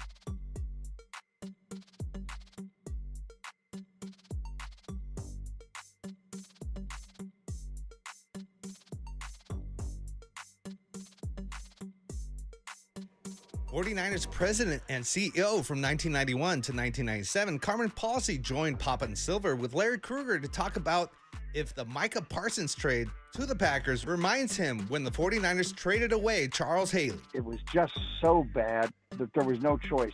We had to trade him or cut him, and we didn't dare cut him because then you have no control over where he goes, and you get nothing for him. Head on over to the podcast page at KNBR.com to listen to that interview or on the KNBR app.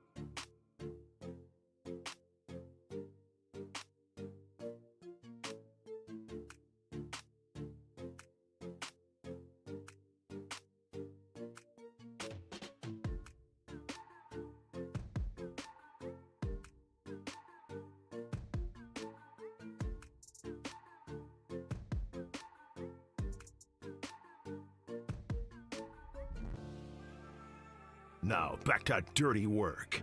Adam Copeland and Derek Papa in the KNBR Casino Matrix Progressive Jackpot Studios.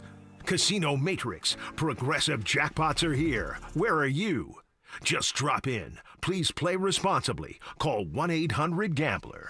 Dirty Work on a Friday. Derek Papa, Kerry Crowley, and we do it every Friday with the 49ers beat reporter for Fangirl Sports Network. It's Tracy Sandler. Tracy, how we doing today? I'm good, thanks. How are you guys doing? Oh, we're doing well. So, Tracy, we were just talking about Jauan Jennings and everything going on with that contract saga. So, how would you describe Kyle and John during their press conference when asked about Jauan? They definitely did not seem super cheery. I would say that was not the vibe that was going on. But I think this is probably dragged out a lot longer than they thought it would. It sounds as if the two sides are not super close together. On top of that, there is a calf injury that may or may not be healing. So it's a lot of stuff. And on top of all of that, they are very, very thin at wide receiver. So I think that Jauan Jennings brings up not only frustration with Jauan Jennings, but frustration generally just with the state of the wide receiver core. Tracy, during that press conference, John Lynch said that, Jauan had come to him and asked for a trade, that was not something the 49ers were going to entertain. And yet I wonder if the 49ers bring in Kendrick Bourne on Monday and potentially get him under contract, is there still a world in which a trade could be executed within the next couple of days or week? I mean, I think there's always a world in which that can happen, but even bringing Kendrick Bourne on, and Kendrick Bourne had a great career. He'll continue to have a good career, but pretend he's healthy and ready to go. They're not going to have him for the next several years. Jauan is much younger. He's kind of in the prime of his career, and he's someone that's been really effective for the 49ers and someone that's really been there the last few years. I mean, even though Kendrick Bourne has been in San Francisco before for many years and knows Kyle Shanahan and knows the offense, Jauan is really the only person in theory that could be available week one that's been there the last several years. So I think it's always a possibility. John Lynch says, he'll always entertain a phone call. But I think in a perfect world, Kendrick Bourne or no Kendrick Bourne, they want Jauan Jennings on this roster. In your opinion, how telling will this Labor Day practice be for the Jauan Jennings saga? That's a good question. So congratulations on that. Oh, thank you. But you're welcome. But that is a good question. I would say, to me, Wednesday is even more telling. Okay. But I would imagine by Monday, if he is not, maybe I'm going to take that back. On Monday, if he is not out there either practicing or doing all kinds of running on a side field, looking like he'll be practicing Wednesday, then I think those next couple days between Monday and Wednesday become very, very important. Yeah. I mean, they're all very important at this point, right. But I think those are 2 days where you could start seeing movement in one direction or the other. That is a really important distinction. If he looks like he's ramping up on Monday, he looks like he's getting ready to practice coming off of the calf, then absolutely, I could envision a world in which Jauan is out there on Wednesday. We're chatting with Tracy Sandler, the 49ers beat reporter for the Fangirl Sports Network. You hear on pregames this year with Adam Copeland and Todd Husak right here on KNBR. And Tracy, I wanted to ask about the end of training camp and your evaluation of all the rookies and all the young players the 49ers brought in. Obviously, Mykel Williams is the first-round draft pick, and we know how talented he is. We know that they anticipate him to start right away week one for this defense. Who else caught your eye during the preseason? Who else stood out during training camp, and who could have a big year as a rookie? Well, the thing that's so interesting about that is there are lots of people that I would have told you caught my eye, but so many of them have been hurt that we really haven't seen that much of any of them. And Jordan Watkins was someone that I thought was going to be tremendous, and he still very well might. It's just that we only got to see him in the one preseason game, and he has not practiced since or been in a game since. But I think going on the guys that we have seen a lot of, Marquise Siegel, I think has been I wouldn't say a welcome surprise, but I think has picked up the defense relatively quickly and is someone that they're excited about, and I would be excited about. Nick Martin is someone I'm excited about, and because of a couple reasons. Obviously, the talent is there, but his performance from week 1 to week 3, the jump was so big that tells me he's a quick learner, he's super smart, and he's really hardworking, and that is a recipe for someone to have a very good rookie season and be able to step in when needed. I mean, Jordan James, before he was hurt, was very promising. I obviously mentioned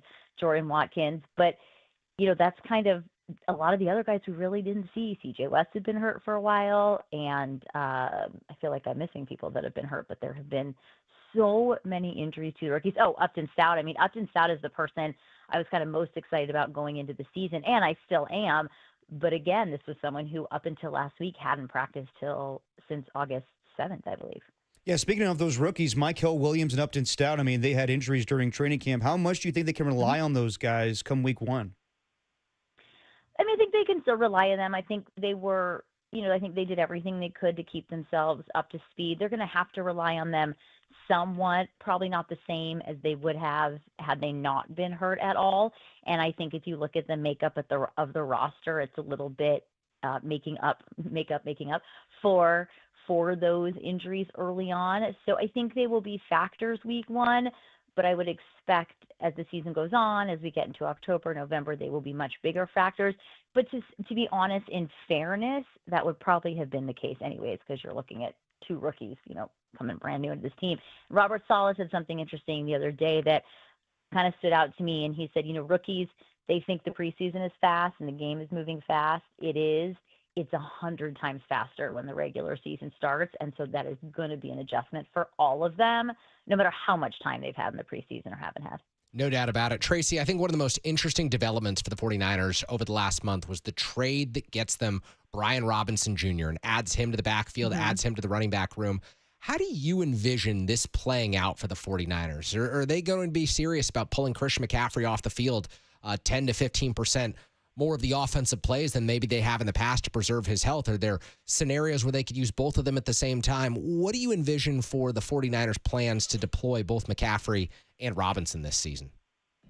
I think probably both things that you said, but they've really never had a true number two back since Christian McCaffrey has been in San Francisco. I'm not sure they've ever had a true number two back in the Kyle Shanahan era, to be honest, but certainly not since Christian McCaffrey has been in San Francisco. So it certainly gives them a tremendous amount of flexibility. I think it also gives them flexibility when you look at the state of the wide receiver room at the moment.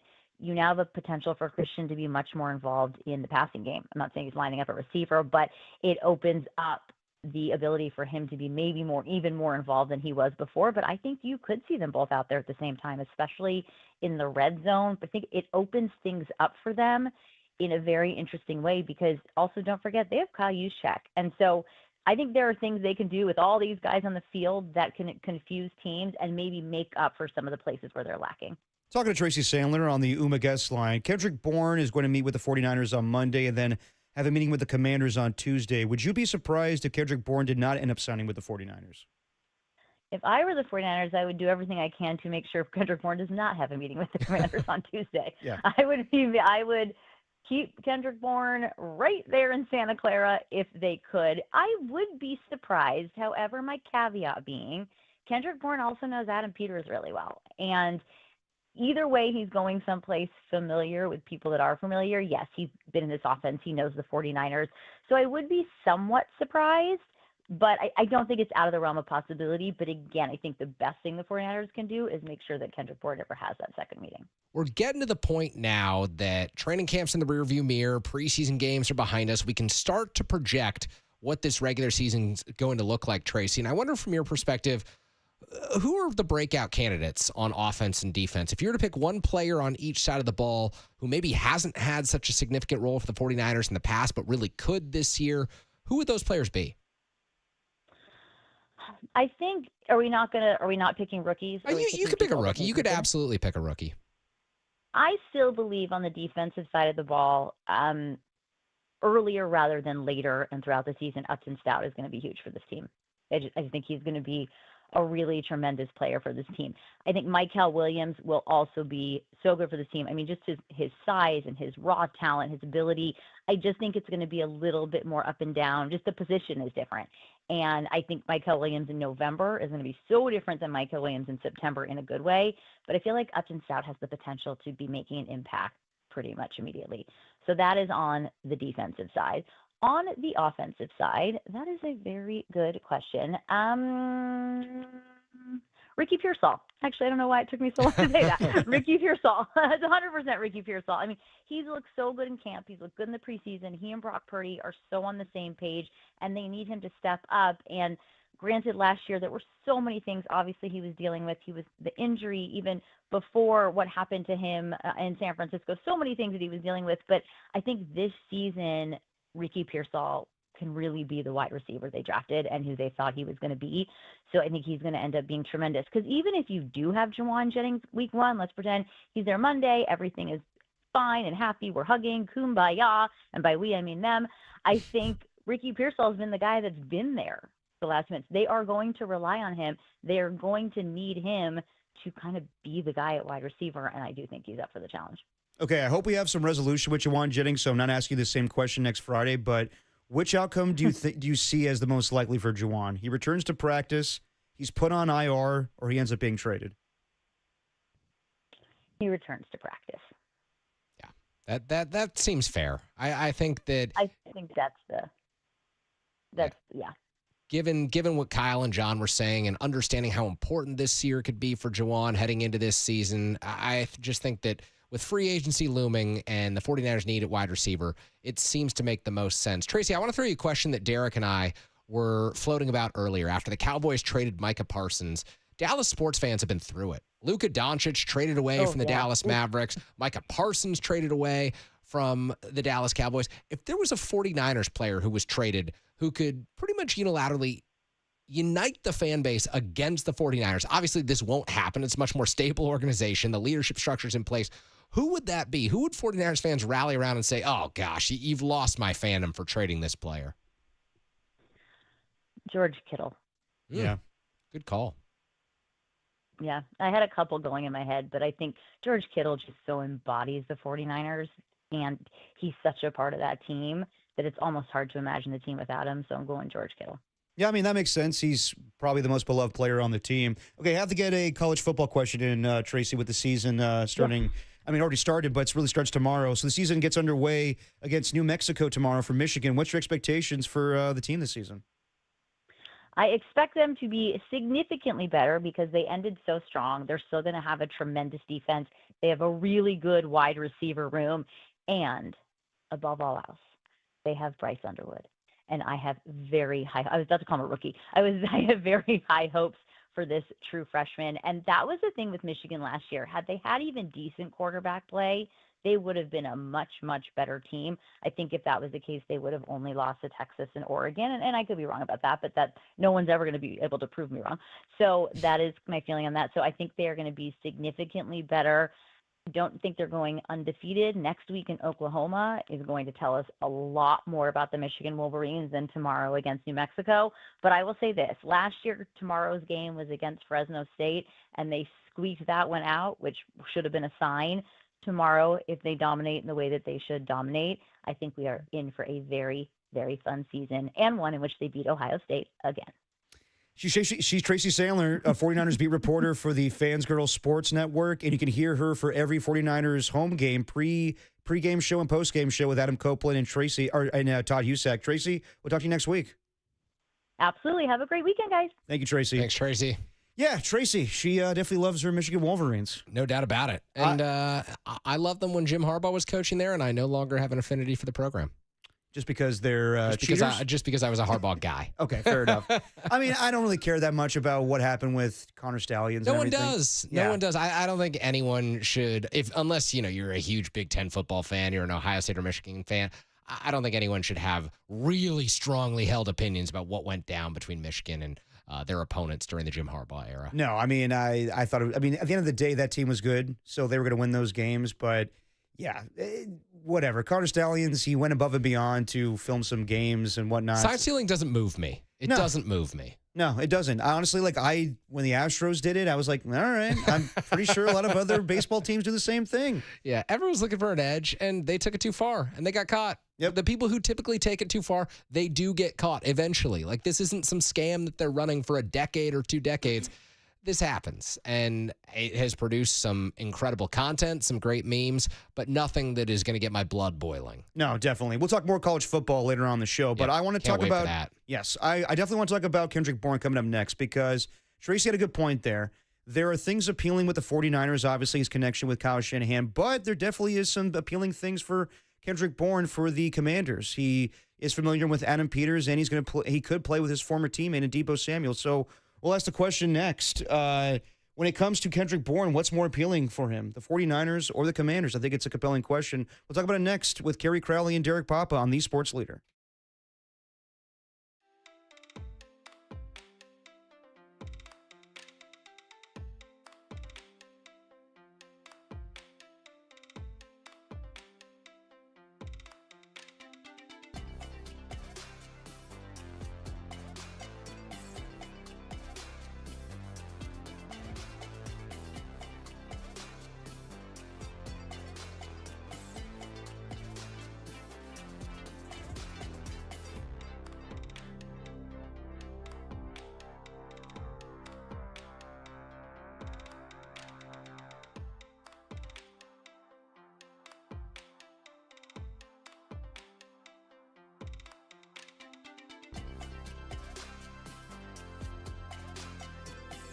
In a blockbuster trade yesterday, the Cowboys send Micah Parsons to their NFC foe, the Packers, for 2 first-round picks and D-tackle Kenny Clark.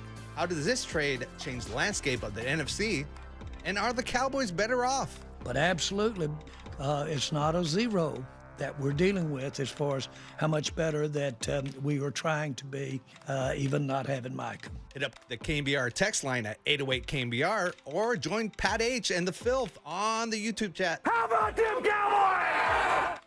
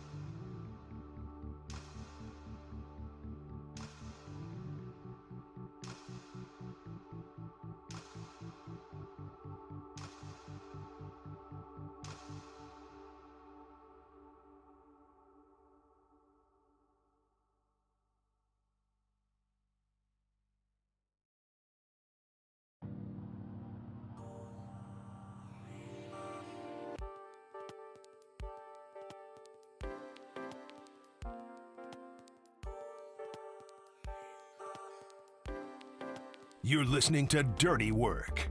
Adam Copeland and Derek Papa. On your home for all things 49ers for the last 20 years. KNBR, the sports leader. Dirty Work on a Friday. No Adam Copeland, no Tim Webb. We keep things rolling with Kerry Crowley, Raf Corral, and me, Derek Papa. Later on, we'll be joined by Marcus Thompson at 3:50, Larry Krueger at 4:50, and then we'll replay the Kyle Shanahan interview I did yesterday at 5:50. I want to talk about Kendrick Bourne as he's set to visit with the 49ers and Commanders next week, early next week. So multiple reports say that Kendrick Bourne will meet with the 49ers on Monday and then Commanders on Tuesday. Bourne was dealing with a foot injury most of training camp with the New England Patriots. So even though he initially made the 53-man roster, Bourne was likely going to be low on the depth chart around the Patriots with the Patriots acquiring Stephon Diggs, Mac Hollins. They got the speedster Kyle Williams from Washington State. So there's a report out there that Kendrick Bourne asked for his release from the Patriots. And that's kind of mixed. It depends on who you ask. But Mike Vrabel was asked about this yesterday, and here's what he had to say about Kendrick Bourne asking for his release. Yeah, that's news to me. I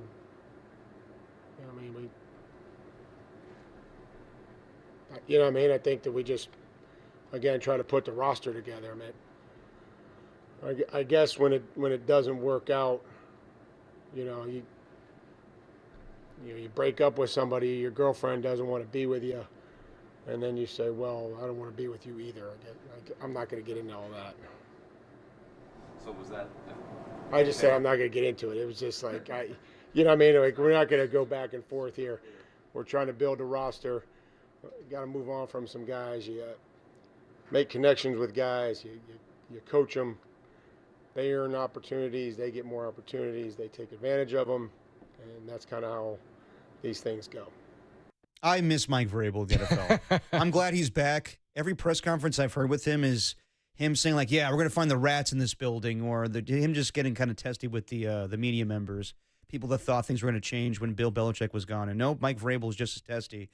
But basically, Vrabel's saying, all right, so he's saying that when we cut him, he's like, oh, yeah, well, I don't want to be there in the first place. I kind of got the vibe from Kendrick Bourne being with the New England Patriots that his foot injury probably was legit, but also he knew that he wasn't going to be the man on this team. Yeah. And he hasn't been for quite some time. So if he was disinterested with the New England Patriots and them having Stephon Diggs and all these other wide receivers, what does that mean for him with the 49ers? So I know that he was, a very good player with Kyle Shanahan back in the day, but would he be wide receiver 3, 4, 5 on this team? I think that, once DeMarcus Robinson comes back from his suspension, he's probably lost in the depth chart a little bit. I mean, as, Jordan Watkins develops as a player. So when I compare the 49ers situation to the Commanders, I know that he knows Kyle Shanahan very well. At the same time, he knows Adam Peters, he knows Deebo Samuel. And when you look at the Commanders' wide receiver room, they have Terry McLaurin, Deebo Samuel, Noah Brown, who caught that Hail Mary against the Chicago Bears last year, Luke McCaffrey, and a rookie called Jalen Lane. That's about it. I think there's more opportunity to be had for Kendrick Bourne with the Commanders, just a matter if he chooses them over the 49ers. There's more opportunity to be had over a 17-game season with Washington. If you're Kendrick Bourne, there's more opportunity to be had in the first 3 weeks of the season with the San Francisco 49ers. And we're not talking about someone who's going to go for 1,000 yards. We're actually not talking about someone who, in all likelihood, is going to go for 500 yards. He hasn't had a 500-yard season since 2021. I mean, how long ago does it feel like the San Francisco Giants were winning 107 games? That was the last time that you could count on Kendrick Bourne for reliable production. So if you're Kendrick, do you say, well, I've got the chance to immediately see the field in San Francisco and help this team win a game or two? Because realistically, he could be wide receiver 2, 3, or 4 for the first 3 weeks of the season with the 49ers. Whereas with the Commanders, he's probably wide receiver 3, 4, or 5 after a couple weeks of the season. And ultimately, I think he probably ends up with the same amount of catches, just gets a better starting opportunity in San Francisco right out of the gates. I don't think that we're going to see Kendrick Bourne pop off in his age 29 year for 70 catches and 650 or 700 yards. That ain't happening. I do think that there is a legitimate conversation to be had over, would you rather, if you're Kyle Shanahan and John Lynch, have Kendrick Bourne out there week 1, or Russell Gage out there week 1. Yeah. Because Gage, like Bourne, was also dealing with an injury at the end of training camp. Bourne had the foot, Gage had the knee. Gage is someone who's been training with the 49ers for the last year and a half, and quite honestly, he had better prime years than Kendrick Bourne. So is he healthy enough to give the 49ers that kind of production? Because if he is, and Kendrick Bourne sees that, then maybe, and John and Kyle tell him that, then maybe it is the Commanders. I just think that it is ultimately going to come down to, does he slot in above Russell Gage or behind Russell Gage? Because I see them being very similar players when healthy and fitting in with the context of these depth charts. No, and I think that, we have to temper expectations. If Kendrick Bourne signs with the 49ers, it's not going to be the Kendrick Bourne of 2019 catching touchdowns in a playoff game. Since he went to the last 3 seasons, he didn't surpass 37 receptions, 434 yards, or 4 touchdowns. He has declined as a player. So, he probably would be wide receiver 3, 4 for any team at this point. But, there is an opportunity to be had with the 49ers, given the injuries. Here's my question. What is the wide receiver depth chart week 1 right now? Obviously, Ricky Pearsall is wide receiver 1. Right. But I don't think we can bank on Jauan Jennings playing week 1. So let's take him out of the equation, assuming that the calf is going to need at least a week to come back from. Who's your wide receiver 2, 3, and 4? I mean, right now would be Russell Gage. It would be, I think you would probably elevate Marquez Valdez-Scantling to the active roster. Sky Moore is your 4th. So, out of desperation, it sounds good for Kendrick Bourne. I just think that for the long haul for Kendrick Bourne, if he wants to be on a team for 17 games like you mentioned, the Commanders are probably a better spot given their lack of depth. But he also thrived in a Kyle Shanahan offense back in the day, but it's been so long since that time. I think Kyle would definitely, obviously they're bringing him in for a meeting, and last year when a trade was on the table for Brandon Ayuk to go to New England, Kendrick Bourne was that returning player. Kyle Shanahan's a big fan of Kendrick Bourne, and I'm sure that he would probably be his best blocker on the team if he was there for week 1. I know he said Ricky Pearsall. I know he said Russell Gage, but I think that those guys need to develop as blockers. But, I think that they want to sign Kendrick Bourne. It's just a matter of where Kendrick Bourne thinks is the best place for him to thrive this season. The other question that I have is, does Robbie Chosen get elevated week 1? That could be the case, too. Is he above Sky Moore? Because Junior Bergen has now fallen onto the practice squad, and Junior Bergen's not getting elevated anytime soon. That's a year-long development plan. That is a work in progress. Sky Moore is going to be the returner for this team, so he'll probably be on this active roster week 1. He's on the 53-man, but he'll probably be part of the active 46 day of. Do you add Robbie Chosen and play him at wide receiver ahead of Sky Moore? I think the answer is probably yes. Oh, yeah. At this point, with the lack of receptions in Sky Moore's career, he hasn't caught a pass since 2023. Yeah. And I think the biggest moment of his career is just one catch he made in the Super Bowl. Besides that, Sky Moore's been a disappointment. I liked the move at the time, but I wasn't anticipating it being something major. It was the same thing when the Niners went out to get John Mechie and they lost out to the Eagles. It was to get a rookie contract in. Yeah, exactly. Expiring rookie contract. So at this point, Sky Moore is your kick returner, punt returner, but he's not going to make plays for you in the field. No, you need a true wide receiver. So if Kendrick Bourne wants to sign with the 49ers, I'm down for that. It's just, I think it's going to be a lot of mixing and matching with the wide receiver room this year. I think you have no idea what's going to happen week 1. Jauan Jennings is a total mystery. If he's there week 1, I feel much more confident in this wide receiving core. But right now, I think Ricky Pearsall's going to get most of the catches. And then after that, probably Christian McCaffrey, George Kittle. I don't know what to make of this receiver room. How many players, week 1 in Seattle, are the 49ers elevating from their 16-man practice squad? Because I could see Russell Gage coming up. I could see Robbie Chosen coming up. I could see Curtis Robinson coming up and playing some linebacker and special teams for this team in week 1. And then, look, you've already got 11 guys in your D-line room right now. But it is out of the question that, Evan Anderson or Sebastian Valdez could get a week 1 elevation. I don't know that that's the case. We're going to learn a lot more over the course of the next week. 49ers will hit the practice field on Monday. They're going to be off Tuesday, practice again Wednesday, Thursday. I don't think we're going to truly learn what this 53-man and ultimately 46-man game day roster is going to look like until Thursday, Friday, and then there's going to be some surprise that we get on Sunday morning when the 49ers are warming up in Seattle. It's crazy. This is a team that has been so stable through the years under Kyle and John, and it still has stars at the top level of every position group, but it's stars and question marks at so many of these position groups. To me, that's fun, but I think to most fans, that is a warning sign. No, absolutely. I think fans want to win games. They're expecting. I think some fans are realistic. Some fans understand when Kyle and Trent Williams say Super Bowl shouldn't be on the forefront of your minds this season. It should be that we establish this team and grow it a little bit. And then if we get into the playoffs, we'll see what happens. But, some fans expect Super Bowl this year. But, yeah, it's going to be a lot of mixing and matching. It's going to be, if Jauan Jennings is not out there, I do not know what to make of the offense. And I think that as long as you have a strong running game and Christian McCaffrey and Brian Robinson will be out there, then I have little faith. But I was more confident in the offense this season. I still think there's huge question marks on defense. We haven't spent a lot of time talking defense. No, we haven't. What does that Week 1 D-line look like? I would say right now it's probably the veterans up the middle. It's Kalia Davis and Jordan. Is it Givens? Well, Givens is on IR designated for return, so you could have Jordan Elliott out there. But there was even a question that Jordan Elliott would be on this 53-man roster headed into the final week of training camp. I think the 49ers have liked Jordan Elliott through the years, and he's had his moments. I mean, go back to Green Bay. No player more important in the postseason a couple of years ago than Jordan Elliott. Right. But can you rely on him to be a 3-down guy? I think the 49ers might need to have 8 to 9 active D linemen on their 46-man game day roster to get through this Week 1 matchup with Seattle, which, as you mentioned, Clint Kubiak running the offense up there. They are going to have a different, more physical run scheme. They're going to be really good off tackle. They are going to stress and test the 49ers in significant ways. And this is a rushing defense that ranked 28th in the NFL next season. I mean, we talk all about the wide receiver group and the different elevations will come through here. The D-line rotation, to me, is going to be the most fascinating part of this Week 1 matchup against Seattle. And not only, as far as the defensive linemen, Michael Williams had a hyperextended knee, so he missed time in training camp, not to mention C.J. West. I hear great things about Upton Stout, but he didn't play in a preseason game. So I don't know how much they can rely on their rookies. They're going to at the end of the day, but at the same time, I don't know how it's going to look offensively or defensively right now. So just a ton of question marks for the 49ers, and, we'll see how it plays out against the Seattle Seahawks, who I think are kind of being slept on right now. I think they're not talked about enough. I agree. I think that, bringing in Marquez Valdez-Scantling, he was with them in training camp. You bring him in to get some intel on the Seahawks, but also you want to help out your receiving core. But yeah, the Seahawks team, they picked up, Sam Darnold, who knows the Niners very well. Clint Kubiak obviously knows the Niners very well.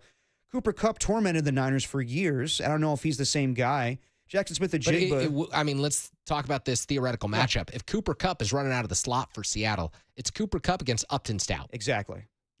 To me, I'm high on Upton Stout. I think he can succeed in the NFL. Week 1 in Seattle. One of the best slot receivers of all time. I don't know that that's a matchup I favor the 49ers in. Yeah, and I think if Sam Darnold is the same guy that we saw in Minnesota a year ago, this Seahawks team, I think, might be the most talented team in the division. Interesting. And I know that the Rams have a ton of talent, but from top to bottom, as far as the quarterback play, the running backs in Kenneth Walker and Zach Charbonnet, to their improved offensive line, they got Zay Grable in the first round, the guard that was kind of rumored to go to the 49ers, but I think that was in Daniel Jeremiah's mock draft. But the defense that Mike McDonald's running right now, I wouldn't be the least bit surprised if the Seahawks are a really good football team this year. It's all contingent on just what Sam Darnold does. And speaking of the NFC, let's talk about the NFC in general, not just the divisions. A couple weeks ago, I talked with Copes, and I went through my NFC rankings. And now that Micah Parsons is on the Green Bay Packers, I think we have to go through it one more time and go through the rankings and see where they land right now and where see the 49ers, where to see where the 49ers are as well. So we'll talk about that next with Kerry Crowley, Derek Papa on the Sports Leader.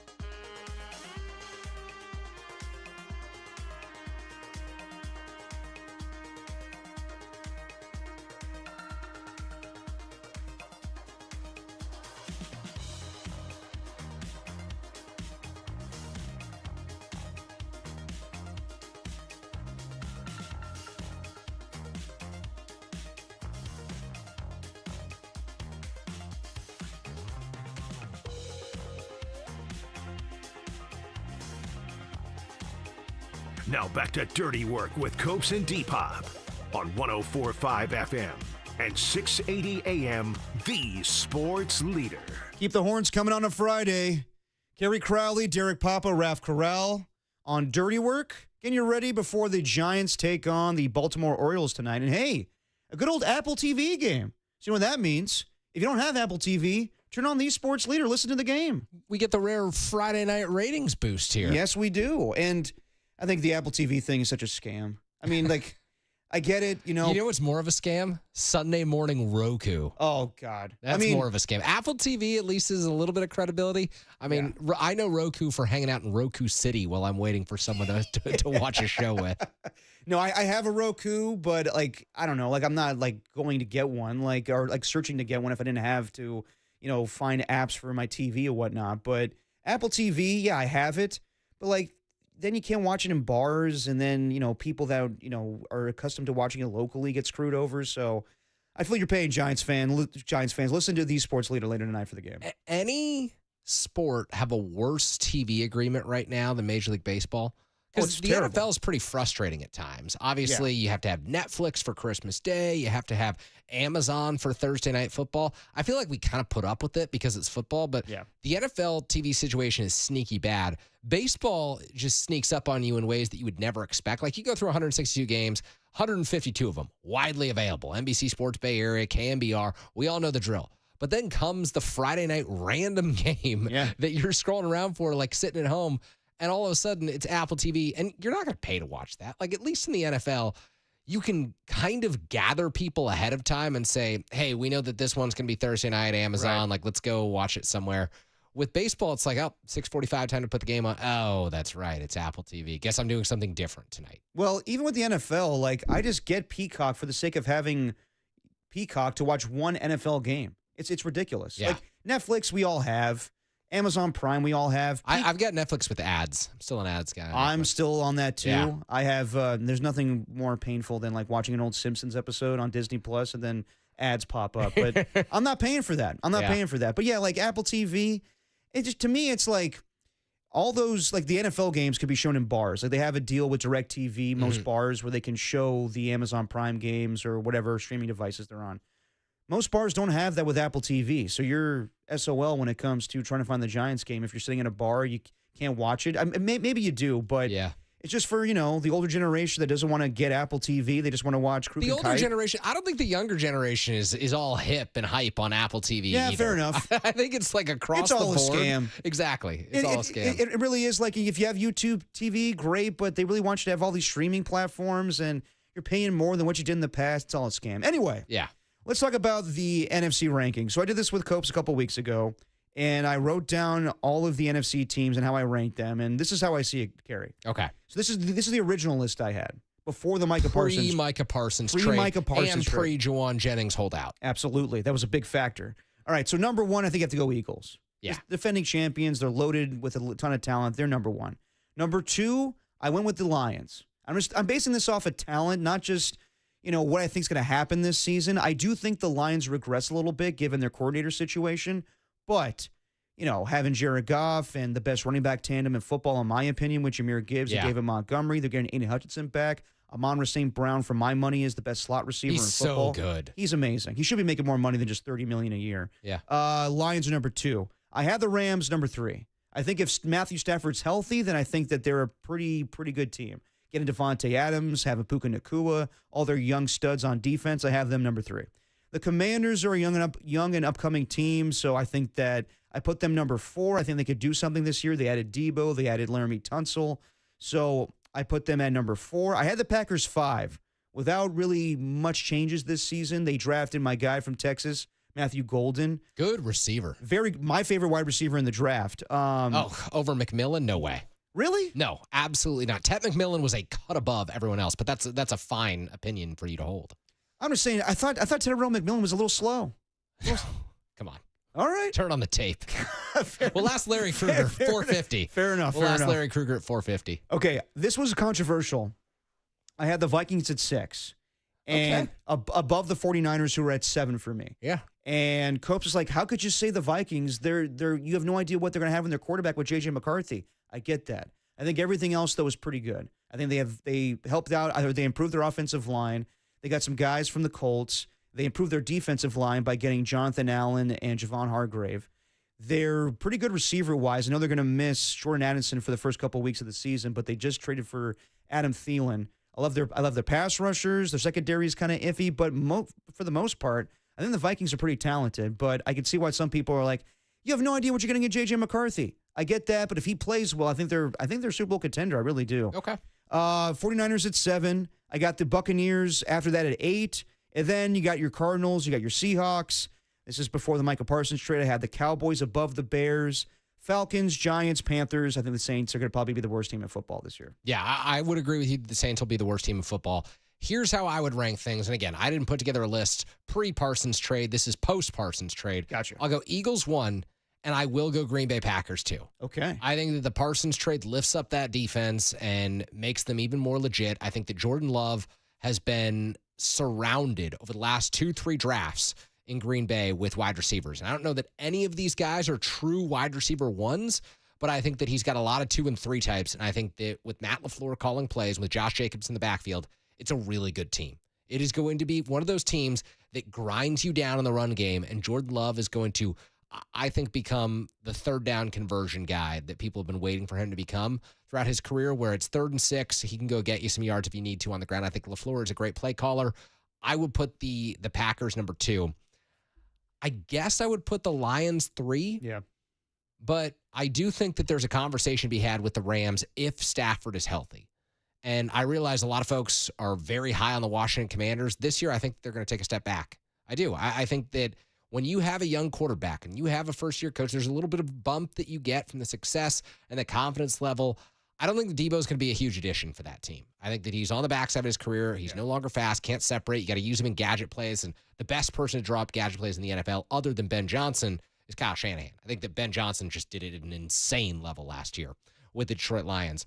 So with that being said, beyond that group, beyond the Lions, Commanders, Packers, Rams, Eagles, I'd probably put the 49ers in there. But I think there is an open question as to the Bucs. Baker Mayfield's someone who just completely rewrote the narratives around his career. Absolutely. I think that he is a legit face the franchise type quarterback there in Tampa.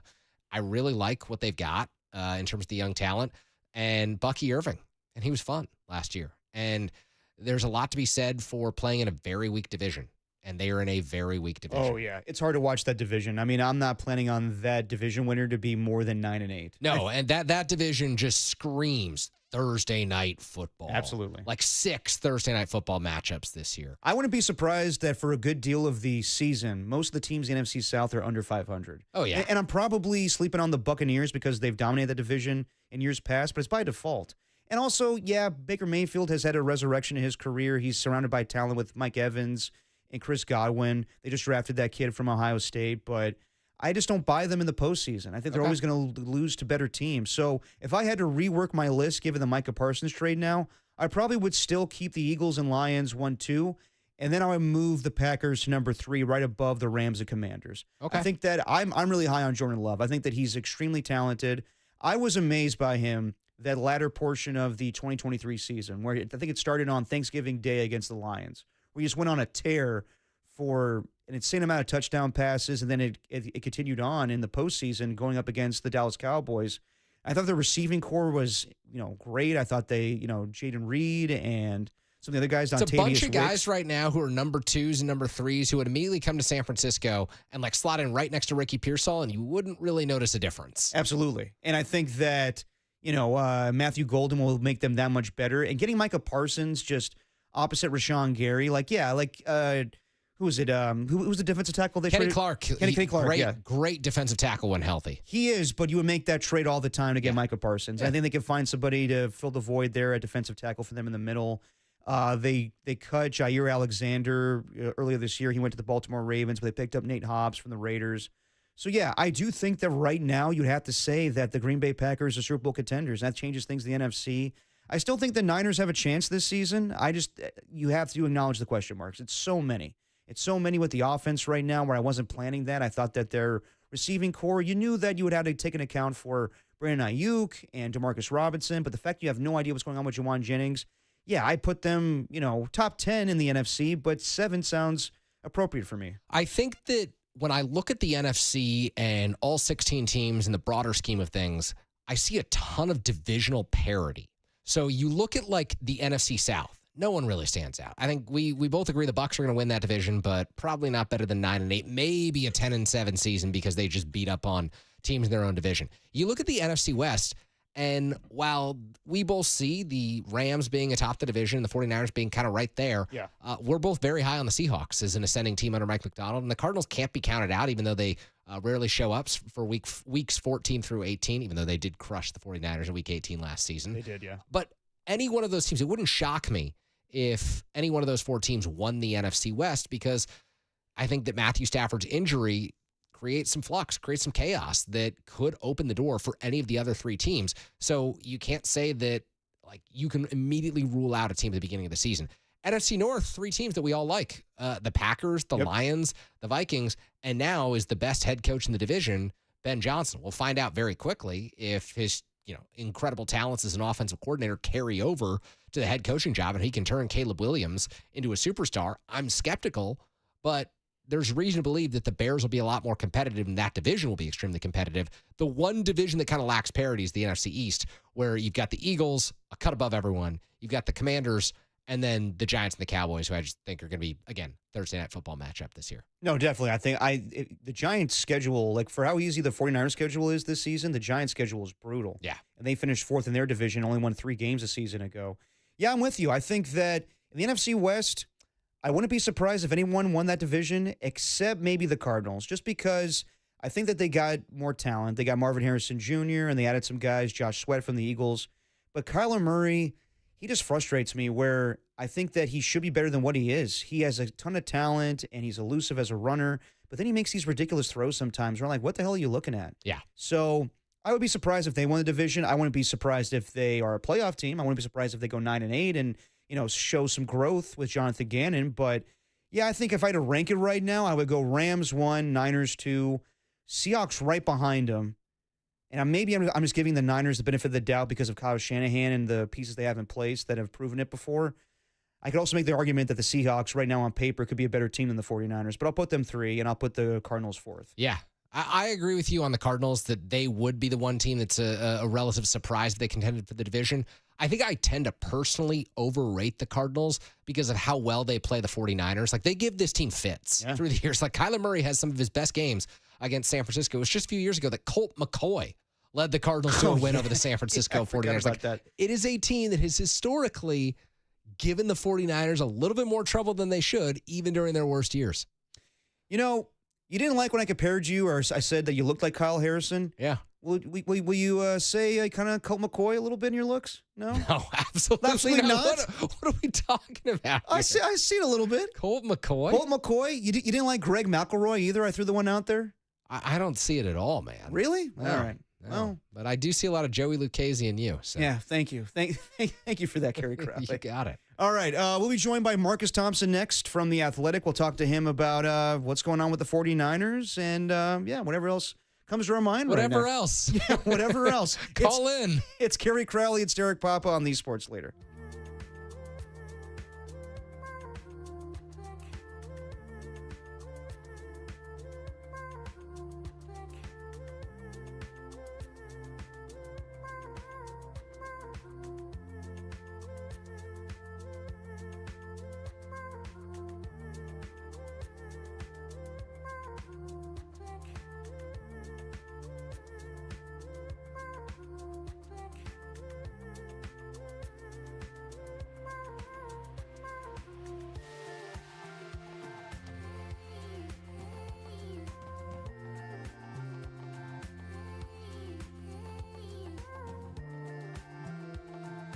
Mike Krukow joined the morning crew this morning to break down the Giants' 5-game winning streak.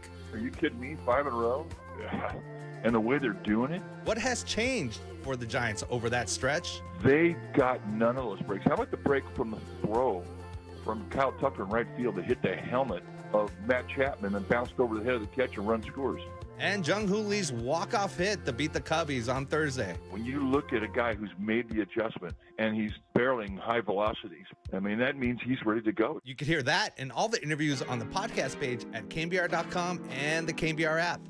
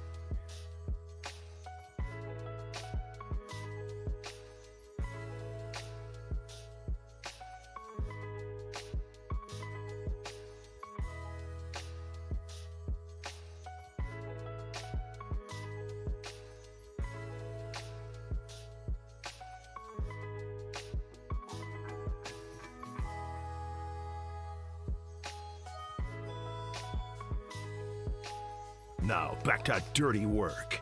Adam Copeland and Derek Papa in the KNBR Casino Matrix Progressive Jackpot Studios. Casino Matrix Progressive Jackpots are here. Where are you? Just drop in. Please play responsibly. Call 1-800-GAMBLER. Dirty work on a Friday. Kerry Crowley, Derek Papa. We are venturing to make the connection with Marcus Thompson. Still working on it. In the meantime, Kerry, let's talk a little bit about handshake agreements in sports and how it impacted the Bay Area sports as well. We know that Micah Parsons basically got traded to the Green Bay Packers because he scorned Jerry Jones on a handshake agreement. And now he's in Green Bay and making $47 million a year. But you think that handshake agreements have been done in Bay Area sports as well this year? I think this is the year of the handshake agreement in Bay Area sports with regard to both the Golden State Warriors and the San Francisco 49ers. Much higher stakes handshake agreements for the Warriors, but we saw this play out this week with the San Francisco 49ers. John Lynch and Kyle Shanahan go to set their 53-man roster. You and I are sitting next to each other out at 58 Social on Tuesday, getting ready for the show. Yep. And we get the press release, and all of a sudden, who's released off the 49ers roster but punter Thomas Morstead? Okay, that's a little odd. Wide receiver Russell Gage, released. Wasn't Gage like the third best receiver in camp right now? Isn't he one of the only healthy receivers? And the 49ers were able to make these maneuvers because of some institutional trust and some credibility that John Lynch and Kyle Shanahan have with veteran players. And they were able to say, hey, Thomas Morstead, we're going to take you off the roster for 24 hours to increase our flexibility. Russell Gage, you're off the roster for 48 hours to increase our flexibility. Allow us to make some additional maneuvers. Take some extra time to determine who goes on IR, who slips through waivers, and we need to use a roster spot on. Ultimately, Jordan Jefferson of the Jacksonville Jaguars is that player, defensive tackle. So someone gets cut, someone is added to the roster, and ultimately, Thomas Morstead and Russell Gage,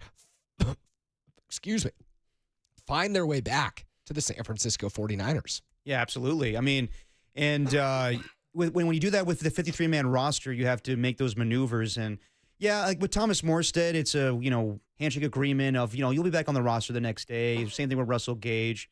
That happens all the time in the NFL where you cut for a day, you come back. But yeah, if those guys decide to go someplace else, it can screw the team over. Yeah, like if you're Russell Gage and you're released and you have this handshake agreement to come back to the 49ers, completely understandable that is in place, that's what you want to do, that you're going to sit out the 48 hours because this is the team that took care of you and put you on their practice squad last season when you were recovering from an injury. So you want to help them out as much as they want to help you out. You've been working all season to claim a spot on this week one depth chart to go out and potentially start for the 49ers. I get that.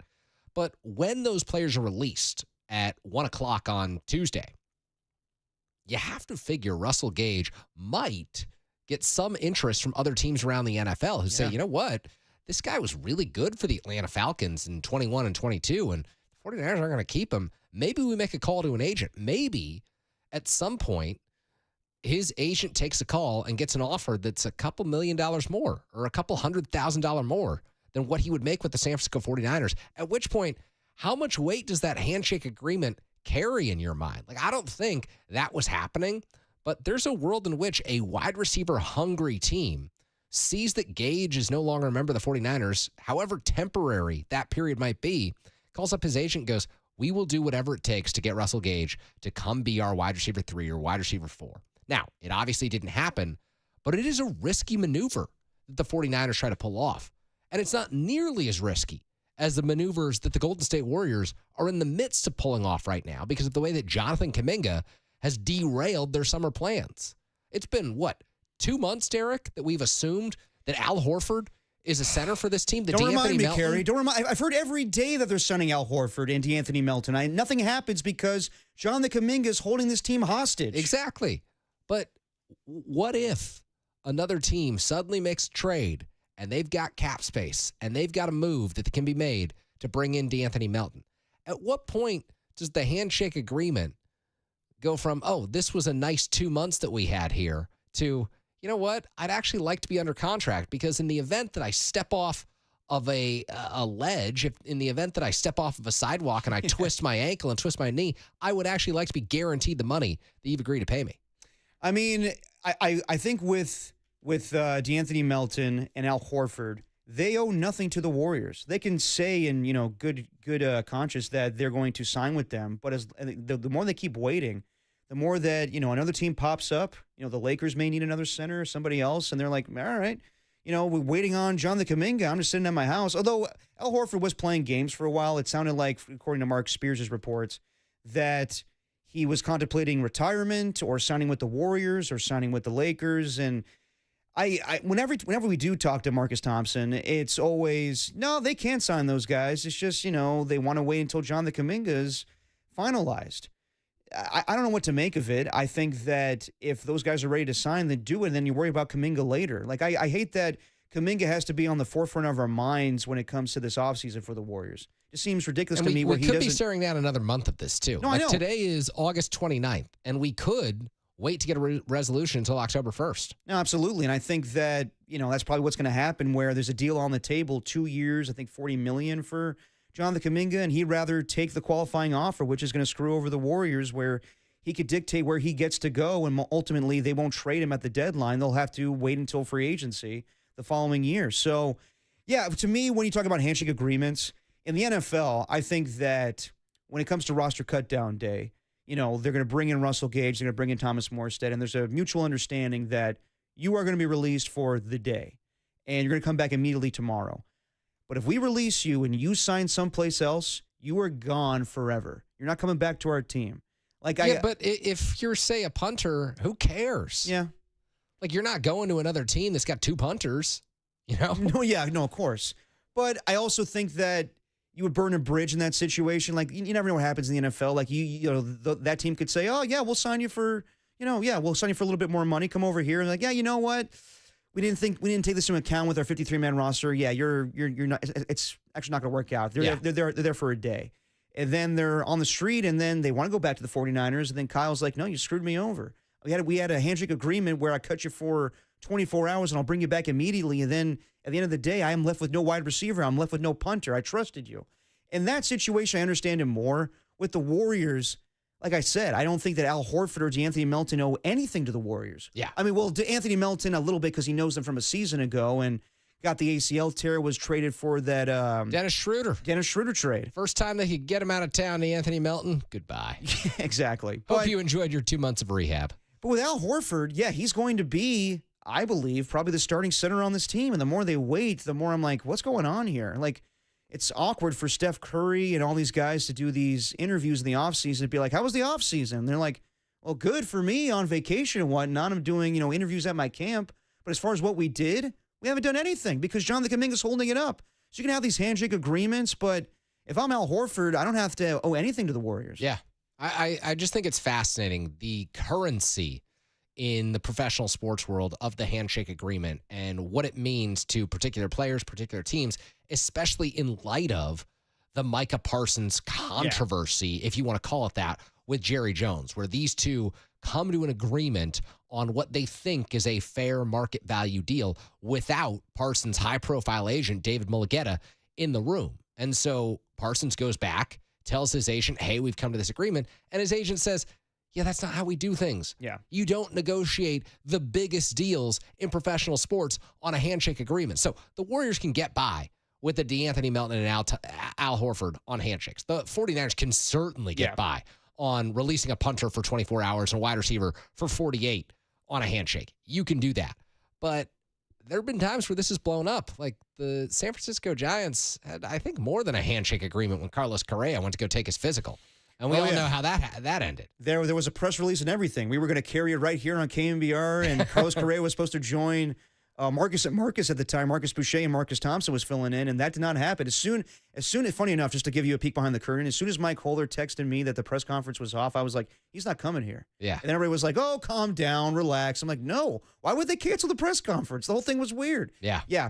Handshake agreements basically happen all the time in sports. Like when reports come out from Adam Schefter or Ian Rappaport or Jeff Passan or Shams Charania, those are handshake agreements. And then they put pen to paper, and then it becomes official. But did the 49ers last offseason not have a handshake agreement with a linebacker? I mean, Devondre Campbell wasn't the first guy. Eric Kendricks. Yep, it was a handshake agreement, and then he spurred him. He went to go sign with the Dallas Cowboys. They could have used him because turns out Devondre Campbell was not that trustworthy. Exactly. So the guy who ultimately did put pen to paper wasn't the guy you ended up wanting in the building. Exactly. So when it comes to Micah Parsons, though, just real quick on this, I think we can all blame Jerry Jones for thinking he had a done deal on a handshake agreement. That, to me, is just a ridiculous thing. Can we also blame Micah Parsons a little bit for being naive to think, I'm just going to sit down with my owner and talk turkey on a contract, but then be like, you know what? I don't like this stuff. I don't like that stuff.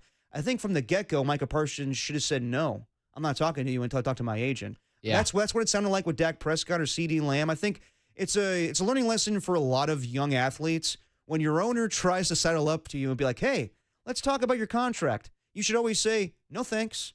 Let's do it with my agent present, and then we can talk. But I think Micah Parsons learned the hard way where he initially thought a contract was good. I think it was $40 million annually. And then his agent comes back and says, that's not good enough, dude. Think about other guys who are going to get paid this offseason. Think about Myles Garrett. Think about TJ Watt. And ultimately, he did get paid. And then Jerry was not going to go back on the first handshake agreement. Then the Packers come back and say, $40 million, we'll give you 47. Yeah. That's the crazy part to me is like Nick Bosa making $34 million. That was a watershed contract. Yes. At the time that he signed that. That was a breakthrough for pass rushers in the NFL.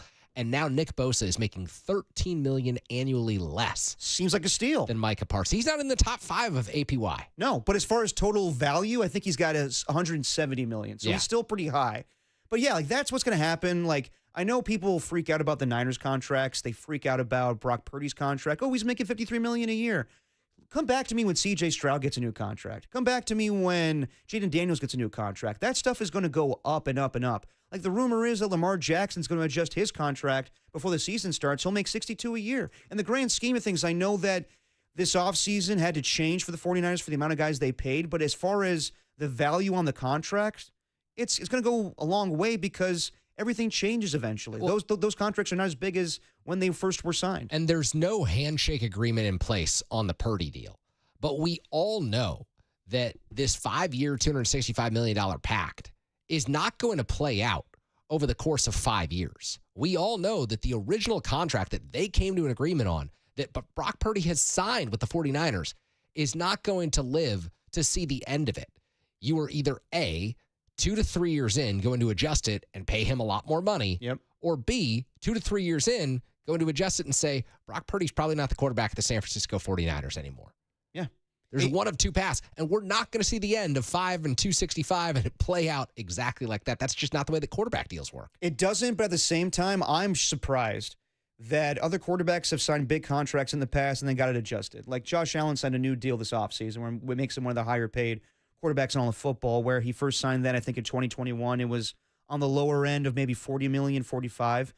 Since Patrick Mahomes signed his contract, 10 for 500, right? Yes, that included like some ownership stake in other Kansas City. It was a bizarre. It's a very unique deal. At the same time, now Micah Parsons is making more annually than him. Yeah, and I'm surprised that Mahomes never goes to Andy Reid or Brett Veach and just says, "How come I'm not getting my contract adjusted?" He will. He will. This offseason, you're going to see Patrick Mahomes sign a brand new contract. Think so? Yeah, I think he has the potential to be the first $70 million per year player in the NFL. Yeah, and he's worth it. Yeah, which is crazy because what's the highest paid player in the NBA making right now? I think it's Shai Gilgeous-Alexander at 72. Yeah, I want to say maybe that changed a couple days later, but I mean, a dude in Oklahoma City. No disrespect to the Thunder, no disrespect to Shai, no disrespect to the NBA as a whole, but the NFL is the biggest sport in America. The quarterback position is the most scrutinized, most incredible position in all of pro sports. And you've got an NBA player making more than guys at their peak in the NFL at the most important position on the field. Yeah, I mean, it's only going to go up. I think that, with the NBA, the numbers are ridiculous. And of course it's different. A lot fewer players. Piece of the pie remains the same, and the revenue is huge in both sports. So NBA players are going to see more. But I wonder when you get to the point of like an NBA role player making $35 million a year when fans are going to be like, whoa, hold on a minute here. Yeah, I don't know if that's ever going to change, but it is ridiculous that happens in the first place. But yeah, I mean, as far as quarterback contracts, I think that's only going to go up. I think that, I remember the day we were on the patio and the news broke that Brock Purdy signed his contract and people were like, $53 million a year. Oh my God. Relax. Like it already looks pretty good. Exactly. And I mean, compared to what we were talking about initially, like when we were talking about maybe him getting 60, 65, like at that point, I would say that Brock Purdy has done a lot more in this league than Dak Prescott and probably deserves far more. Yeah. but he plays in Dallas, and I get it that he's more I shouldn't say more accomplished, but he's played in the NFL longer. But I don't think that Dak Prescott should be the highest paid quarterback in football. I don't think Brock Purdy should be the highest paid quarterback in football. I think it should be reserved for the guys that we consider elite these days. The Patrick Mahomes, the Josh Allens, Lamar Jacksons, the Joe Burrows. The fact that the quarterback market just reshapes every time someone gets a deal is insane to me. But, you're going to do that for Tua. You're going to give him $55 million a year. You're going to do that for other quarterbacks. You should do that for Brock Purdy as well. Yeah, absolutely. And it all goes back to our original point here of the fact that so many deals take so long to play out, and it's cumbersome. Sometimes it's even antagonistic in the case of Jonathan Kuminga, in the case of Jauan Jennings. And you've got these teams spending months and sometimes, years thinking about the way that they're going to fit certain players under a cap threshold or, fit a new contract in the context of their entire depth chart and roster. And yet on the other end of the spectrum, hey, you're off the roster for 24, 48 hours. Here's a handshake. You'll be right back. Here's a wink. Here's a nod. You're good, brother. Just to put a bow on the Kuminga talk for a second, it just baffles me that the last 2 remaining years of Steph Curry contract with the Warriors is going to be determined by Jonathan Kuminga. Like the fact that they can't make any moves in the offseason because of this guy, it's insane to me where, is he that valuable in the first place where we have to put everything on a hold to not do an Al Horford deal, to not do a DeAnthony Melton deal? Like, I know handshake agreements and everything, but just ridiculous to me that that's just even a talking point, that this guy, like Joe Lacob, loves this guy so much that he stays on the roster and they're willing to wilt at whatever he wants to do. And then he's going to leave in free agency and was all for nothing. Just makes no sense to me. All right, we're trying to connect with Marcus Thompson. Hopefully we do that later on the show. But speaking of Brock Purdy, we're talking about him and his contract value. Let's talk a little bit about him not making the NFL Top 100. Is it a big deal? Oh, NFL Top 100. Talk about a Labor Day weekend discussion here. Oh, absolutely. And, yeah, NFL Top 100, I think it's a little fishy, and I should know from working at NFL Network. Talk about that. Inside NFL Network from Derek Papa. Call our next segment an expose. Absolutely. A little inside information on the NFL Top 100, how it pertains to Brock Purdy. We'll do it next with Kerry Crowley and Derek Papa on The Sports Leader.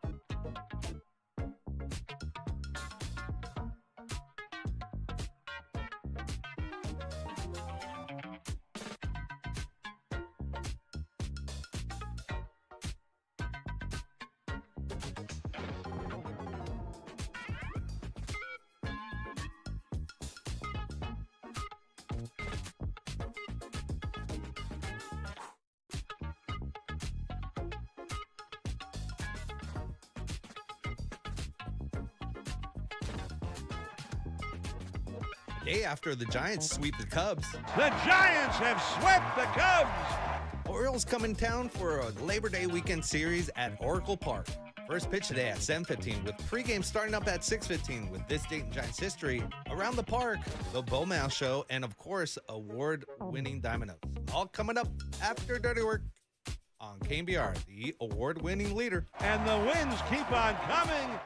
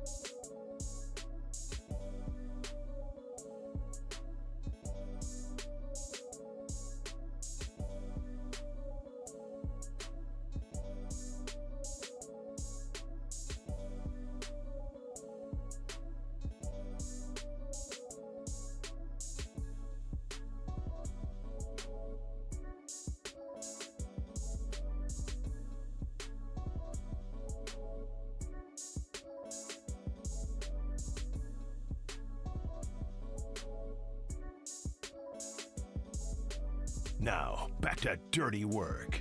Adam Copeland and Derek Papa on KNBR 104.5 and 680 AM, the sports leader. Dirty Work on a Friday. Derek Papa, Kerry Crowley. In about 30 minutes, we'll be joined by Larry Krueger, talk a little 49ers football. Hoping to make the connection with... Passed out in a bush. Always passing out in a bush. Hope to be connecting with Marcus Thompson hopefully later on the show. But if not, all good. And, we'll replay the interview of Kyle Shanahan from yesterday at 5:50 for you before we get to Giants and the Baltimore Orioles. And we'll get ready for that at 6:15 with a little Giants pregame. You a ska guy by chance, Gary? No. Not at all, huh? Mm-mm. What's your go-to for music? I listen to a lot of country music, to be honest with you. But if I'm in the car, more often than not, I'm listening to podcasts. Yeah, I do love me a good podcast, but well, I listen to podcasts when KNBR is not on the air, which is most weekdays from 6 a.m. to 9 p.m. See, I do the complete opposite, where I only listen to podcasts and I don't listen to anything else on KNBR, including myself. NFL Top 100. Before we get into this conversation, let me just say this. This list is ridiculous. Okay. So I used to work at NFL Network, and there's a lot of shady stuff going on as far as the list. So how long did you work at NFL Network? I worked at NFL Network from 2019 to 2022, so 3 seasons. Nice. And right during COVID. Yeah, and, in person? The first season. Oh, okay. Second season was a little bit of at home and coming in on Sundays. And let me tell you, Sundays were a blast. I bet. No, they weren't. Yeah. It was just a screaming fest of get the highlight out, and couldn't leave there fast enough. But it was a dream to go work there for 3 seasons, Kerry. But yeah, the NFL Top 100, the producers that worked on NFL Total Access and all the shows had access to the list, and we would know about it before it would air. It signaled to me that it was kind of manipulated a little bit. I think that even though they say it's voted on by the players, I'm not buying that. I think it is a little... Do you think it's largely player-directed still, though? I think the players vote, but it depends on who's actually voting. I think they get certain guys at the Pro Bowl, and they get some names written down. Like, they don't get, like, the big names. Like, when Tom Brady was playing in the league, he didn't vote on the top 100. Okay. It was the guys that would interview, like Pat McAfee or, Ike Taylor or just, guys that would do interviews on that show. But it wasn't like the top guys in the league voting on each other. It does seem rather cumbersome to picture 53 players in each locker room filling out their top 100 players. Yeah, I know. Like they got stuff to do. Like they asked these players to vote on, I think, the Pro Bowl and all. Not all pro. That's Associated Press. But to ask on top of it, like, hey, can you give me your top 100 as well? I'm like, no, I'm time for this crap. Yeah, throw it in the trash. But yeah, the NFL Top 100, they're doing that right now on NFL Network, whatever is left of NFL Network these days. And they're doing a countdown. I guess the final top 10 will be announced next week. But amongst the 49ers names, so far it's been Christian McCaffrey at 73. Okay. Nick Bosa at 57. Trent Williams at 45. George Kittle at 31. And Fred Warner all the way at 16. Wow. He's the top linebacker amongst the group. Brock Purdy will most likely not make the list, given the top 10. Yeah. So where the quarterbacks are on the list, you got Tua at 91, Dak at 79, Sam Darnold at 72, Jordan Love at 68. I love this one. Bo Nix at 64. Wow. Matthew Stafford at 58, Justin Herbert at 56, Baker Mayfield at 50, C.J. Stroud at 39, Jaden Daniels at 21, Jalen Hurts at 19, and Jared Goff at 15. You have to assume that Patrick Mahomes, Lamar Jackson, Joe Burrow, Josh Allen are in the top 10. So, with that, given all the names I just listed, how is Brock Purdy not on that list above? And I know this list is kind of ridiculous. Do we really think he couldn't be 10? It's like the top 10 in the league? Like 10th on this list, given the names that you just listed. I think it's preposterous that he wouldn't be ahead of some of the guys who were in the 70s, 80s, and 90s. Oh, absolutely. But when you start to hear who's in the teens and 20s and 30s, and it seems like a heavily quarterback-weighted list, would it be the craziest thing in the world to see Purdy show up at 9 or 10 on this list? Yeah, I think so. Okay. I think that given what happened a season ago, they usually they largely base It's this on heavily weighted by recency bias? Yeah, by Okay. recency bias. So, obviously a year ago, Brock Purdy had his 20 touchdowns, 12 interceptions, and 3,800 yards. But as far as Brock Purdy on the list, like when you hear these names of Tua and Dak and Sam Darnold, Bo Nix at 64. I mean, that's why I think it's not out of the realm of possibility for Purdy to be 9 or 10, because he's in no way, shape, or form 36 spots below Bo Nix on this list. He's not significantly behind Tua or Dak Prescott on this list. If you had a franchise to start tomorrow from scratch, you're picking Purdy over each of those quarterbacks. And I say that as someone who still thinks that Purdy lacks a little bit of the arm talent that you'd like to see around the NFL and has benefited from playing in Shanahan's scheme. I still think, from as unbiased of a perspective as I can come at this from, that he's better than all those guys. I take him ahead of Baker Mayfield, who's 50th on this list. I mean, but what about the C.J. Strouds, the Jaden Daniels, the Jalen Hurts? Not ahead of Jalen Hurts right now, but you could make a case that if you were building a franchise from scratch, you could take Purdy ahead of those players because he feels like he can operate, to me. And, I'm not an NFL coach. I'm not an NFL coordinator. I'm probably unqualified to say all of this. But he feels to me like he actually does, unlike previous quarterbacks under Kyle Shanahan, have the ability to operate in different styles of offenses. And I think he's at his best under Kyle Shanahan. I think that the marriage that these two have had in the NFL worked unbelievably well for Brock Purdy, and it's the reason that he's getting paid the big money now. But I also think that he has the talent and kind of the cerebral nature of an NFL quarterback to thrive elsewhere. He'd be the first player who'd be quarterback in Kyle Shanahan's system, be a highly sought-after quarterback if he were to hit free agency, if he were to hit the trade market. And I don't know that that's the case for absolutely everyone on that list, but at the same time, ranking quarterbacks when you're ranking like left tackles, it's just like, it's crazy. Like, how can you make those kind of judgments? No, absolutely. That's why I think this list is, I don't know. I do think it's ridiculous, and I think that I don't buy that the players vote on this thing. I think they do, but I think it's also weighted by NFL producers and who's going to get the most attention as far as where they're ranked and whatnot. So, yeah, I think that Purdy's in a similar situation as Jared Goff or Jalen Hurts, where they're talented quarterbacks, but a lot of talent around them. Yeah, I think it's very scheme oriented. That helps them out. So.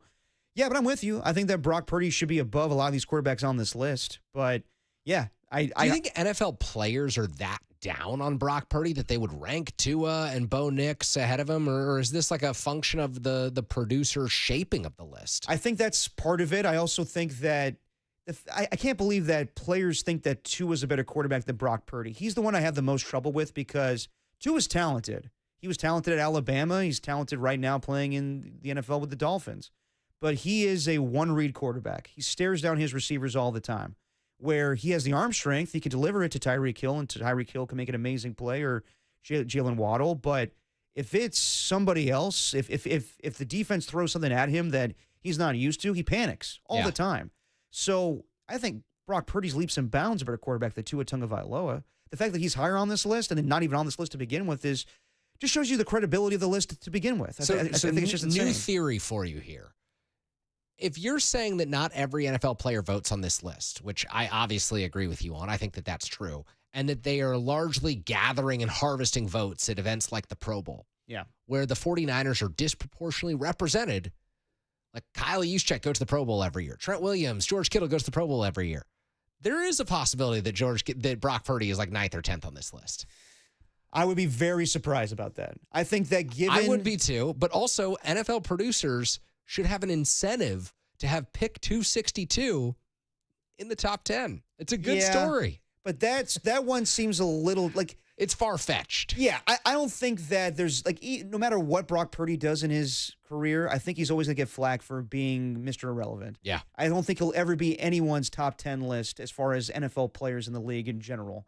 If you want to say he's a top 10 quarterback, I'm not going to argue with you on that one. I don't think so, but if you make a compelling argument, I think that Brock Purdy could be in that list.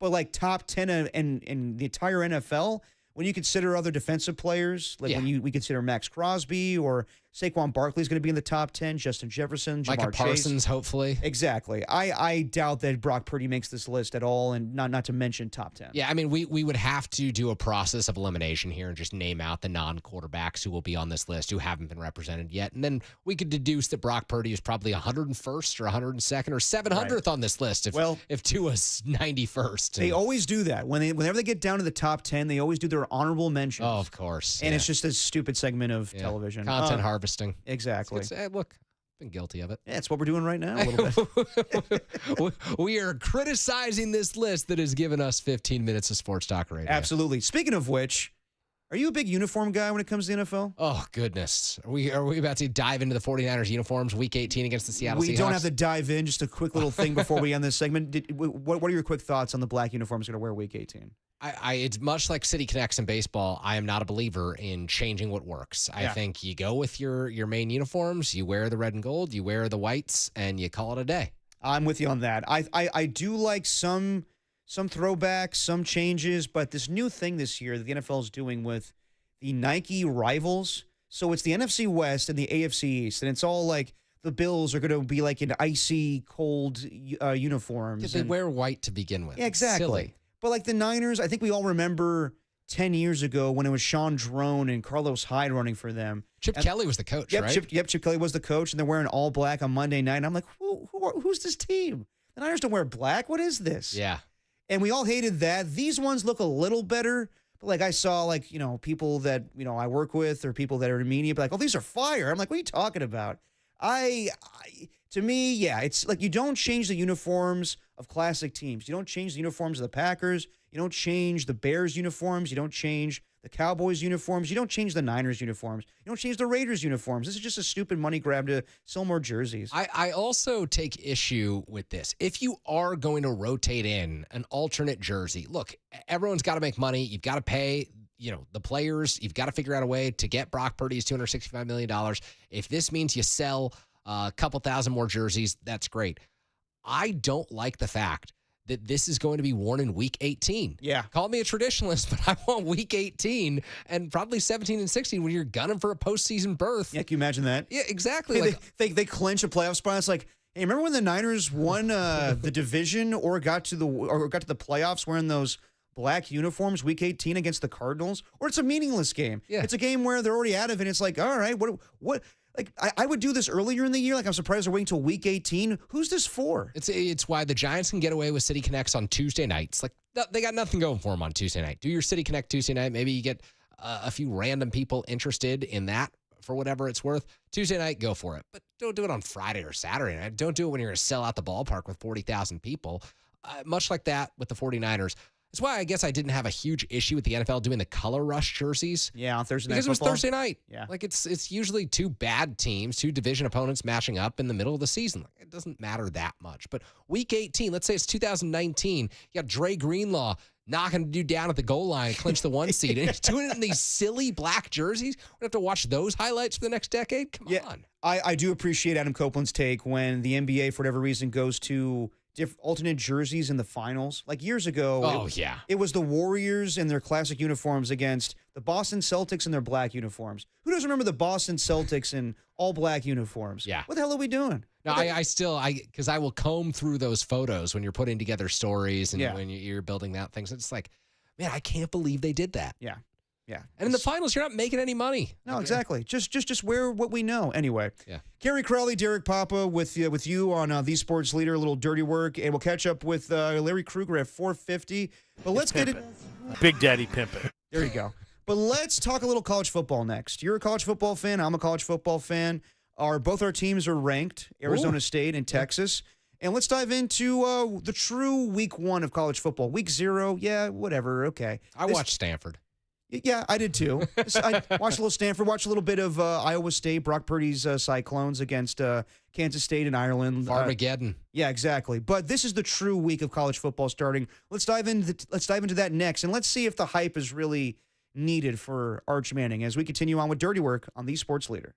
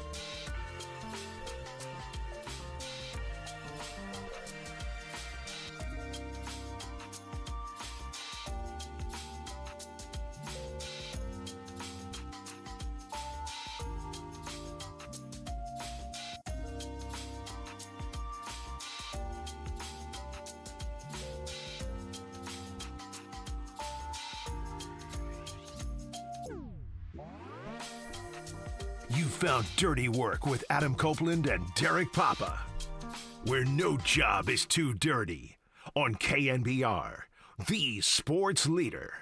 We're back on Dirty Work. Kerry Crowley, Derek Papa. We were going to talk some college football here, but we do have some breaking news on the Giants, and it's not good. We knew that Randy Rodriguez was going to have a second opinion on that elbow sprain, and it sounds like he's going to need Tommy John surgery. As the press release states here, Randy Rodriguez met with Giants head orthopedist Dr. Ken Akazuki, who recommends that Randy undergo Tommy John surgery on his right elbow after reviewing his MRI. Dr. Keith Meister also reviewed the MRI and agrees with Mr. Akazuki's recommendation. Randy will decide his course of action over the weekend. Devastating.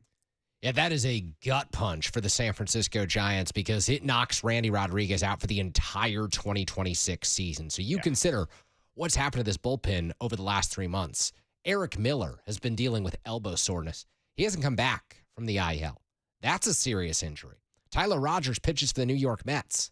He'll be a free agent this offseason, but he's going to cost you a lot of money if you want to bring him back. Camilo Doval pitches for the New York Yankees. He's under team control with New York for the next 2 seasons. Randy Rodriguez will not be able to pitch in 2026. This is a Giants bullpen that needs to be completely remade under Buster Posey. It is all of a sudden a top priority for a team that's got 6 or 7 other priorities. The Giants are in a situation here where, as they calculate their offseason agenda, bullpen arms, which in Major League Baseball cost a lot of money now to get the high-end guys, they're going to have to spend a little bit. And it's not a comfortable situation for a team to be in. You would have liked the Giants to have developed 2, 3, 4 minor league arms who've come up and pitched for them. Look, I love the story of Yoel Peguero, who's been great since coming up from AAA Sacramento. He's throwing a sinker slider at 191, much like Rodriguez did.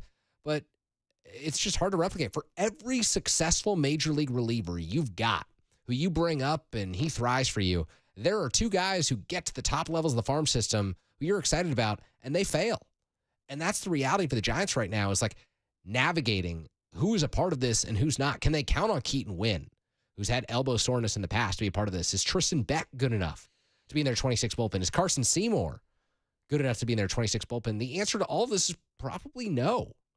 So I don't know where they get these extra arms from, but Derek, this is devastating for the 2026 Giants. Absolutely. And I'll just, say the thing that's maybe some people are thinking, do you wish you still had Camilo Doval or Tyler Rogers on the team? Well, when you look at those deals, I think you would take the prospects, but certainly you look at Drew Gilbert's numbers right now, and you'd like to have seen better performance from him in the outfield. The Giants obviously like the fact that he's just 24, 25 years old, former first-round draft pick, and was producing at AAA, but is he more than a quad-A player? And I don't think he's gotten past those questions yet with his Major League performance. The real get in that deal to me was Blade Tidwell, who at the same time is shut down with shoulder issues. And so Tidwell could be a part of your rotation mix or your bullpen mix next year, and he throws 98 with a great slider, and you need velocity. That is the number one thing you need in a Major League bullpen right now is velocity. When I watched the Giants, I brought this up to you the other day, like Jose Butto gives you some good velocity. I think that he's a guy who could be a part of this bullpen next year, but he's a 6th or 7th inning guy. Ryan Walker could be your closer. That might work out. He still tops out at 98, and he's got the funky arm angle, so that works, but more often than not, you're seeing 95, 96 from Walker. The Giants need a few more Pegueros who throw 100 and have the wipeout sliders. That is what makes a Major League bullpen successful. If you've got guys who hit triple digits, who overwhelm guys, then you're going to be in good position. Randy Rodriguez and Camilo Doval were overwhelming. Tyler Rogers is just a completely different pitcher than every other Major League reliever. But Rodriguez, when he was throwing 100 at the top rail of the strike zone, it was special. And he paired it with 92. Doval, 101 when his cutter was going at its best. And it's not that way this year, but we saw he was an all-star when he was. So a lot of it's also about not just spending money next year, but catching lightning in a bottle.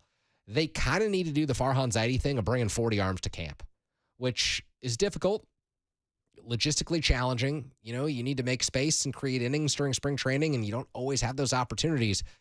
But you've got to have 20 to 25 candidates for 8 bullpen spots. And I'm not saying that lightly. What the 49ers are doing on their D-line right now, the Giants need to do with their bullpen next year. If you're just joining us, press release from the Giants states that Randy Rodriguez most likely will have to do Tommy John surgery. He's going to take the weekend to think about it, but most likely have to do the Tommy John surgery, and that will knock him out for the 2026 season. And that comes after we got the news about Landon Roop, and thank God it wasn't an ACL tear. It's just a bone bruise, but he's out for the remainder of the season, and that could have been another injury that wipes you out for the entire 2026 season. It's just devastating for Randy Rodriguez, who had an amazing season. Went to the All-Star game and, was the first Giant to be named to the All-Star game that wasn't a traditional closer, a setup man, and he got that role later on in the year. Struggled a little bit at times, but still it was pretty solid. But yeah, the fact that he's most likely going to be gone for next season, devastating for the Giants and their potential for next season.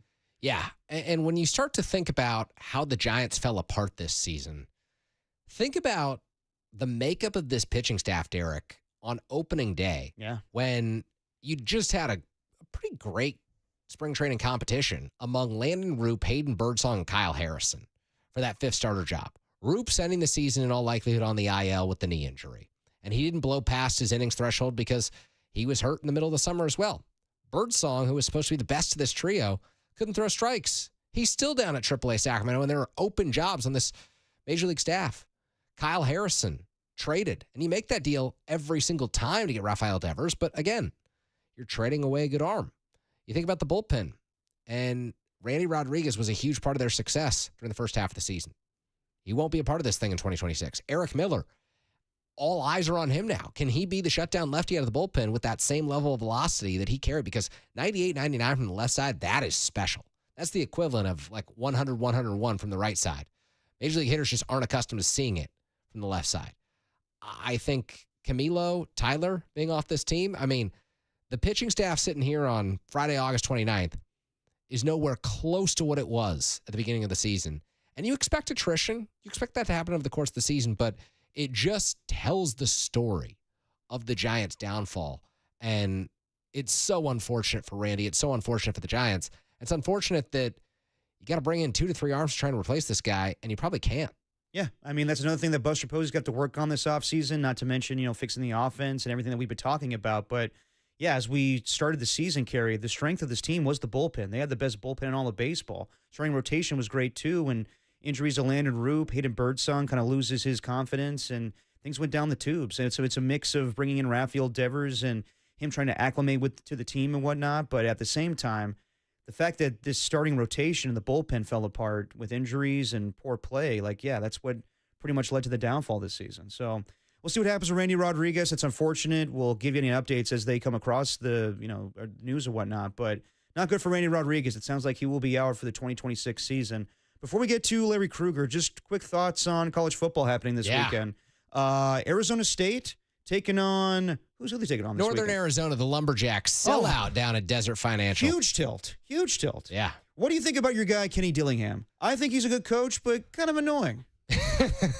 And you know what? To win at a downtrodden program like Arizona State, to take any of these middle-tier colleges and make them relevant in the world of college football, you have to be annoying. You have to be unlikable to a certain percentage of the population because you're extremely likable to the people that matter. You have to be brash. You have to be outgoing. You have to be the person who's in people's faces demanding that you donate to the NIL campaign. I mean, he single-handedly willed a sellout this weekend against a no-name opponent.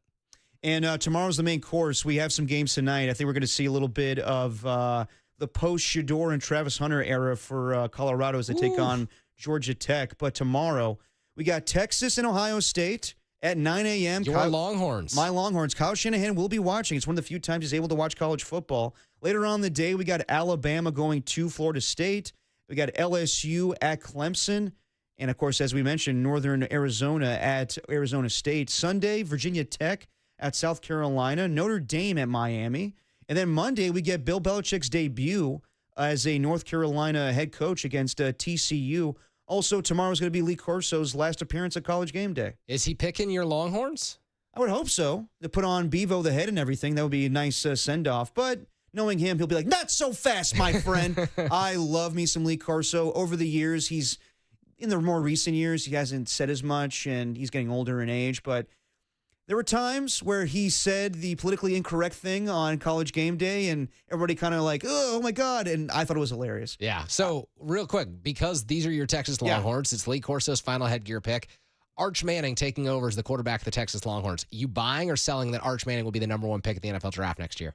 No, he will not be the number one pick of the NFL draft. Is that because he won't come out or he won't be good enough? He is a Manning, and it sounds like everybody's talking about how they're going to do the same course of action that Peyton and Eli did, where they're going to do a full 4 years in college. Now, the hype around him, I get it. He's a Manning, and he looked good at times last year, but it was sparingly. It was games against, I couldn't even remember, but it was just like non-SEC teams, no real big opponents. So he needs to be tested. And I don't, I'm that nervous fan where I'm like, Texas is number one. We haven't proven anything. We lost to Ohio State last year. We barely beat Arizona State last year. I don't know about Texas this season.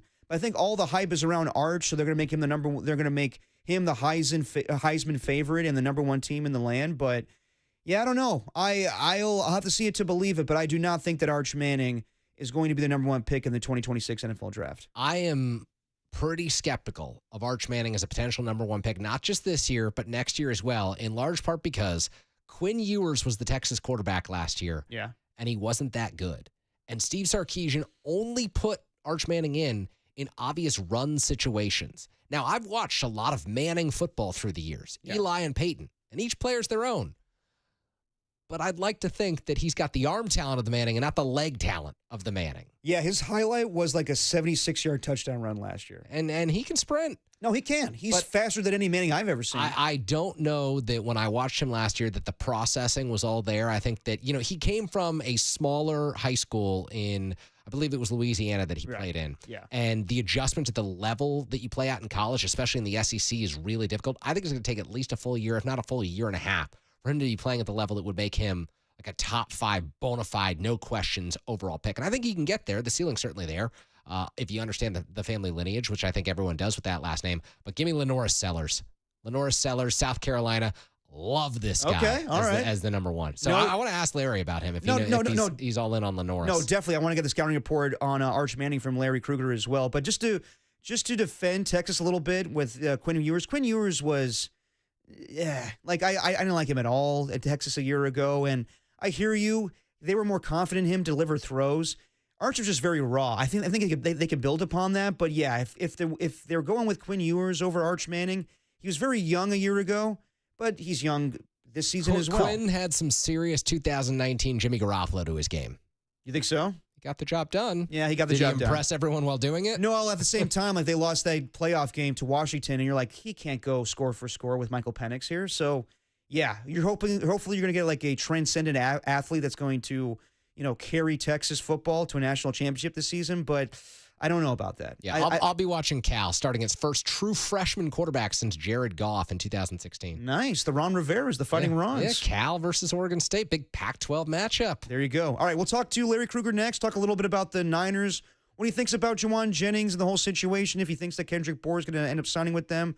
Come Monday, it's Dirty Work with Kerry Crowley and Derek Papa on the Sports Leader. I'm gonna throw up.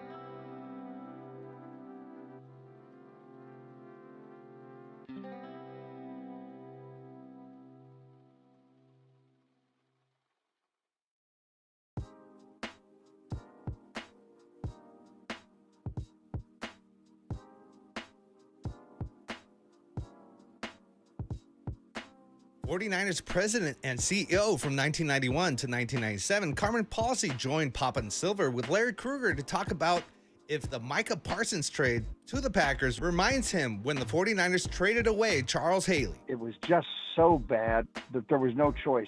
We had to trade him or cut him, and we didn't dare cut him because then we have no control over where he goes, and you get nothing for him. Head on over to the podcast page at KNBR.com to listen to that interview or on the KNBR app.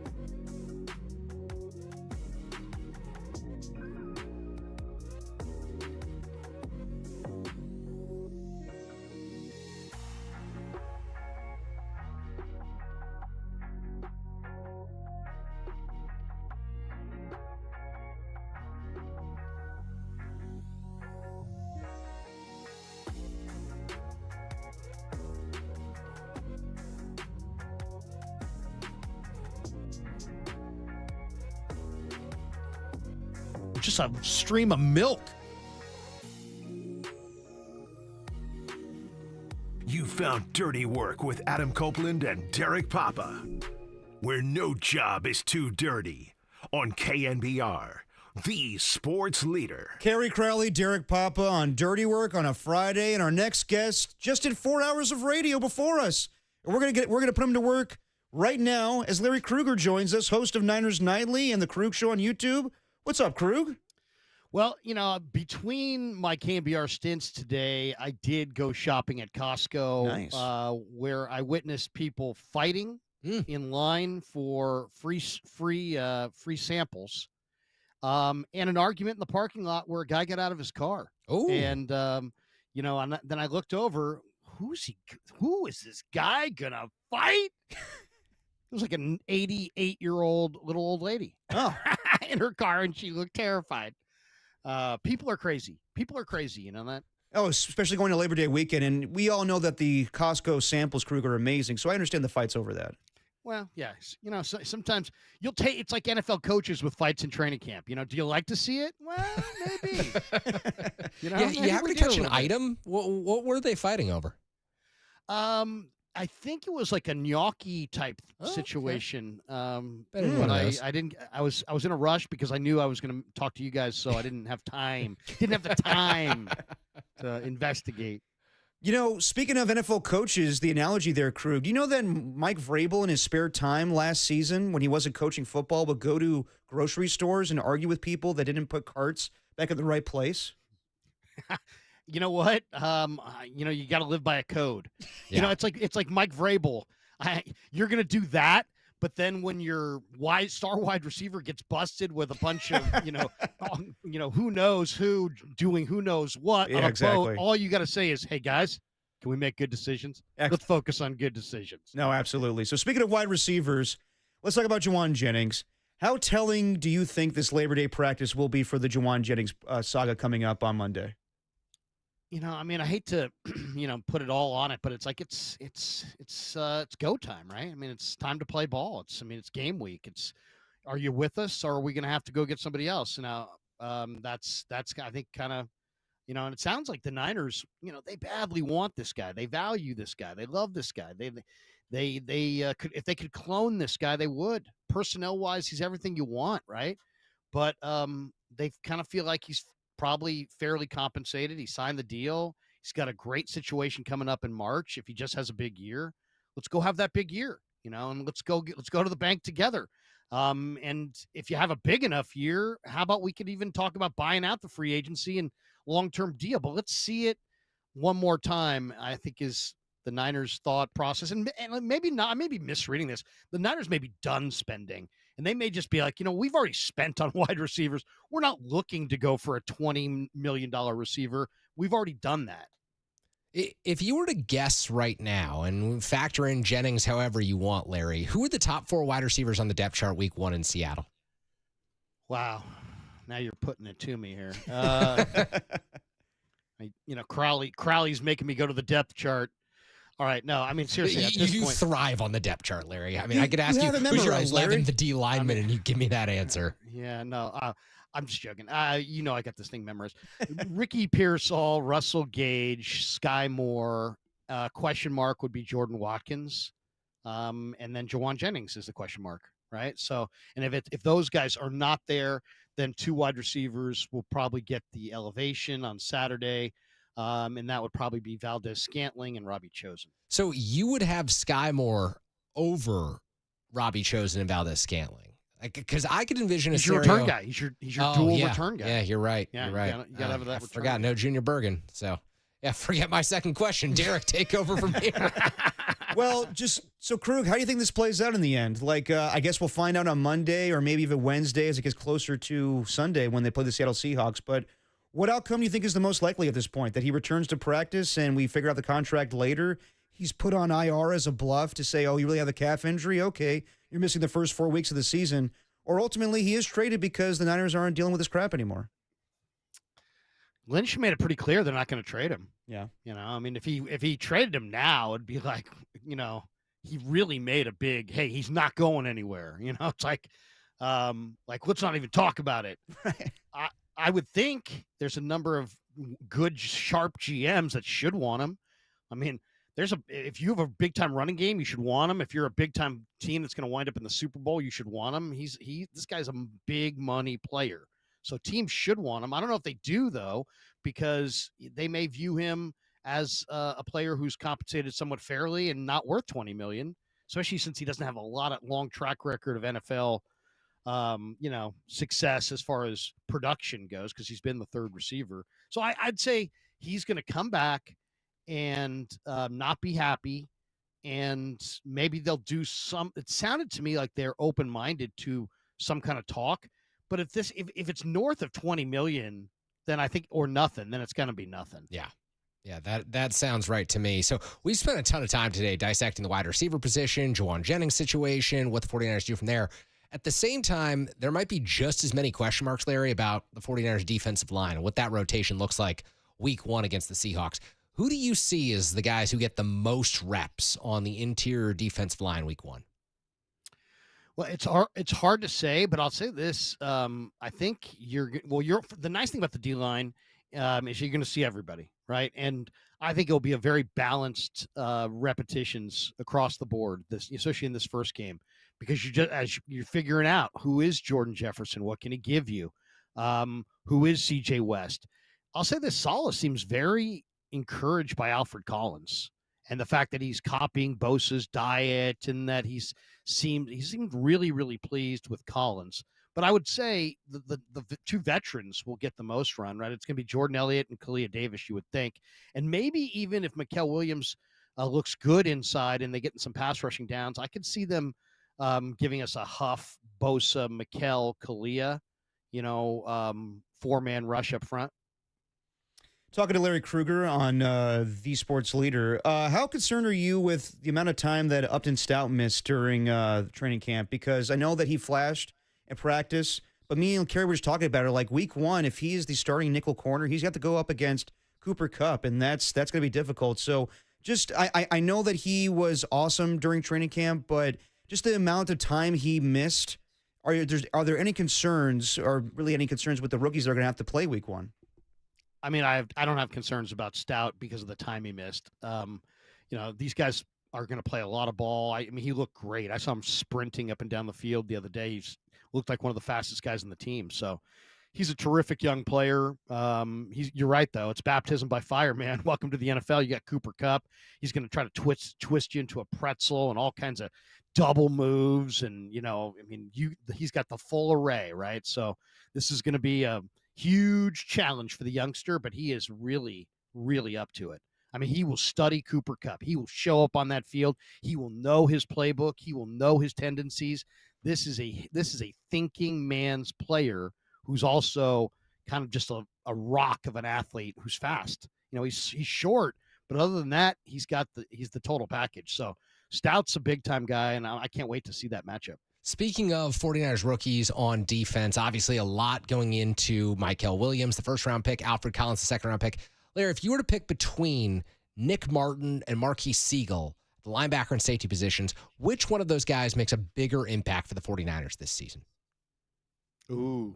Well, I'd probably go with Siegel because there's more opportunity, it seems like, there in the secondary. But I think Nick Martin is the best player they drafted this year. Wow. And I think he's just a tremendous player. He's the total package, man. He's productive. He's fast. He's strong.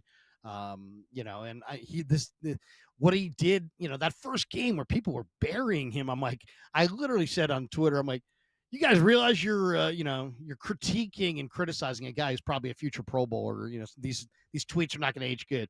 And they haven't, and it's been like a month, and wait until this guy goes on and has a great NFL career. So he's all, he's a total package, man. He's got production, he's got speed, he's got power, he's got unbelievable strength. And he's, really, really smart. And that combination is deadly. Kendrick Bourne is going to meet with the 49ers on Monday. What do you think he could add to the team if he does sign? And would you be surprised if he doesn't end up with the 49ers? No, I wouldn't. I wouldn't be surprised if they pass on him because he tore his ACL in 23. It's like I'm not sure where he's at. I mean, I'm not sure how good he is or how much he can contribute. Now they need somebody. He knows the system. He knows Shanahan. They've gone backwards a bunch this summer, looking at guys that know the system. So there's every reason to sign him, but there's also a reason that the Patriots were like, hey, see you later. I mean, he's not the same player post ACL 23 injury, I don't think. Yeah, it's not like the Patriots are the greatest, deepest team in football either at the wide receiver position, too. So, yeah, they weren't exactly, they didn't have Rice and Moss and Owens sitting there. Yeah. Something to keep in mind here. I wanted to get your thoughts. I know that you talked a lot about this week on Niners Nightly and on the shows that you filled in on, but on Brian Robinson, and if this is the year that we'll finally see Kyle Shanahan back off in terms of the sheer number of reps that Christian McCaffrey gets on offense, because it's always felt like 95% of the time McCaffrey is on the field. The backup, if McCaffrey's healthy, isn't touching the rock until maybe the end of the game when it's already on ice. Do they trust Robinson more than, say, they trusted Mason in the past or some of the other RB2s that Shanahan's had in-house? Yeah, I mean, and I'll say this. There's going to be a problem. If they use Robinson the way that, the backup running backs here have been used behind Christian, there's going to be a problem because Robinson thinks of himself as a starter. You know why? Because he is a starter. He's been an NFL starter, and he's a pretty good player, and he expects to play. So they're going to have to. I think it's I love that trade because it challenges Shanahan to mix it up. If the Niners we all know this, this 49er teams, like every team, you can picture a way they can have a great year and you can picture a way it all falls apart and it's a disaster. If you're picturing the Niners on Super Bowl Sunday at Levi's winning Super Bowl 60, it's because Christian McCaffrey was healthy going to the playoffs and he dominated and carried them through. And I just think you got to get him there. You got to get to the playoffs with a healthy Christian McCaffrey. And the only way to do that is to have a really good RB2. And the only way to get a really good RB2 is shop in the RB1 lane.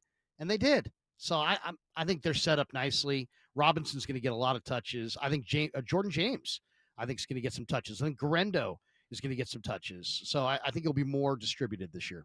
Talking to Larry Krueger on The Sports Leader. Transitioning to some college football. Me and Kerry were just talking about the hype around Arch Manning. I went to Texas, and they're the number one team in the country right now going into the season. But what is your quick evaluation of Arch Manning? I know he didn't have a lot of games. He played sparingly a season ago, but I think some people are already saying he's going to be the number one pick in 2026. I don't see that right now. What did you make of Arch Manning a season ago? I mean, obviously he's got the great pedigree and good stature, but I mean, he's barely played. I mean, you got to let him play. I mean, all these people talking about he's the first pick in next year's draft. Can we see the guy play? Can the guy actually just go out there and play a full year and then let's evaluate then? It's just very, especially football and especially quarterback. I don't like the hype train. I really don't. I'll tell you who's interesting. You want to see a good young quarterback that's really interesting in the NFL? Go turn on your TV right now and watch Georgia Tech and Colorado and the former A&M quarterback Haynes King, who's at G Tech. Haynes King is 6'4", 220, probably runs 4.4. He's a great athlete. He was a premier recruit a few years ago. He's figured it out. He's played a ton of college ball. This has got to be his fifth year or whatever. But Haynes King, he just fumbled, by the way. He did. I just saw it right now. He just fumbled Colorado. Krug, the kiss and it of was death. and by the way, it was all his fault. I mean, it was absolutely all his fault. Check that. Haynes King. No, never stinks. mind. Never mind. He's a bust. Haynes King. Is He's a there bust. Get rid of him. I'm off the Haynes King train. That's it. Is there any team or player specifically you're looking forward to watching in college football this year? The safety for Buckeyes is just absolutely freaky. What's his name? Downs is his name? Yeah, Downs. Caleb Downs. Caleb Downs, yeah. Yeah. I mean, come on. The wide receiver for the Buckeyes and that guy, Smith, the big wide Jeremiah receiver. Smith, he could be number one overall. Yeah. He's And tremendous. That guy looks like Julio Jones 2.0. Yeah. Then there's the wide receiver at Alabama who should be like 18 this year after his insane catches that he made as a 17-year-old last year. He's really good. Lenora Sellers is my guy, though, at the top of the quarterback position. I love the South Carolina quarterback. Yeah. I mean, he's just big and fast and athletic. Yeah, I mean, the one thing I try not to do too much, I watch so much college football, but I try not to immerse myself in any of that spring garbage or any of the talk or any of the lead up. I like, they don't have a preseason, and I don't want to read any of the preseason stuff. I want to just watch it without really knowing and just kind of see it organically. You know what I'm saying? Yeah. Oh, yeah. No, he's Larry Krueger. Krug, what shows? You're doing shows with Todd Husak next week? Tuesday with Husak sitting in for the Gregs, 10 a.m. And I'm going to try something that in all the years I've been doing radio, I've never tried before. Yep. I'm going to try to participate in the KNBR Fantasy League fantasy draft while hosting with Husak. God. Yeah, I put you in a bad spot. That's going to be a challenge for me. And congratulations on the invite, Larry. No, that's my doing here. That's my fault. Hey, Kerry, everyone in the building got an invite but me. Yeah, I mean, Kerry, you're going to have your own 7-hour block before you're going to be invited to this fantasy league. I mean, seriously, it's easier to get back on KNBR than it is to get back into the KNBR fantasy league. Trust me, I know. Yeah, a lot of people had to drop out for you to get in, Krug. But good luck to you on Tuesday, and hopefully you join the league by then. Come on, man, I'm waiting on you.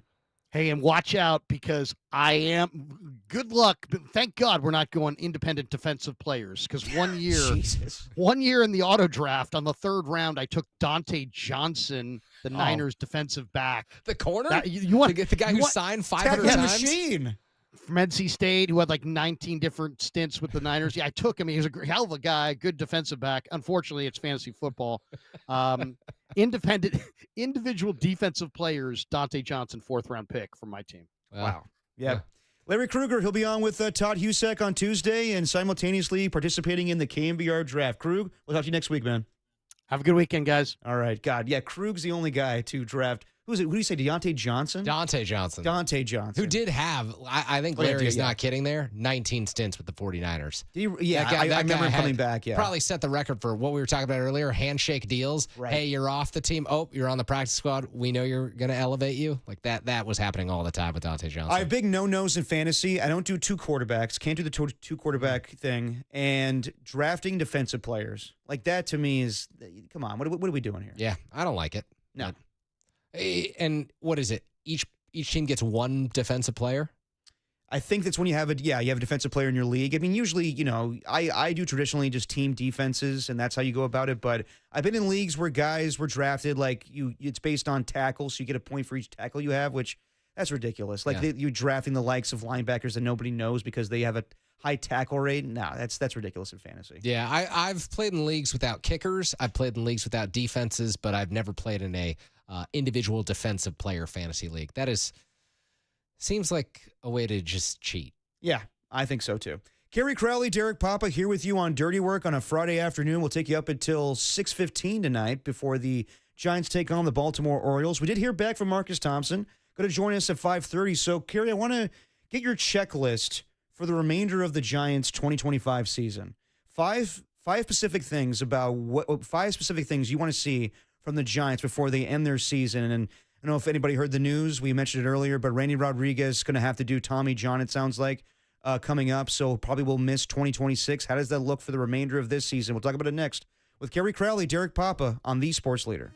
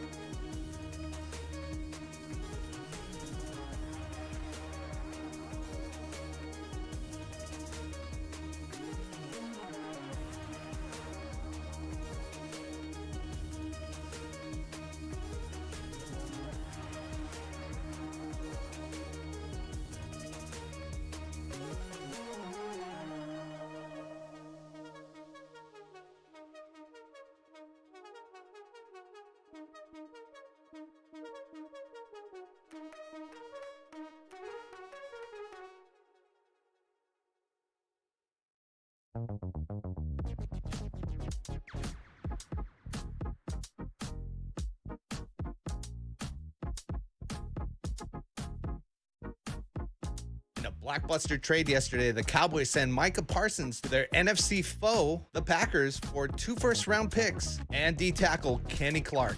How does this trade change the landscape of the NFC?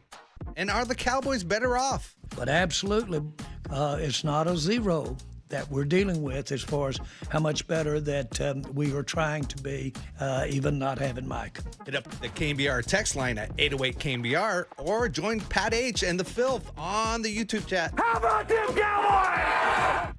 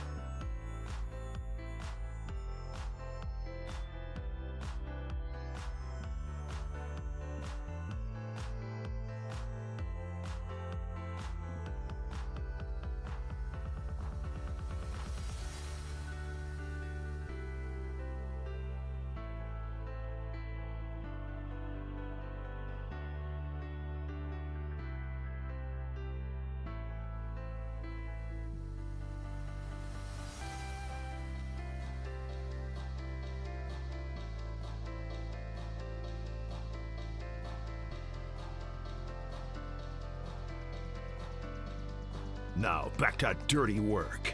Adam Copeland and Derek Papa in the KNBR Casino Matrix Progressive Jackpot Studios. Casino Matrix Progressive Jackpots are here. Where are you? Just drop in. Please play responsibly. Call 1-800-GAMBLER. We're back on the Sports Leader. A little dirty work for you. Kerry Crowley, Derek Papa, Ralph Corral with the ska, little horns action. In about 10 minutes, we'll be joined by Marcus Thompson. And then at 5:50, we'll replay a little of, or all of, Kyle Shanahan from yesterday, my interview with him. If you missed it earlier, unfortunate news. Randy Rodriguez got a second opinion on his elbow sprain, and it turns out that he's going to need Tommy John surgery, and that's the case from multiple doctors that he consulted. So most likely, Randy Rodriguez is going to be out for all of 2026, and that's just devastating for the Giants and their hopes for next season. So we talked about it earlier, Kerry, but just your reactions to what the Giants will have to do come next season. Yeah, I think obviously the bullpen becomes a major priority for Buster Posey at the beginning of this offseason. And it's not just going to be scouring the trade market and the free agent market for the top arms available. Who knows if the Giants will want to play at the top end of the market when they've got other holes on this roster to fill.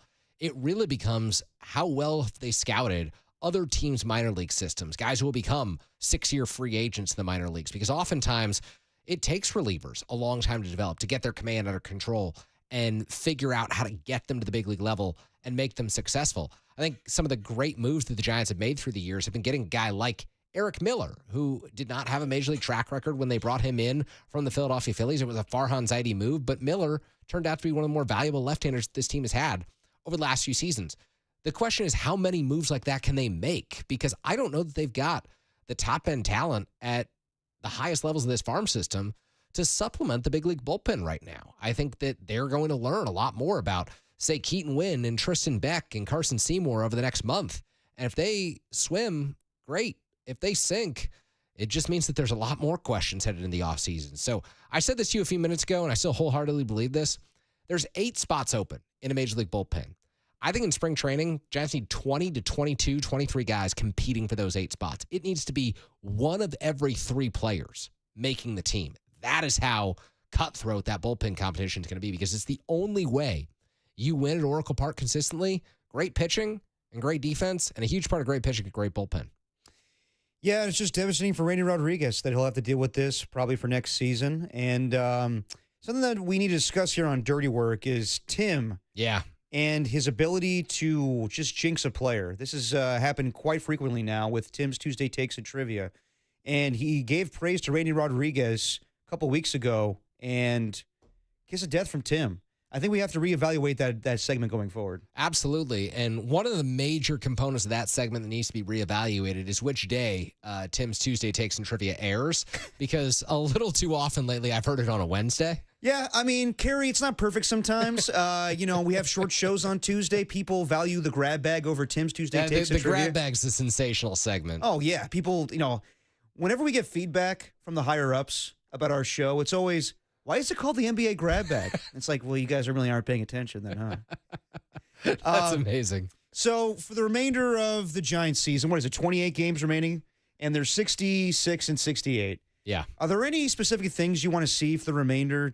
I know that we talked about it yesterday, and just because you have a strong finish to 2025 doesn't mean that's going to carry over to 2026. But is there anything in particular you want to see for the remaining 28 that gives you hope for next season? I would like to see Carson Whisenhunt finish out this season in the rotation, in part because I think that you need 7, 8, 9 guys who you can rely on to start games for you the following season, and Whisenhunt must be in that discussion next spring. Now, does that mean he's winning a 4th or 5th starter job? The Giants probably should hope that he opens the year in AAA Sacramento, but right now, given the number of injuries that they've had, I would like to see him finish the season in the rotation, continue to build up his innings, and get comfortable throwing his slider a little bit more. I think that he needs to be just use it. Just see what it does against major league hitters and see the reactions that you get so that you can establish what you need to work on this offseason. I would like to see Hayden Birdsong come up to the major league level. I think that you need to see Birdsong out of the bullpen and see if the Birdsong that you saw out of the bullpen in April and May before he joined the Giants rotation is someone who could help you at the back end next year. Because if he's not a starter, his arm is too good to be toiling in AAA Sacramento. You've got to make him workable for your major league staff, and you can't have another lost season for Hayden Birdsong, so I'd like to see him pitch out of the bullpen. I'd like to see more power from the established core that the Giants have, so that means Willy Adames and his 30 home run chase. That means Rafael Devers continuing to hit inside Oracle Park. It means Matt Chapman getting back on track, proving that hand injury that he suffered earlier this season is behind him. And I'd like to see Jung-Ho Lee just, continue to hit more doubles, continue to spread the ball to all fields. That would be important for this ball club. I would also like to see the Giants evaluate Marco Luciano at the big league level in some way, shape, or form. And I don't know if that means seeing him in the outfield. I don't know if that means seeing him as a DH. But the guy's been at AAA all season. And next year he's out of options. Either he's being traded this offseason for nothing, or he comes up, has a few hot weeks, and you can trade him for a fringe reliever. You know what the Giants need more than anything, Derek, after Randy Rodriguez's injury? A fringe reliever that they can take a chance on. Luciano is clearly not part of the Giants' long-term plans because he wasn't part of their short-term plans this year. But they've got to figure out a way to do something with the value that he does have and the roster spot that he does take up. I wouldn't lose him for nothing. And I think they're right now kind of in that position. I would also like to see either Luis Matos or Drew Gilbert force Bob Melvin and Buster Posey to play them every day for the final 2 weeks of the season. That means continuing to platoon them against righties and lefties moving forward for the next 2 weeks. But you want to get to the point where one of them seizes the everyday opportunity and just says, you know what, you can't sit me down. I'm hitting the ball too well. I'm playing, defense at a high level. One of those players should look at the next 2 weeks as an opportunity to say, I'm going to beat out and definitively clear the other player on the depth chart. So those are all things that I'm looking for. None of them are that exciting. None of them are going to continue to interest Giants fans over the next 28 games. But at the end of the day, the Giants are building for 2026. There's a ton of questions about this roster. The core ain't changing that much, so you've got to figure out a way to maximize the supplementary talent around the core. And that's kind of what I think these final 28 games are going to be about. Yeah, I mean, you have to evaluate the rest of the season. And, yeah, I think everything you said was spot on. I think that all those things will, Buster Posey has to make some hard decisions come this offseason. And Marco Luciano is a good one. Luis Matos is hitting very well of late. But, yeah, I mean, you have to make all of those decisions before we get to 2026. And, you said some of those things are not fun. I think that Willy Adames getting to 30 home runs. That's fun. Yeah, I mean, for fans' sake, I know that stat, and I think that for 20 years now, fans have been clamoring for a 30 home run hitter. The fact that it hasn't happened since Barry Bonds in 2024 is insane to me. And the fact that Willy Adames had such an up and down season, if he accomplishes that, that's pretty big for his first season with the black and orange. Yeah, absolutely. The other thing that I really think it does is it establishes that Buster Posey made the right move. Because all season long, we've seen a low average for Adames. And for much of the season, we saw a low OPS for Adames. But I don't think there's ever been a question as to his culture fit in the Giants clubhouse and the leadership that he's shown. And I know that those things are overvalued when your team's 66 and 68. And it's not fun to talk about those things. But if your team is ever going to win 88 or 90 or 92 games, there've got to be established, trusted veteran leaders in the clubhouse. And I think that Adames, and really one of the great elements that he brings to the game on a day-to-day basis is the fact that he's bilingual. He's someone who can talk to and relate to the young Latin American players coming through the clubhouse and also talk to and relate to the young English-speaking players who grew up in the United States. And, playing in the major leagues is just as much their goal as it was for the guys playing in Puerto Rico and the Dominican Republic and Venezuela as well. And so I think that Adames' ability to relate to and connect with young talent has clearly been on display this season. The bat needed to come around. Otherwise, that value isn't quite as important in the clubhouse. But since the bat has come around, I think that's been a great, great thing for Buster Posey to see and should give the front office some belief that next year, as he's settled in, as Devers is settled in, and as Jung-Ho Lee is fully settled in, that these guys can really form a more formidable core. And apologies, Giants fans. I know I just said black and orange. I know it's orange and black. I would get angry if Cope said would say black and silver. Did someone light up the text? No, I know, I get mad at Copes when he's like, yeah, the Raiders wear their black and silver. I'm like, it's silver and black. There's an order to this thing. Okay. I understand with the Giants, it's orange and black. Okay. Yeah, they got the black and orange in town tonight, the Baltimore Orioles. They do, yes, indeed. All right. He's Kerry Crowley. I'm Derek Papa. We'll be joined by Marcus Thompson next to talk a little bit about the 49ers. It's Dirty Work on the Sports Leader.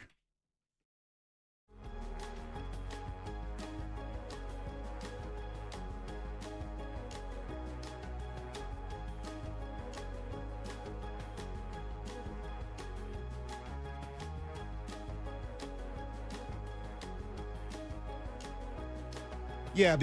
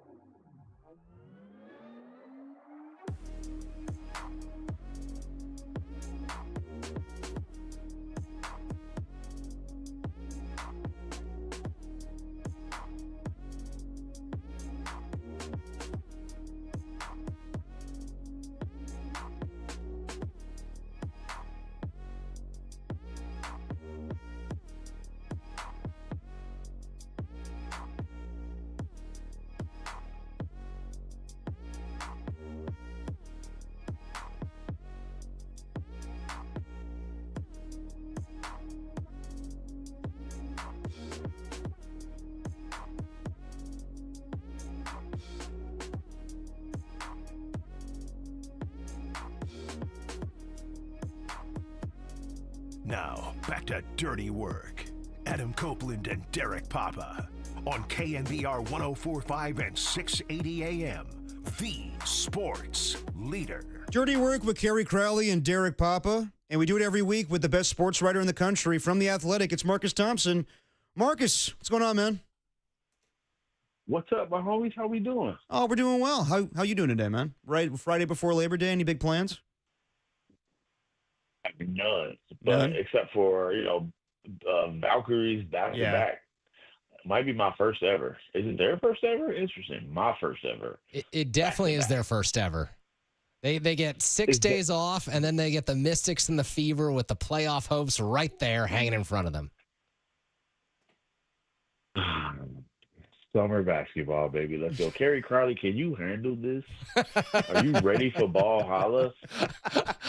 Am I ready for ball holla Valkyries Fever? I'm paying close attention. I was looking up this morning. Here's how ready I am, Marcus. I was looking up Seattle Storm scores this morning to see what they'd done. And then I went up and looked at where the Sparks are in the standings. And yeah, this is a huge weekend in Valhalla, whether people realize that or not. It just proves for us sports addicts, there's nothing like a playoff push. We can get into any standings and be like, what's happening here? Let's go. Exactly. What do you need? What's the magic number? Yeah. And I was like, you know what? against Washington, against Indiana, Veronica Burton can carry this team. And you wrote a heck of a feature on Veronica Burton this morning. I loved it. I think she's fascinating. And I think, like, what Natalie Nakaste has done with the Valkyries, Marcus, all of this runs through Veronica Burton being her point guard. I feel like there's such synergy there, and the team embodies the coach, and no one embodies her more than Veronica, right? It was like what you just said. Like I felt it watching this. Right. First off, you look at, like, man, how is this team, like, in this position? You know, like, expansion teams are awful. So what's happening? And it started off cute, and it kept going. But you could see, like, the stronger Burton got, you know, especially after Kayla Thornton gets hurt, the more, like, steady and sustainable they were. And she is essentially an extension of Natalie. And Natalie's like, this is like Coach of the Year stuff. I know, like, you know, Cheryl Reeves probably get it. You know, her squad's doing pretty well, and it just feels like the story of this season has been, to this point, has been like the Valkyries are in the mix. Everything else we've kind of expected, but the thing that stood out as this expansion team is, like, still in the mix. You know, Atlanta's made this nice push. They're like number 3, and you know, obviously Seattle is back, but the fact that they're in the mix in this situation, it shows, if nothing else, they've got themselves a coach, and they got a great brand, right? They got a great brand. The energy at Chase Center is very Oracle-like, but they also got a coach. So the building blocks for the Valkyries seem very strong at this point. Talking to Marcus Thompson on the UMA guest line. Okay, switching over to the Niners real quick. What do you make of it? Whoa, you don't want to break down? No, I knew you were going to do this. We're going 9-player rotation. I knew you were going to do How many this. minutes is Kyla Charles getting against the Fever's top scorer? Carrie, take the rest of the interview, man. Or to sit Burton, because the high pick and roll with Burton is like their best offense to create the space for the shooters. Like, when do they rest Burton is the question. The question for me is, do you pick one of these two games to have Tip Hayes take the floor? I know that she's questionable for Saturday. Like, Carrie, you're just getting into load management issues in the WNBA right now. It's got to be Sunday, because she's the one who guards Caitlin Clark, right? And Caitlin Clark has a hard time against the Valkyries, and a lot of that is because of Tip. So I'm resting Tip up. There we go. For Caitlin.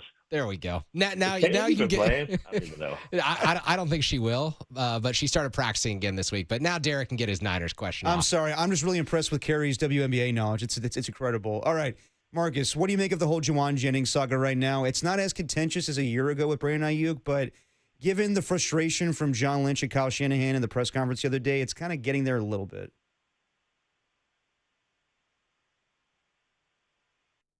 Oh, all right, we lost him.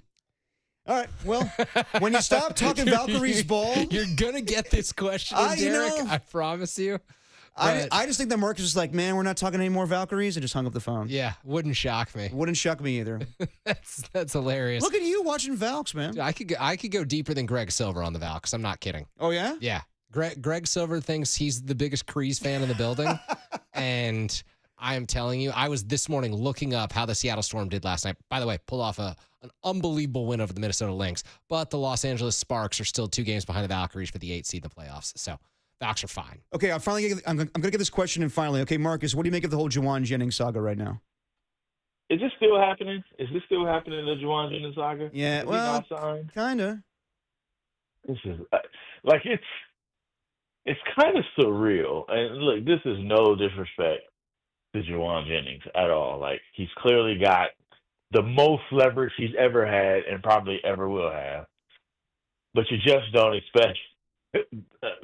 You expect superstars to be in the situation. Right. Like, I'm fine with Micah Parsons pushing this thing to this point, right? It's like, I'm not doing, like, that's what you expect. I was watching the Cowboys doc, and I remember Emmitt Smith missing the first 2 games and they losing, and him getting his money.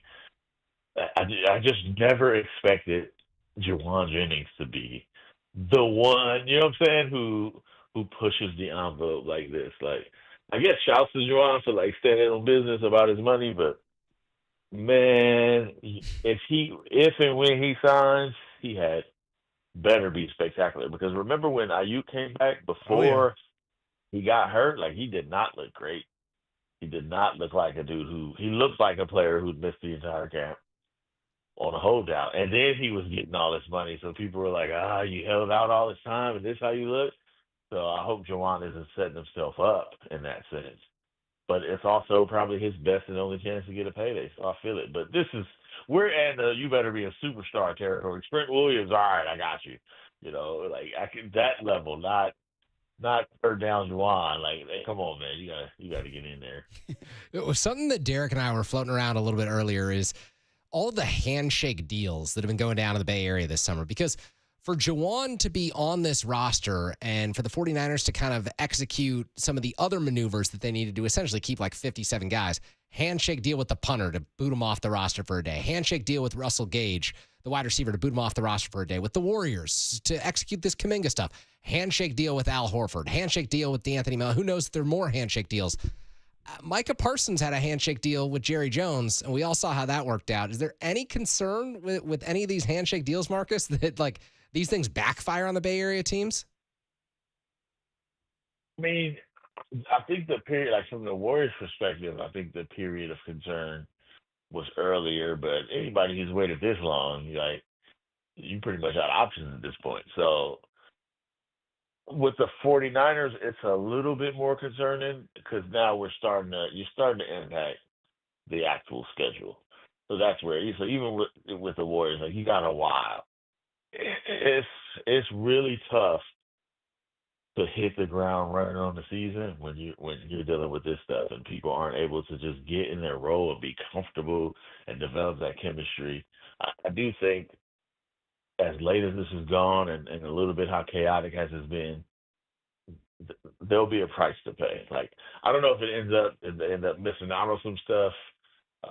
Perhaps if Jauan just doesn't sign and they got to make a decision or make a move or whatever, and now you're shuffling the deck like right before the season begins, like they're in the more dangerous territory. Whereas I feel like the Warriors, like, we ain't even in September yet, so they've got plenty of time to figure it out. Even though like GP2, DeAnthony Melton, Al Horford just sitting around working out at the facility, waiting to sign and get paid or whatever, right? So like, it is very interesting how all that's happening.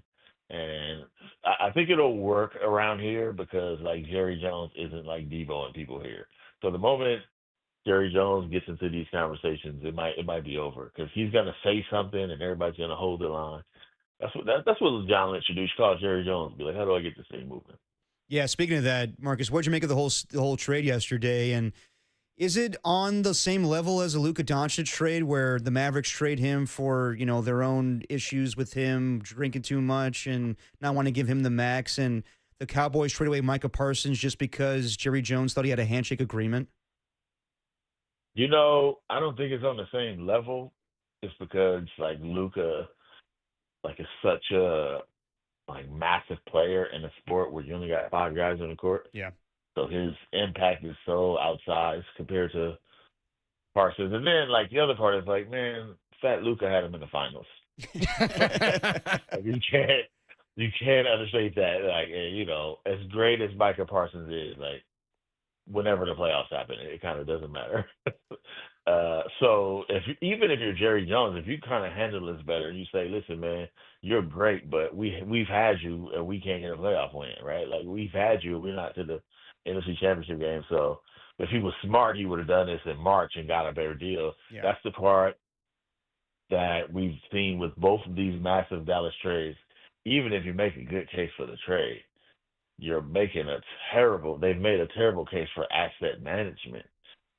Like 2 late first-round picks and a defensive tackle it's insane for Micah Parsons. Like, you're just in the same way with Luka. If you have the logic that says trade Luka, it's like, okay, I don't know if I can get there, but I can see it. You don't do it under the cover of darkness and negotiate with one team. You put it out there and say, this person is being traded, and tell everybody to bring their best offer and let the league bid against each other and drive the price up. So in both situations, Dallas fans got absolutely hosed on some like rogue personal agenda and not like good business from in both situations. Even though like one is Jerry Jones, and it's like, all right, we know who that is, but. Nico made his introduction to the Mavs fans by trading Luka. That's still the craziest situation I might have ever experienced on a trade tip. No doubt. In any pro sports in my career. Talking to Marcus Thompson on the Yuma guest line. Me and Kerry were talking about this earlier. If a current Bay Area superstar were to be traded, which one do you think would cause the most uproar that we're seeing right now in Dallas? Stephen Curry. Yeah. But don't even at this age, yeah, like that. Like it's different because Luka and Micah were young. They're younger players and potential and whatnot. Do you think that some fans None of these people though are as big as Steph Curry. That's true. Steph Curry That's gets true. traded. It's impact in China. Yeah, everybody in India needs a New Jersey now, right? Like if you just added up Luka and Micah Parsons, you're approaching Steph levels, right? Right. And not to mention, like Bay Area fans will, pull out the sackcloth and ashes and just OD it anyway, right? Like the Bay, it's gonna be crazy, even if it is more logical because he's gonna be 38. Like, oh man, like Joe Lacob will be hung, or probably Dunleavy or whoever will be hung in effigy, on Market Street. Like it would, like it would be insane. And Joe Montana got traded, right? Like it happens here in the Bay, but this is a different era with a different fan from the social media climate. It will be bananas. And then if Steph, like, just say he didn't want it to happen. Oh, like if I get the story saying, hey, Steph is like, yeah, I wanted to end my career here, but they didn't want me to do it. Oh, can you imagine when he I comes can't. back for the first time and he's crying on the bench like Luka? Oh, they might have to stop the game. Like, people are gonna storm the court. Like, yeah. Yeah, it's definitely Steph. Yeah, I mean, a George Kittle trade would just upset like folks in Nashville. That's it. I'm kidding. I know the Bay would be hurt by Kittle. Yeah, Kittle one of them people. Yeah, man. but it's not having I would say global Kittle is ramifications. Like Draymond and them. Yeah. Yeah. I feel like, and keep in mind, like Clay left, but part of it was like Clay was like, I'm out. Yeah, exactly. So Steph is like, I'm done here. I think it'd still be just people will lose it just because you forced Steph to want to leave. Like people would just like Bay Area Warriors fans especially are already like after a loss, like ready to storm the streets off of like a November 8th loss. Like fire Steve Kerr, so they're already just on tilt. So you actually give them something. Oh man, it would go down. Like I'm like new songs from P-Lo and Miles Minnick about. You know what I'm saying? Like it would just E40 like closing up shop. Like it would just be a wild time when that happens. No, definitely. Marcus Thompson of The Athletic. He joins us every Friday. Marcus, we'll talk to you next week, man. Thanks for joining us. All right. Have a good one, my fellas. All right. Later, Marcus. So you're going to be catching both of those Valkyrie tips this weekend? I don't know that I'll be able to catch Saturday's Valks game, but Sunday will be locked in for Valks Fever. Saturday, they should beat the Mystics, but Sunday, the Fever pose a different question. They're a better team, but they've also been injured. And if the Valkyries win both of these games, it's playoff time. Like you can start thinking about the playoffs. Oh, I'm ready, man. And it sounds like those games will be at the old Oracle Arena in Oakland. I had heard maybe SAP Center. Oh, yeah. Did you see anything recently? That I have not actually. They changed. Oracle might be booked. Really? Yeah. So damn. Wow. Chase Center and the person who's got it on lock is Tim Kawakami. Yeah, exactly. He's the one who did the initial reporting. Right. The Chase Center won't be there because of the Labor Cup. Right. Which is just a brutal break for the franchise that you have this insanely historic season. And oh, by the way, tennis is coming to town. Yeah, they got to find a way around that. But if the Valkyries make it to the postseason, that'll be pretty awesome. It'd be unbelievable. No, be absolutely. Such a great story and would add fuel to the fire for free agents to come to Golden State. And there are some unbelievable free agents in the WNBA this offseason. So Yeah, Valks talk only going to ramp up over here on my show. Damn, look at Kerry Crowley, a Valks head. I love it. Kerry Crowley, Derek Papa. Coming up next, we got the interview with Kyle Shanahan I did yesterday. We'll play that in its entirety next as Dirty Rick rolls on the Sports Leader.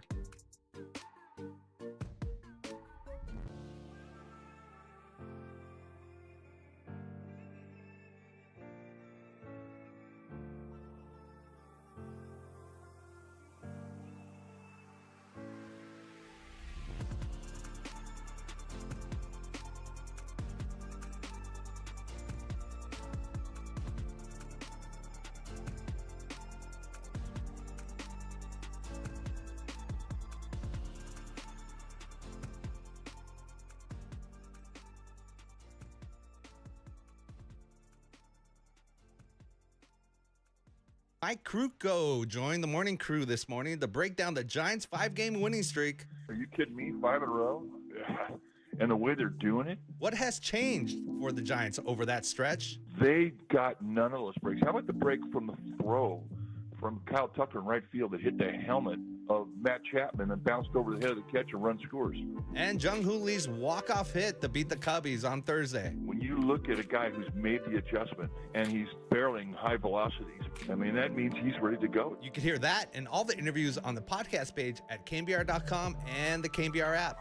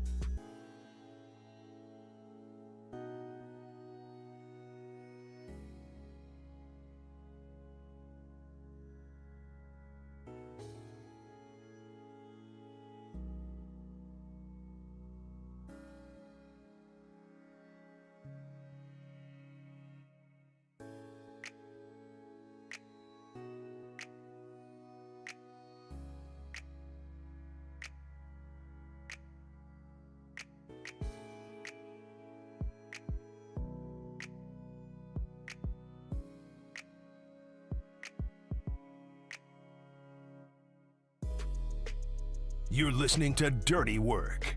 Adam Copeland and Derek Papa. On your home for all things 49ers for the last 20 years. KNBR, the sports leader. Dirty Work on a Thursday. Derek Papa on the sports leader. And it's an absolute pleasure to be joined by the head coach of the San Francisco 49ers every single week. Kyle Shanahan's appearances are brought to you by Ayala, Morgan, and Bazzard. When you've been injured in an auto accident, you don't just need an attorney, you need a heavy hitter. Contact Ayala, Morgan, and Bazzard and Amici's East Coast